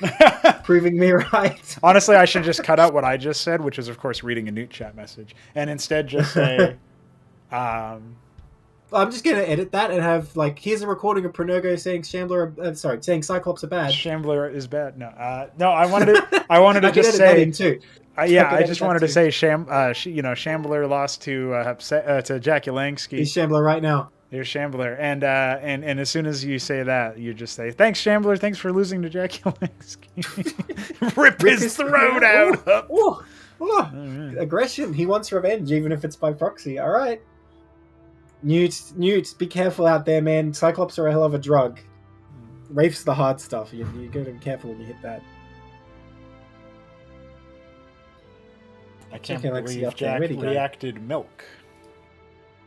What? What does he mean he doesn't have a throat? He doesn't have one. He's an oil. Or red or something. Oh, right, of course. I hope he has plenty of oil for this game. What a cat, honestly. See if Hupsaiya, the man himself, is ready to face down jakulangski. Alright, here we go. Here we go. Boys and girls, will this be our FFA group? It could start here. I mean, already I didn't expect the results, so I don't want to say it's impossible this time. That's right. Jack in the bottom right. Hupsaiya in the top left. What has Hup been up to? Apparently he was pracking versus the AI. That's why he didn't spectate this last match. Well, that's a smart way to start, I think. You know, just make sure your build's on point and all that stuff. Yeah. He was playing Starcraft 2 a little bit. Bit of ladder before he hopped onto this. So. You know, I find if I'm going to play a serious game, though, it's better to not play for a while, like up to a day even before the actual game. Oh, really? Interesting. Yeah, I don't know if it like tires out the mental resources or whatever, but I don't know, just play better that way. Like, that's what I did for the finals, and I guess there was still like that super embarrassing game, because there always is one. Wait. But, you know. Which one do you think? Bye, Shambler. See a Shambler. He's already out. He can't handle it. The infinite velocity one. On the finals. Versus Hamster. Yeah. I'm actually blanking on which one that even was. Oh, maybe it was Veek I'm thinking of. Yeah, because there was the really long, drawn-out one, and Yeah. Veek eventually won, and then you got the rest of the games in the series. It was a best of 5. That's right. Yeah. Oh, okay. Maybe it was a different one. It could have also been that he like skiffed you or something on Infinite Velocity. I thought you won that map in the series, in the best of 7. But anyway, long time maybe ago. you're right about that. Yeah, but my point is, you know, I think that the series went okay overall, and I didn't play for like a whole day before that. Because, like I said, I think that's the best way to do it. Warming up, I totally get though, especially if you're physically cold. And like in winter here, I definitely have to do that. Yeah. Yeah, it can make a big And difference. reverse AI actually makes sense because now double gateway coming from Hupsaiya. This is sort of the very popular build right now with Hupsaiya, with Hamster. That's right. And everyone else who plays Protoss, which I'm trying to go down the list, I guess. Veek, but Benno. Veek actually doesn't do that much. Benno's been playing. Oh yeah, he has too. Played pretty well too. Yeah. I mean, shout out to Benno. He played really well in sets today. I still have a feeling that, like, Benno needs to get a little bit more convincing and stuff if I want to elevate him to class 1. But, he's got the potential if he grinds it out, Well, I assume you've already given Newt the role after his result. That is true, yeah. Zealot's going to move across the map here, and we are going to have the initial skirmish, but the Zets are not going to be it.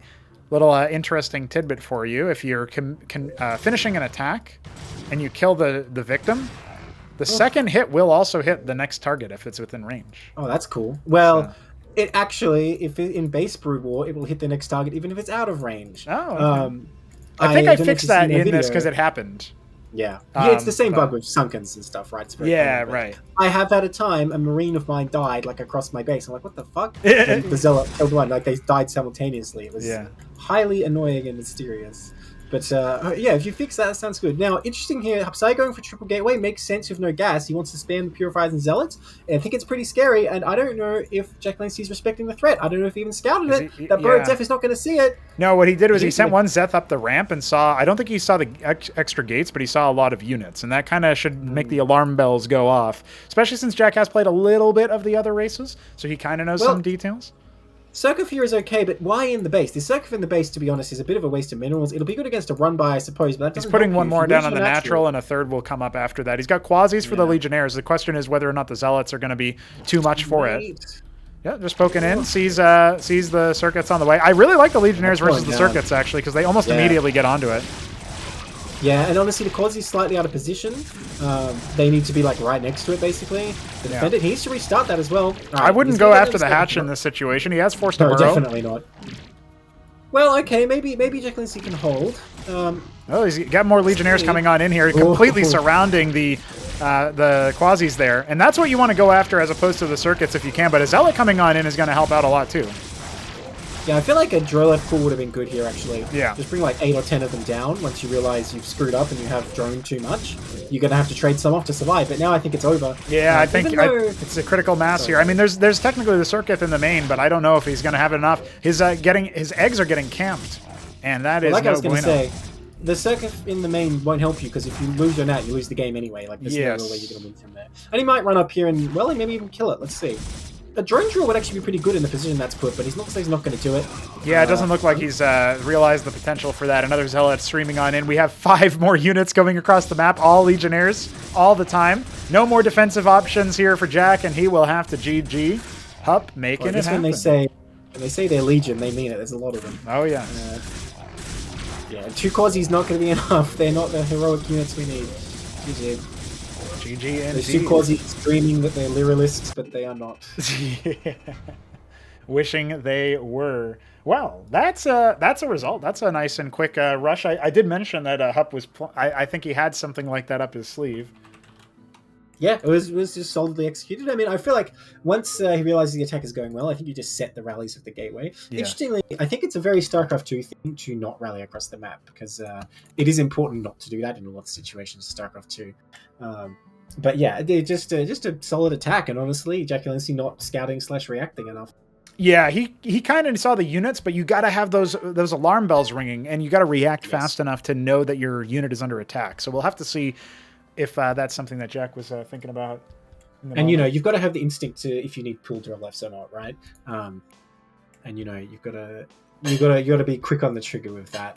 If he pulled like 10, I think, immediately when the attack arrived, I think he would have survived. Maybe he's behind in workers, maybe not, but at least he's not dead. Right, yeah, and maybe then you can stabilize enough that the hold is still good. So it's going to be Titan Forge selected by Shambler, since it's his map, of course.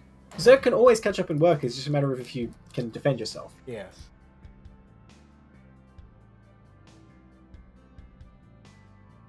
All right, Hup is in the game.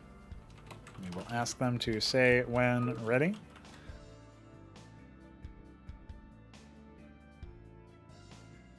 Is that a yes? Yeah, he's just talking about zealots, I think. He calls them Zeebs or something. All right, moving on in. We have the next round here. Hupsaiya is... Okay, he is ready. I was going to say, he's not using his workers just yet, but that's all right. Shambler might need all the help rush, he can get. Man? Yeah, no worries. You saw me playing on this map. Why hurry? Yeah, fair enough, fair enough. Hey, did you enjoy the fact that we fixed it for your spawn? Oh, I didn't notice. Well, you didn't notice it being broken is the main thing. Shambler is in the bottom. I didn't notice it being broken before. Yeah, Hup is in the top. Yeah, Art of Turtle pointed it out, and it was hard to miss. It's something to do with the way that after the map was updated. Fair enough. So my current solution is just to shift the base to the left a little bit. It does make it farther from your ramp, but hopefully not enough to make a huge negative impact on the map. Well, maybe Shambler will have a way to fix it more to his liking later on. Nonetheless, we do have Shambler in the bottom left and Hupsaiya in the top left. I was pretty low on workers most of that game, so well, I'm not most of that game. I was going to say, is this a bit? Is this? I would say after a certain point, like the game was over, but yes, you know. Yeah, I would say so. I had to explain that to Herb too because he was like, "Oh, Benno's got pretty good map presence," and it makes sense because he's got all these units around, but he just like the worker count was so high for you compared. That's an interesting take on that game. Well, because it's just the way they kept sharking around the units, but he couldn't do anything with it, right? So Yeah. Well, enough about that game. We're in our own game, of course. That's Fulcrum correct. again. Yeah. Shambler definitely like the mech representative here. Always opens Fulcrum. So Newt does too, I think, most of the time. Yes, he did do a double stockade opener to kill Art of Turtle. Look at this harass, though. Yeah, I like it. You're gonna have to pull that guy off. Gonna have to cancel taking it. no prisoners. Yeah, he has to go get repaired. He's gonna lose him. One more hit. Oh, he's got a micro hit. He's got a micro hit. Okay. Oh, he's just gonna go back to attack. Drive-by? Yeah. The drive-by, like 1 HP repair, just slapped something on him. Slap the ass. Get him back up to speed. Yeah, that's it. All right, so single gateway here. A Zealot, interestingly. Now, you don't see that much versus Terran. The Vulture, of course, can definitely handle that with a bit of micro. And I think Shambler's no slouch on micro. But I imagine it could escape easily enough. Depends on what he does with it. Now, has Hup tunnel visioned too much? Well, he's keeping the Vulture away. So this is something a little thing, but I love doing it, and I love telling people to do it. If your worker scout is dead anyway, make the guy's unit go further away from the ramp so that he can't affect change on the map as fast. Delay that. It might help you at the timing. You've got a Zealot out. You've got, a Draconin that you're waiting to make before you can be sure that you're defended versus the Vulture. Make sure that what you're doing is delaying that for as much as possible. And that's basically what Hup did with his scribe positioning there. Forced the Vulture to stay within the main base for, 3 or 4 more attacks, right? Yeah, and I don't know if you noticed on Sideshow, I was running my Derelict to the corner of the natural as well to do the same thing. But yeah, Draconin is out now, so very solid against these Vultures. As long as they don't get too high in number. Shambler did go for a pretty fast second focus. Oh no, but the stun is going to hit. Falling into the trap. I think the Draconin is pretty much toast, That's why Cyclops are a bad unit, because 2 is enough, okay? Yeah. There you go, he gets it. And yeah, where'd the Zealot go? Did it also It went off to the right. It went off to the right. It's probably... That could be good, but he has to deal with these. Now, probes are actually not too bad, or Scribes are not going to be too bad here, but he's going to lose some. Yeah, the Warden's coming in, right?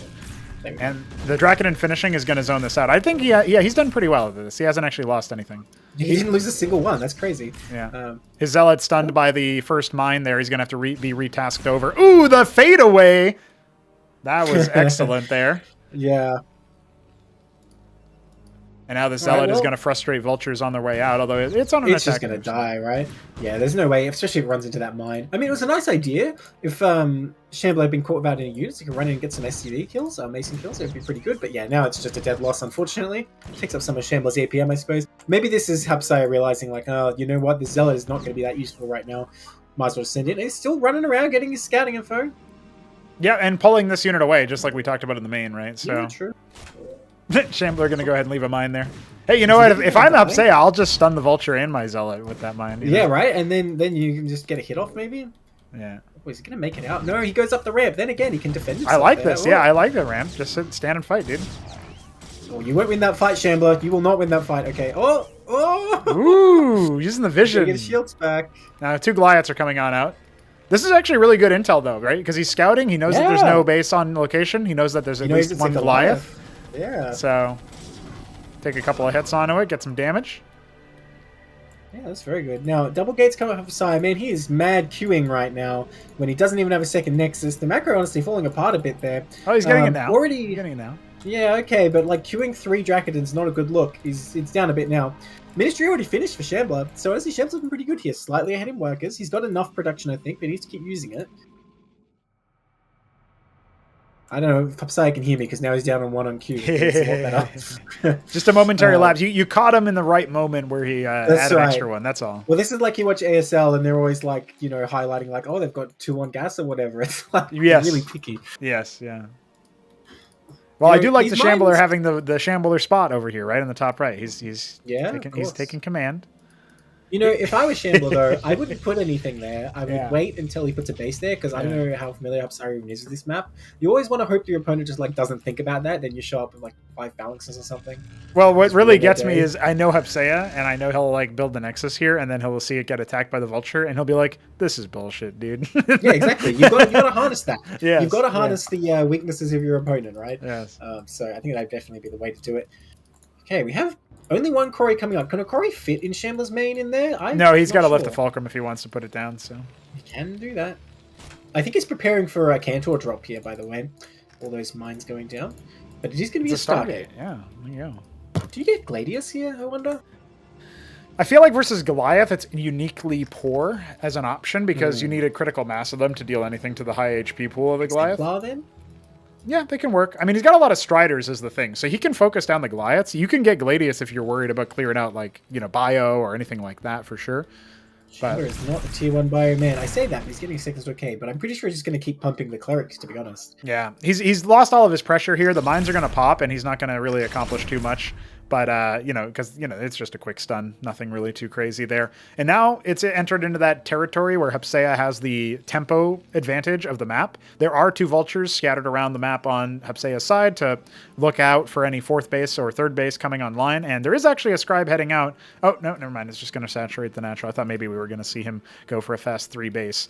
But he wants to confirm that he's got the contain done, I think. That's what he's going to go for first. And, you know, Neblime, you talk about that top right location. The thing that worries me about Shambler revealing it more than anything is not that maybe he could get more value out of it later on. It's that maybe Hupsaiya will do the same thing back to him, right? Now, he's going to snipe this Goliath over here. Oh, maybe not. Going to think twice about it. Loses a Drakiden, so far so good. I was a bit worried for Shambler there for a minute because he was not really ready to defend. No, he had nothing in that anchor, for example. He still only has the 1 Vulture. He's going to go for Savants. I don't know if I like Savants in this matchup, particularly versus Striders, because the penetration isn't going to hit as much. What if you don't use the penetration, though? What if you use the other thing? I still think it's too many units to debuff, is the thing. Like, if it was worth, like, you know, if you deploy Savants to, like, destroy or try to counter, look at this sharking around looking for if there's any extra units he can start to make engages on. There is a vision bug, but I'll tell you about it later. Oh, okay, sure. It's further to the left. You can actually see up, because I was killing Shambler's Fulcrum or something one game.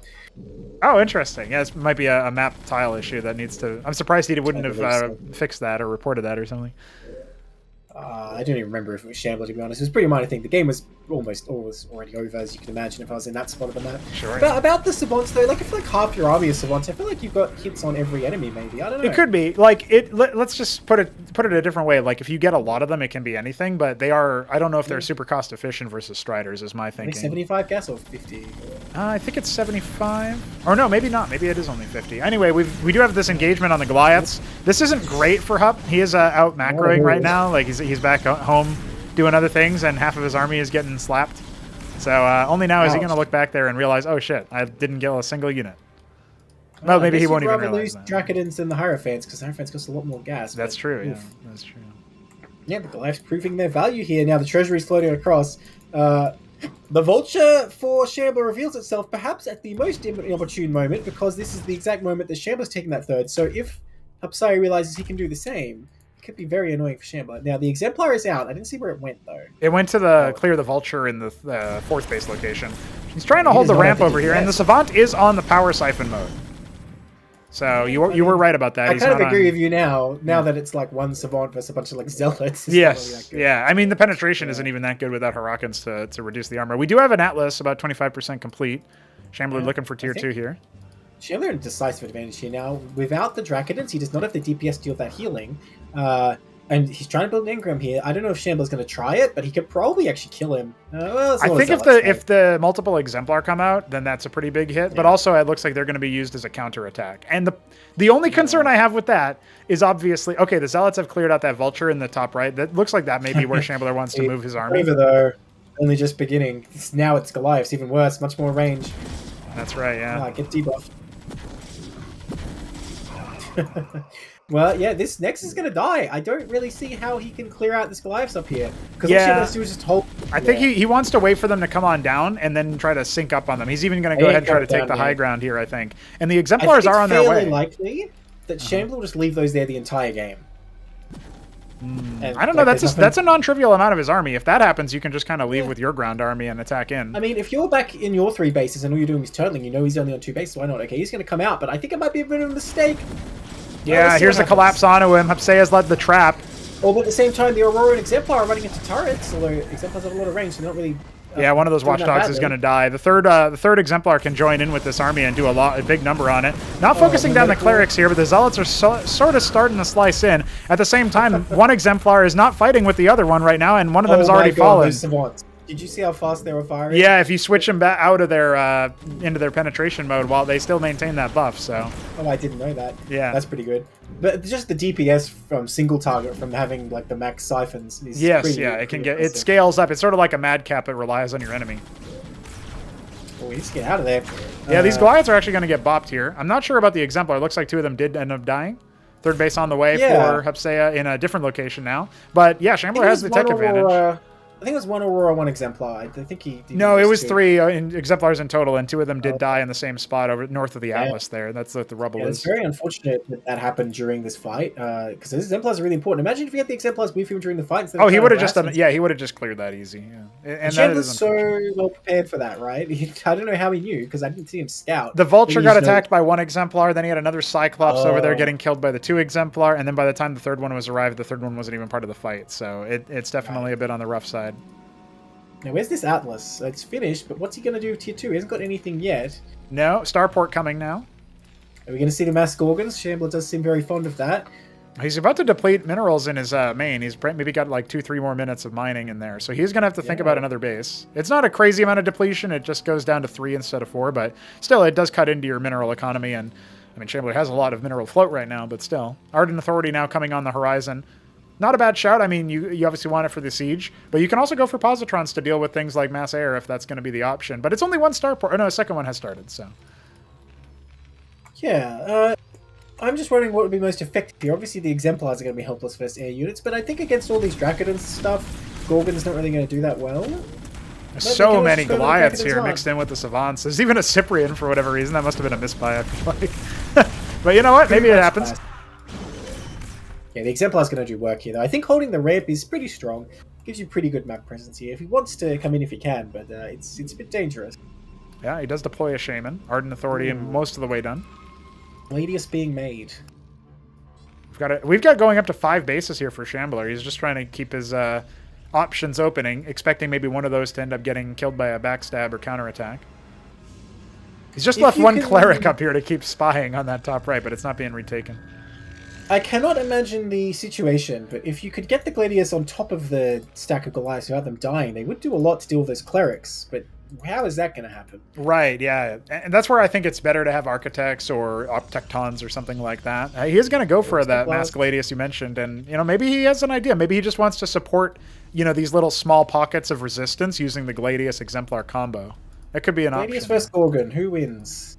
Depends on the number, right? I think if you... The thing That's to me like saying is... Maverick versus Star Sovereign, who wins? Well, it doesn't depend on the number. Actually, 1 Star Sovereign kills Infinity Mavericks. It's true. Just glass. Just push the benno button. Captaincy's out in the middle of the map right now. Ooh, I like it, actually, putting the production a bit out, because you're not going to cram your base up too much, and having it rally closer is better. If Shambler's whole strategy is to hold this ramp, which I think can be a winning strategy, then I think it's a good move. I like this little outpost that Hupsaiya set up over here in the middle of the map as well on his side. He's only got 1 ward in there so far, but you can imagine some engrams making it really hard to siege in. Only 2 Gorgons going to come in here, and one of the Wardens is going to get shut down immediately. The Gladiuses are going to come in to respond to this. That's going to reveal that those exist in the first place. And they move faster than I remembered, so they will be pretty good against those Gorgons, actually. Well, you say that, but they weren't leading them in between shots. But he wasn't running either. He's No, there you coward. go, standing and fighting. You Two know, more I used- Gladiuses are on the way. We do have Architects taking to the field. You saw a similar strategy in my game here. If you can just super fortify this location, and Madcaps and Anchors will be like unbreakable on this ramp, and you just split them out favorably, I think it can be very successful. Now, yes, Hupsaiya is making some air units, but I mean, so is Shambler, so I feel like that kind of evens out as long as Shambler doesn't screw it up too badly. I do think that there can be a counterattack to this fourth base location here north of Shambler's Main anytime, and that's where he's putting mantles up. He's got some Gorgons, but I mean, the Panoptises are going to come in as well. And we still have four Exemplar and 4 Gladius. Miss Micro too just gets them killed off on their own. He does send half his army away from the ramp. Oh, there's even cannons here! Yes, yeah. Hupsaiya preparing all the positions. Actually going to lose all these As soon as he sees the Gorgons. ground army here, he should probably think about maybe taking an attack onto it. One of the air units does end up dying there. And the Exemplar can stand and fight the Goliaths. Yeah, look at the bounces hitting too. There's only the one Gorgon left. Let's lose that Gladius there. Look at that, he's immediately... Big engagement he's on the gonna middle of the break map, though, and I think that's going to fall with all the Zealots. And now he's syncing up his air army as well. Now Shambler is totally out of position with half of his ground forces in the wrong spot, trying to come back desperately, but the ramp has already been cracked. Yeah, and that's just all that Shambler has, by the way. His army is all very forward position. The Madcaps are not out in enough numbers to defend a counterattack. I think Hupsaiya might surge through and end this game here. Well, it's certainly a possibility that he can make stuff happen because there is still no real defenses over here. There's some anti-air. We do have some Madcaps, some Gorgons. But is Hupsaiya going to take it slow? Is he going to be patient? Or is he going to try to make the magic happen immediately? I think he should definitely attack, because honestly, if he doesn't, Shambler's still way advantaged. In terms of look at the worker economy, count yeah, the alone. worker count certainly in Shambler's favor. Well, even in terms of tech, because honestly, I feel like Terran Tier 2 is better than Elden Authority and Stargate. Yeah. Once we see these Madcaps getting up in high numbers, it's going to be quite hard for Hupsaiya. He's going to come down with the air army, but this space is pretty well fortified. Savant, hopefully not on kinetic pen mode. Oh, it is. Oh, the Gorgons are going to fly on in, and there's only the one Panoptis mixed in. There's 2 more in the back, but he needs to coincide with the ground force somewhere else. He's actually going to get rid of the captaincies in the middle of the map, funnily enough. You know, that's really not that bad, though, because they do only cost minerals, and as typical in Tier 2, Shambler has a lot of minerals. That's right, yeah. His Exemplar cannot attack air, so he will be fended off by the Gorgons. He might be able to escape with some of them. Looks like maybe most of the expensive army was able to get saved. But now, look, Shambler's already stuck in this top left area. If Hupsaiya catches a whiff of that base in the middle... No, he's actually just going to see if he can commit down to the bottom. I don't know about this, to be honest. Yeah, the Zealots need to relocate. Here, but yeah. he's going to get stuck in the natural. Like, he didn't go in, it turns out, which I think was the right call. Yeah, one of the Architects got sniped earlier, and the Zealots are kind of streaming in a little bit too late. The Gorgons have fully destroyed that Architect as well, and so now there really is no hope versus the Madcap and Savant combo there. The Gorgons are one of the best units to counter the Architects. They're very good at picking them off. Yes. And yeah, once the Madcaps get their firing rate up, you cannot contest them with Draconids. It's going to be a disaster. I do like hiding backwards versus them, though. That is their weakness if you can do it. And using the ramp, try to extend the range. Exemplars are going to come in, but you do need to get rid of these Gorgons, otherwise you might just end up getting bopped. Cleric gang down there. Looking for something to heal. Yeah. But yeah, he has enough to push this back. But, kind of call it a draw, let's say, because both armies got pretty wiped out. Oh man, I don't want this Exemplar to die to the one Gorgon though. That is a catch potential there. Gonna stand and fight. More Gorgons streaming on in from the left side. We got double Architect. Not a bad shout because the Gorgon count is pretty low now. Oh, but I think so many minerals. Yeah. Imagine how much benefit from a bunch of golems or whatever running in here. One of the Exemplars goes another down. One. Yeah. 4 Gorgons. That's a nice noise it makes. Like, yeah, smash. it's satisfying. Yeah. Now Shem's going to come across and he might hit the top right base as well. I don't think those Wardens are really going to do anything to defend that Shambler spot. Maybe. I mean, he's going to let this Nexus finish, maybe? He needs to cancel. I mean, okay, to be fair... He has 4k minerals. I think he's all right. Yeah, okay, he can do what he wants. Yeah. Well, okay. I think it's more important that he delays his opponent, and he's actually adding a Crucible down here to improve the production rate of his Ardent Authorities, his Gateways, etc. I don't mind that one bit. Still waiting for any higher tier tech, but nothing else has been added. Just a second Stargate in the main. Looking around for any additional production.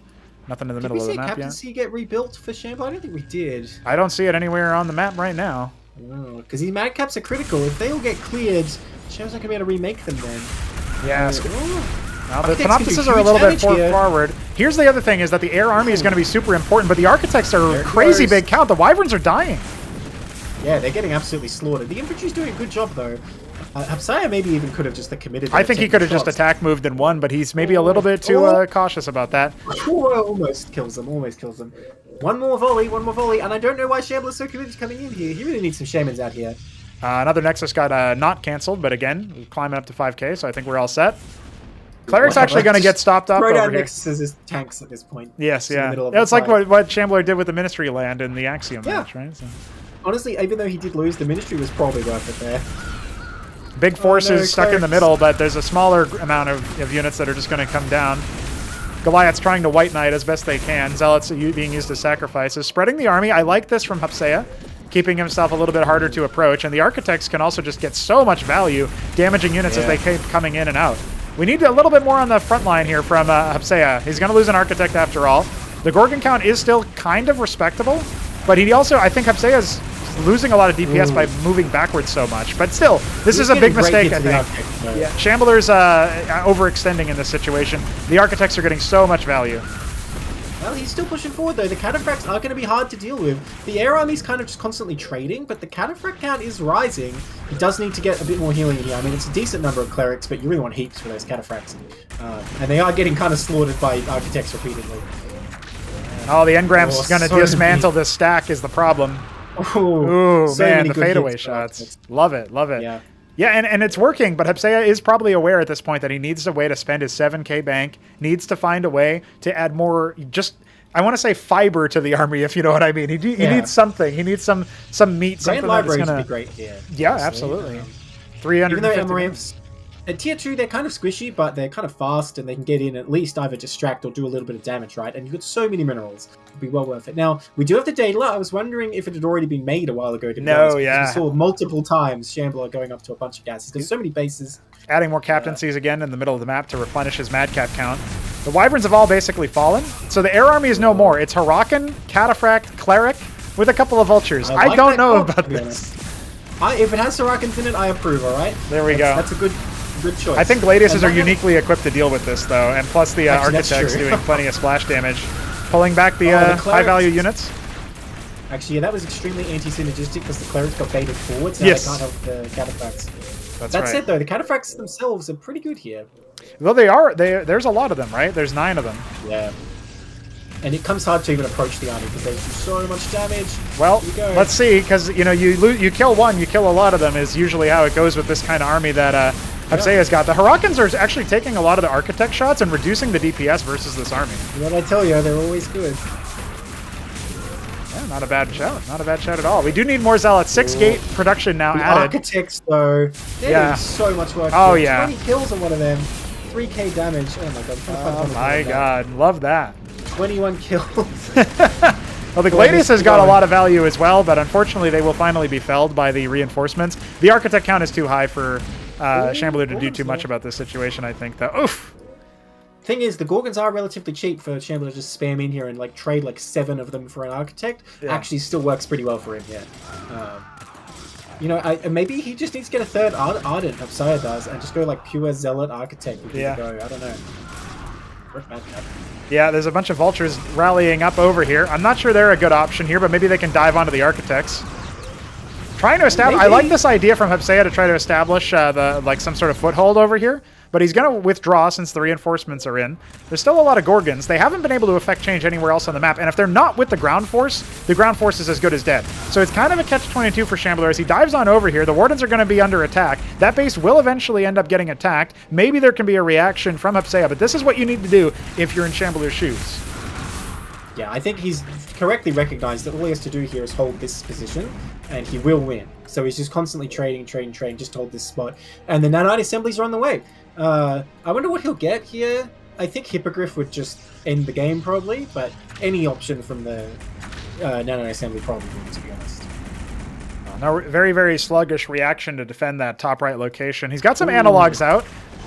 Oh, he attacked his own Dracodon. I don't really see how Analog's going to help here, because you'll just be returning like Cataphract shots or Gorgon shots. Not going to be that exciting. The Synod exists. He can make Clarions. He has been making a Demiurge or two, but it does feel like maybe he's losing a bit of steam. Because the Cataphracts kind of just hit everything, you know? Yeah. I guess it would negate the Gorgons a little bit. Well, the Clarion also clones the reflection. So it applies the Oh, on I hit to didn't know everything. that. Yeah, that's why. Wait, so you could just send like 10 back? I had no idea. Yeah, so basically if like a Phalanx attacks 2 analogs, it gets 2 shots back. But if a Phalanx attacks an analog and 2 zealots and a Clarion, it's going to have technically done the on hit effect to 4 units, and it'll get 4 shots back. God. That's crazy. Okay, in that case, that could work very well. Yes. We'll Maybe see if he it's ends up playing making here? it. I don't see it in production, so. Well, does he know about the Clarion? He probably doesn't, actually. Hamster used it against him, and he realized what Oh. the interaction that was happening, and was like, "Wait, that's a real thing." And then, of course, called me like a bunch of expletives for designing. Of course, but that goes without saying. But hey, he's the Protoss; he can use it. So. Is that how it works? Yeah, I think so. Okay, Minotaur coming up, and Shambler has been enjoying those recently, but the last charge from Hupsaiya is going to try and break it. This is his last chance. I feel like it does feel like his last chance here. He needs to be using his architects. His Demiurge needs to step forward to get some mind control off, but this is not really a comp that he can do super well with. Absolutely insane number of madcaps here. Defending a ramp, honestly, there is no better unit. They are so good at just destroying anything coming through a choke or a ramp. So I think Hupsaiya has lost too much now that all he can do is sit here and wait for the capital ships to come and end the game. I mean, it's not easy. Definitely Shambler playing to the map, not surprisingly, since he made it. Yes. But I wonder if there was another way. If he could have tried to pressure more on the left, or gone with units not on the ground, or something like that. There's a huge amount of Wardens trying to defend that base and just to slow the attack down, and that's going to allow Hupsaiya to step on in forward yet again. We are going to see more exemplars. Minerals. It's probably a pretty good trade with Wardens. Oh yeah, absolutely. Actually, the Wardens are doing pretty well versus this force that's kind of split off. Centaurs have arrived. Oh, that's what he went for. Yeah, the analog returns a couple shots, but doesn't really do that much. No, not without the Clarion. The Clarion's the linchpin if you're going to try to use it. Demiurge is out here, actually. Yep, there's a couple of them. There's the Clarion. It has arrived. Okay. The Clarion has arrived. All the analogs are going inside. Oh my god, I can't believe Goliath, Wyvern, Madcap died to Wardens. I've seen it all. Wow, is he actually going to hold that? Looks like he is. I mean, the Wyvern doing some pro damage, but yeah, the base still stands. And Hupsaiya's still fighting. One of the Demiurges has fallen. Man, this game is such a meat grinder. I can't believe this. Where's Shambler's army? It's gone. He got eaten. Oh, Hupsaiya's but quitting. Hupsaiya leaves. I don't know if it was actually over, but it was definitely in favor of... Do it. Like, say Hambler. Hambler. Have that much left. He was starting to break through. If he broke through and took the high ground, I think the game could carry on. Wow. Crazy game though. Such a meat grinder. Like, holy crap. Many a unit died around that ramp. Man, what a bloodbath. Hey, you know what? Right now, we are 1-1 for all players. You want to do this again, and then maybe go through another round and see what happens? I'm just saying. It can happen. It can happen. Have we got like the counter triangle? We know which player beats which player. Yeah. Shambler doesn't have his own map to pick a second time, though. We'll see. Yeah, that's true. And Hup did look like he could have maybe won that game a number of times. So it's just a Well, just imagine he doesn't lose his third to those Goliaths, right? That alone might make the difference. Yeah, absolutely. Well, we're all tied up. We'll see what Jack wants to do for his map. And while we wait for that pick, we can remind you that we are sponsored. Now, we are sponsored by none other than the pickup partner. You've probably seen their logo on the stream, like in the bottom left right now, and you've probably seen the signs all around the map pool in the naturals. Check it out. And if you're looking to move somewhere in the vicinity of New England, from New England to New England, something like that by the seacoast, call them up. Say what's up. Yeah, I'll just move all the way from Australia there. That sounds good. Yeah, I like that idea. It's going to be Derelict, chosen by Jakulangski. And you know what that means? He's going to go for the middle of the map with Droleths. Definitely. Actually, I think he has done that in a game. Neblime, I'm sure if I ask Hupsaiya about how that game went, he's going to say that he hated it, but it looked pretty good. Definitely. I felt like it was pretty fun. Pretty good game. I think it was a great game, and like I said, I don't think it was even over. Not to say that Hupsaiya wasn't at a disadvantage still, but yeah, that's right. Like he was going to break through there, and it was a lot of action, a lot of fights that could have gone one way or another. So I don't know what more you could want out of a game. I feel like it wasn't exactly over. There was still play, but maybe Hupsaiya was just he wanted out. That might have been it too. This is the nature of the resources not running out, though, right? He could still just keep making the same stuff. Yeah. And he sort of had found the composition he needed. And I got to say, the Minotaur I do not think was a very good choice. Was doing that much. No. Call them Centaurs. Blank. Yeah, Centaurs got taken out. Yeah. So he might have been able to claim that high ground. After that, anything can happen. Yeah, all he needed to do was breach. If he just held on 5 more minutes or so, I feel like he probably would have maybe been able to turn the tide. Not a bad shout. Newt asking if he can ship Protoss out with partner pickup. No, listen, Biddy B's the guy who owns the company, and Biddy B plays Protoss, so I think you're fresh out of it. Yeah.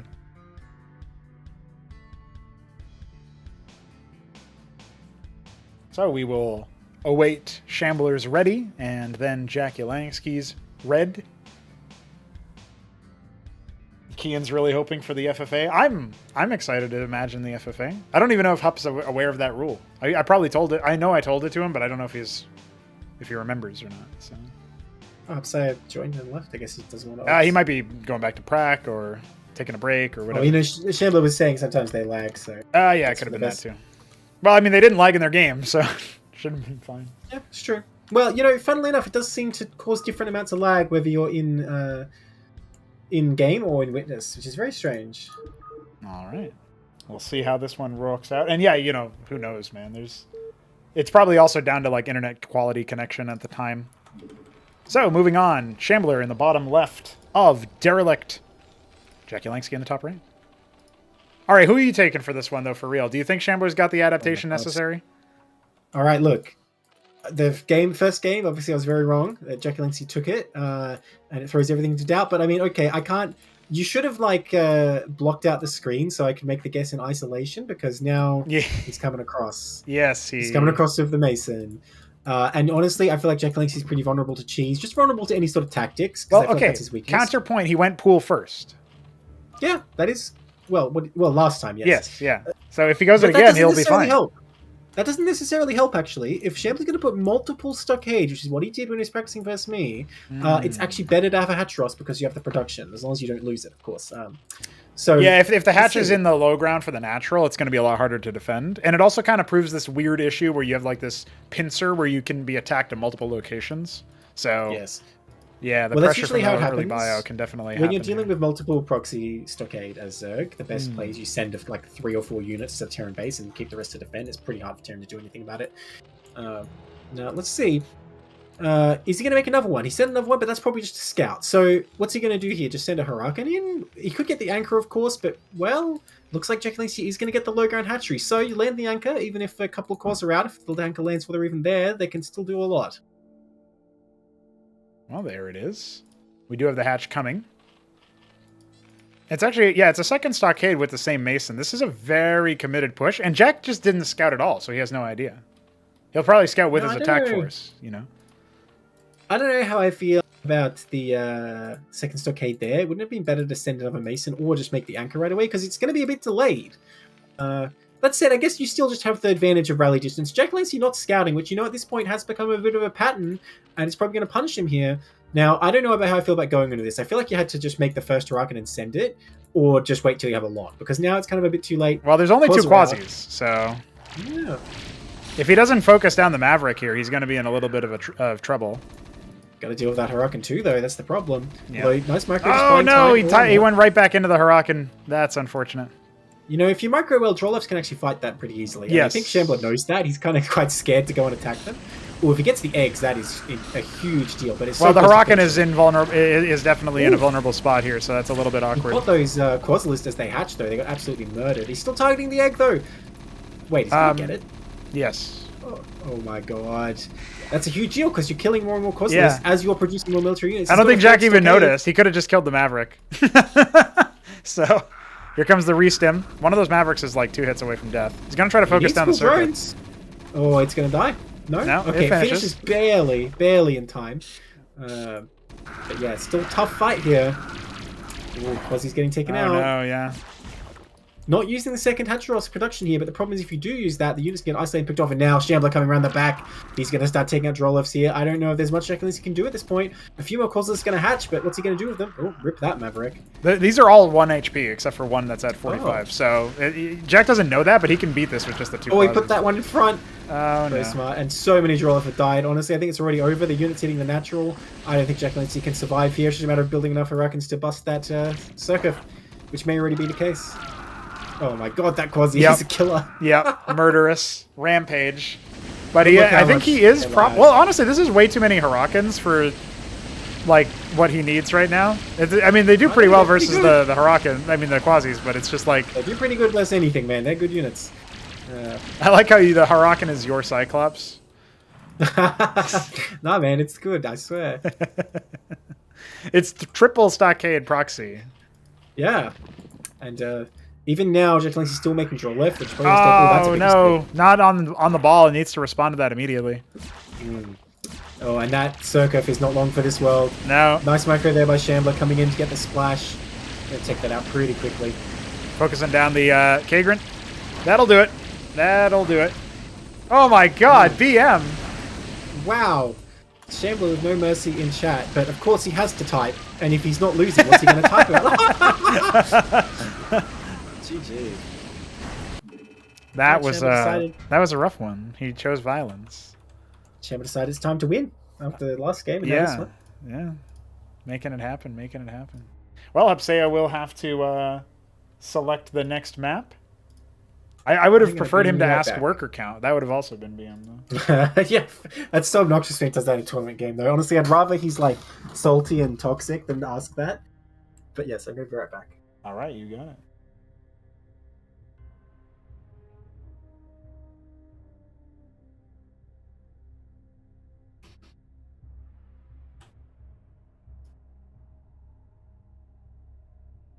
The next game makes Shambler kill one of his SCVs.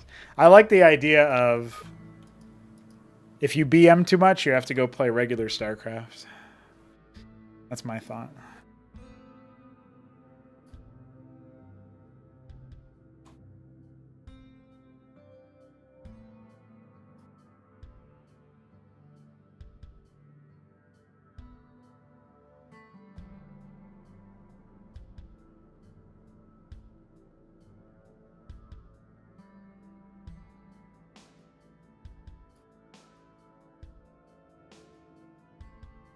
I'll wait for Neblime to return before we cover what's happening next.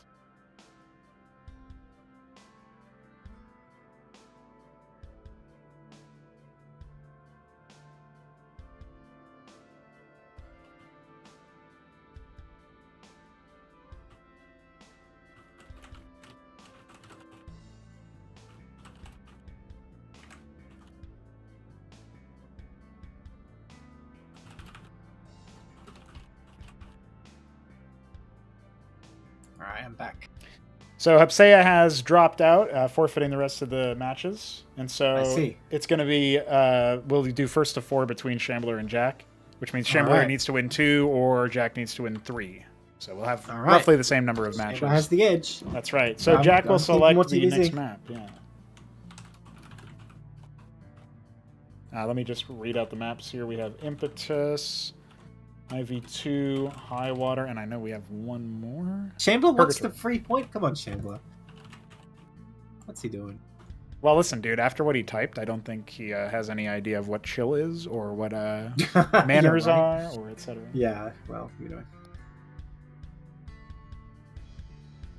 Someone's got to choose infinite velocity again, right? Yeah.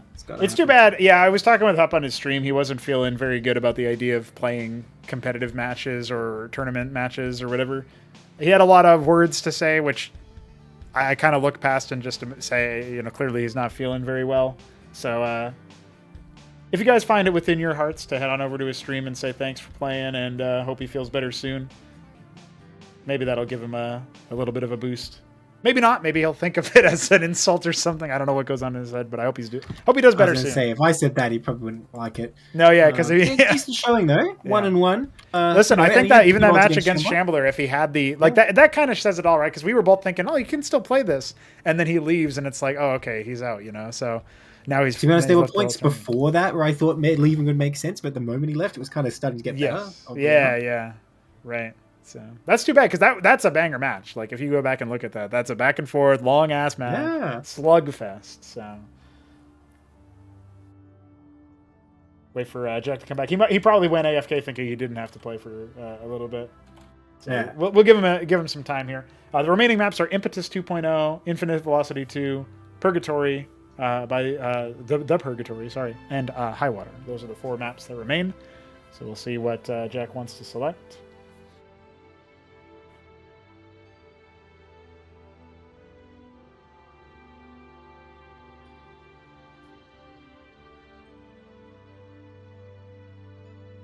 It's a little bit different, right? Because we had the format where we brought somebody in for a quick show match, Beaver versus Green Eggs in the last tournament, but that was after first place had already been decided, and here we don't actually know that yet. So Yeah, I'm sure jakulangski will be back soon enough. yeah, no worries. Just explaining it for people who might be like, "What's going on?" But, Well, tell me, does your standing in this here invitational affect whether you have to go in the gauntlet in Acropolis, or is that already decided? I think it's what's going to happen is I'm going to extend invitations to people who placed highly. So if you made it past the first round of playoffs in Ascension 7, you have an invitation extended to you that you can choose to accept, or you can choose to go into the gauntlet instead. If you want to, for whatever reason, like maybe somebody, like I would imagine, Mystery Meat would have to go through if he came back. It doesn't, I mean, judging by what happened here, I don't think maybe he'll feel better by the time the gauntlet rolls around and want to play. But in that consideration, maybe he would say, no, I'm good. I'm not going to do it. Then we would have another slot open up to qualify for instead, right? If you are going to play the gauntlet, you're going to be prepared to play a few games, right? Yes. So the new, I haven't decided if it's going to be double or triple Ilim, but it means that in order to qualify, you need to win 3 series minimum to qualify. Under most circumstances, maybe we have some people with like a high seed or something, but that's if that decision has to be made, it'll be dependent on the player count, right? Yeah. No. Well, yeah. Your seed gets factored in based on play, so you might skip like the first phase of the gauntlet or something, and so maybe you only have to win 2 series in order to qualify. Advantage, but Shambler's already in anyway. Yes. So. Well, hey, changing your race, maybe that should count against. I don't know. So maybe you should have to play the game. No, probably not. I think he's going to set. All right, we'll say when ready. I don't want to go for the gauntlets because I don't want to have to reveal any strategies. Yeah. No, listen, I need you to cast with me anyway because Mesk isn't around. So. Jack doing the HerbMon strat, saying when ready when I say when ready. Good job. Good job. He's learning the meta. That's right. Oh, the Shambler in the top left, jakulangski in the bottom right. How are you on that, by the way? If you were around in the, given the times or whatever, maybe I can just ping in and say, depends on day and time. That's it. Yeah. But I'm keen. I mean, this is gonna be when, like mid-April, right, or later? No, it'll be end of this month, early first week of April, maybe. So coming up. Okay. Might be a bit trickier because I think it's gonna be a bit later, but yeah, more or less. Yeah. I mean, it depends. Maybe we'll see how everybody comes up, and what everybody's schedule is like. Huh. We got some U's in the chat. Can I get a U in the chat, boys? Stockade again. Yeah, interesting. Oil. It's fast gas here for Jack. He's got 3 people on it. So. So Hydra opening versus Stockade. I like Hydralisk versus early Marine Huracan. Marine Maverick. You read chat. You read Fartbag XP. I didn't. I'm looking at chat. What did he say? He said Marine and Firebat are the way to go. Oh, did I say Firebat too? I think so, yeah. Oh, he's going for the overlap, by the way. Okay, that's what the gas was for. Degen Zerg time! Let's do it. Yes, he's doing it. And it's perfectly fine against a Stockade opener, I think. I was kind of thinking here that Shambler would go for Phalanx drop. I mean, it sounds kind of crazy, just pick out of nowhere. That's what he's going to go for. Yeah. But this map, I think, is quite beneficial for it. Now, everything's fine for jakulangski so far, but I am already worried because we've seen a lack of scouting adaptation. And with 2 Stockade, you can fairly easily build up a bunch of Huracan and Maverick and bust a single circuit. Mm-hmm. We're going to need to see more added over time. Well, we'll have to see. I mean, the 1 circuit is going to be enough to stall this out initially. You can't even really... I mean, maybe you can run the Mavericks by, actually, with the stim, if you get the I don't know timing. why I put it so far on the edge. It's kind of dodgy, but it'll do the job for now. Avaleth is going to reveal, yes, it's bio, and it'll eventually reveal the exact count of stockades. By the way, the low Vespine investment and the way that these stockades are placed means that there's probably not going to be a quarry coming anytime soon. This could be bio into drops here. Some needs to stop doing that. Blocking the quarry. I know, yeah. It just makes your base a little bit less flexible. So. He's going to go ahead and kill the Avaleth here, if he can. Yeah, it's not that tanky, especially if you fly it back through. Ooh. Oh, but he moved his Mavericks away somehow. Not sure what was going on there. I mean, I guess he didn't expect it to fly right back. Did you see the double stockade? He didn't, did he? No, yeah, it's got pretty good range. He saw at least 1, maybe 2. Okay, well, it looks like he's going to get the second circuit anyway, setting up the sort of gates of hell here, Yes, I guess. yeah, I love that. So again, sort of jakulangski lacking an important tactical principle here. You need to be back so that the enemy units come in the choke point. You don't want your units in the choke point. I mean, static defense, it doesn't affect them that much, but the problem is the enemy units get a big arc, and in fact, that one even worse. Oh, interesting. He's just putting them forward out in the open. So if Shambler does build up a big bioforce and attack, he's going to have a pretty good angle to do it. But, you know, he hasn't been solidly producing. He lifted off. He's getting a vestry now. Adding a third he's stockade. Getting a third stockade, though. Yeah, Quarry okay. as well. Treasury coming on. I do like it. This is, as you probably know, this is how I like to play TVZ. Just build up a lot of Hurricanes and some other stuff, and the circuits can be destroyed. Yeah, especially with Hurricanes having the slight movement speed buff on this version of the game, we'll end up helping them out a little bit. Well, you know, with changes, they might actually be slightly better against circuits than they were before, because you really just rely on them for the rending, and the Mavericks do the job. And since they have more HP, they're better at keeping that on for longer. Yep. Yeah, that's true.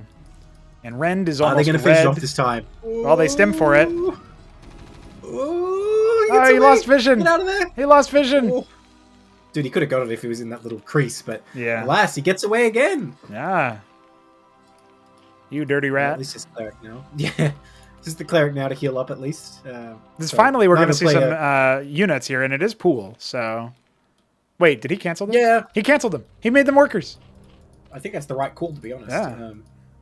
3 circuits should be enough for this. I don't have any doubt. But Shambler can come and, you know, menace him at least. But yeah, I think definitely this is the kind of situation where you want to take full advantage of not making units and just go full draw left. And honestly, I'm surprised jakulangski is not further ahead in draw left. I'm not really sure what happened there. I wasn't paying attention to his base. But I feel like he should have been able to have more by now. Oh, there's a 4th circuit on the way. Yeah, he's going to be fine. Even 3 probably would have been enough. But I don't dislike getting the 4th for security. I don't like the formation though of like the gates of hell, because you can fight 2 at a time almost. Yeah, not with anything out of bio until tier 2.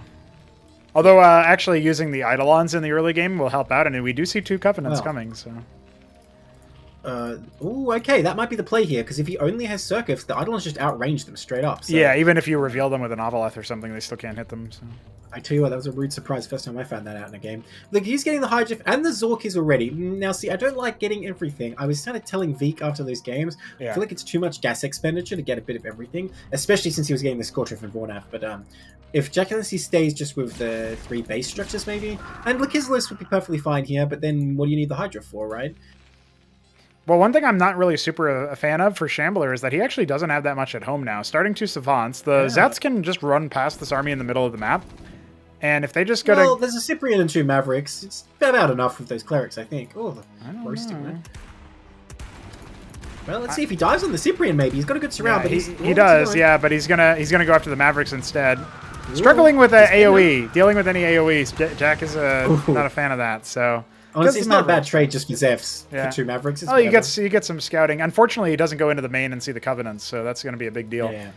He does pull them back, though. It's important to pull the units back in. But yeah, I think you already said we have Savants, not Eidolons, right? Yep. They could be pretty good against Circuits. You can leave them on the kinetic pen as well versus the army, but yeah, you can debuff the static defense, make the rest of your army stay alive a lot longer. Well, we do have Lakislus, though. And honestly, 1 Lakislus even is probably enough to hold this off.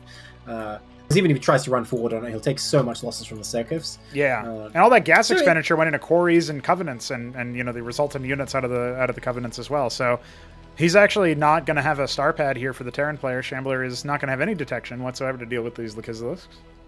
Could get a Shaman, but has not done so yet.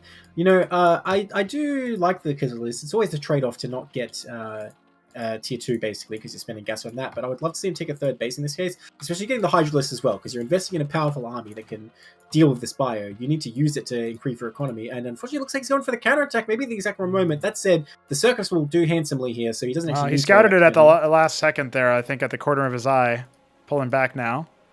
Probably would have served jakulangski pretty well if he just went across and left, like, well, didn't leave anything. He just got between Shambler's army and Shambler's base and forced him to come back and try and... No, if this army was knocking on the doors right now, it would be very, potentially GG here. A star pad is going to be it's going to be a Savant drop. This could be really ugly for Jack's worker line, depending on the situation. jakulangski's trying to go all in here, that's fine, but if he isn't, he's severely misstepped here in his Drolef count. because he's going to be way too low to contest Shambler in a continuing game. So he needs to make something happen here. I think that may be the intention. That's why he's coming up with all these Achilles and Hydra lists. But it's only a matter of time, and Shambler, very wise to this situation, he got the treasury there for the lodestone the whole time. I thought, well, he's putting out in an odd spot, but look at that. He's prepared for this. Yeah, and the detection provided for the Lakizalisk is really big. You can see it instantaneously getting that penetration mode activated onto the Savants. That's going to deal very nicely with that. I don't know why these Achilles are over here alone. It's not very good, but... maybe baiting the rest of the army out, you never know. Yeah, I guess it would be decent, but I don't think Shambler's going to play that game. I think he's perfectly happy to defend back here, and honestly, those Savants in Anchors will crush this army. He cannot attack at all. Even with an Ant Seal out now, which he doesn't even need for detection, so he can dedicate it just to defending whichever building, which, ironically, maybe he defends the Lodestone. Yeah. Hey, you know, you could try to focus it down here. Hydras are going to push forward, but maybe now not anymore. If we could see some Izira cores with this, or Zorius, you could at least block the Savant shots and such, but... Zorius would be good, but you have to, like, task them onto the stockade. It's a pretty formidable wall. Yep. Even with the Hurricanes in the back, they can't really run through and do anything either, so really, I'm very impressed with Shambler's defensive setup here. Oh, there's that Zorius. But, yeah. Heckled a little bit. Only the one Lakizalus too. Imagine if all three of them were still alive, right? That's the main thing here. But he gets the hit off with the Zorius, picks off a Savant, loses the Zorius for it. Do we have more of those coming? No, it's Lakis. It's Lakis and Hydra. That's the only reinforcements right now. Quasi behind it. Well, the Kisleys are not the unit here. They don't do anything. Honestly, I feel like jakulangski should have seen this defensive setup and immediately made the call that he's going to double expand, draw. Oh, but hold on. If he actually committed for that with all of his units, he might have been able to pick off that lodestone before the repairs came in. But instead, the Vestry goes down. Okay, but even if he picks off the lodestone, I mean, that's not really going to do him any good here because there's still Ant Seals and he can just rebuild it. It's very cheap. The thing here is that can he get a good surface area versus this comp? Because Shambler has to funnel through his own wall in this situation. Yeah. So. I mean, he could just lift off the treasury. The thing is, jakulangski has a good contain here, but contain does not win you the game. You need to be expanding behind it and taking the rest of the map. But he's stuck on only 42 Drollers, which is really low here. This is a little awkward. Those Ant Seals are out of energy. Oh, yeah. There's a lot of Hydras. He needs to hard commit here. Can't be shy. And he's doing it. He's doing a lot of damage. Oh, most of these Savants are not on the penetration mode. That might have been a big mistake there. They do damage, though, and there's Clerics doing their best. Yeah, now finally focusing the Clerics down, but I think that's too few Hydras left, and the Lakis is not long for this world either. Yeah, jakulangski finally compelled to retreat. Finally getting a third. And finally getting some melee. a little bit late, but, you know. Yeah. I do like this magical base that Shambler's flying to in the corner of the map. I don't know. I think he probably meant to go to 12 o'clock. He just kind of, you know... Yeah, just threw it over there, so get out of here. Some of his units getting cleaned up in the middle there. Nobody building refineries anymore. He's grabbing gas generator investment guys. That's right. It's a barbaric world in Cosmonarchy, right? They don't have time for that. Yeah. Until they get to the 2. Hey, these Savants got lured out as well. Shambler is he's got a bad knack for not putting his units on hold position, and then they will invariably end up following, you know, random units that get aggroed to them. But because you don't attack them, he doesn't get the noti. He's like, oh, what the heck? I can't believe I didn't get a notification for this. Yeah, every time, right? Every time. Yeah. Well, he's going to try to take over the middle of the map here with the anchors. Not a bad shout there. The lodestone, if it ever bothers him too much, can be self-destructed. Ministry's off center over there in the third base, but that's all right. He forgot that he's got the top right Ministry. Oh my god. No, he's waiting to move that to 3 o'clock, or what do you call it? 2 o'clock. It's 2, fine. yeah. Maybe. I like the stab in, though. Shambler and I had a Nitro Valley when he was Zerg. He did that as well, putting Patros in the middle of the map. I think it's a very strong thing to do, and Shambler's very good at it. Now, he needs to save this Ministry. Is he going to lift that? He's going to see if he can just fix it up. I don't know if I like it, though. He needs to fly that away. It might already be too late. I think it is too late, yeah. It's just a focus fire coming on down. The anchor going to get bopped as well. Before no cancel on that, just a little bit more free resources. Okay, nice move from jakulangski here, maintaining the presence of the army. Oh, wait, it narrowly got away because the Quasis blocked the Hydra. Is he even going to repair it? Well, still, he pushed it back. Yeah. Oh, this could be a terrible engagement for Shambler. He's pointed on the map. Now, the terrain helps him a little bit, but oh, no. Well, there's no crowd control over here, so the focus fire has to come in to breach. Look at the Savants getting so much healing from all the Clerics, but it looks like it might still be too much for Shambler to feel comfortable with. And finally, the Clerics are also falling. Much damage, so they're not the best at breaking that kind of thing either. Most of the Hydras are gone. It's like Shambler will hold it barely. Yep. Yeah, no reinforcements on the way either. It's just a bunch of I was a macro cycle of workers back there. But tier 2 is almost complete for our Zerg player. Still very few drones, especially for 3 base though. And Shambler clearly pulled ahead in the worker department there, although they're not very well distributed. No, yeah, his other base got slapped down. He's got 3 ministries over there. He still hasn't found top right. And Iris has hatched. What is he going to get here? Now, against this army, Matral Zeph might not be that strong because it's all based on splash of the Savants. I mean, it seems like Shambler's just making Cleric Savant only for now. Yes. So, I wonder if Vigrilist could be really good, or maybe even Sicrilis, because I feel like you can get close enough. And if you have enough Sicrilis, they will just melt the army. Bactylist obviously be pretty strong as well. There's a lot of options here, but there always is at tier 2. We do have a Tribal Nest though. Maybe the Vilgoricor could be helpful for getting approach angles. Definitely. You know, actually, that would be one of the best units, I think. Yeah. Because this army is not the kind of army that will gun it down too quickly. No, yeah. Now, Shambler can throw down the Atlas at any time, and once you have Madcaps with this army, then it does become very, very hard for things like Vilgoricor. He's only not especially Matral. Yeah. But, I mean, that gives a pretty narrow window for Jakulangski to make anything happen here. And he's not ahead economically. I don't know if he thinks he is, but he needs to take like 2 more bases yesterday. Because Shambler's just going to have so much money. He's going to have a superior army. He found top right. He's moving it in to 2 o'clock. Putting an anchor down on the low ground here. That's even worse for Jakulangski. He's trying to come down here, but that's a brilliant firing line set up for Shambler with the clerics in front as well. Yeah, and the anchor's going to complete just to make that position even more untenable. Bactylisks would be great over here. Out on them now. I think they're really, really strong because they only cost minerals as well. That's something we should see more, but it's so hard to multitask and do that, to be honest. Yeah. I think the higher level players, you're going to see them construct all sorts of stuff, little outposts on the outskirts of the map, outcrops of the map. Fartbag, that's not even how you spell Lakizalisk. It's a shame. Lakizalisk. Oh my gosh. Lakizalisk.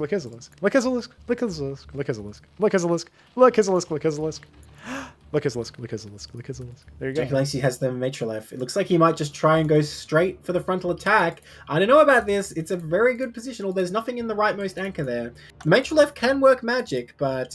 he needs to infest the anchor, obviously. That's what he needs to do. That'd be sick. Well, whatever he does, the Matrolef has to come in simultaneously. If it's disjointed attack, it will fail horribly. Yeah, he's getting tickled on the left side there. Atlas complete. Yeah, they'll regenerate.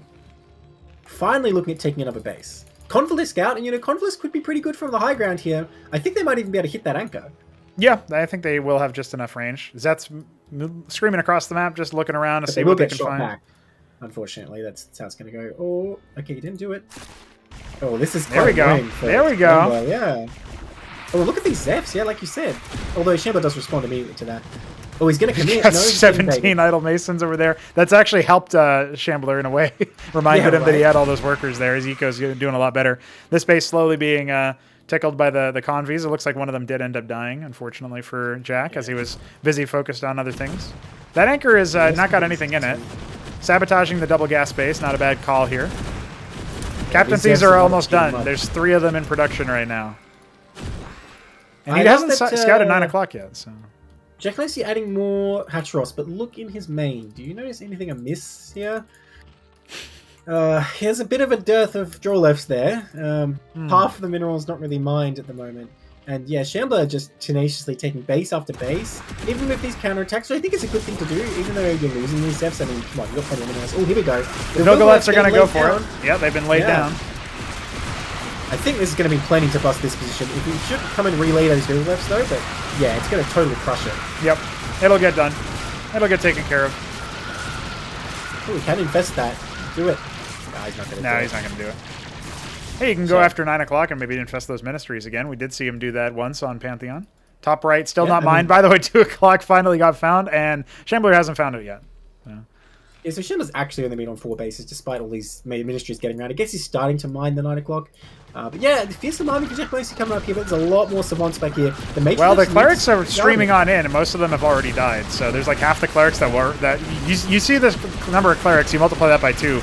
That's what was already what was on the field earlier. And as long as the Convalescents can stay alive, I think we can have a push here. But no, there's not enough units. The Matrolets weren't here. That would have been the real moneymaker if we could have the Matrolets there. Oh, you see it's some value here, but yeah. Oh no, their corpses are already too old. Oh no, there we go. Now some of them are going to get converted, yeah.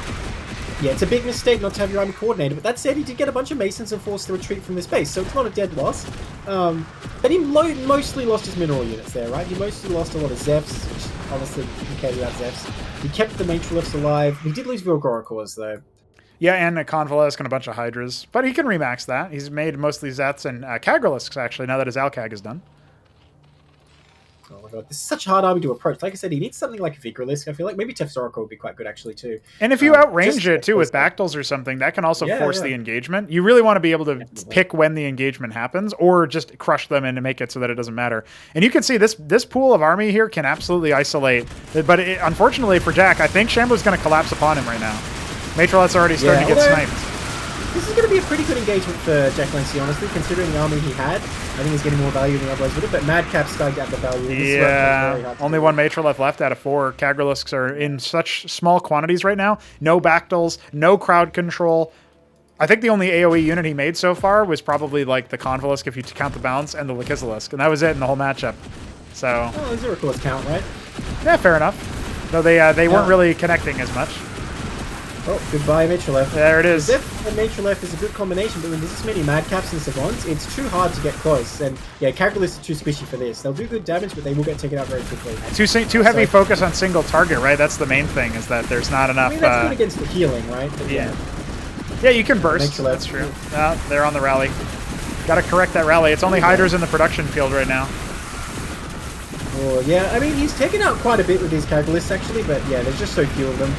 And now the critical mass is here. Even behind this, we see Shambler getting the signature Wyverns and playing. Oh, look at that! He actually turned his Hydras into Bactyls, but I think it is too late. I mean, he's going to end up losing all of that stuff. And he's typing again. That's rude. Like I said, he has to type something, so if he's winning, he can't be angry. So start running stuff like that. But Bactylisk. By the way, I didn't realize it until just now, but there's an Easter egg name for the worker, for the Droleth.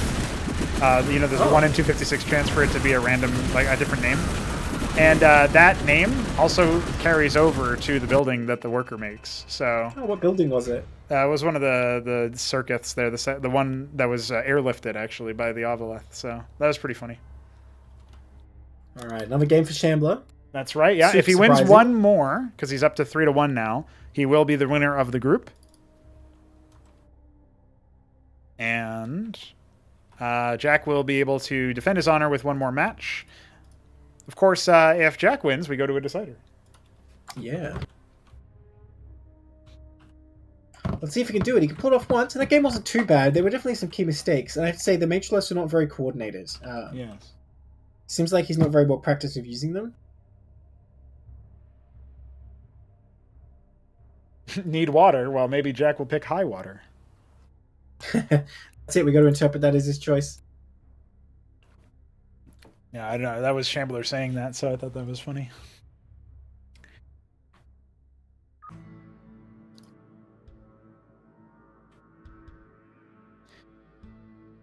I do think that Jack hit the right kind of counterattack in the Axiom match, and he definitely had a look in. I mean, it's pretty clear at this point that Jack is improved compared to the match that he showed, the matches that he showed in the previous Invitational. So I think he's justified his inclusion in this event. Well, I am somewhat frustrated, though, that he's starting to repeat the same mistakes with a very low Derelict count, and I'm sure you realize by now nothing triggers me more. Oh, yes. Seeing unsaturated bases. And, this is something we talked about when practicing yesterday, and even in the first game, he did a good job, so I'm not happy to see him backsliding, Ah, okay. You think maybe... Well, maybe he's... I thought we were going to see a power-up where, he would play a little bit slow in the first game and then really elevate after because he was just waking up, but maybe he spent all his energy on that first match. I mean, conceptually, what he's doing is okay, where he's trying to attack, but I feel like you need to make the judgment call when you see how well defended he is. Just go, okay, full eco time. But yeah, he committed a lot to making a lot of Hydralists and stuff. He posted the picture of look at that. Need water. Nice. Yeah, got him. Yeah, that's how he's going to get it. Yeah. The drip. So, I mean, oil and water don't mix. So Infinite Velocity 2 is selected. He's going to explode? I don't know. No, they always separate. Don't you know that? Not if they're hot. Well, actually, yes, if they're hot. Violently if they're hot. That's the problem. With the lobby All right, up. what's the bet This could be it. that we make it to Minotaurs? Because Shambler loves making Minotaurs. I actually bet this game... I would say there's a higher chance of this game ending sooner with the Nidus. I mean, do you think Shambler's going to try and come through? I just don't see jakulangski trying something like that. I think Jack could. But, we'll see. If he goes hatch first, then probably not. Maybe this is something that gives Shambler a bit of an easy time, but he doesn't seem to have much capacity for early aggression so far. Well, maybe. I feel like Jack has what it takes to turn up the aggression, surprisingly. But it depends on where his mental game is. And he's a hard guy to read. Anybody who's got like a bit of that language barrier is always a little bit of a hard person for me to read and like understand their mental. So I don't know how to, I mean, like, they're kind of funny, like when XD Man, right, Scholar, says like silly stuff. I believe that, he's probably not too down or whatever, but I also don't know. Like one time we were saying, oh yeah, XD, and he thought we were like making fun of him or something. And I was like, no, dude, we love it. So like sometimes, you never know how they're gonna take it. So anyway, what I'm getting at is I actually don't know what Jack's mental game is looking like right now, but he seems to be in okay spirits. He's selected in Velocity 2. We will see if he has a matchup here. Say if he has some way to make it happen. And I agree with Beaver. Centaurs are the way to go. I don't know why. I think Minotaurs have usefulness insofar as it takes so long to kill them that if you can get up to a high number of them, good luck actually destroying them. But well, and they do good damage to the right kind of target. Yeah. Well. I just think Centaurs are often the better choice if you're dealing with like stacked air or whatever, because they have splash and the rain gun. So. Neither player ready. How could this happen? Neither player ready yet. It means we can't pick one of them to blame. That's right. Neblime. It's my alter ego. Yeah, that's the one who types. I like when Shambler wrote something about your salt levels in one of yeah. Well, now he added someone else's as well, didn't he? What was it? Oh, he said Art of Turtles experience plus 69. Yeah, that's right. I guess that's a tradition now. Yeah. Shambler salt levels undetectable. Is that one of them? Yeah, because he didn't say anything. He didn't type that game. Ah, okay. Gotcha. Well, Shambler is going to be in the mid-left, and jakulangski is going to be in the mid-right. This is the decider match. If Shambler wins... Back. In chat, you are not ready for Defilers in Cosmonarchy, man. You are not. No. Alright, gas immediately, so it's not going to be a stockade rush.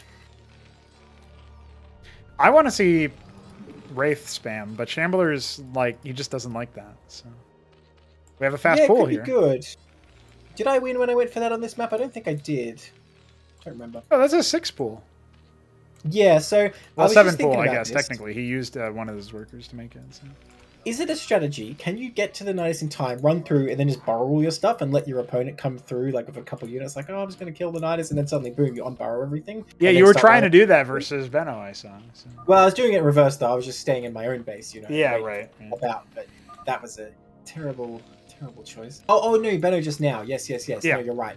But what I mean is if you go to the enemy side, so they can't kill it, Because I wasn't sure if Benno was going to try and kill it, or if he was going to try and be aggressive.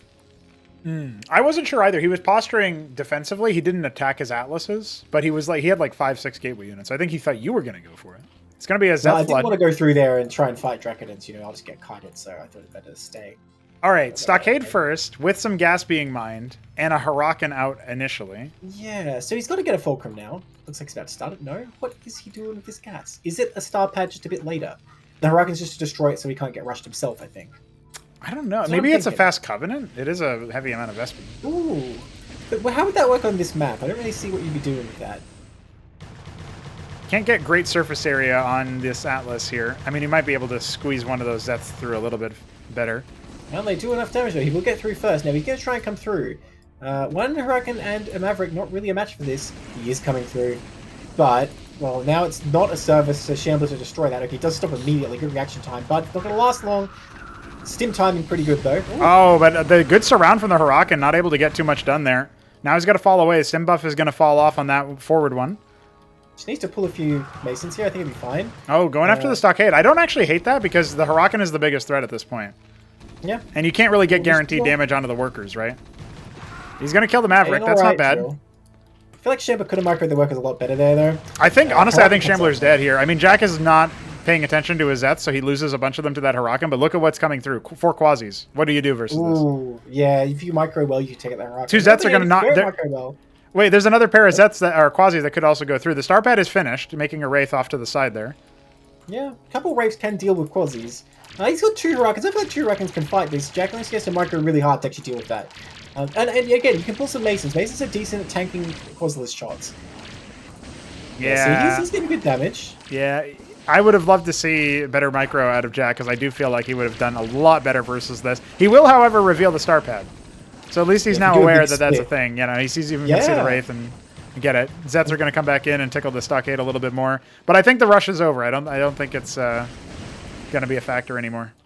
This is like me with that one Argosy that time. You know, if Shambler kills this stockade, he wins the game. Oh wait, hold on. I say that, but there's 6 Quasis over here.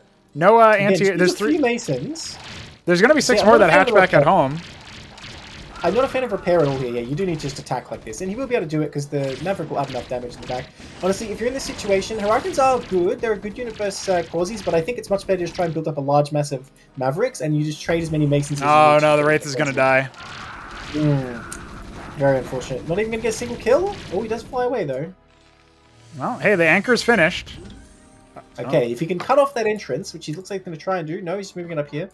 Well, yeah, Shambler's still going to be stable here, and honestly, jakulangski has not got many workers. He's saved up for a Hatchros, which is good, but he's not ahead or anything. I think the game just stabilizes from here. This Starpad's going to die. You're not going to be able to finish the Wraith there, even with this one of these Quasis spinning. Yeah.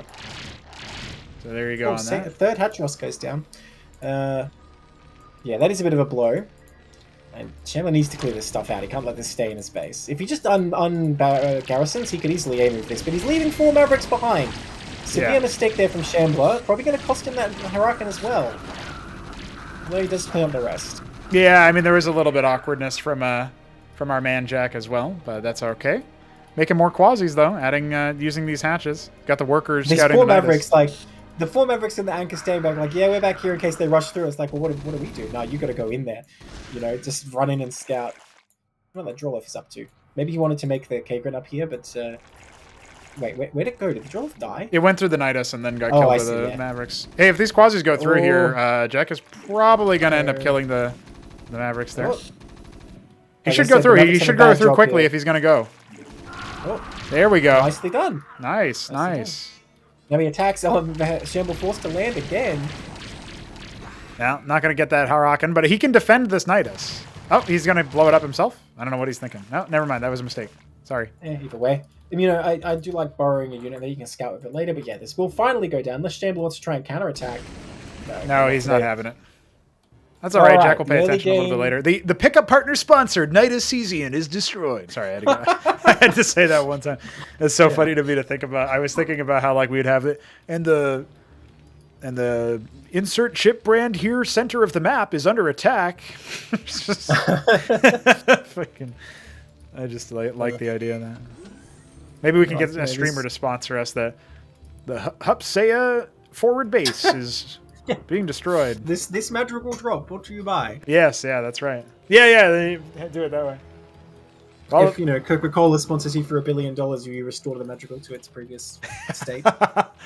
As a neutral unit, you can infest, reclaim, or can dominate in the middle of the map. Yeah, they can sponsor a map like AMD sponsors Radeon or whatever. Ministry came up for Shambler here. I think it's a superior option to get a quarry first, even if you get a Ministry after it, but either way, he'll be starting to expand here, and worker count not too bad so far, but Jack thinks he's doing a good job getting those Hatchros up. Wouldn't mind him taking the top base, though. That Wraith is still there. Yeah. Somehow. Yeah, it hasn't been... You know, that's like the Ministry in the top right of the last game. Shambler hasn't found it yet. You know, it is nice in a longer game if you have a bunch of stockades from early on and you can just spam Huracans, because they're good in a lot of situations. Yes, yeah.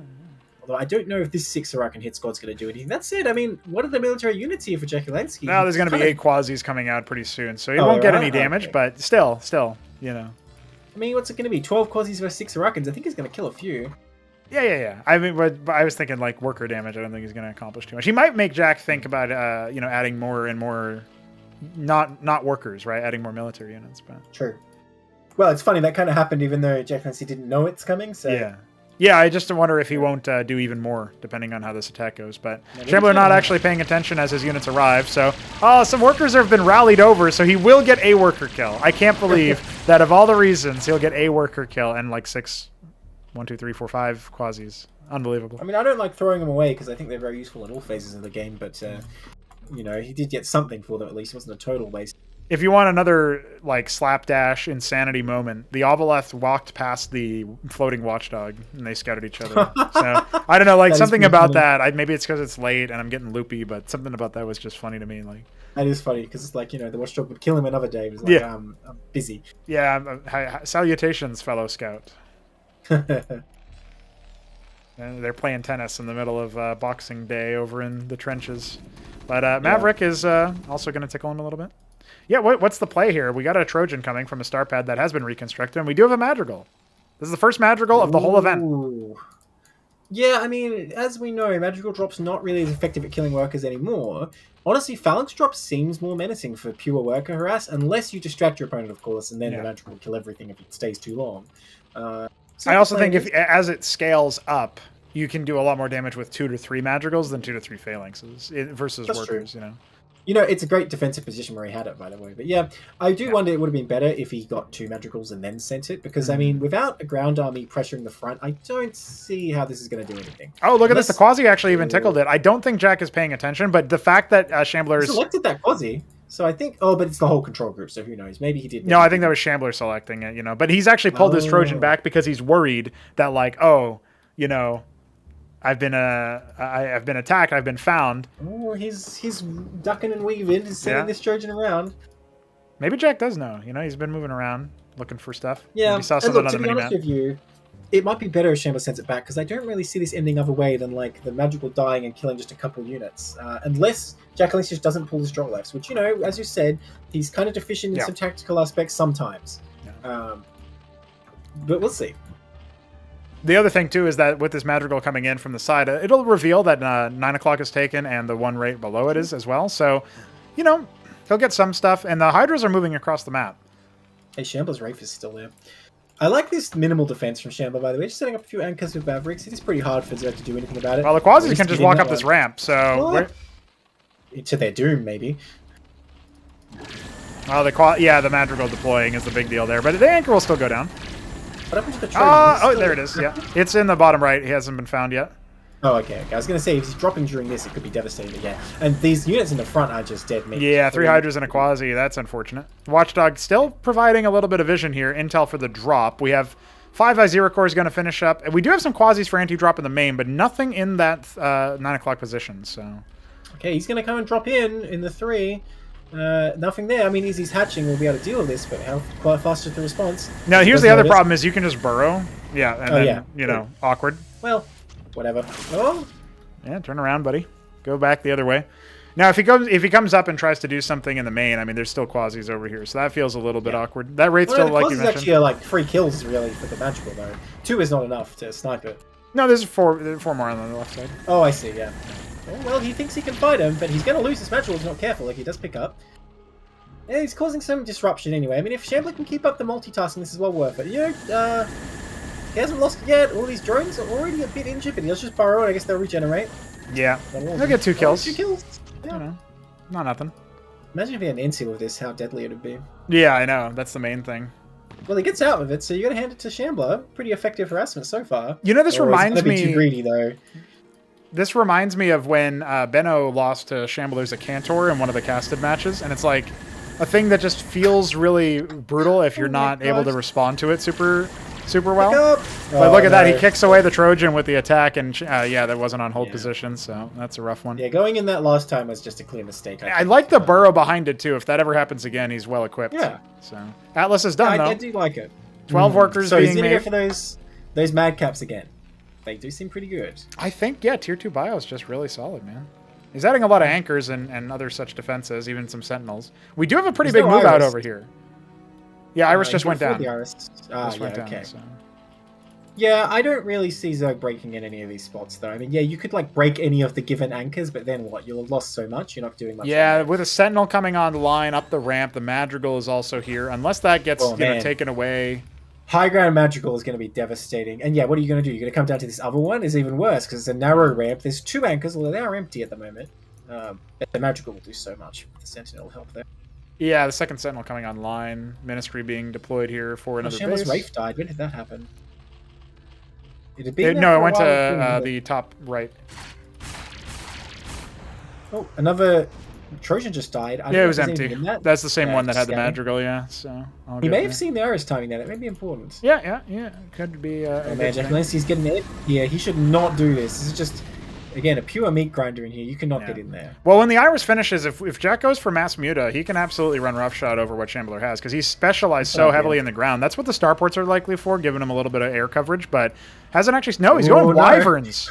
Okay, so the Iris done. If we see a Mutath, I think Jack stands a really good chance of winning this one, but he's going to go for the nest instead.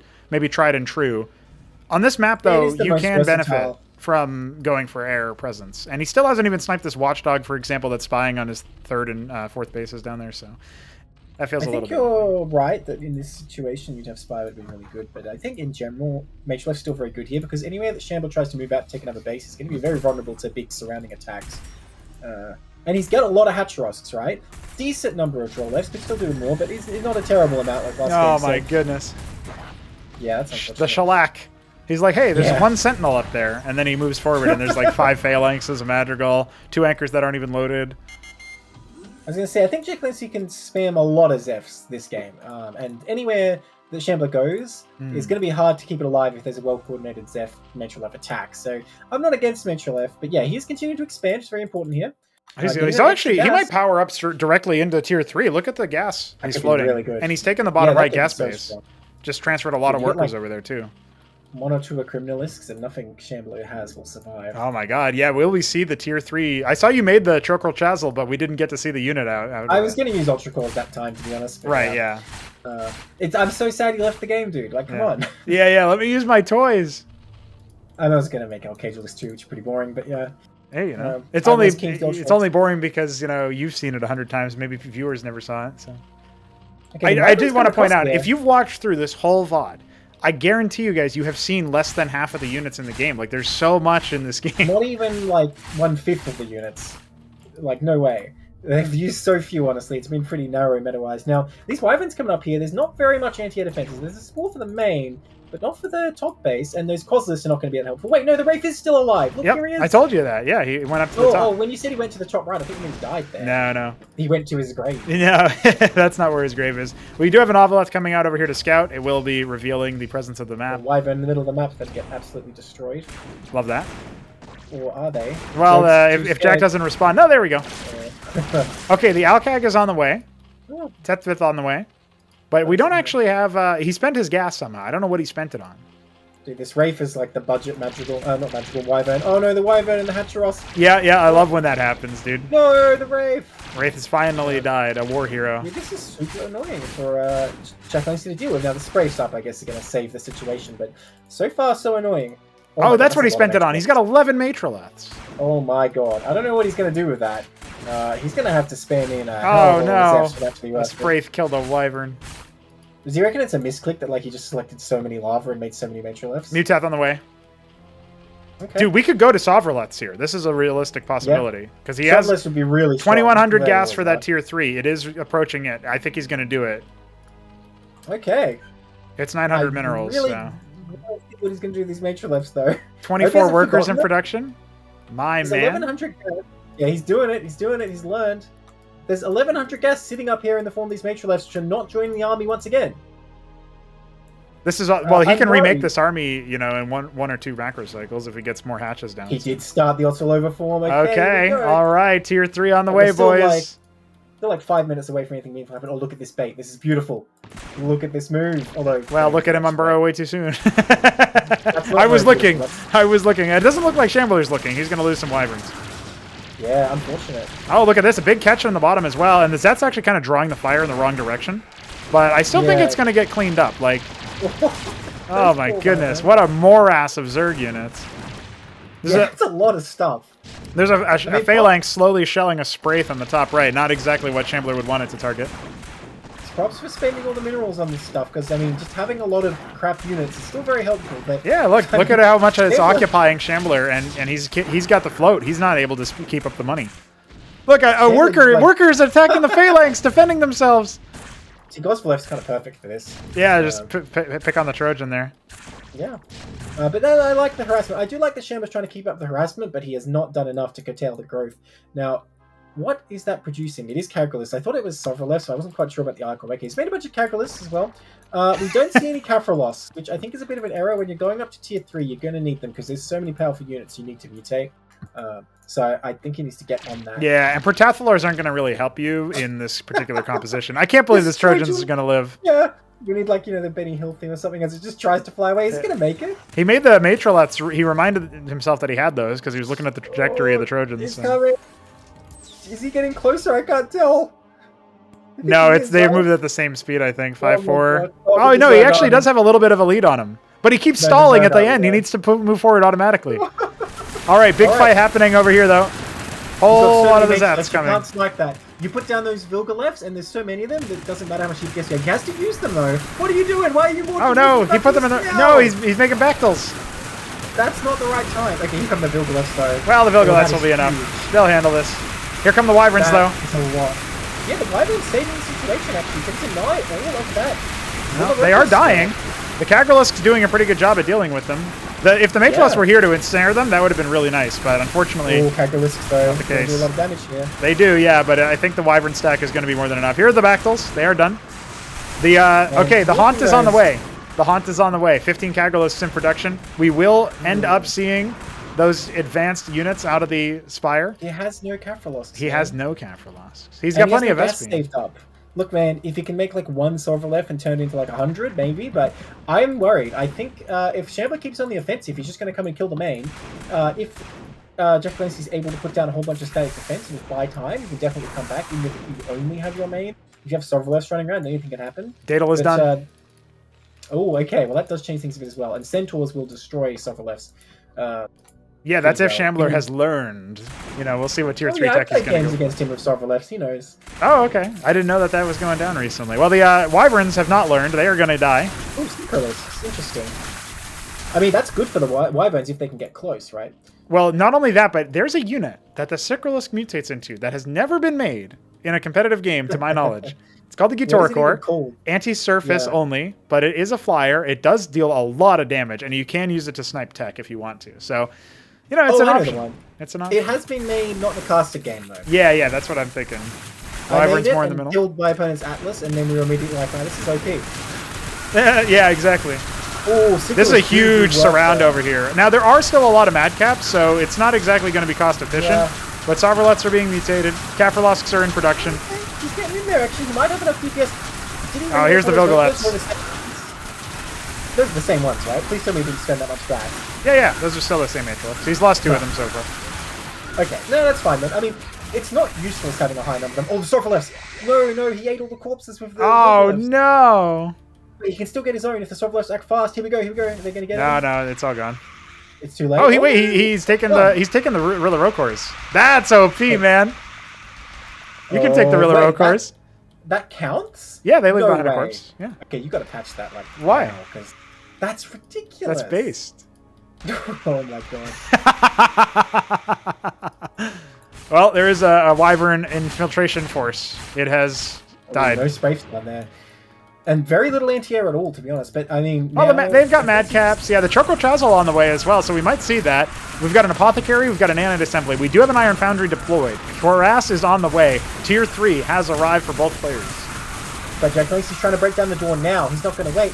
And every time that Shambler retreats, there's going to be more and more Sovralevs. He needs to fly over that. Oh, he's wasting it. Wyvern's in the bottom right, sabotaging the gas-only base. And it feels like Jack is getting a little bit... confused about what to do right now, pulling all of his units back. He has an infested Madcap and Cleric from the earlier I don't know how he managed to obtain those because they die so quick, but Sovralevs here will be enough to clean up these Wyverns eventually, and I feel like you can remake the draw. Hey, you can just turn those worker corpses into more Sovralets, so it's not really the end of the world. He's just helping jakulangski here, but I don't know if jakulangski is aware of the mechanic because we don't see him deliberately flying over corpses. No, he was doing it in the last game when he made this, remember? Well, he needs to be more on the ball about that because He's missing a lot that he could be getting. But like I was saying, I don't think it's so much of a big deal to remake those Derelict at this point in the game. It's more of a disruption, but if jakulangski isn't on the board like that, it could definitely be an impact. Like, see how much minimalism is going to lose from this inner right base. Oh, a Criminalisks are being produced. Hell yeah. All right, first tournament with the unit, and it's going to be shown. Now, Shambler here, I feel like it's a strong defensive position, but what is he making behind it? We have an Iron Foundry and Nanite Assembly. There are Centaurs in production, so, and one of them's on the field. Here. Curious are quite good if they're mixed in with like a sort of mixed army like this. But how is he going to deal with these Sovereign? Oh, he doesn't have hardly any anti-air in this interior 9. Now Centaur is out, but you can deal with that. Valkyrie's coming in here though, doing work. Well, I think there's too many Sovs that have been made in the background, so this initial attack is going to go Jack's way, but it's not over yet. We still have more play here. Well, he did clean up a good number of Sovs there. He got about half of them. But the Madcap's really struggling there. Centaurs are getting focused down by the Cags too. That's a really big problem. Korass absorbing a lot of the Sovereign damage. Now we have the Mayflots here though. Into, well, that's a bit of a waste again, I have to say. Competing corpses. Hey, wait, he's going to try to infest the Korass. Oh, I like it. But how does that work? Oh no, I already tested it, didn't I? So yeah, it might still be in the same format. Actually. It's healing too fast. He can't infest it. He's got it. He got it. Nice, nice. 7 armor now. That's OP. All right, but Shambler holds on. Shambler really needs a diadem here. That would be huge. Oh yeah, imagine that, because all the ground units are moving with the air, and so he'll splash the Sovs. But here's another round of Valks. So much. Yeah, he's going to clean up these Sovs. Well, a horde of Zeths are coming. So too are the Criminalisks being deployed. Not great versus air, it must be said. Yeah, but they are tanky. They can do They are so ridiculously tanky. Here comes the Korass. Yeah, infested Korass. He's going for it. Dude, the Sentinel does like nothing to those. No. Sentinel's trying to deal with it. The Centaurs are caught up on it, and that's going to allow the Valkyries to get focused down. There's only 2 Centaurs, remember? Oh, it does get to heal. Okay, I thought it didn't. Oh my god, it's never going to die, dude. All right, the Sovereign Swarm has arrived. The Criminalisks and Zeths moving on in. We've even got Algaztalisks in the back line here, and he's upgrading his nest as well into the Answer. So we are going places with the Tech Boys. Def spam's going to be crucial for those Sovereigns, right? You get so much value out of that. The Dilettante trying to hold off. I mean, gat from the Dilettante, baby. He's an action movie hero here, just endless Zeths coming out and he does die. Yeah, that was Starship Troopers right there. We're getting into that territory. Oh, and look at the Sovereigns moving on through to make more. Beautiful. There's only anti-surface defenses over here. Nanite Assembly is trying their best. Look, the Nanite Assemblies are going to get infested. The Centaur first on the list. Nice. Oh my god. He's really getting so much value. I was mocking him for making 11 nature lefts, but having so many is... Oh, it's a Kistra time. He's morphing everything. Oh my god. Those infest automatically on attack, so they are much easier and more reliable. Dude, if he gets all this tech, you can start making, like, I don't even know what you'd make, Minotaurs, I guess, just for the extra armor, but... Yeah. Like, oh my god. This map is... Oh, Shambler. Is that the signal? Is he going to Oil. Oil? Oh, they're going to get away. They know the Akistra are coming for them, and they're like, you know what? No. Oh no, that one was so close to being infested too. That's so sad. Did that Centaur kill his own nature left? Is that what happened? No. It doesn't deal friendly fire. It doesn't? It's just there's a watchdog. And there's a Centaur? Oh yeah, look at that. Maybe it does. That's pretty funny. The Kistra are going to start taking over the ground. Oh, here we go. They're going to get that apothecary eventually. Yep, and the ministry as well. The Dilettante is going to slowly try to chip away at this. Oh no, the Dilettante's owned by Jack actually. I'll go to list Shambler, not Shambler, Fact the King, is that what you're thinking? Jakulangski has built them. Yes. They're very good, like, sustained fire support, as you can see. They attack as fast as a Calculesk, and that's going to be it. No GG required. Shambler has been infested. Oh my god. Look at the units killed. 798 to 269. That was just the endless, relentless Zerg swarm there. Jakulangski showing us a really strong late game with a good understanding of how to use late game Zerg and constantly funneling in more and more units. You know, Shambler killed so much over the course of that attack, but there was just more and more and more. That's right. Well, we go to a decider, and Shambler will pick between Highwater and Impetus 2.0. Probably going to go for Impetus if I had to guess. Yeah, I mean, Shambler seemed to like Highwater. I don't know why, because I think it's pretty terrible. Well, maybe it's not fair to say he likes it, but I've seen him like play on it when there were other options. I see. Okay, gotcha. Impetus, have to piss. That's what Shambler says. Where are the paladins? Oh, look at that. He just wrote he hates Highwater, dude. Oh, okay. Oh, I'm sorry. Oh, there you go. What do I know? Makes sense.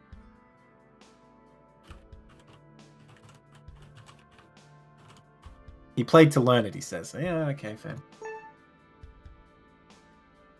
I mean, that's what I did too.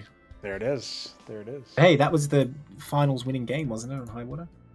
I want to say that, yes. It was also the game that spelled Hupsaiya's defeat, where Hamster went for the double Nath opener on a force spawn map that Hupsaiya scouted last, and then it was he's like, this is ridiculous, cheese all in, and then Hamster was like, I was going to macro behind that.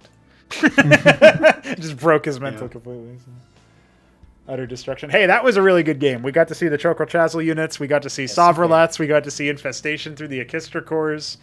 Happy about that, dude. It was still competitive because Shambler had his sort of fortress, and if he was able to build up a lot of Centaurs, for example, we could see he was cleaning the Sovrolets a little bit. Yeah.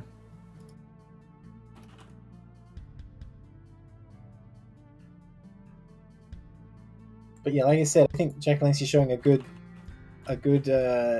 sort of plan already of what he's going to do. We still have potentially 2 more matches to play. If Jack wins this on Impetus, we go to Highwater anyway. Okay, yeah. jakulangski, come back. Let's go.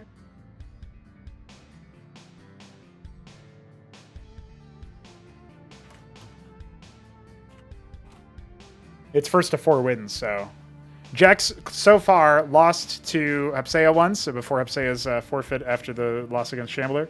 And so Shambler went 1 for 1, and then because Jack beat him the first time. So yeah, that makes sense. That adds up. The Jack set. I don't know if you can say that on Twitch. What did he say? I don't. The Jack set instead of mindset. Oh. I almost wrote say when day. I don't know what I was thinking.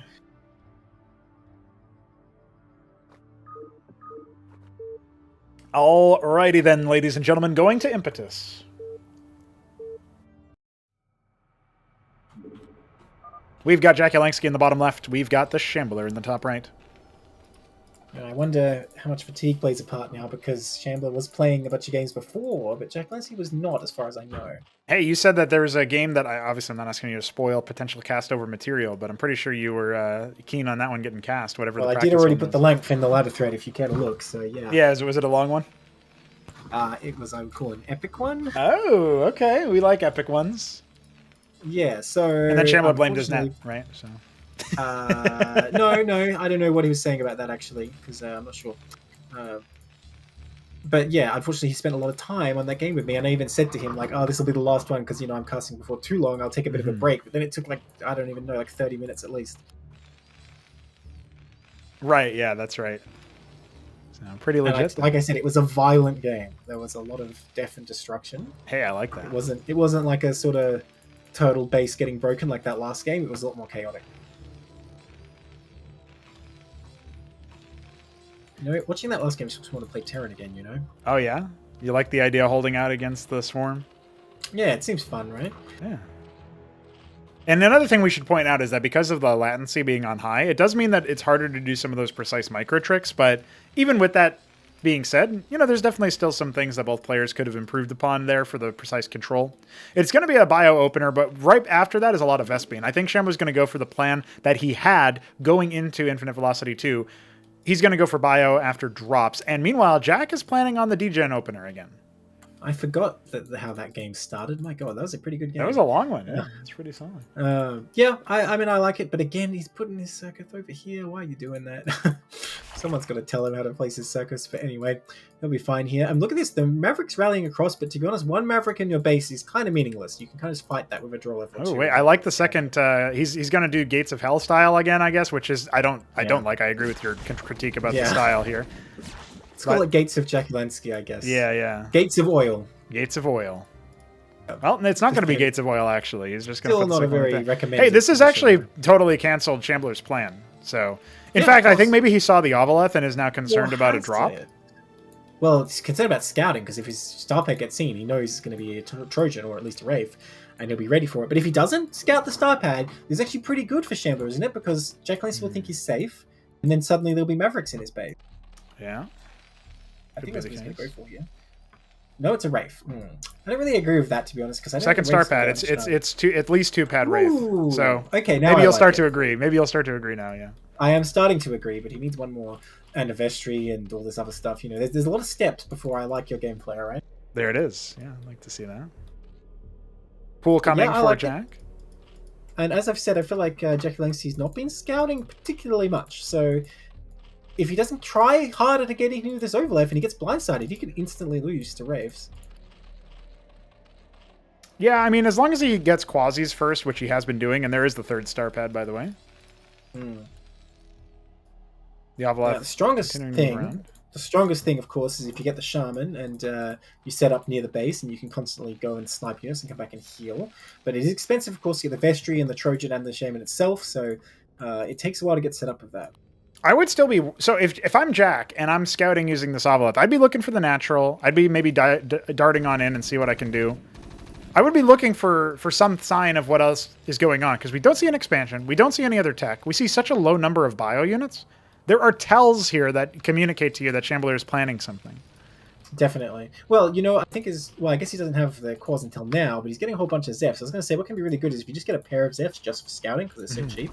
But now he's getting like 10 of them. I'm not really sure what the plan is for those. Well, if the rates are outside of the map, you know, going into the enemy's territory here, then we could see a Zeth versus Maverick fight, and if the control is awry, then that could result in the Wraiths not necessarily getting a lot of worker action, or maybe the Mavericks end up dying back at home, and then your base is under attack, and you got to bring your Wraiths back.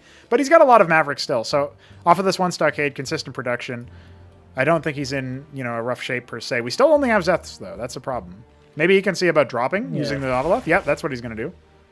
Okay, but like he knows the army is at home, so no matter what Shambler was doing, I don't think this plan makes But the Wraiths are leaving, sense. so this is exactly what I was talking about here. There's going to need to be the Maverick pulled away from the ramp. As soon as that happens, the Zets are going to charge on in up the ramp. It's not enough though. That's a lot of Mavericks. Yeah, like half of the force is already dead before the force even comes in. It made sense in my head, but now he sees the 3 pad. He should immediately start some Quasilisks. Cancel some stuff. Some yeah, and a Hydra. If he needs a lot of things that he doesn't have to deal with this. Yeah, I think the natural is going to be forfeit almost certainly. He does have double Kagrin at least. We'll see what Shambler focuses on. It makes sense to go straight for the spray shotgun coming up, but because this star on the waist, this may enable him to avoid too much Drolef losses. He's on the ball about morphing his Kagrins in the main immediately, doesn't waste any time there, but man, Kozlisk enough to deal with this number. That said, he's not magic boxing here. He doesn't have a Shaman deployed or anything he can use like that, so that makes this a bit less effective, a lot harder to micro in and out. Yeah, and you can fight you can try to do some damage to things while the Spraith is being attacked, but it doesn't look like that's something that Jack was paying attention to. The Ant Seal, charging on forward, loses most of its energy. It's no longer going to be useful. And he's losing Wraiths. You can't afford to trade them like this. That is not what you want to do here. You need to build up the numbers higher and higher. When you have like 20 plus, then you can try and do that, but with this number, you'll actually be outproduced. Zerg. And now he's going to come down here. I think he's going to be able to save this Hatcheros. He needs to get a second spray from the main again, though. Well, I mean, Shambler is not paying attention to his army fast enough, so as 2 rates come in, he hemorrhages 2 more. That's not going to be very favored for you. A Hydrath on the way for Hydras. Great choice. Definitely a lot better than Kozlisk here. Yeah, and here's the problem. If he loses these Sunkens or Circus, he's also going to die because a Bioforce is coming. But that's not what Shambler's going for at the moment. Honestly, I feel like Jack needs to commit here if he just trades. He needs to try and keep the wave count down no matter what. Yeah, and the focus fire isn't there at all either. I think maybe Shambler's going to end up coming away with this. Well, the Ant Seal does take a lot of damage, but the... He's still safe in his base, though, until these Circus fall. He can keep trying to trade against this. A lot of Wraiths getting very low. And Shambler's not reacting fast enough, so that's another round lost. And he doesn't even have any more Wraiths coming. He's actually trying to transition behind this. Like I was saying, he's not utilizing Magic Box here, which really is making this a lot harder to do anything. And yeah, down to 6 Wraiths. It looks like jakulangski has stabilized against the odds. And I think he can retain the worker lead easily enough. He does only have 4 Hatcheros, but he can easily go up to more. And yeah, well, you say only 4, but compared to what Shambler's got for worker queues, that's nothing. So true. I just look at like 7 minutes in the game. It seems low, you know. But I guess it's been a chaotic game. Yeah, it's been a pretty heavy one. He also has a potential base here at 8 o'clock if he wants to take it. Or 7. 6? 8? 7? 7. 8? 8 o'clock. 8? Yeah, let's call it 8. It's 8. 7 is where he spawned. Sure. Makes sense to me. That's what the ASL people would do on the overlay. Yeah, exactly. Quasi's moving out. You can't really do anything on the map with Quasis. Maybe he can try to drop. He's got a fresh Avila. Definitely can't hit this ramp. Although, Shambler comes down. Yeah, again, I don't feel like dropping 6 Quasis at this kind of game is that good, though. The Obelisk for detection, though, can be very good against these Wraiths. Yeah, and the Wraiths are also getting completely spot up. He's only now realized, oh my god, my force is under attack again by these random Quasis that have moved into the middle of the map. He hasn't repaired his Ant Seal. He hasn't gotten a Vestry. Getting a Covenant instead. A drop looks like planned. I don't know about the drop now because the Wraiths have been seen, right? So this is just a slaughter. Oh, he's going to lose it. Oh, he keeps it alive. The Ant Seal, by the way, gives you detection of what you've got in the transport. So if in the Ant Seal case here, Shambler can click on that, see it actually does have units in it. He knows the threat is very real. If jakulangski just makes pure Hydra, which is sort of what he's doing, neither Mavericks nor Wraiths will be able to stop that. And he's coming in here with a couple. I like stopping the anchor for sure. The stim is going to come in. Some Hydras over here. Some of the units are attacking the Ministry. That's not what you want to be doing as Jack, so that's a bit awkward there. He's going to lose the Avaleth as well. Crushing that. Man, he really needs a Vestry. I don't know why Shambler swore a vow he's not going to have any healing this game. You know, he swore to not to do no harm, do the opposite, only do harm, no healing or yeah, something. I guess so. Quasi's catching the move out with the Wraiths, but there's plenty of Spraits here. He's fine in the natural. He's got one in the main as well, protecting the workers. A couple Quasis on standby as well. 8 o'clock still not taken. It's nice for Shambler to clean up those random Quasis on the map, though. Okay, the Vestry's currently coming up. Again, everyone's listening to the stream today. Yep. But yeah, he's not going to do any worker damage here. That said, again, though, jakulangski, each game he plays, there are less and less draw lefts, unfortunately. So he's behind Shambler despite having so many hatch rolls already. Yeah, fair. That's a fair do. But Shambler hasn't been scouting, and 8 o'clock going down now. He has no idea that it's just now started. So that's going to be a little bit of a missed opportunity. The Wraiths are detected in the middle of the map, and Jack's thinking about maybe pincering onto that. Shambler not paying any attention right now. So the Ant Seal should finally get popped, and yeah, only 2 Wraiths left. That's a pretty big W in favor of Jack. He just doesn't have to worry about it nearly as much now. Shambler's just going to go ahead and abandon home. Yeah. He never even knew about that base. That's so tragic. Yep, yeah. Safe and sound, halfway complete. And we do have a couple more workers on the way, so we actually will have, you know, both of our players relatively even keeled on this. Treasury, once again, probably going to go ahead and see if he can protect. Hey, if these Quasis and Hydras head this Maverick force off, that is going to deplete the stores of units that are in the back line over here. Again, he's just him again to get home, or looks like he's no, Jack's not going to necessarily get too much value out of this. Okay. Terrifying. A couple at the very end, yeah. Savants in the back anchor, I think, make this secure. Once again, we have this really strong defensive setup from Shambler. 2 Savants in the anchor. There's an anchor on the high ground being set up. So, yeah, this should be okay, but the Huraccans are going to get shredded. And if Jack commits forward, I mean, I don't know what exactly he's going to focus on, but the Treasury is, I guess it's a target. I wouldn't necessarily think about it, but, you know, just get rid of that thing that's in the wall. If he wants to attack more, he has to get rid of the wall, right? Yeah. Though I don't think he can. I don't think this is going to work out. No, he kills the Treasury, but the Lodestone's still active, so... He's going to think about, oh, look at this. He's going to go for a drop again. He only has the 1 Avaleth, unfortunately, but he can elevate her forward. If he's dropping like 4 Avaleth worth of units, this would be deadly, but yeah, you're not going to elevate her over this like fairly long dead ground. I don't really see this working out, and Shell's going to see it immediately, right? I assume he'll respond. He's got enough to deal with this, I think. Yeah, it depends on how quick. You can only fit 3 Hydras in an Avaleth at a time, so... Yeah, the Clerics make this pretty easy to deal with, actually. Oh, you can get a little bit of Chaos Zone over there. The Covenant's on the way, so there's going to be more bio production. Are we on Repulsion right now, back in the day with the Anchor Cyprian on the high ground? Beautiful. Yeah, he's getting some Masons, I suppose, so it's not a dead loss. Oh, the 1 Quas is still there, sowing Discord. No, I'm getting flashbacks. Yeah, no, yeah. Again. Not again. Okay, not what. Not HerbMon. Stop it. Stop hurting me, HerbMon. That's right. Now, okay, so here's the thing, though. I mean, so if he goes with 1 more drop and pulls more units out, man, and then commits in, oh, look at this, 6 Quasis into the natural. I don't mind this. Yeah. You pull units away, now the anchors are more vulnerable. The Treasury not there to slow down the surface area.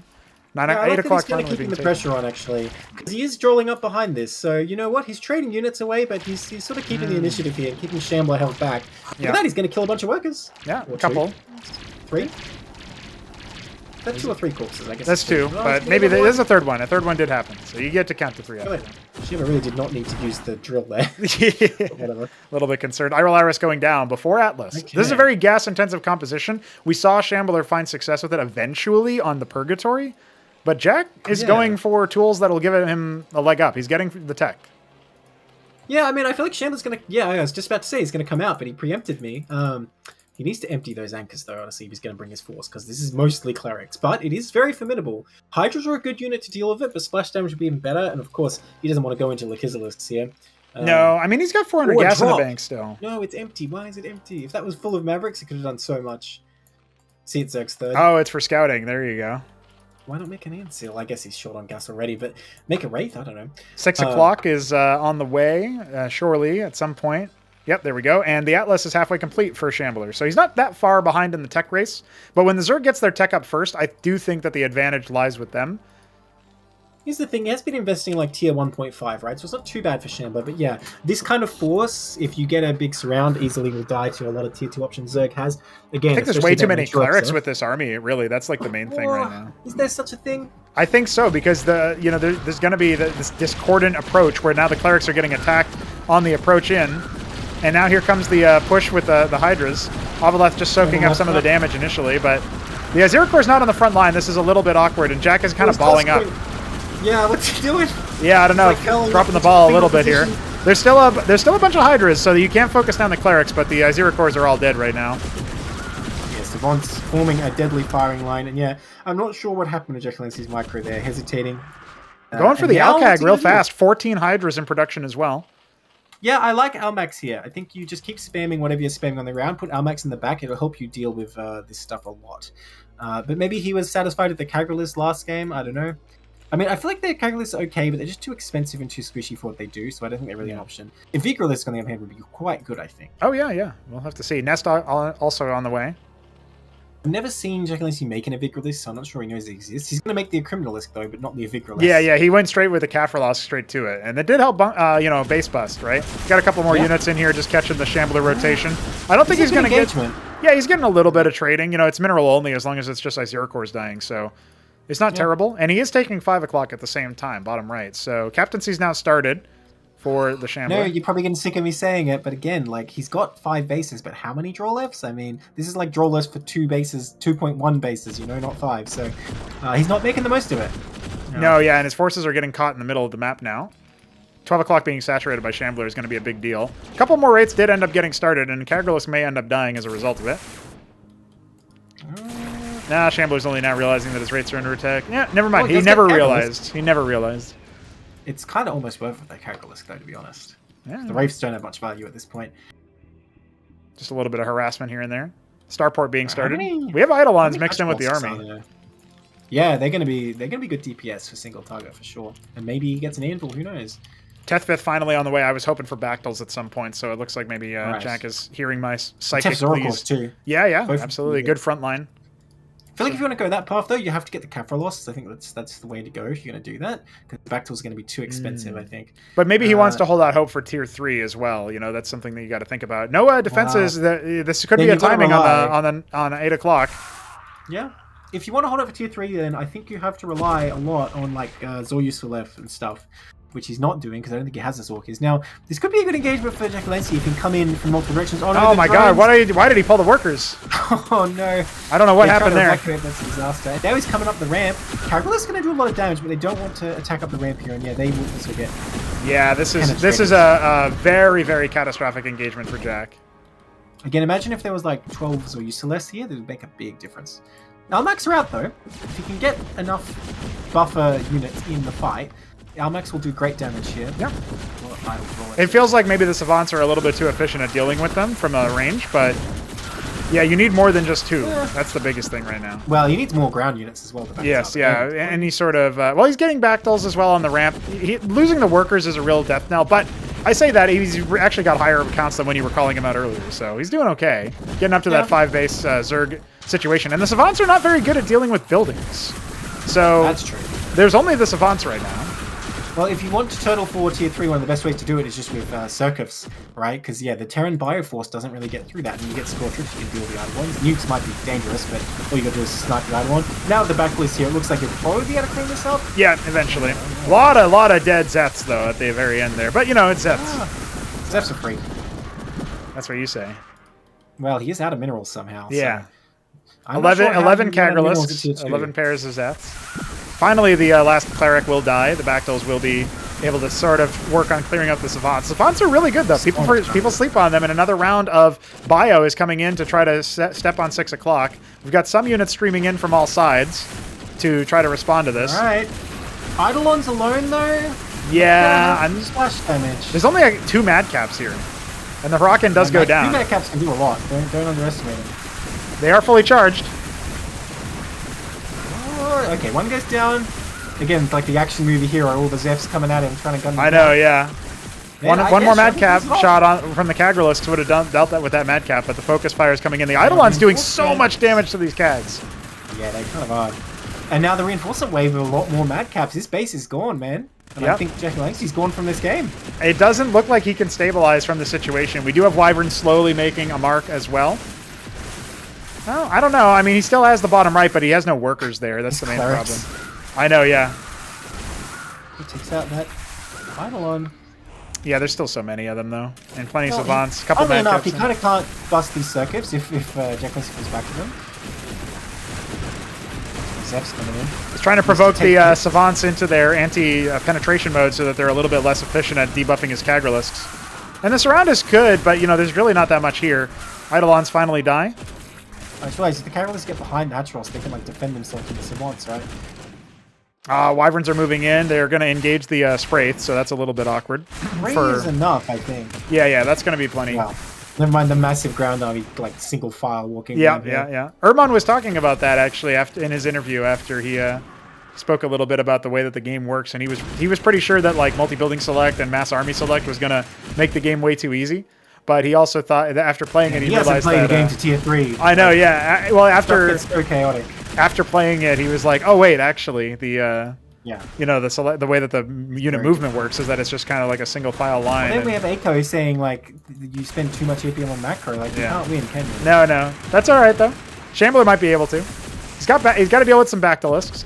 I get the idea of Zeths, but really at this point, Zorius would have been way more efficient for your minerals. Just mixing in, you know, like 5, 6 of them every now and then. But I think Zeths makes sense if you have brute spawn, which he does not. Yeah, or Sovs, you know, something that you can make use of the corpses in. But that's going to be it, almost certainly. Looks like Shambler will end up clinching the match. 4-2 is his score. Jack, unfortunately, is going to go ahead and drop. He will say GG. He will play second, and that does mean that Shambler has won a group as Terran. All right. Better watch out for Acropolis, right? Yeah, absolutely. Now, you know, there's some you know, things there where you're not 100% sure, you know, if Hupsaiya was going to do out the whole group, would he have been able to contend with Shambler there? I mean, it was close in one game, right? Yeah. So, maybe even you could even say undecided. There you go. So. Yeah, with all that said, I think we'll go ahead and say that indeed we were able to get some pretty good games, some pretty good matches out of this event. Definitely. And yeah, there's definitely some in this group and in the previous group. I think that Infinite Velocity game was really good. I even think that Impetus match wasn't too bad either, you know. So yeah, that last one, yeah, good. Back and forth. So we like to see that. And yeah, Shambler ends up taking it. So I'll have to contact everybody for their PayPal orientation. I've already sent prize money out for the first 3 groups. So I just needed I did that during the break there. And so the prize money will be doled out to our Group D competitors. Told you I win it back. Yeah, there it is.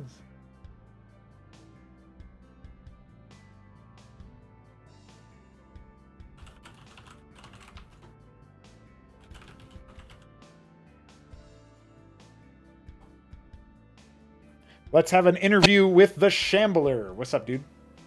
I'm not a phone poster. Holy shit, he's got his mic on. What's going on, dude? Oh, it's fun. So here's the thing. Jakulangski beat you in 2 games. How do you feel about that? Yeah. One was on infinite velocity, so it doesn't count. The other was fair and square.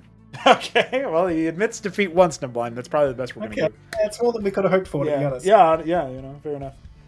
Well, you know, the Infinite Velocity game, I honestly think was just a straight-up banger. Like, I'm sending that to Diggity. He's going to cast that. He's going to be like, what are all these units? So You'll Here's see my the problem criminals. with infinite velocity, okay? It's so large that you're guaranteed, if you don't just murder each other with the Niduses, to go to tier 3, basically, if you're competent players. That doesn't mean that it's necessarily all that fun or engaging, because things take so long to move across that fucking map with all the terrain. Well, in addition to being 256 Jack moved across you the know. map quite a bit with his force multiple times. So, during the tier 1 into tier 2 phase. Yeah, and he achieved nothing. It was only when he tech rushed into flying units with a lot of range that he managed to make any headway whatsoever. Like, I don't know. He it's- killed all your it's wyverns forced with to- quasis it's and forced hydras. grand scale, No. in my opinion. That's it. And then like you can only go air. Yeah, but he That's the killed problem. all your air Like- with ground, so yeah, you're wrong. What? He killed all your wyverns in the middle of the map with quasis, Iziricors, hydras, tier 1 stuff. Yeah, because I was A moving them around like an idiot. Oh, okay. You know. Gotcha. Yeah, that's right. It doesn't count. I forgot. All right. Well, I'll bring my... All right, Oh, so... okay. Obviously, we had Hupsaiya drop out after that match on Titanforge. I actually thought there was still play in that match, even though you were conceivably ahead. If we erase the fact that Hup afterwards dropped out of the tournament, after following that, how do you feel about the actual match? Like, just that isolated game? Because it looked like it was a pretty back and forth. There was play on both sides. How did you take that one? There was definitely room for him to maneuver. I would still say that it was slanted in my favor, and if he wasn't in the headspace to snap out of it and start thinking outside of the box to take that high ground or to somehow subvert me, he would have been choked out, because my tier 3 was coming online, my fleet was coming online, he didn't have... Did he have Star Sovereigns coming or anything like that? I didn't see. No, he had Demiurge, Clarion, Analog, so he was making a pretty good push into the high ground, but it was going to be another... He would need to hold for another 5 minutes, and then he would have had that advantage. My thinking on that was I was once he going takes- Minotaurs, so for the tank plus all the bio, Clarion plus all the healing, I don't think not the Clarion, the thing that reflects could have saved him, and the Demiurges just get bursted so quickly down by the bio, even without high ground, that plus all the fact that they take so much micro in order to mind control my tanking ships. I think I still edge him out on that, plus the Cataphracts providing that long range passive just damage. Oh, that reminds me. On Infinite Velocity, is it a moral decision to not make diadems? Because They wouldn't have helped me. I was fighting Sovereign. There's so much ground stuff in every fight, though. It would have. Yeah, but I was had killing the more ground damage. stuff just fine. I just couldn't get the critical mass of splash air to deal with the rest of it. The I ground don't know, stuff was don't never underestimate my problem, the, the Sovereignless. All right, well, so it was a deliberate decision then. Yeah, pretty much. And diadems in general, I just shy away from, because they just against Zerg specifically, they deal so much friendly fire with all the melee, and when you're going something like Madcap, one diadem shot can in the wrong spot can suddenly gut your line. So I was it thinking just about wasn't in the card. I was thinking about diadems because he was putting Kagrilisks under his Sovreleths to deal with your Valks and your Centaurs a little bit easier, and so then he would have lost a lot of his Sovs from the diadem shots. His micro wasn't always the best in the middle of fights, because obviously, especially at that stage of the game, you're managing so many bases, so it feels like you might have gotten away with some cheeky shots. I feel like I should have just gone Magnetars if I should have just not gone for Centaurs at all, got myself a ball of Magnetars, and just Yamato'd him to death. That would have been the way to punish. I'm not saying there wasn't counterplay. I'm just saying that I feel like, as we've seen in all the games that were not on Infinite Velocity, I would have been able to just choke him out in the mid game if it wasn't for the fact that this map basically gets rid of any sort of idea of ending things in tier 2 or stopping your opponent from getting to tier 3. That's it. I think you do have to alter the way that you approach it, but I do think that there is a way to do it. It just does take, obviously the map does modify the incentive, so to speak. So it's certainly easier for players to handshake into tier 3. But if you know that and you don't want to make any changes from that, then what you can do, at the very least, is see about, maybe you can... I don't know. I'm thinking, like, there's probably ways to know that the tech rush is coming and then maybe scout it or whatever. You had some pretty good proactivity in general with some of the scouting you did, but... What I should have done, as I said, was just make Magnetars. Yeah. I make the Magnetars, I get some lucky shots in, that game goes the other way. They don't even require the add-on, surprisingly. So. Yeah. Sounds like you're going to They change were that. the answer. Centaurs are just not the go-to versus Ogs. They're not. I know they deal splash, but they just die to everything else too much. And you need something that will either deal with everything in one fell swoop, like the Magnetar with the Yamato, or you need something that will just outlast everything. Centaurs are neither. Yeah, the Centaurs were good as an initial buffer, but yeah, you were struggling with the Cat Gorillas combined arms sort of thing, so... Makes sense. Well, you do manage to make it. I wanted to face him again. I know, yeah. I thought that the... smashed him so hard he couldn't handle it. I don't know, man. I feel like he may have defeated himself on that one more than anything. Hey. There's some Sun Tzu quote about that. Of course. Well, in that situation, how do you feel about the state of Terran? You've been playing it for a little while now. You won 2 tournaments as it. Your group's in 2 tournaments as it so far. So. You say fuck the Maverick. Bio is viable. Hey, I don't know. You had a lot of Mavericks in that last Mavericks, yeah. Yeah, the Mavericks were to hold, but that's it. Like you want to, just like you want to escape.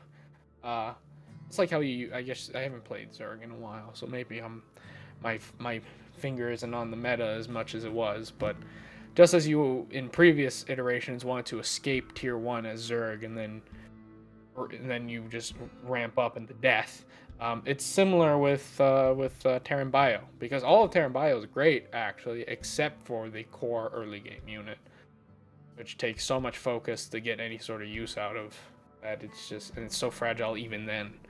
So I feel like there's hidden there, path, there's great. hidden room. I think a Gosu player somewhere out there will join and make Mavericks amazing again.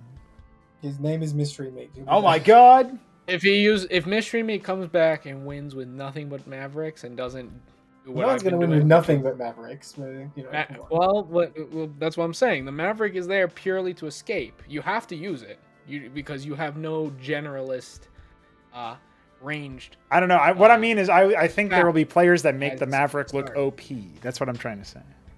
Not that it's like, oh, I have to use this. There's not going to be players who make the Maverick look OP unless they're playing, a class 2. All right, Shambler I could said make it. Maverick look OP if I friggin' 3 stockade rushed I don't know, Lucy every game. Hey, I don't know, man. Lucy almost beat you in your normal TVT. So he had some novel strategies. Don't put some respect on that boy's name. I feel like every game I play, you say like, he almost beats you, but I win anyway. So that's really almost. Well, yes, because maybe you weren't always winning. Maybe you had to make a comeback in order to be good. Maybe I'm just the comeback king. Could be. Neblime, do you have any words, any thoughts? See you in Acropolis, I guess. You're playing Terran there, right? Oh no. No? Decided. Oh. I'm not sure. Well, if you decide to switch back, you gotta get practicing then. Interesting. Want my voice act, my advisor. Ah, okay. Your own voice or something else? I Boomerman a mic and use my Acropolis wing to immortalize him. Oh, you're gonna put your grandfather in the game? Dude, that could be pretty legit. I still haven't cashed in my. I don't know. We'll see. I've got that banked. Yes, that's right. You have an emoji you can add. Discord emoji. When I used to play Brood War with him, just against the AI, he'd go by El Gran Capitan. So maybe that would be the advisor name. Right. Makes sense. Boomerman in character. I like that idea. Well, we've got the final standings for all of our 4 groups. Shambler, jakulangski in 2nd, Hupsaiya in 3rd. That will conclude Group D. And the rest of the groups, of course, you already saw them. we had some really great matches today. I'm very pleased with the turnout and with the stuff that we had. Shout out again to Akko for coming on in and taking over the Night Fox, who was not able to make it to his group. The Night Fox was a trooper. He was on standby in case somebody wasn't able to make it to Group C. That was his move to sort of apologize in a way. I told him there's no worries at all because, stuff happens, and thankfully we did have someone who could step in and provide us some interesting matches. But nonetheless, we had some cool debuts. We had Art of Turtle, we had Akko, we had HerbMon. So shout outs to those guys for coming on in for the first time and giving us some pretty positive feedback after it all, which was nice. Some good stuff for us to don't think forget about. Art of Turtle, first time as well. Hey, I gave him a shout out. Art of Turtle. Oh, you did? Oh, okay. Can't wait to face the others.